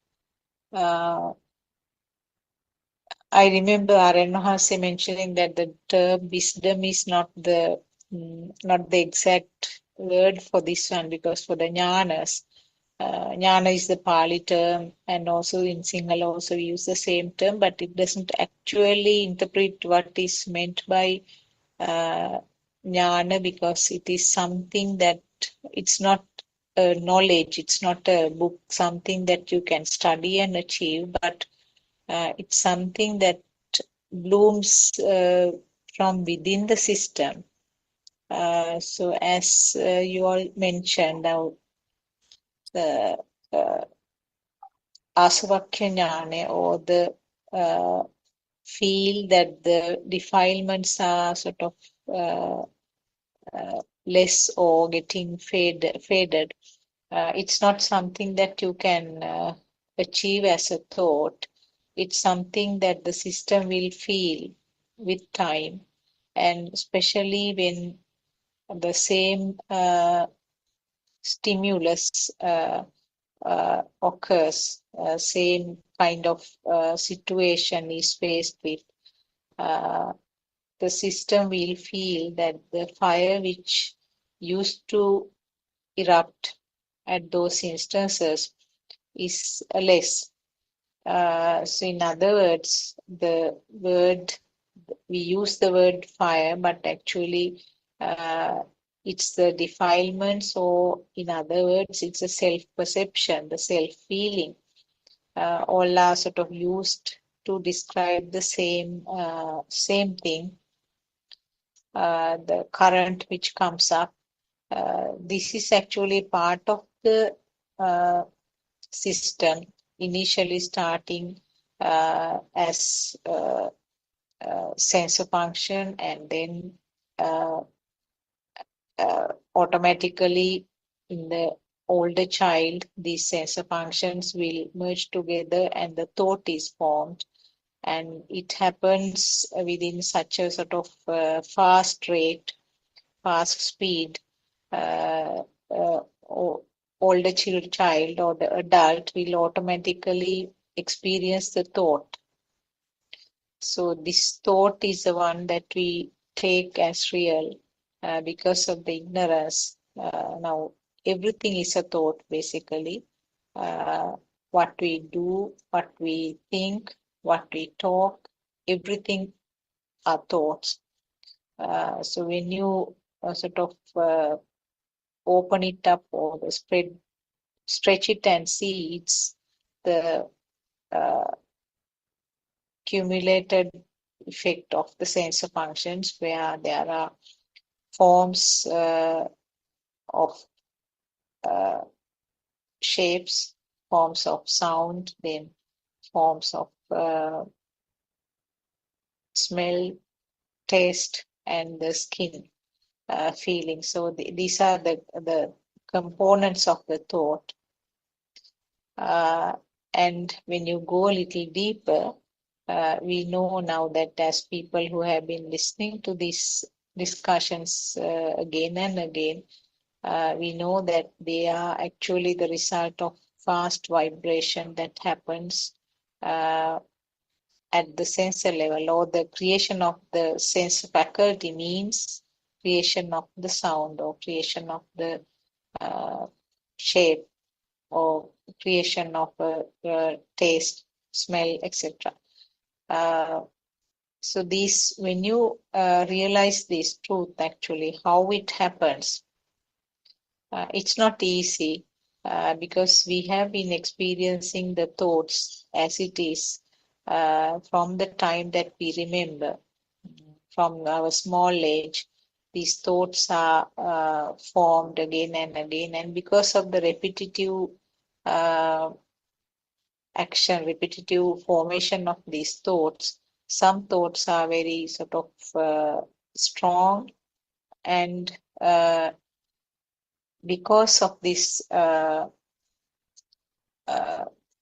strong nature of the thoughts, in other words, they have very fast vibrations, and we feel that as if it is real. So the thoughts are given life, in other words. We feel that the thoughts are alive. And like the other side of the coin, the alive thought mean that there is a self who is experiencing. So when I talk briefly about the practical side, these three wisdoms, actually, the Pubbe Nivasanusati Jnanaya, I think already has been described. It is basically analyzing or what happens in the past thoughts, how the thoughts are formed. And Chutupapata Jnanaya is the analysis of the present thought, how it happens. So that means the present thought has the components, as I mentioned earlier, the all types of forms. And these two are very, strongly interconnected, because one will not occur without the other. So this part, actually, we talk in detail in the second step of our practical experience, where we focus to the mind. Now, in the first step, we talk that everything is a creation in the mind, and when we come to the second step, then we analyze how the thought is formed. Then we talk in detail about these two jnanas that I just mentioned. And when you understand how these thoughts are formed, how this creation occurs, and what is the magic behind that, the value which gets automatically added to the thought becomes less and less. It becomes sort of like a very colorful picture, which was initially a very bright colored picture, which looked like a real one, but generally after exposure to the sun, you can see that the colors are fading off, and then the value of that picture also gets less and less. So something like that, the value which the thought received earlier becomes less and less. So that is where you can apply the other jnana that we already sort of mentioned, asavakya jnana. That means when you realize that there is nothing valuable, nothing to be taken seriously in these thoughts, the thought itself becomes weaker, and the value becomes less and less, and that is where you can explain that the current which occurred in this process gets less and less. If any of you can add anything or any corrections are needed, please go ahead. Terwa Saranai.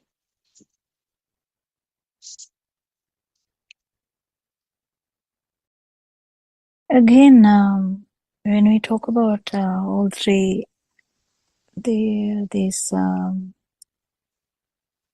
things that we talk about, I don't know how they are told in Jnana. English, but Yeah, I think we have to talk as jnana. jnana, Yes. that again, the reiteration is these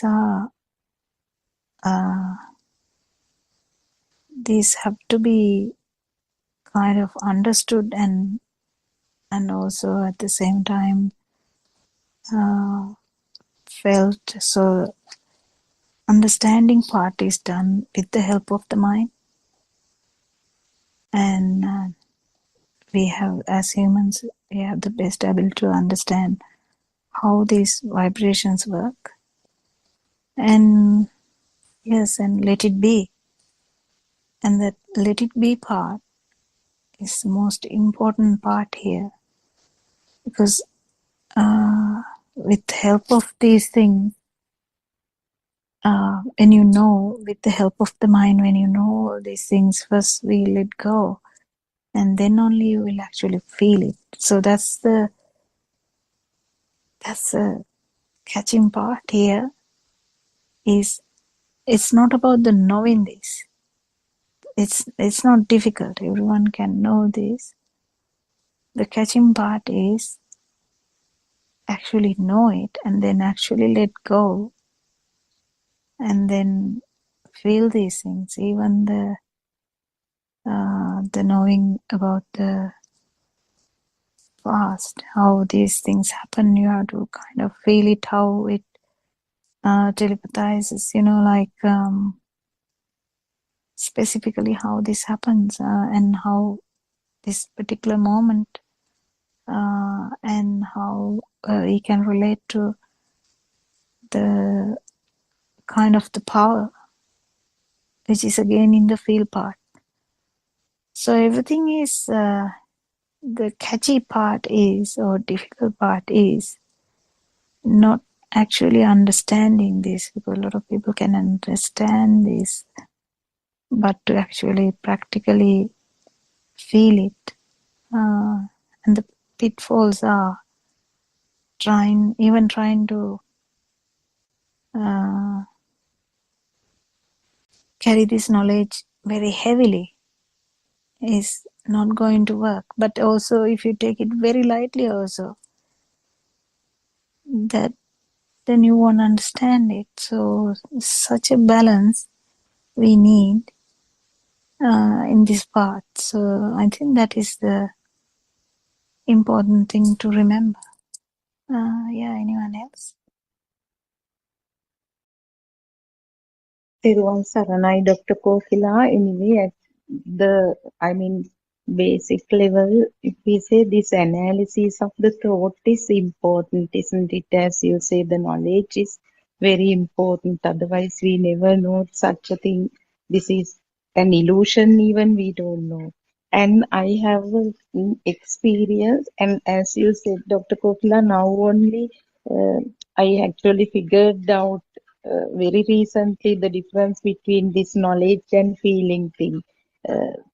Although I tried, I contemplated, I visualized what this feeling is like. I don't know whether it's the exact feel that you all are talking about, but sometimes within some certain things are kind of some awareness is happening without the involvement of thought. So something very last week, something not interesting, some incident happened. I in a hurry, I used some detergent to clean the kitchen sink, and it left like stain on it. That glossy layer is damaged. So it is so ugly. But I knew it's ugly, and actually I would have replaced it the very next day. But it didn't happen yet. I know it is ugly, but it is there. But that burning is not there. I don't think about it even. It's not a like big deal, but it is ugly. I know that it is ugly, and someday it should be replaced. That knowledge is also there. That awareness is also there. And another thing that I would like to share, you might laugh at me anyway. When I first joined the Zoom today, only Shani was there. Shani was reading. So I was just waiting. And then Mr. Justin, the name only. So I saw how the value is, being attributed to these things I perceive. So some happiness is there. Then I saw Dr. Sakuntala.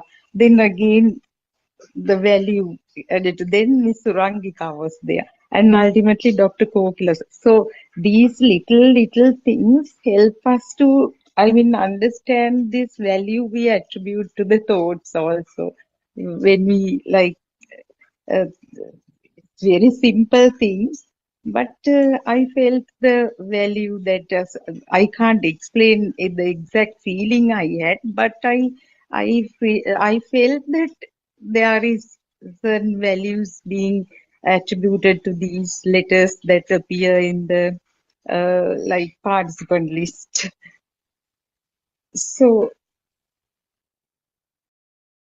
Yeah, if you look at it that way, it is that way. If you don't look at it that way, it is not that way. So it is bit, again, the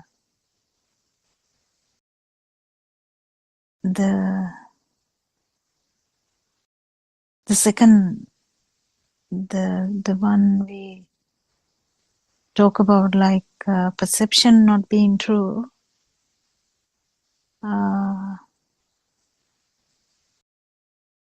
part is still very important.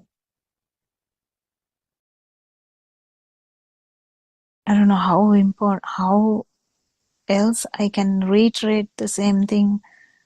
Like I'm just curious to know how that one particular message is not going through. That perception part is actually not. It's still kind of there. Yeah, I mean, I think one day with all these discussions, you would definitely feel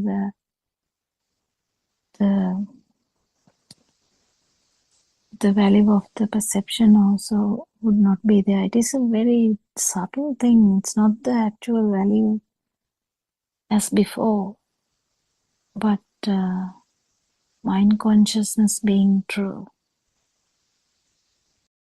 What Consciousness. Yeah. Yes, Dr. Kokila, what I am telling is that your absence mattered in some way, to be honest. No, I'm talking about the previous one, not the phone one. Okay. The stain. Yeah, the stain. Still, the stain is there. That's not light. I mean, I don't know how to say that even, because these are very confusing words that we put out. I don't think it is fair even, because it's very difficult to say. I think what you're trying to say is, Dharma, you're saying that it didn't become a thing, but unconsciously there is a noting of the fact that there is a stain in the sink. The perception of a stain is there as a perception, isn't it, Dr. Kokila? Yeah, but the problem is an arahant will know that too. So it is so subtle, this. Yeah. It's so subtle to even I don't know how to even say this anymore, because for a beginner I can keep telling this. But if someone is actually,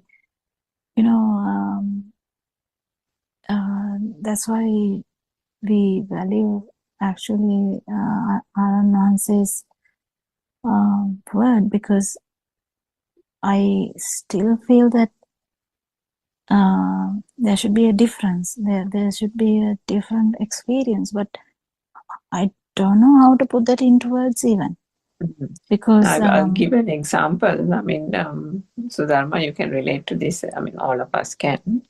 Even during that International Meditation Center opening ceremony, Mahansa was saying the day before night, he had thought of having that fresh flower bouquet or something in front of the Buddha statue. And that was, I mean, it came to him as a thought. And then he called various people, Lasana Flora and all these people, and arranged that in the dead of the night, and said, this is the way it should happen, this is the pattern, and this is the way it should be decorated, so on and so forth. Went into an elaborate plan and organized it and did everything. And stuck to that plan and got it done. So now can you say that he was fixated by the idea that it was a thing for him? No. And yet that whole thing was done. So even with an arahat, as Dr. Kokila says, if that stain in the sink was there, there will be a thought that it will have to be repaired at some point, that there is a stain, that it needs to be repaired. And at some point, they will call a person and get it repaired. Isn't it, Dr. Kokila? But then the perception and how the perception has become real for one person and not for the arahat is the finer point, isn't it? Finer point, and it is what matters is only the feel. So the feel has no description, and so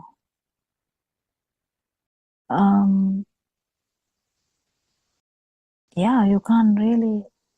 That's why Sudharma, even R.N. Mahansa sometimes says, when people describe these kind of experiences, he says it's sandhitika, self-evident. Only you will know whether how that feeling is when that thought of that thing comes to mind, how one feels towards it, the feeling associated with that. Yes.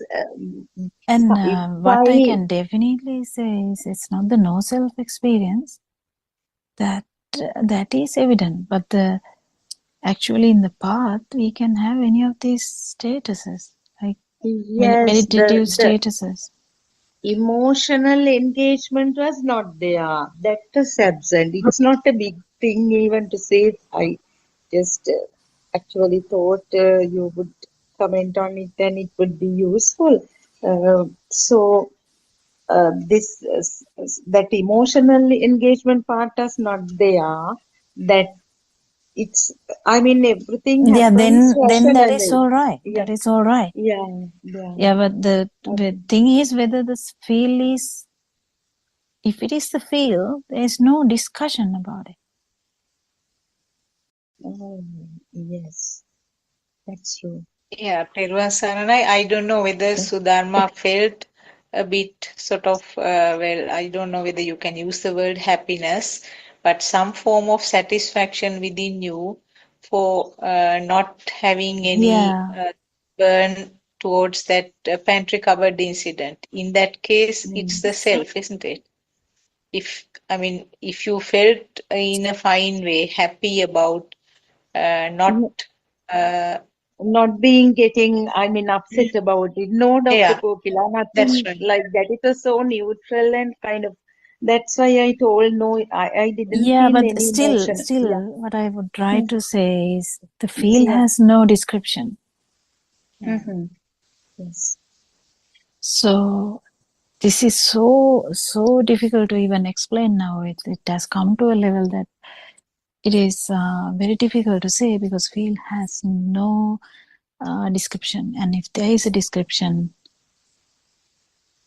the descriptor or the subjective objective phenomena is there. I don't know how else to say that, but anyway, yeah, we can only say it is Sandhitika. You can only say the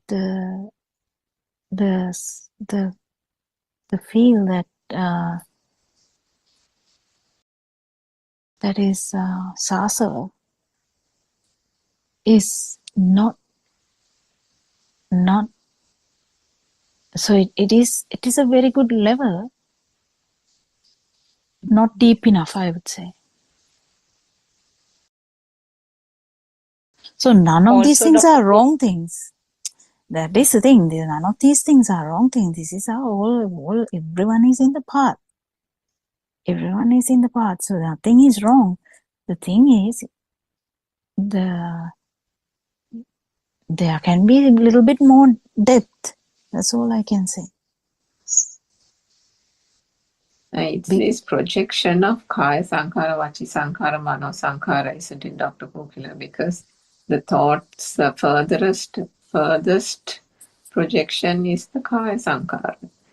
And then the second projection is the Vachi, the word expression. So as we go along this path, I think somebody said that maybe it must be one of your Zoom discussions.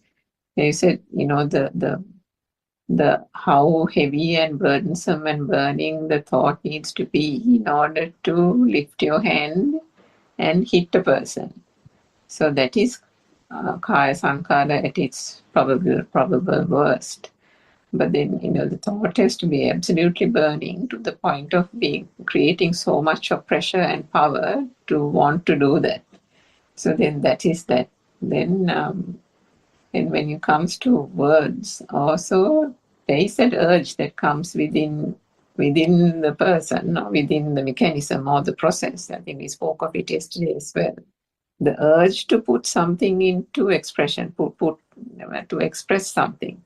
So it is the thought, the sankara that is getting then expressed in words, the vitakka nature in the person gives that mechanism or the process, there is no person, the urge to express it. When you want to express an opinion about something, you can't wait, right? And think about a conversation you're having with somebody. Before that other person finishes, you are thinking of what is the response you are going to make to what he or she is saying. So much so that you are not even listening to what that person is saying. You are thinking about your reply to that. Yeah, but in the second example, Sudama actually did justice to that, because Sudama said how she felt the difference. That is so beautiful. That is actually the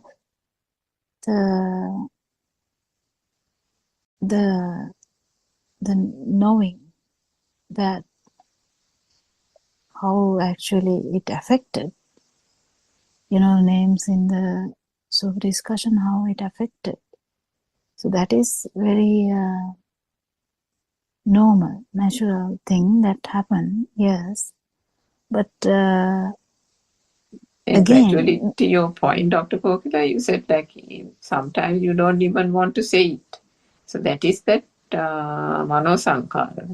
That is gradually the need to express something in words dies down, because there is no value. there is The always a value, catch, Surangika, here everywhere, because yeah. an arahant might actually express it also.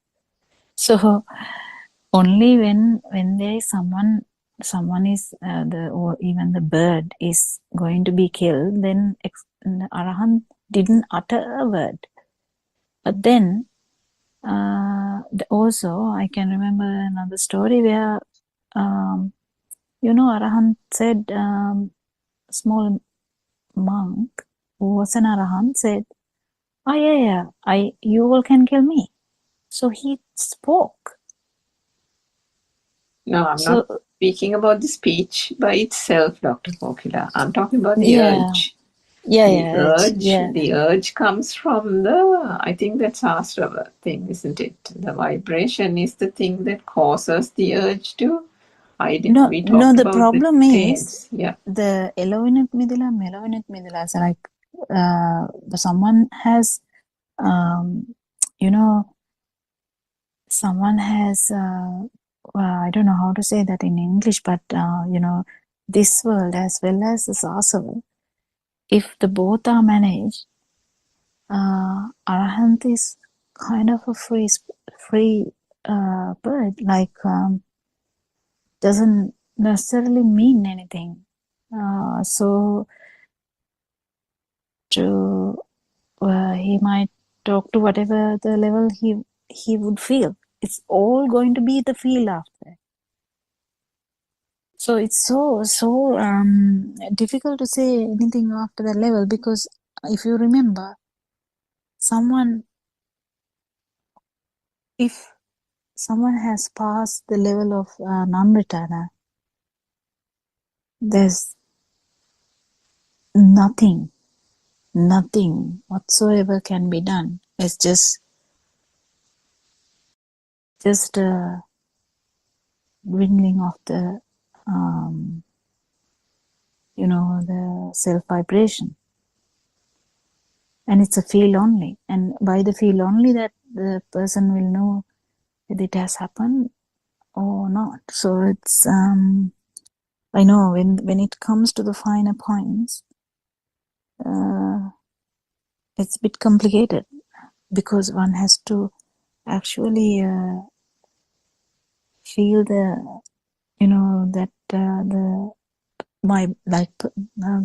arrow going through the mind, like liberation of mind, to actually feel so that is the difficult part, the liberation of the mind. Liberation of mind experience is different, and I can only reiterate that the liberation of the mind experience is different, and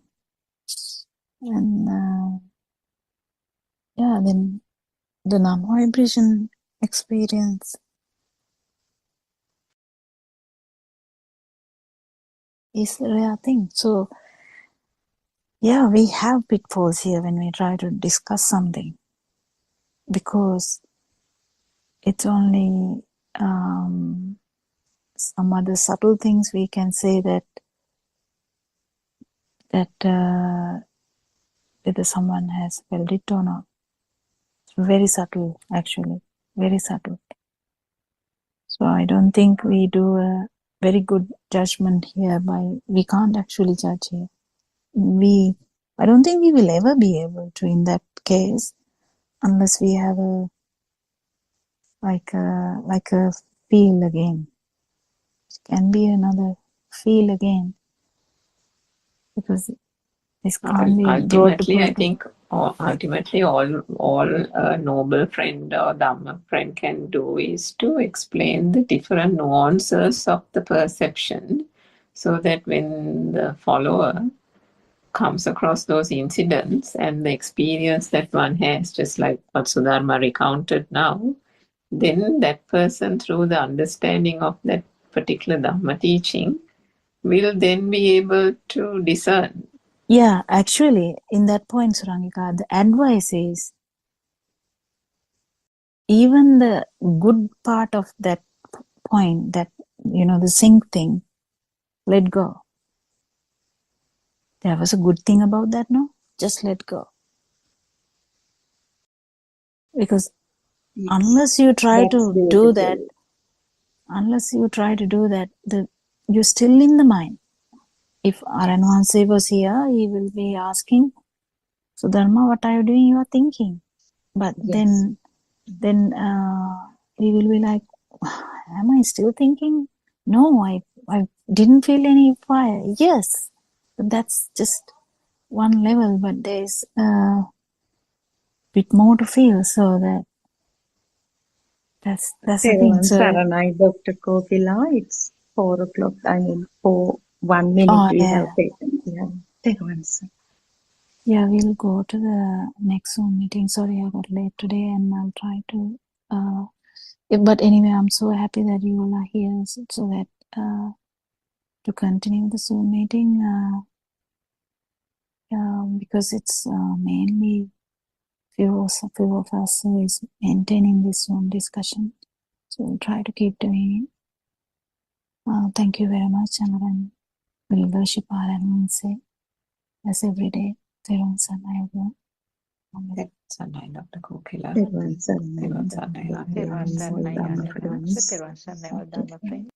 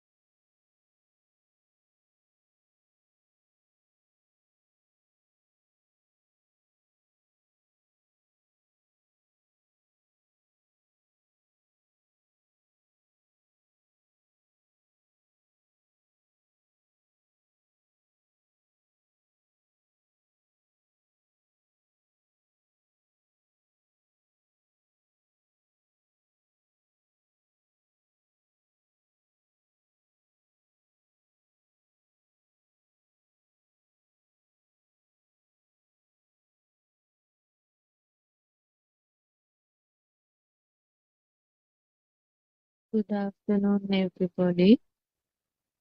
Sana, everybody.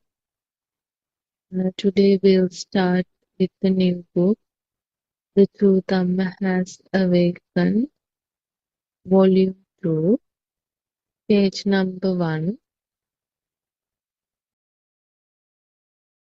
It is time to awaken to the pure truth. Let us talk a bit about the practical side of going on the path.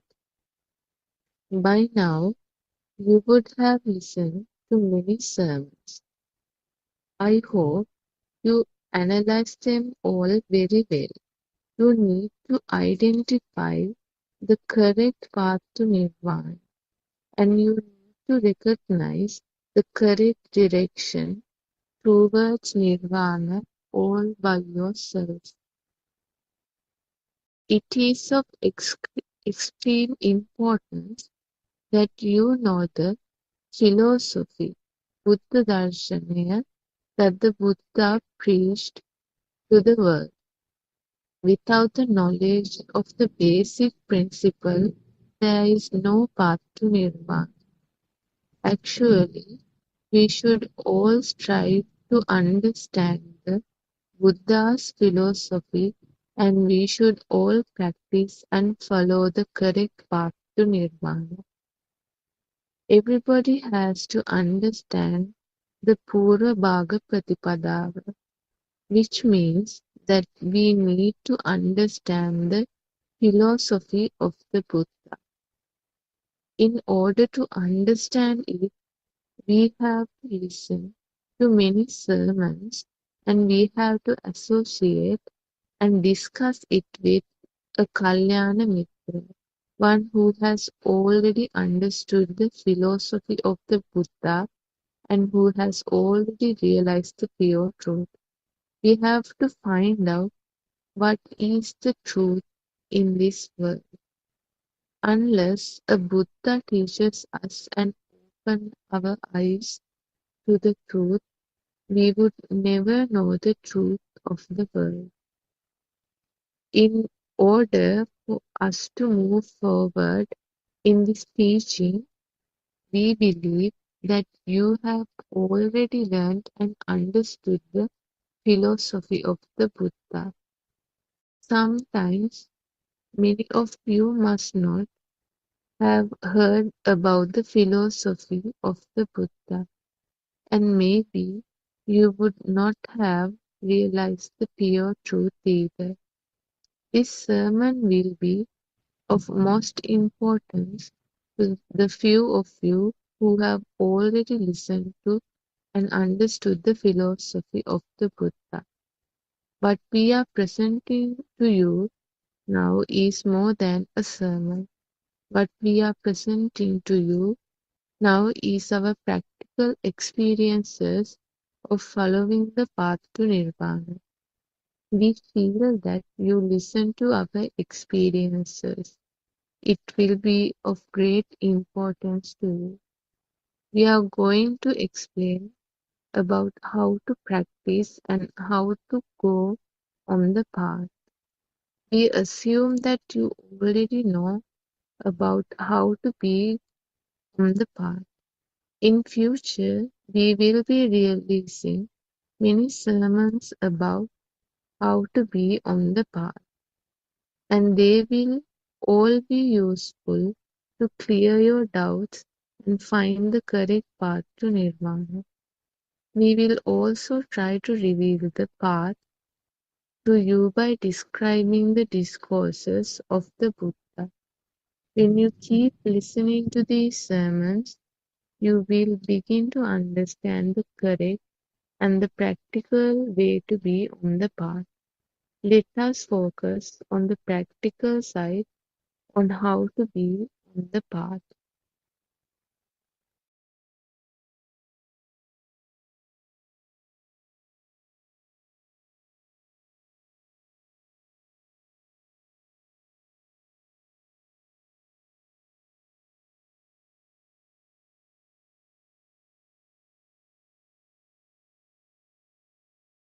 We will be addressing the people who have already started to follow the path.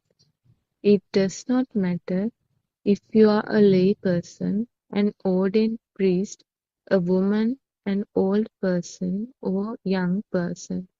What is of importance is that we all have a mind consciousness. If you have a mind, then you have happiness and suffering. If you have a mind, there is also a way to let go of your mind consciousness. If you have a way to let go of your mind, that means you have a possibility of attaining nirvana too. That means that there is a way to come out of suffering, and this is all that matters. It does not matter about the social status of a person who will be listening to the practical method of following the path. You can be either a king or a poor man. Both are human beings who have the fear of death. When you look at all people through Dhamma, they are all of the same nature. People are really helpless. They do not know the truth, which means they all have a false view of the world, a mithya dushtiya. As long as they are ignorant about the pure truth that the Buddha preached, they have a false view of the world, which means avidyava or ignorance. You have already understood and you already know that the outside which we see does not exist. You have heard and you already know that we live only with thoughts.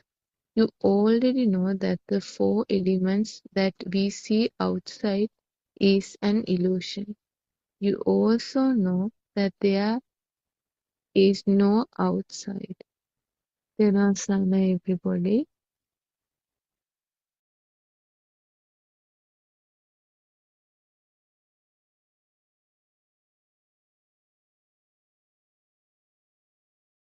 තෙරුවන් සරණයි Shani, තෙරුවන් සරණයි Dr. Kokila, Dr. Skundala and all Dhamma friends.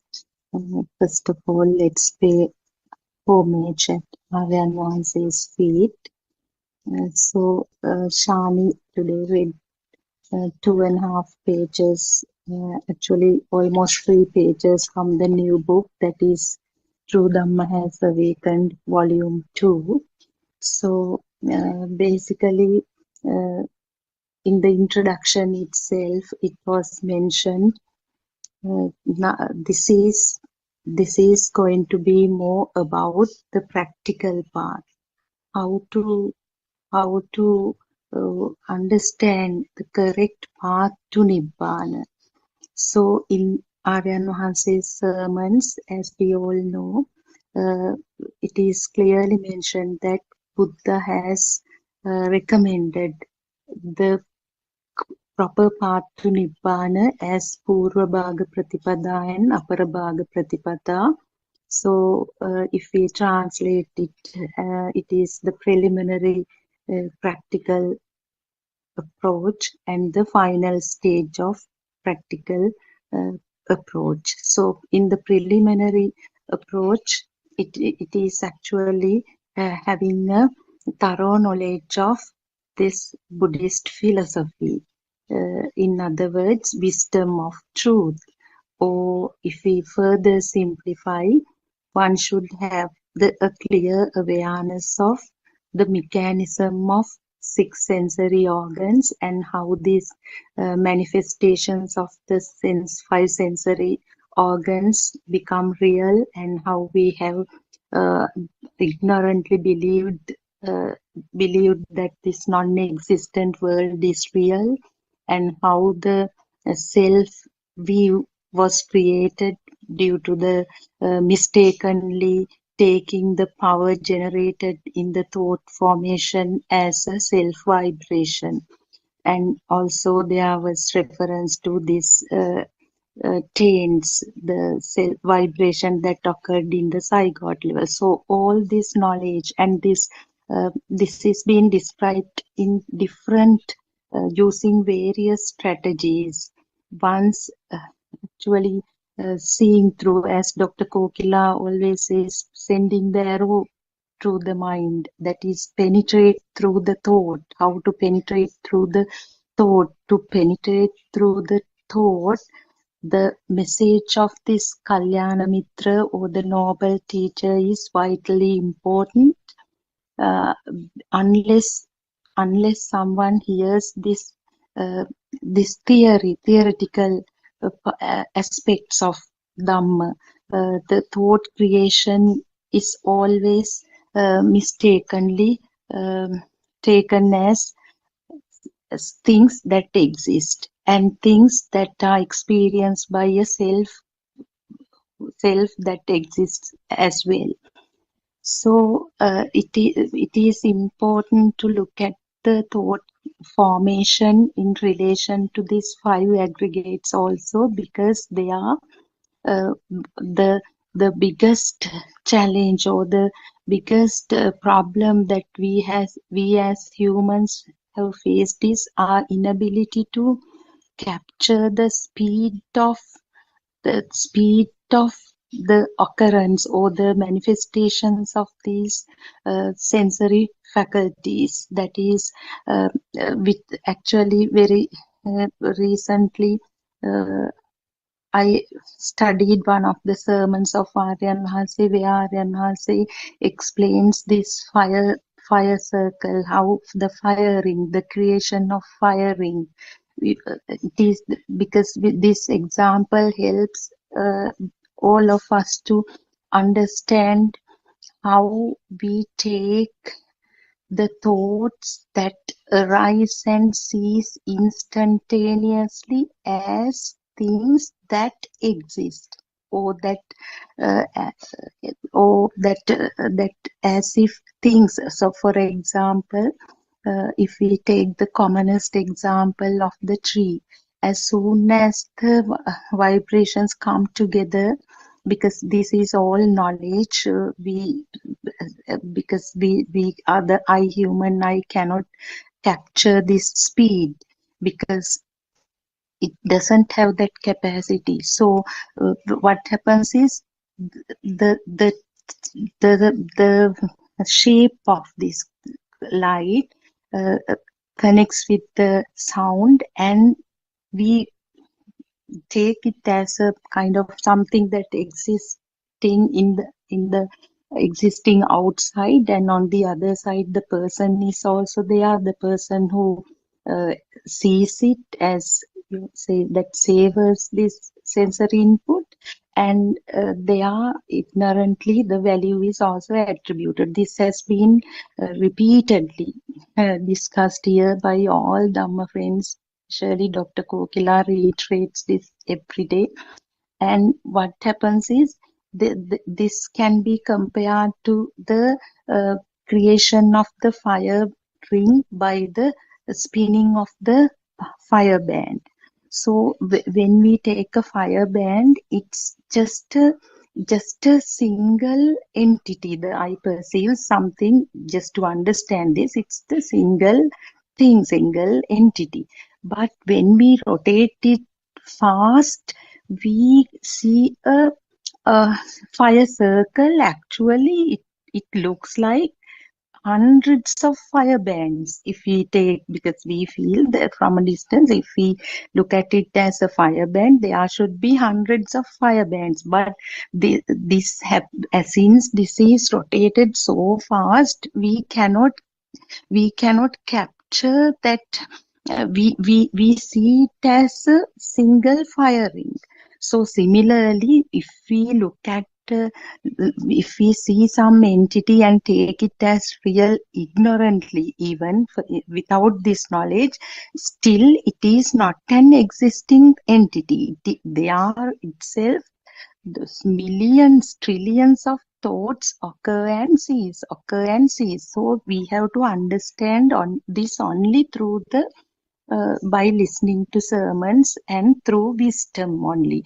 That is why this Yatha Bhuta Jnana, or the clear knowledge to see the reality, is important. And then basically I was just elaborating on this preliminary stage of practical approach. When one gets a thorough understanding of thought creation and the self view and this attribution of value and so on, then the final stage of practical approach is being presented or introduced by Aryan Wahanse, paying special attention to this, actually to lead someone to liberate from the thought and this entire kind of misbelief, or actually to see the to understand the strategies behind this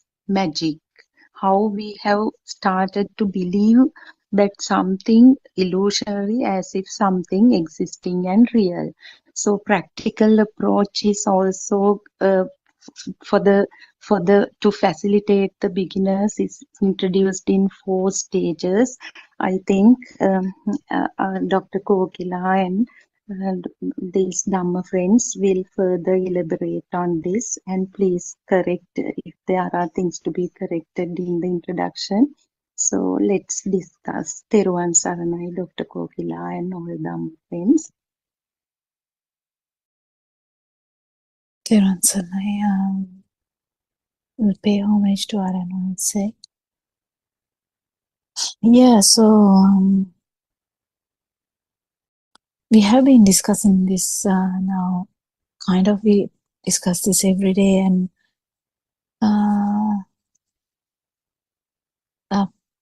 the only thing is, if you are in a thought,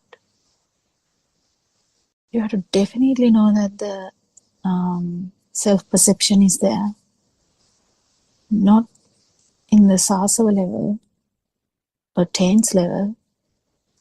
It is there, and that's where the main problem is. That's where we are finding it difficult to feel as well. The liberation from mind doesn't necessarily mean a hard thing, because we know that even a child in year 2 or class or 7-year-old child also understood this Dhamma and actually had an internal change because of that change in the way they look at the life. So this change in the way of looking at yourself is the main thing that changes. I wanted to reiterate this just now. It came to that as well, because yesterday also we were talking, Sudharma was telling some experiences and we were trying to discuss something on that, and I really thank everyone for putting up some experiences so that we have something to talk. So when we have an experience, we kind of put the Dhamma in a way that we understand no one or nothing is outside. It is a thought, and thought is not real. Well, I don't know. I just want to reiterate this again and again. I don't know how much I can reiterate this. Main thing here is to understand the self-perception, nothing else. Why we learn all this, or why we try to learn all this, is to understand the self-perception. Understand the self-vibration. Understand how this self-view happened. And at one point feel that the self-view was a wrong view. So don't forget that, because otherwise everything, you won't feel everything. You will be actually in a kind of meditative state, but samadhi doesn't change your wrong view. It's not that nothing of these sorts are changing your view. It's only darshana, that is the truth, or that is the satyajnana part, or that is the actual understanding of the self view that changes the whole way we look at the life. But if you get deviated by any chance for a second, if you get deviated into thinking that we are talking about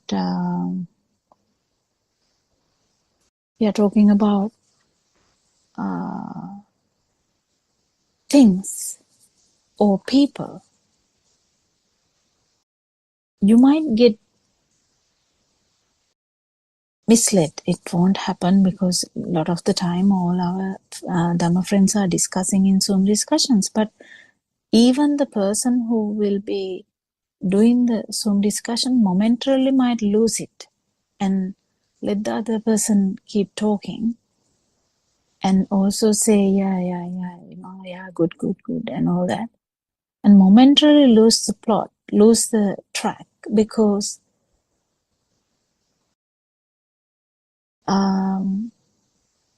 we might lose the whole no self angle.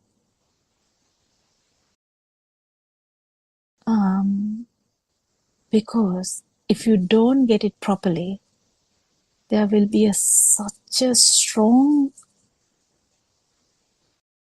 self which is not getting shaken by anything. Am I clear? Can someone unmute and speak? And that's what I'm trying to say.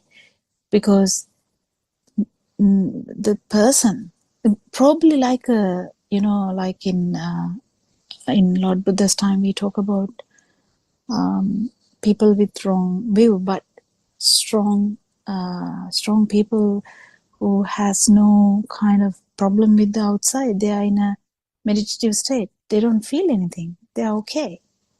But the Lord Buddha's, this incredible truth, has a very specific message which should not be missed by anyone. If someone misses it, what is going to happen is there would be a strong self who is not going to be shaken by anything. And that's not the thing we are talking about. So yesterday also, my words didn't come properly. And I was like, why am I even, like it didn't come.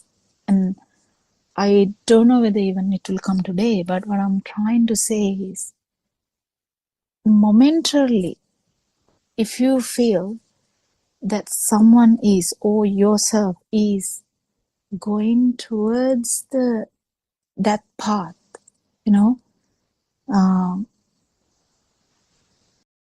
the feeling that nothing is happening, and the no sadness, no problem, not angry anymore, feeling so good and calm and quiet and happy and all that, and such a big self with those all the good stuff now getting stronger and stronger. This is a possibility, and we need to fight it. We need to be able to show it all the time. And if we don't, and if it doesn't come out from the whoever who does the Zoom discussion, other person will be in trouble. So trouble in the sense, it's not going to be a trouble that someone feels because that person is feeling so good. So they will be like, yeah, I feel so good. I have heard it so much in these Zoom discussions, and I can feel Aranvans is scratching his head. I'm just telling a metaphor. Like, how on earth are we going to tell this? This is not about you feeling good, not about anything like that. This is about you losing you. And if it is not happening, and if you are getting stronger with feeling so much tranquility, that is not the point here. So that's the most important aspect of this Dhamma. Aranvan says effort is not to highlight a self, is not any one of his listeners to highlight a self. That is not the thing. This is to understand that there is no self. And in order to do that, we talk about all the other stimuli. Yes. Why do we talk about all the other stimuli? Is because the I, me, mine, the self-thought is similar to the chair, the sun, the moon, the brother, sister, son, daughter, all that. It's similar. It's nothing different because it's another thought. And we are talking how this thought arises in this system, how this self-thought arises. We are not talking about only the chair. But when we talk about the chair, I don't know, this happened some time back. Also, all the Zoom discussions were mostly talking about that there is nothing. But if we lose the plot, if we lose the track, we might actually go in that path and build up a very strong self and struggle so hard after that to turn back, because that person who went in the wrong track is feeling so happy, feeling so calm, feeling so good. No, who would like to turn back if you feel so good? Would you? What do you think, Surangika? Would you turn back? What do you think? Anyone can unmute and answer. Would you turn back if you feel so good? But still, if you don't feel that you are in the wrong path, that the self is getting slightly, it's a very subtle thing, this one is very subtle, but do you get the point? Yeah, that's Dr. Kokila. I think that if somebody, I don't think an earnest follower who is purely on the path in search of the truth, and that should be everybody's ultimate goal, not nirvana, not anything else, but what is the truth?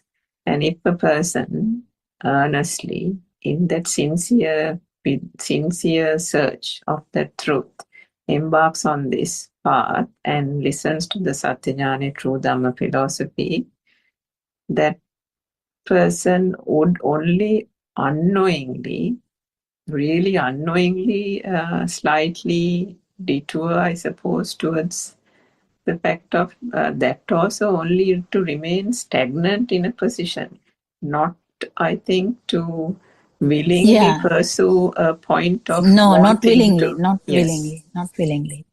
Definitely not willingly. No one does it willingly. But the problem is turning back. But that is quite different to maybe people who have done concentration meditation, Dr. Kokila. There might be. Even, have you seen in 5 a.m. Zoom discussions? Yes, last I heard that. 3 weeks, last 3 or 4 weeks, I don't know, like most of the good ones that we heard where Aranmanse joins in the latter part, can you see that some of the mums are saying, actually, I feel so good, Aranmanse, there's no burning at all. They say that. And yeah, true. it's not a lie. We say this all this time. It's not a lie. It's the truth. But then at the same time,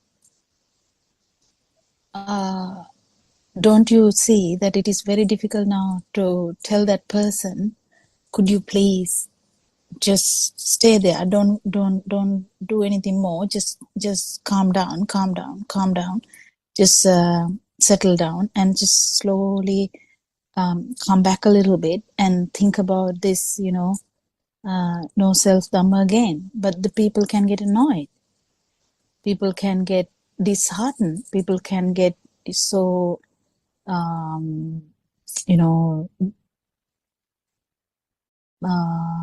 upset about that, because they don't feel anything, they don't feel any problem. Definitely they don't feel any problem, they're not lying, they are actually in a good state. But that's what I was trying to say.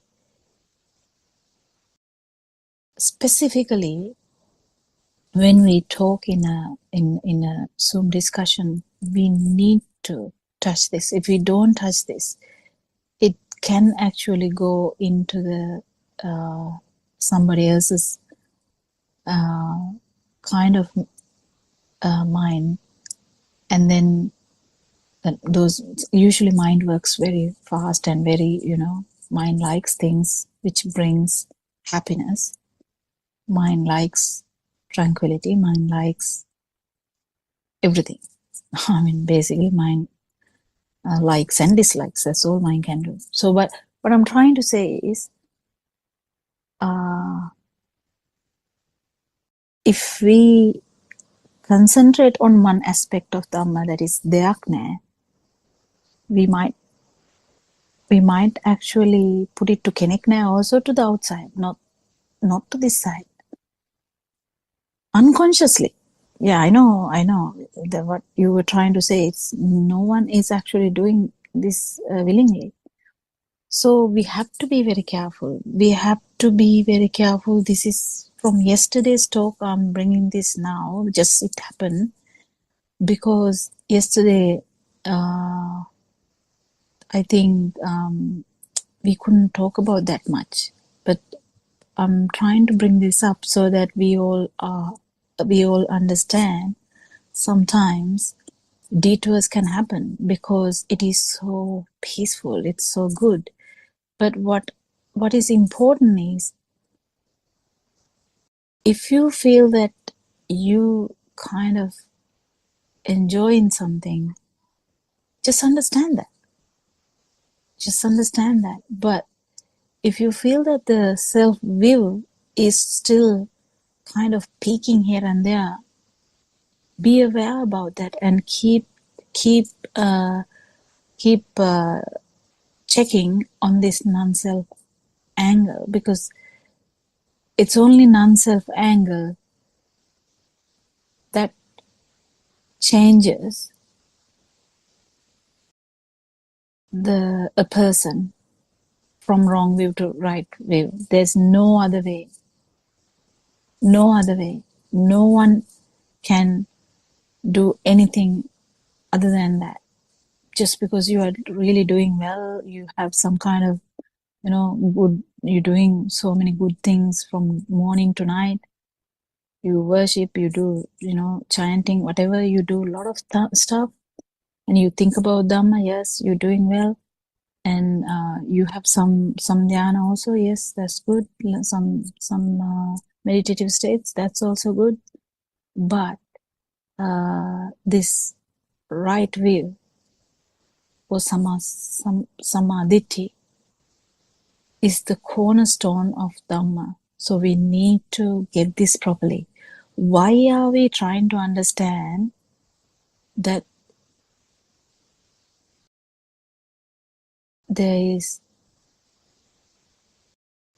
we can only perceive a shoe in our mind but not outside? What's the big deal about it? And why do we try to understand that the shoe is just a perception, and perception has no value? And why do we try to understand the eye? Because to see the shoe, you can't be blind. If you're blind, you can't see the shoe. You know that. So the actual that cycle started with the eye. So to happen to that, you have to have some vibration in the eye. And the eye vibration, you can think about it, still think about it. But what I'm trying to say is, why are we worried about a shoe? Why are we worried about shoe? Why are we worried about a chair? Why are we talking about these things? Why are we worried about a stimuli? We need to understand why we talk about these things. Why it's not just to feel free from stimuli. It's actually to understand the pathophysiology of how this happened, like how this self-view occurred. Self-view is a thought, just another thought like chair, just another thought like body, just another thought like moon. So it's just another thought which has been so much, abhisankara, like, used multiple times, like, I don't know how many stimuli have gone through from the first. If you take the first stimuli as mother, how many stimuli we have gone through in English medium, in Sinhala medium, if you know another language, whatever, how many stimuli we have. And then what did that put fuel into? It put fuel into this self-view, and it's just one thought though. And why we bother about all these things is to understand that self-view or thought about me, mine, has happened because of a perception. It's not outside. The me is not outside. That means this whole body and all that. It's not outside, but it's a perception. I is a perception. It's the strongest perception ever. Strongest perception ever. When I kept talking about, children maybe the biggest perception and all this stuff. No, the I is the greatest perception ever, which has been confirmed in each stimuli. Because as soon as the mind formed, when the mother is there, it has confirmed the me here. It has confirmed the me here. There's no doubt about that. If the tree is there, it has confirmed the me here. Even if you don't have any problem with that. Who has a problem with chair? I mean, very rarely you get a problem with chairs. Do you have a attraction toward one chair? Maybe. But usually you don't really care about the chair, do we? But why do we even think about these things? It is because the self-view or the thought about I has a root cause. What is the root cause of that? Root cause of that is, we know that the as soon as the mind formed, this problem has arisen now. This tent or sasava has a way of manifestation now, complete way of manifestation. So now the tent has the biggest power ever, because the self-perception has arisen. The tents didn't have the self-perception as such. It's a very, very faint one. But now we have the complete self-perception. Now the mother is there, I'm here. We can say bye to mother. So, hi to mother in that sense. But what I'm trying to say is, if we understand the how this happens, or pathophysiology of self. You keep understanding we only go through only stimuli at one time. One time there's only stimuli, just one stimuli, whether it's a tree, whether it's a chair, so then how this, unless we think about me, like I can think about, I am so good, I can think like that, but that's just another thought. No, I'm not talking about that. When stimuli happens, how is it reinforcing this self-thought? It is, the reinforcement has already happened. The self-perception has already reinforced because of the perception of the chair, because the self-perception is there when you feel that the chair is there. This is very subtle, very subtle. Not when you have a value. Value comes next. First you feel that the mother is there, then the value comes after some time. You keep understanding, this is my mother, my darling mother, my mother who did this much things to me, stuff like that. Or in the different way, mother didn't do anything, mother should have done this, but she didn't do that, she didn't know, she should have done that, whatever. So we need to understand this problem, how this happened. Straight away, just because of a thought arise, mother, the self-view is going to take some time, because it has to happen again and again and again, and then you understand, keep understanding, and this self-perception has now a better idea. I think I have tried to get this across. It is very important. Otherwise, if you are actually missing that part, put that again and again and again and again. I invite everyone. If you have forgotten this bit, put that in. It's okay. Put that in. Like even in the beginning, if you have to think about it, it's fine. Put that in. If you have missed that part, because we are not trying to understand that everything is not outside, it's in the that's not the only thing. We are actually fighting here with one thought. Don't forget that. You're not fighting with the chair, you're not fighting with the sun, we are not fighting with the shoe. We are actually fighting with ourselves, and it's a big deal because of that, because that is the most powerful thought ever in this system. And to another system, it is their thoughts about self. Well, I'll invite someone to add something about that. Sanai?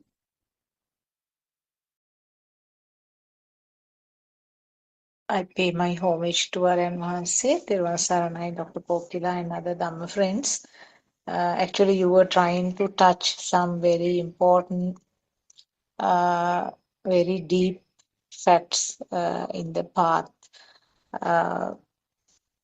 As you already mentioned, actually, this self-perception can be identified at course levels superficially, but when it comes to the deeper levels, where, as you said, lots of mothers in the discussion say that I don't get angry anymore, and I don't like this and that, I have changed like that. So those levels, actually, they have found that superficial coarse level of self-perception. So that part is actually easy to identify, and that part is easy to sort of shed. But when it comes to the final level, especially when you, as you mentioned, the sensor level, where the senses, that means the seeing and hearing and feeling, at those levels also this self vibration, that part, it is difficult. So it has to be after a very thorough clearance in the true Dhamma side, that means the Darshana Samapattiya or the true Dhamma side should be cleared day by day until the Arhat state. And it's like sharpening a knife. You cannot stop actually saying that I have read the books related to Darshana or I have listened enough to Darshana, and that part is clear because it is an ongoing process. And as you mentioned earlier, these mothers who say that I experience emptiness, I feel that there is nothing uh, is valued, and I feel that very much relaxed. Uh, Partly, I feel that now those mothers, most of them have been listening to Dhamma discussions for years and years, and the fact about this value of the sensations or value of uh, the yes sensations, value of the those things are no more there, and when we realize that uh, value or taking it as real or taking it as a thing, so those things are uh, not the correct Dhamma teaching. When these people they listen, go on listening to the same thing, phrases, sometimes they can sort of by heart what is mentioned by Aryan Mahanse. So then the mind sense itself will give kind of feeling that you experience it. Like an example now, this has been mentioned by Aryan Mahanse also. When a person is uh, bombarded with the idea that you are mad, this fellow is mad, you are mad, sort of like that, then the person himself will come to that conclusion within, okay, maybe I am mad. So in the same way, I feel that when they go on listening to these same type of explanations, same type of discussions, they feel it so. And what happens is they experience something, some kind of emptiness, but the self-perception or the self-feeling is there strongly as a tower on this side, but the other side has dissolved. So that is, I felt, one of the pitfalls that most of these listeners fall into. And as you very correctly said, it is such a nice experience, so that they don't like to uh, turn back. They don't like to uh, get down to the lower step uh, because they feel that they are in the correct pathway because it's so comforting. Same thing happens to the people who have been doing lots of concentration meditation because they also, now what happens is that myself or the self-perception is very well preserved, but they experience so much of tranquility and relaxed feeling, and they reach various dhyana levels where it becomes kind of addicted like. So this is what I wanted to add. Teruvan Saranai, somebody else can contribute or correct me.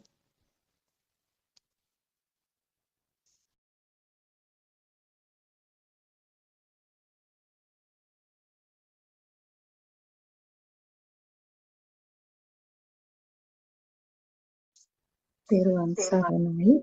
Teruvan Saranai, Dr. Kopila and Dr. Sakuntala. Thank you very much for those beautiful explanations, especially this constant reminder Dr. Kokila is making, asking us to double check uh, the the rising of the self perception and the self-view ignorantly. And you were referring to yesterday's experience, Dr. Kokila. At the very moment you were explaining, it didn't quite come to me at that time, but after some time, it occurred to me like, why did I go and tell all these experiences there?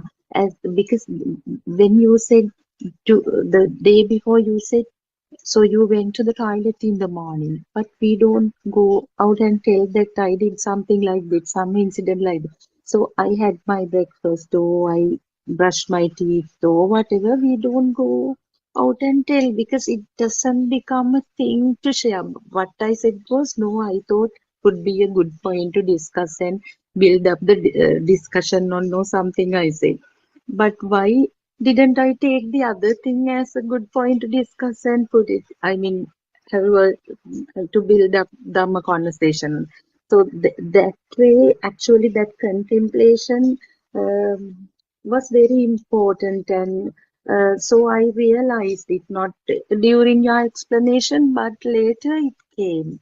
So that's very important, Dr. Kokila, all these reminders, because you never let us take it, I mean, in bits and pieces. You always remind this is the take it fully.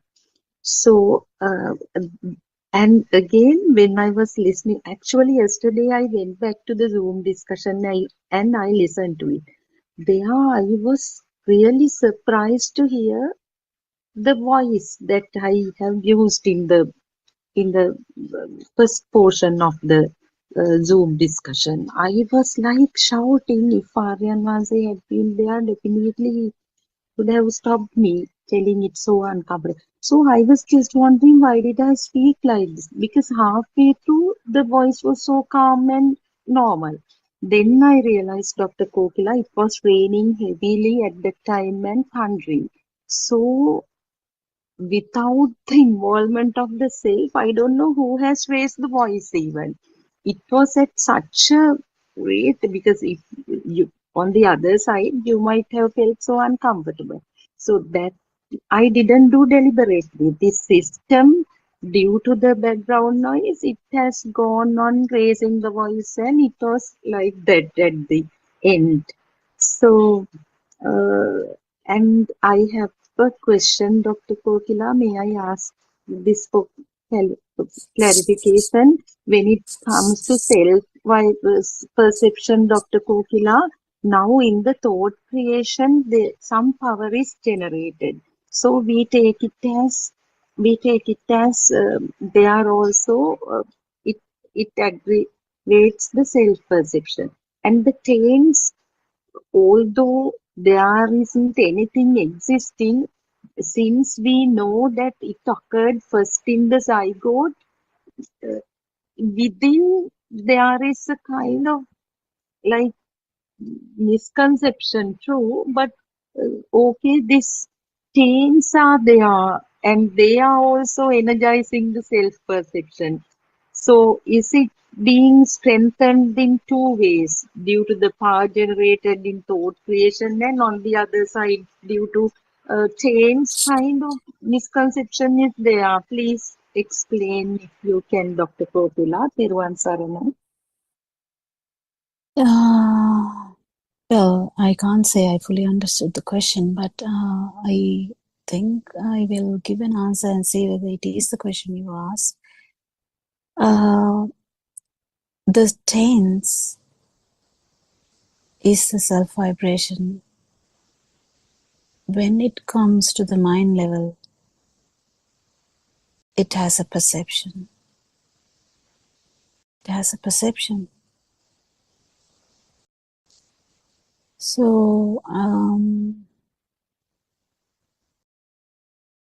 in the sense, it has a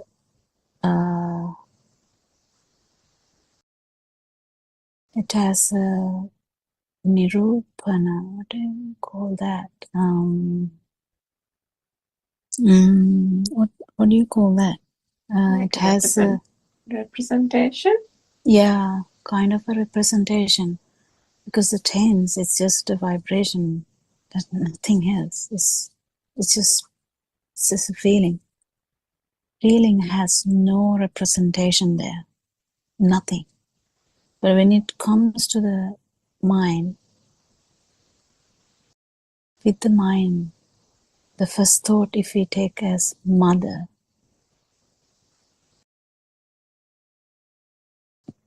self-perception is there in a very subtle way. It is there. It's a perception now.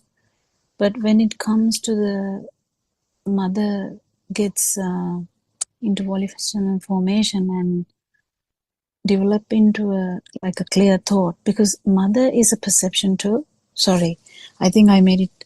I'll retell again. So, child gets a perception of mother first, and that level, there is a. As soon as you get the self perception of mother, self-perception is there. That is why I told you that day also. Shoe on the doorstep means self-perception is there. It's just for the beginner level, not for the Arahant. Beginner level, because someone can argue with me, no, there's no, I'm not talking about an Arahant. I'm talking about a beginner who is still learning this Dhamma. So, perception level, because it has to be like that order, because that's how it happened, you know. The formless, where the feel, that vibration, form level is the perception level. The thought has not formed fully yet, like kind of mother perception can be there, but then when it into fully a thought, you have everything about the mother, you know, my darling mother, as I said, everything. As in the same way, as soon as the mind is formed, the perception of mother, if the perception of the mother is felt as real, if the self perception, if the perception of the mother is felt as real, definitely, then you will feel, you can understand that the self-perception had been there. That's how it works. The self-perception have no power or representation without a stimuli. That's why we talk about stimuli. That was the one. That was why I was talking a lot about that in previous few words. So that's the main thing. The mother perception, shoe perception, dog perception, whatever perception, if it is felt as real, the self-perception is already there. Already there. When it comes to develop into a great thought, then I, me, mind, great thought is also there. You don't have to think about it. If you think about it, that's a different thing. Like I can think about mother, like sit down and I write a essay. Yeah, you have to think about it. That's fine. And I can write about an essay about myself. That's okay. You can think about it. I'm not telling about thinking process. I'm talking about actually a 3-year-old child. I'm talking about the 6-week baby, and I'm talking about a 2-year-old child, or no, 1-year-old child who has the perception but has fully formed the thought properly. And once it is kind of 7-year-old, thought has fully formed and the I thought has fully formed. Did I answer the question or did I go astray? I don't know. Did I go all over the place or did I answer the question, or is the question different? Yes, it's raining heavily again, Dr. Kokila. I'll go back to the YouTube and listen to it. I couldn't concentrate. Um, so I think that he said there is nothing existing as paint or anything. It's When the okay. Yeah. first thought is formed on the other side, we can't see on the other side even, the perception of I is also fully formed. Isn't it, Dr. Kokila?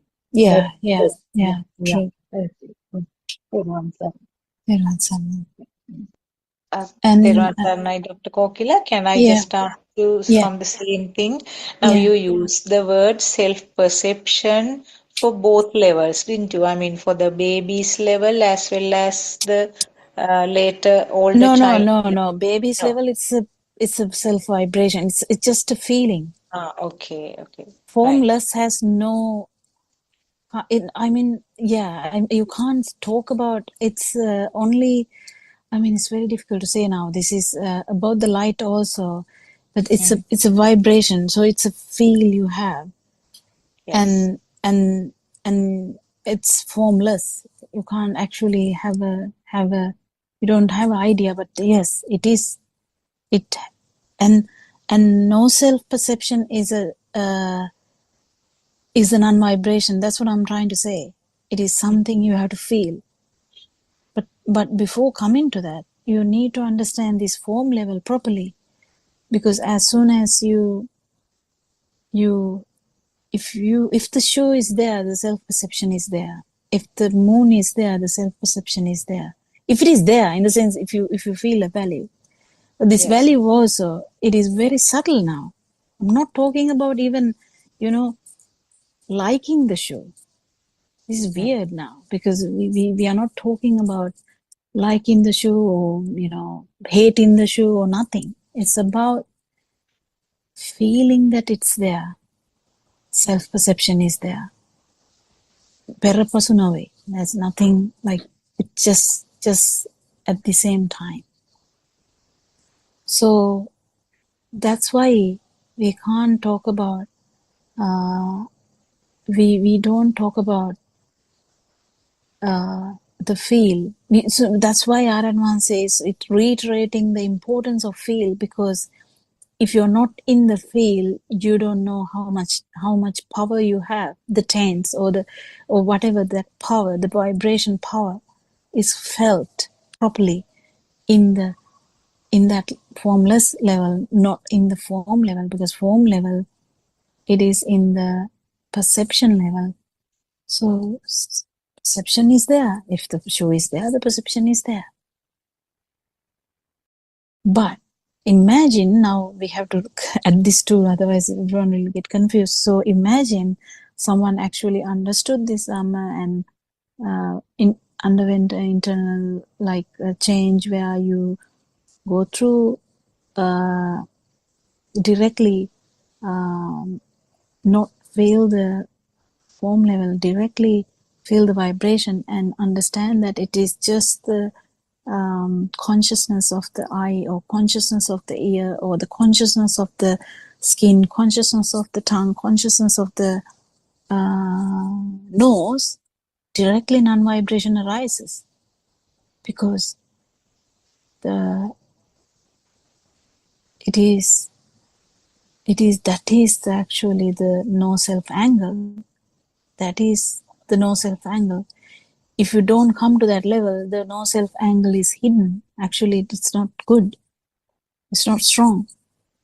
To actually put the no self angle, you should actually get into that level. So when you put the no self angle there, then you realize, oh wow, that's just consciousness, or this feeling of a live feel, or it's a feel, just it's something you feel, a live feel is a feel. The feel of existence is a feel. And that is only due to these 5 sensory organs.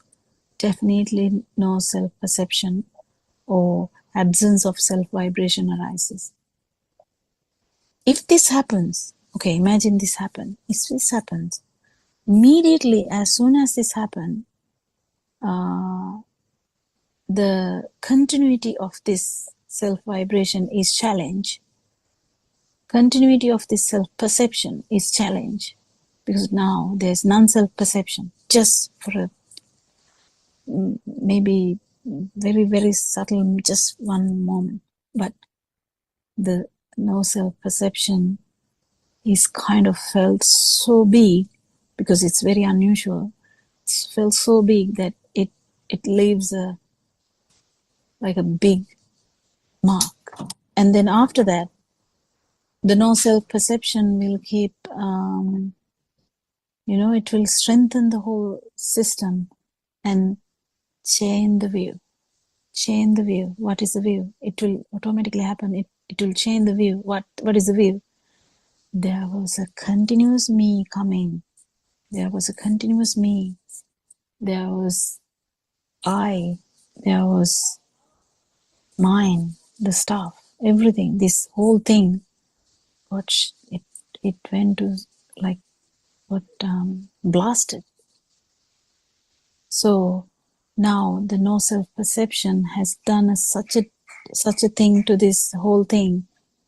The person, the self-perception or the view has changed. So now we call that person is in the path. Unless otherwise, it's very difficult to call a person actually in the path. Then now everything starts with samma, samma, samma, right view, right thoughts, right talk, right living, right actions, right everything. Because now the person, particular system, has gone through that change of understanding the no self-perception. So that system is aware that even though I feel now after that, the continuity is felt. But even though I feel the continuity, yes, but that's not true, because there was one episode there where you felt no self-perception. And this will keep strengthening your no self-perception and the no self-anger. The whatever defilements you have has no place to plant. What can the anger do now? You will feel the anger. That's what going to happen, because even a stream winner can have anger and liking, but it happens with the habit. But that system is fully aware that it happens with the habit, but it's that correct view or right view is never going to change, because it's an experience. So then Kamraga particle slowly gets reduced. That is defilements, the cravings, and the anger, or they get reduced. And then that happens throughout, this reduction of your defilements. And in one particular time, you will keep understanding this Dhamma more and more and more and more, and you will understand that you might feel this again, and get a fully clear idea that these perceptions are actually no value at all. And it started from just one vibration. And then the interest basically interest in these sensory organs go down. That's what happens. Interest in sensory organs go down. And it keep happening and happening and happening. And at the end, the system will become that non-self perception. it's completely no self-perception then, because there is no self-vibration. Self-vibration has gone to zero. How do you feel it? You have to feel it again, that whether it is zero, but because it's in the field level. So I don't know whether I did any put to that question, Dr. Sakuntala. Do you think? Yes, I think, yes, you were trying in your best to explain because I know finding words is difficult. Just one more question, Dr. Kokila. Can it happen in a system and still doesn't recognize or doesn't identify? Yeah. But in Lord Buddha's time, there are examples of that. But you know the beauty of that is that system is going to feel it again, because this no self-perception is never going to lay dormant forever. Lord Buddha says, if someone has felt this no self-perception at least once in their life, definitely they are going to become that. So when it happens again and again, the system will be able to identify. 100%. Is that what you're going to say? 100%. Okay, right. That was a beautiful explanation, Dr. Kokila. Thank you. Yeah, Surangika, do you have anything to add?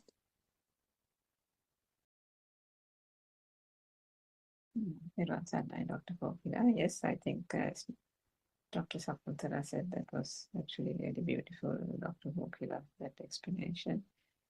And I think to Dr. Sakuntala's point, if the system has encountered that experience, maybe that initial self-view would have been eradicated, but the rest of some of the taints might still be remaining. But then I think R.N. Vanse has explained in an era where there is no, in a non-Buddha era, still that process or mechanism can emerge, and then through just a natural occurrence of some nature event can attain that final liberation, isn't it? The Pascheka Buddha example that R.M. Vanse has explained. And also a stream winner might vibrate in the human world again. Who knows? Yes, true. Yeah.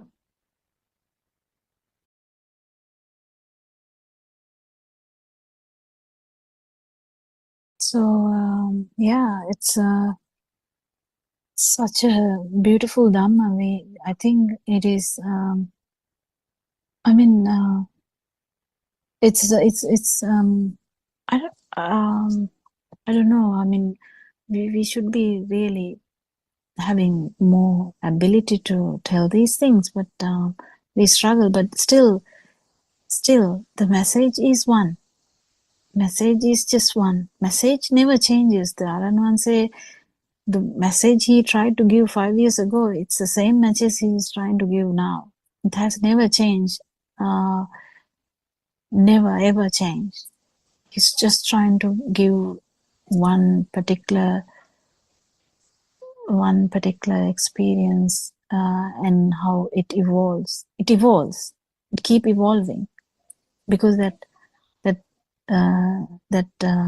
taints get reduced each time. You know, those defilements go down, because there's no owner for the defilements. That's why they go down. They don't go down because you do anything. It's just the ownership is not that strong. What can you do? You have a necklace. There's no ownership. So what can that necklace do to that? That's where I want to reiterate. Actually, I wanted to reiterate this again today. That's why, because people talk about the necklace, but what actually happens is when the self view is damaged or shattered or blasted by just one experience, moment of experience, what happens is there's no ownership. The ownership is the one which is damaged, not the necklace. Do you get the point? So the defilements, it's both ways. The necklace is already understood. That's why the person actually came that far. If someone is actually attracted to a necklace, that person can't even come to this level. Can you? Like, even for a moment, it will be difficult. But if someone actually came this far, that person has understood this a lot. All our mothers are very suitable for these experiences because they don't have much affinity for any of this stuff. Very good. But it's just getting this puzzle correctly. It is the thing that should be reiterated in these Zoom discussions where we request them earnestly, very lovingly. We request them, try to think about this, but sometimes with our incompetence we might not be able to deliver it properly, and we are sorry about that, but we are trying our hard to deliver it so that someone gets a sense of it. Because when there is no ownership, what can the defilements do? Defilements are there. It is the defilements are getting more and more because there's a self who is driving it. That's where a person who has had any of these changes is having sila or this vinaya itself. What are the English words for them? I'm not sure, but they have it. They have it without any problem. There's no rules here. That actually it is there. I think I think we are running into the Zoom as well now. Every day we run into that, but anyway. Anything to add, Surangika? No, Dr. Gopila, I think we can continue tomorrow. Yes. Thank you, everyone. Thank you, Shani, for reading the book, and I thank everyone else for coming here for a discussion which is beautiful. The discussions are very beautiful, and telling all our experiences, trying to put all this together and connect the puzzle so that someone can feel this and feel that there is no one here. And you losing you is not easy, but it is a possibility. May Triple Gem bless you, and we worship Aryan Wahanse. Teruvan Saranai. Teruvan Saranai, Dr. Teruvan Gopila. Saranai. Teruvan Saranai, Dharma Prince. Teruvan Saranai, Aryan Wahanse. Teruvan Saranai, Dr. Kokila, and everybody.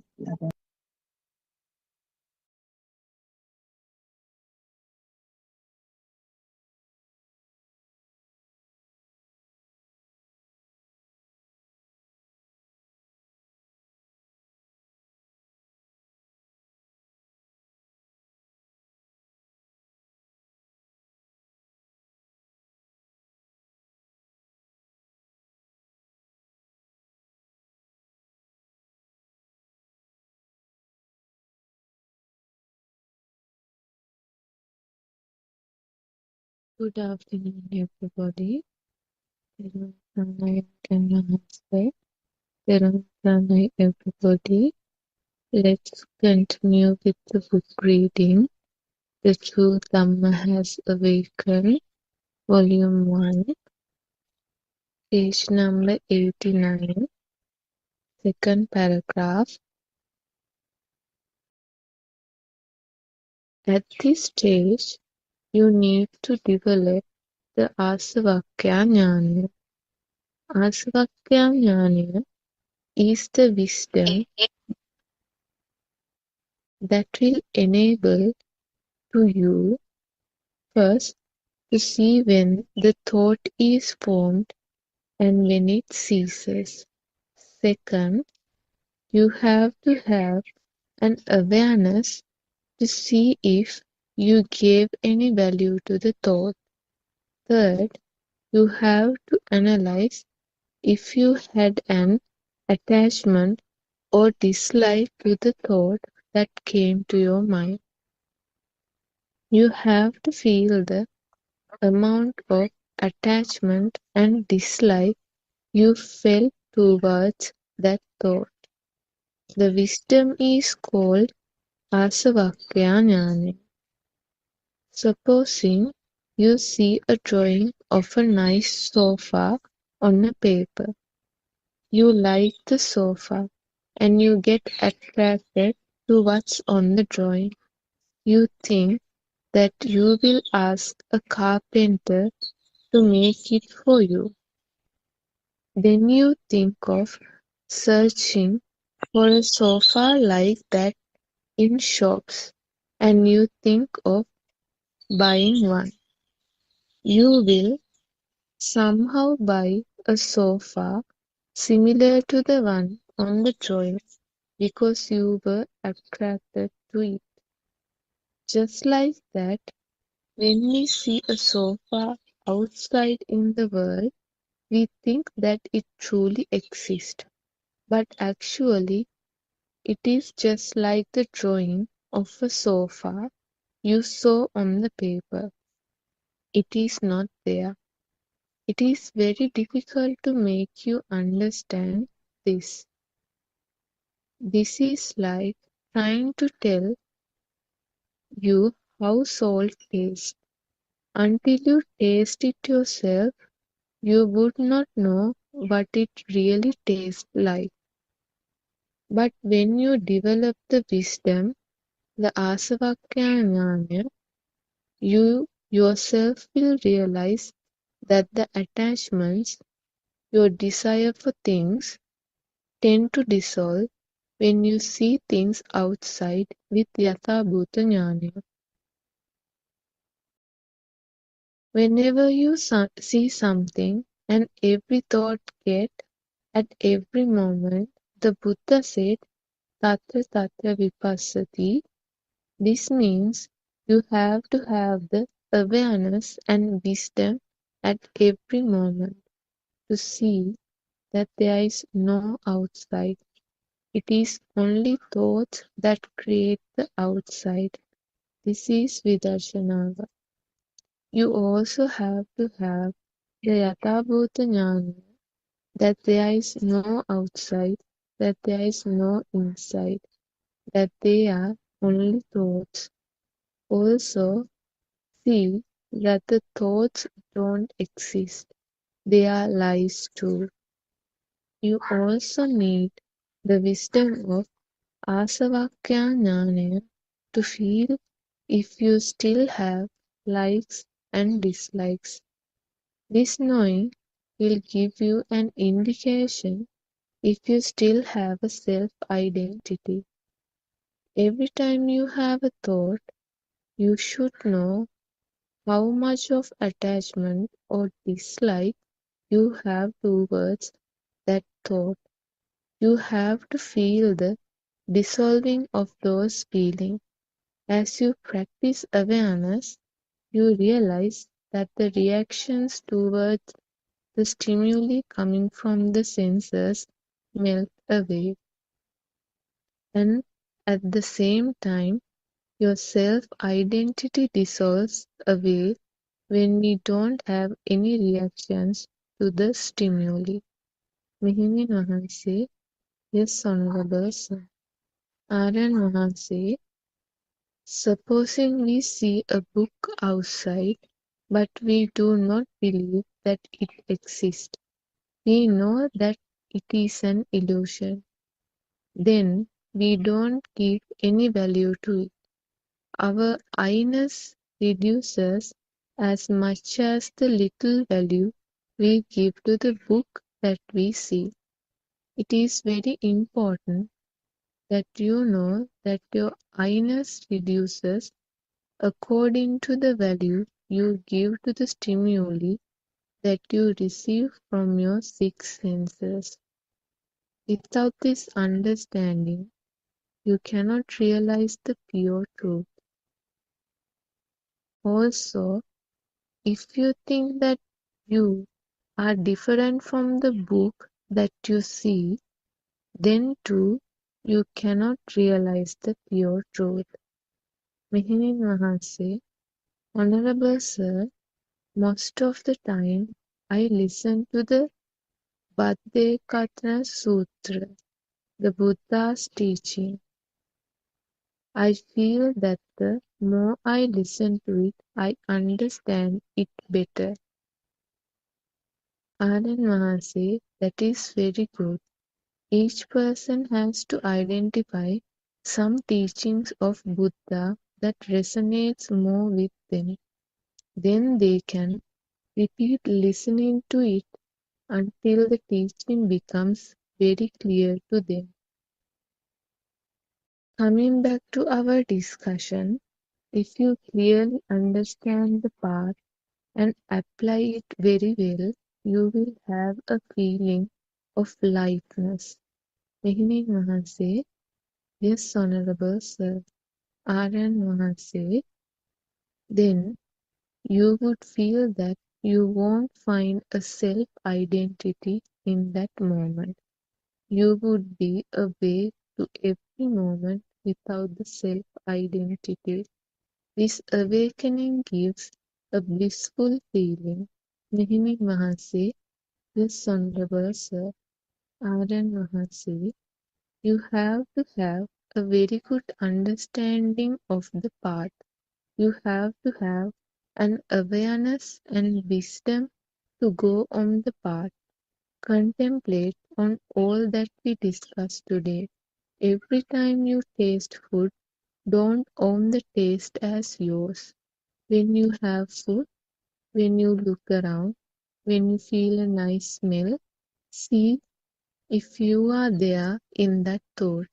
Then contemplate on how to experience that feeling without the self-identity.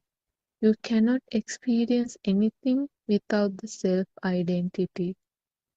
Then contemplate on how to look at that experience and find you in it.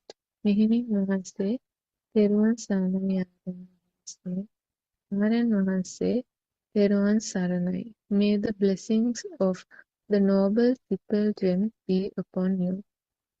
Teruvan Saranai, everybody.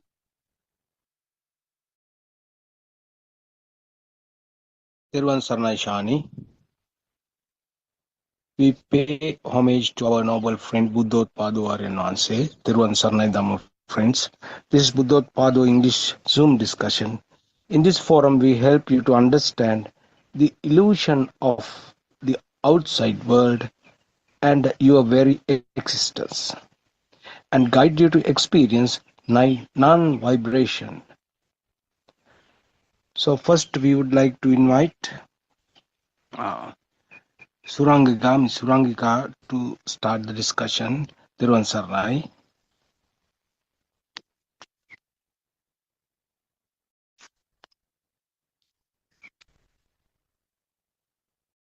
Tirvan Sarnai Sudharma, are you there? Yes, I am there. Please start the You said discussion. okay. Thiruvan Sanai, Let's start the discussion. Thiruvan Sanai, Yeah. Yes, my friends. Yeah. Go ahead. I just joined now, Mr. Bernard. So Dharma, if you don't mind, Yeah. can you just summarize what Shani mentioned? Yeah. Okay. All right. All Yes, right. sir. Teruvan Saranai, Mr. Bernard. Teruvan Saranai to all Dhamma friends. First of all, let's all worship Aryan Mahanse's feet for sharing this beautiful knowledge with the entire world.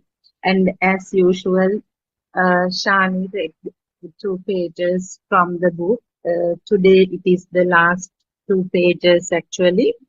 And so far we have been discussing how or how should we see through the stimulus, in order to in order not to be deceived by it, because we all have made from the birth, we have all made this world reality due to ignorance, and with this true Dhamma we are going against the current. Actually, we have been going with the current, and now we have started to go against the current without the person, of course. So today, the main point of the discussion is asavakya jnana, that is the ability, the knowledge one should have to uh, discern or to self-realize that destruction of defilements occur or the diminishing of defilements happens. So this, when we discuss asavakya jnana, we cannot take it by itself, because it is one major component of three great knowledges, as we know, the Kubbe Nivasanussati Jnanaya, then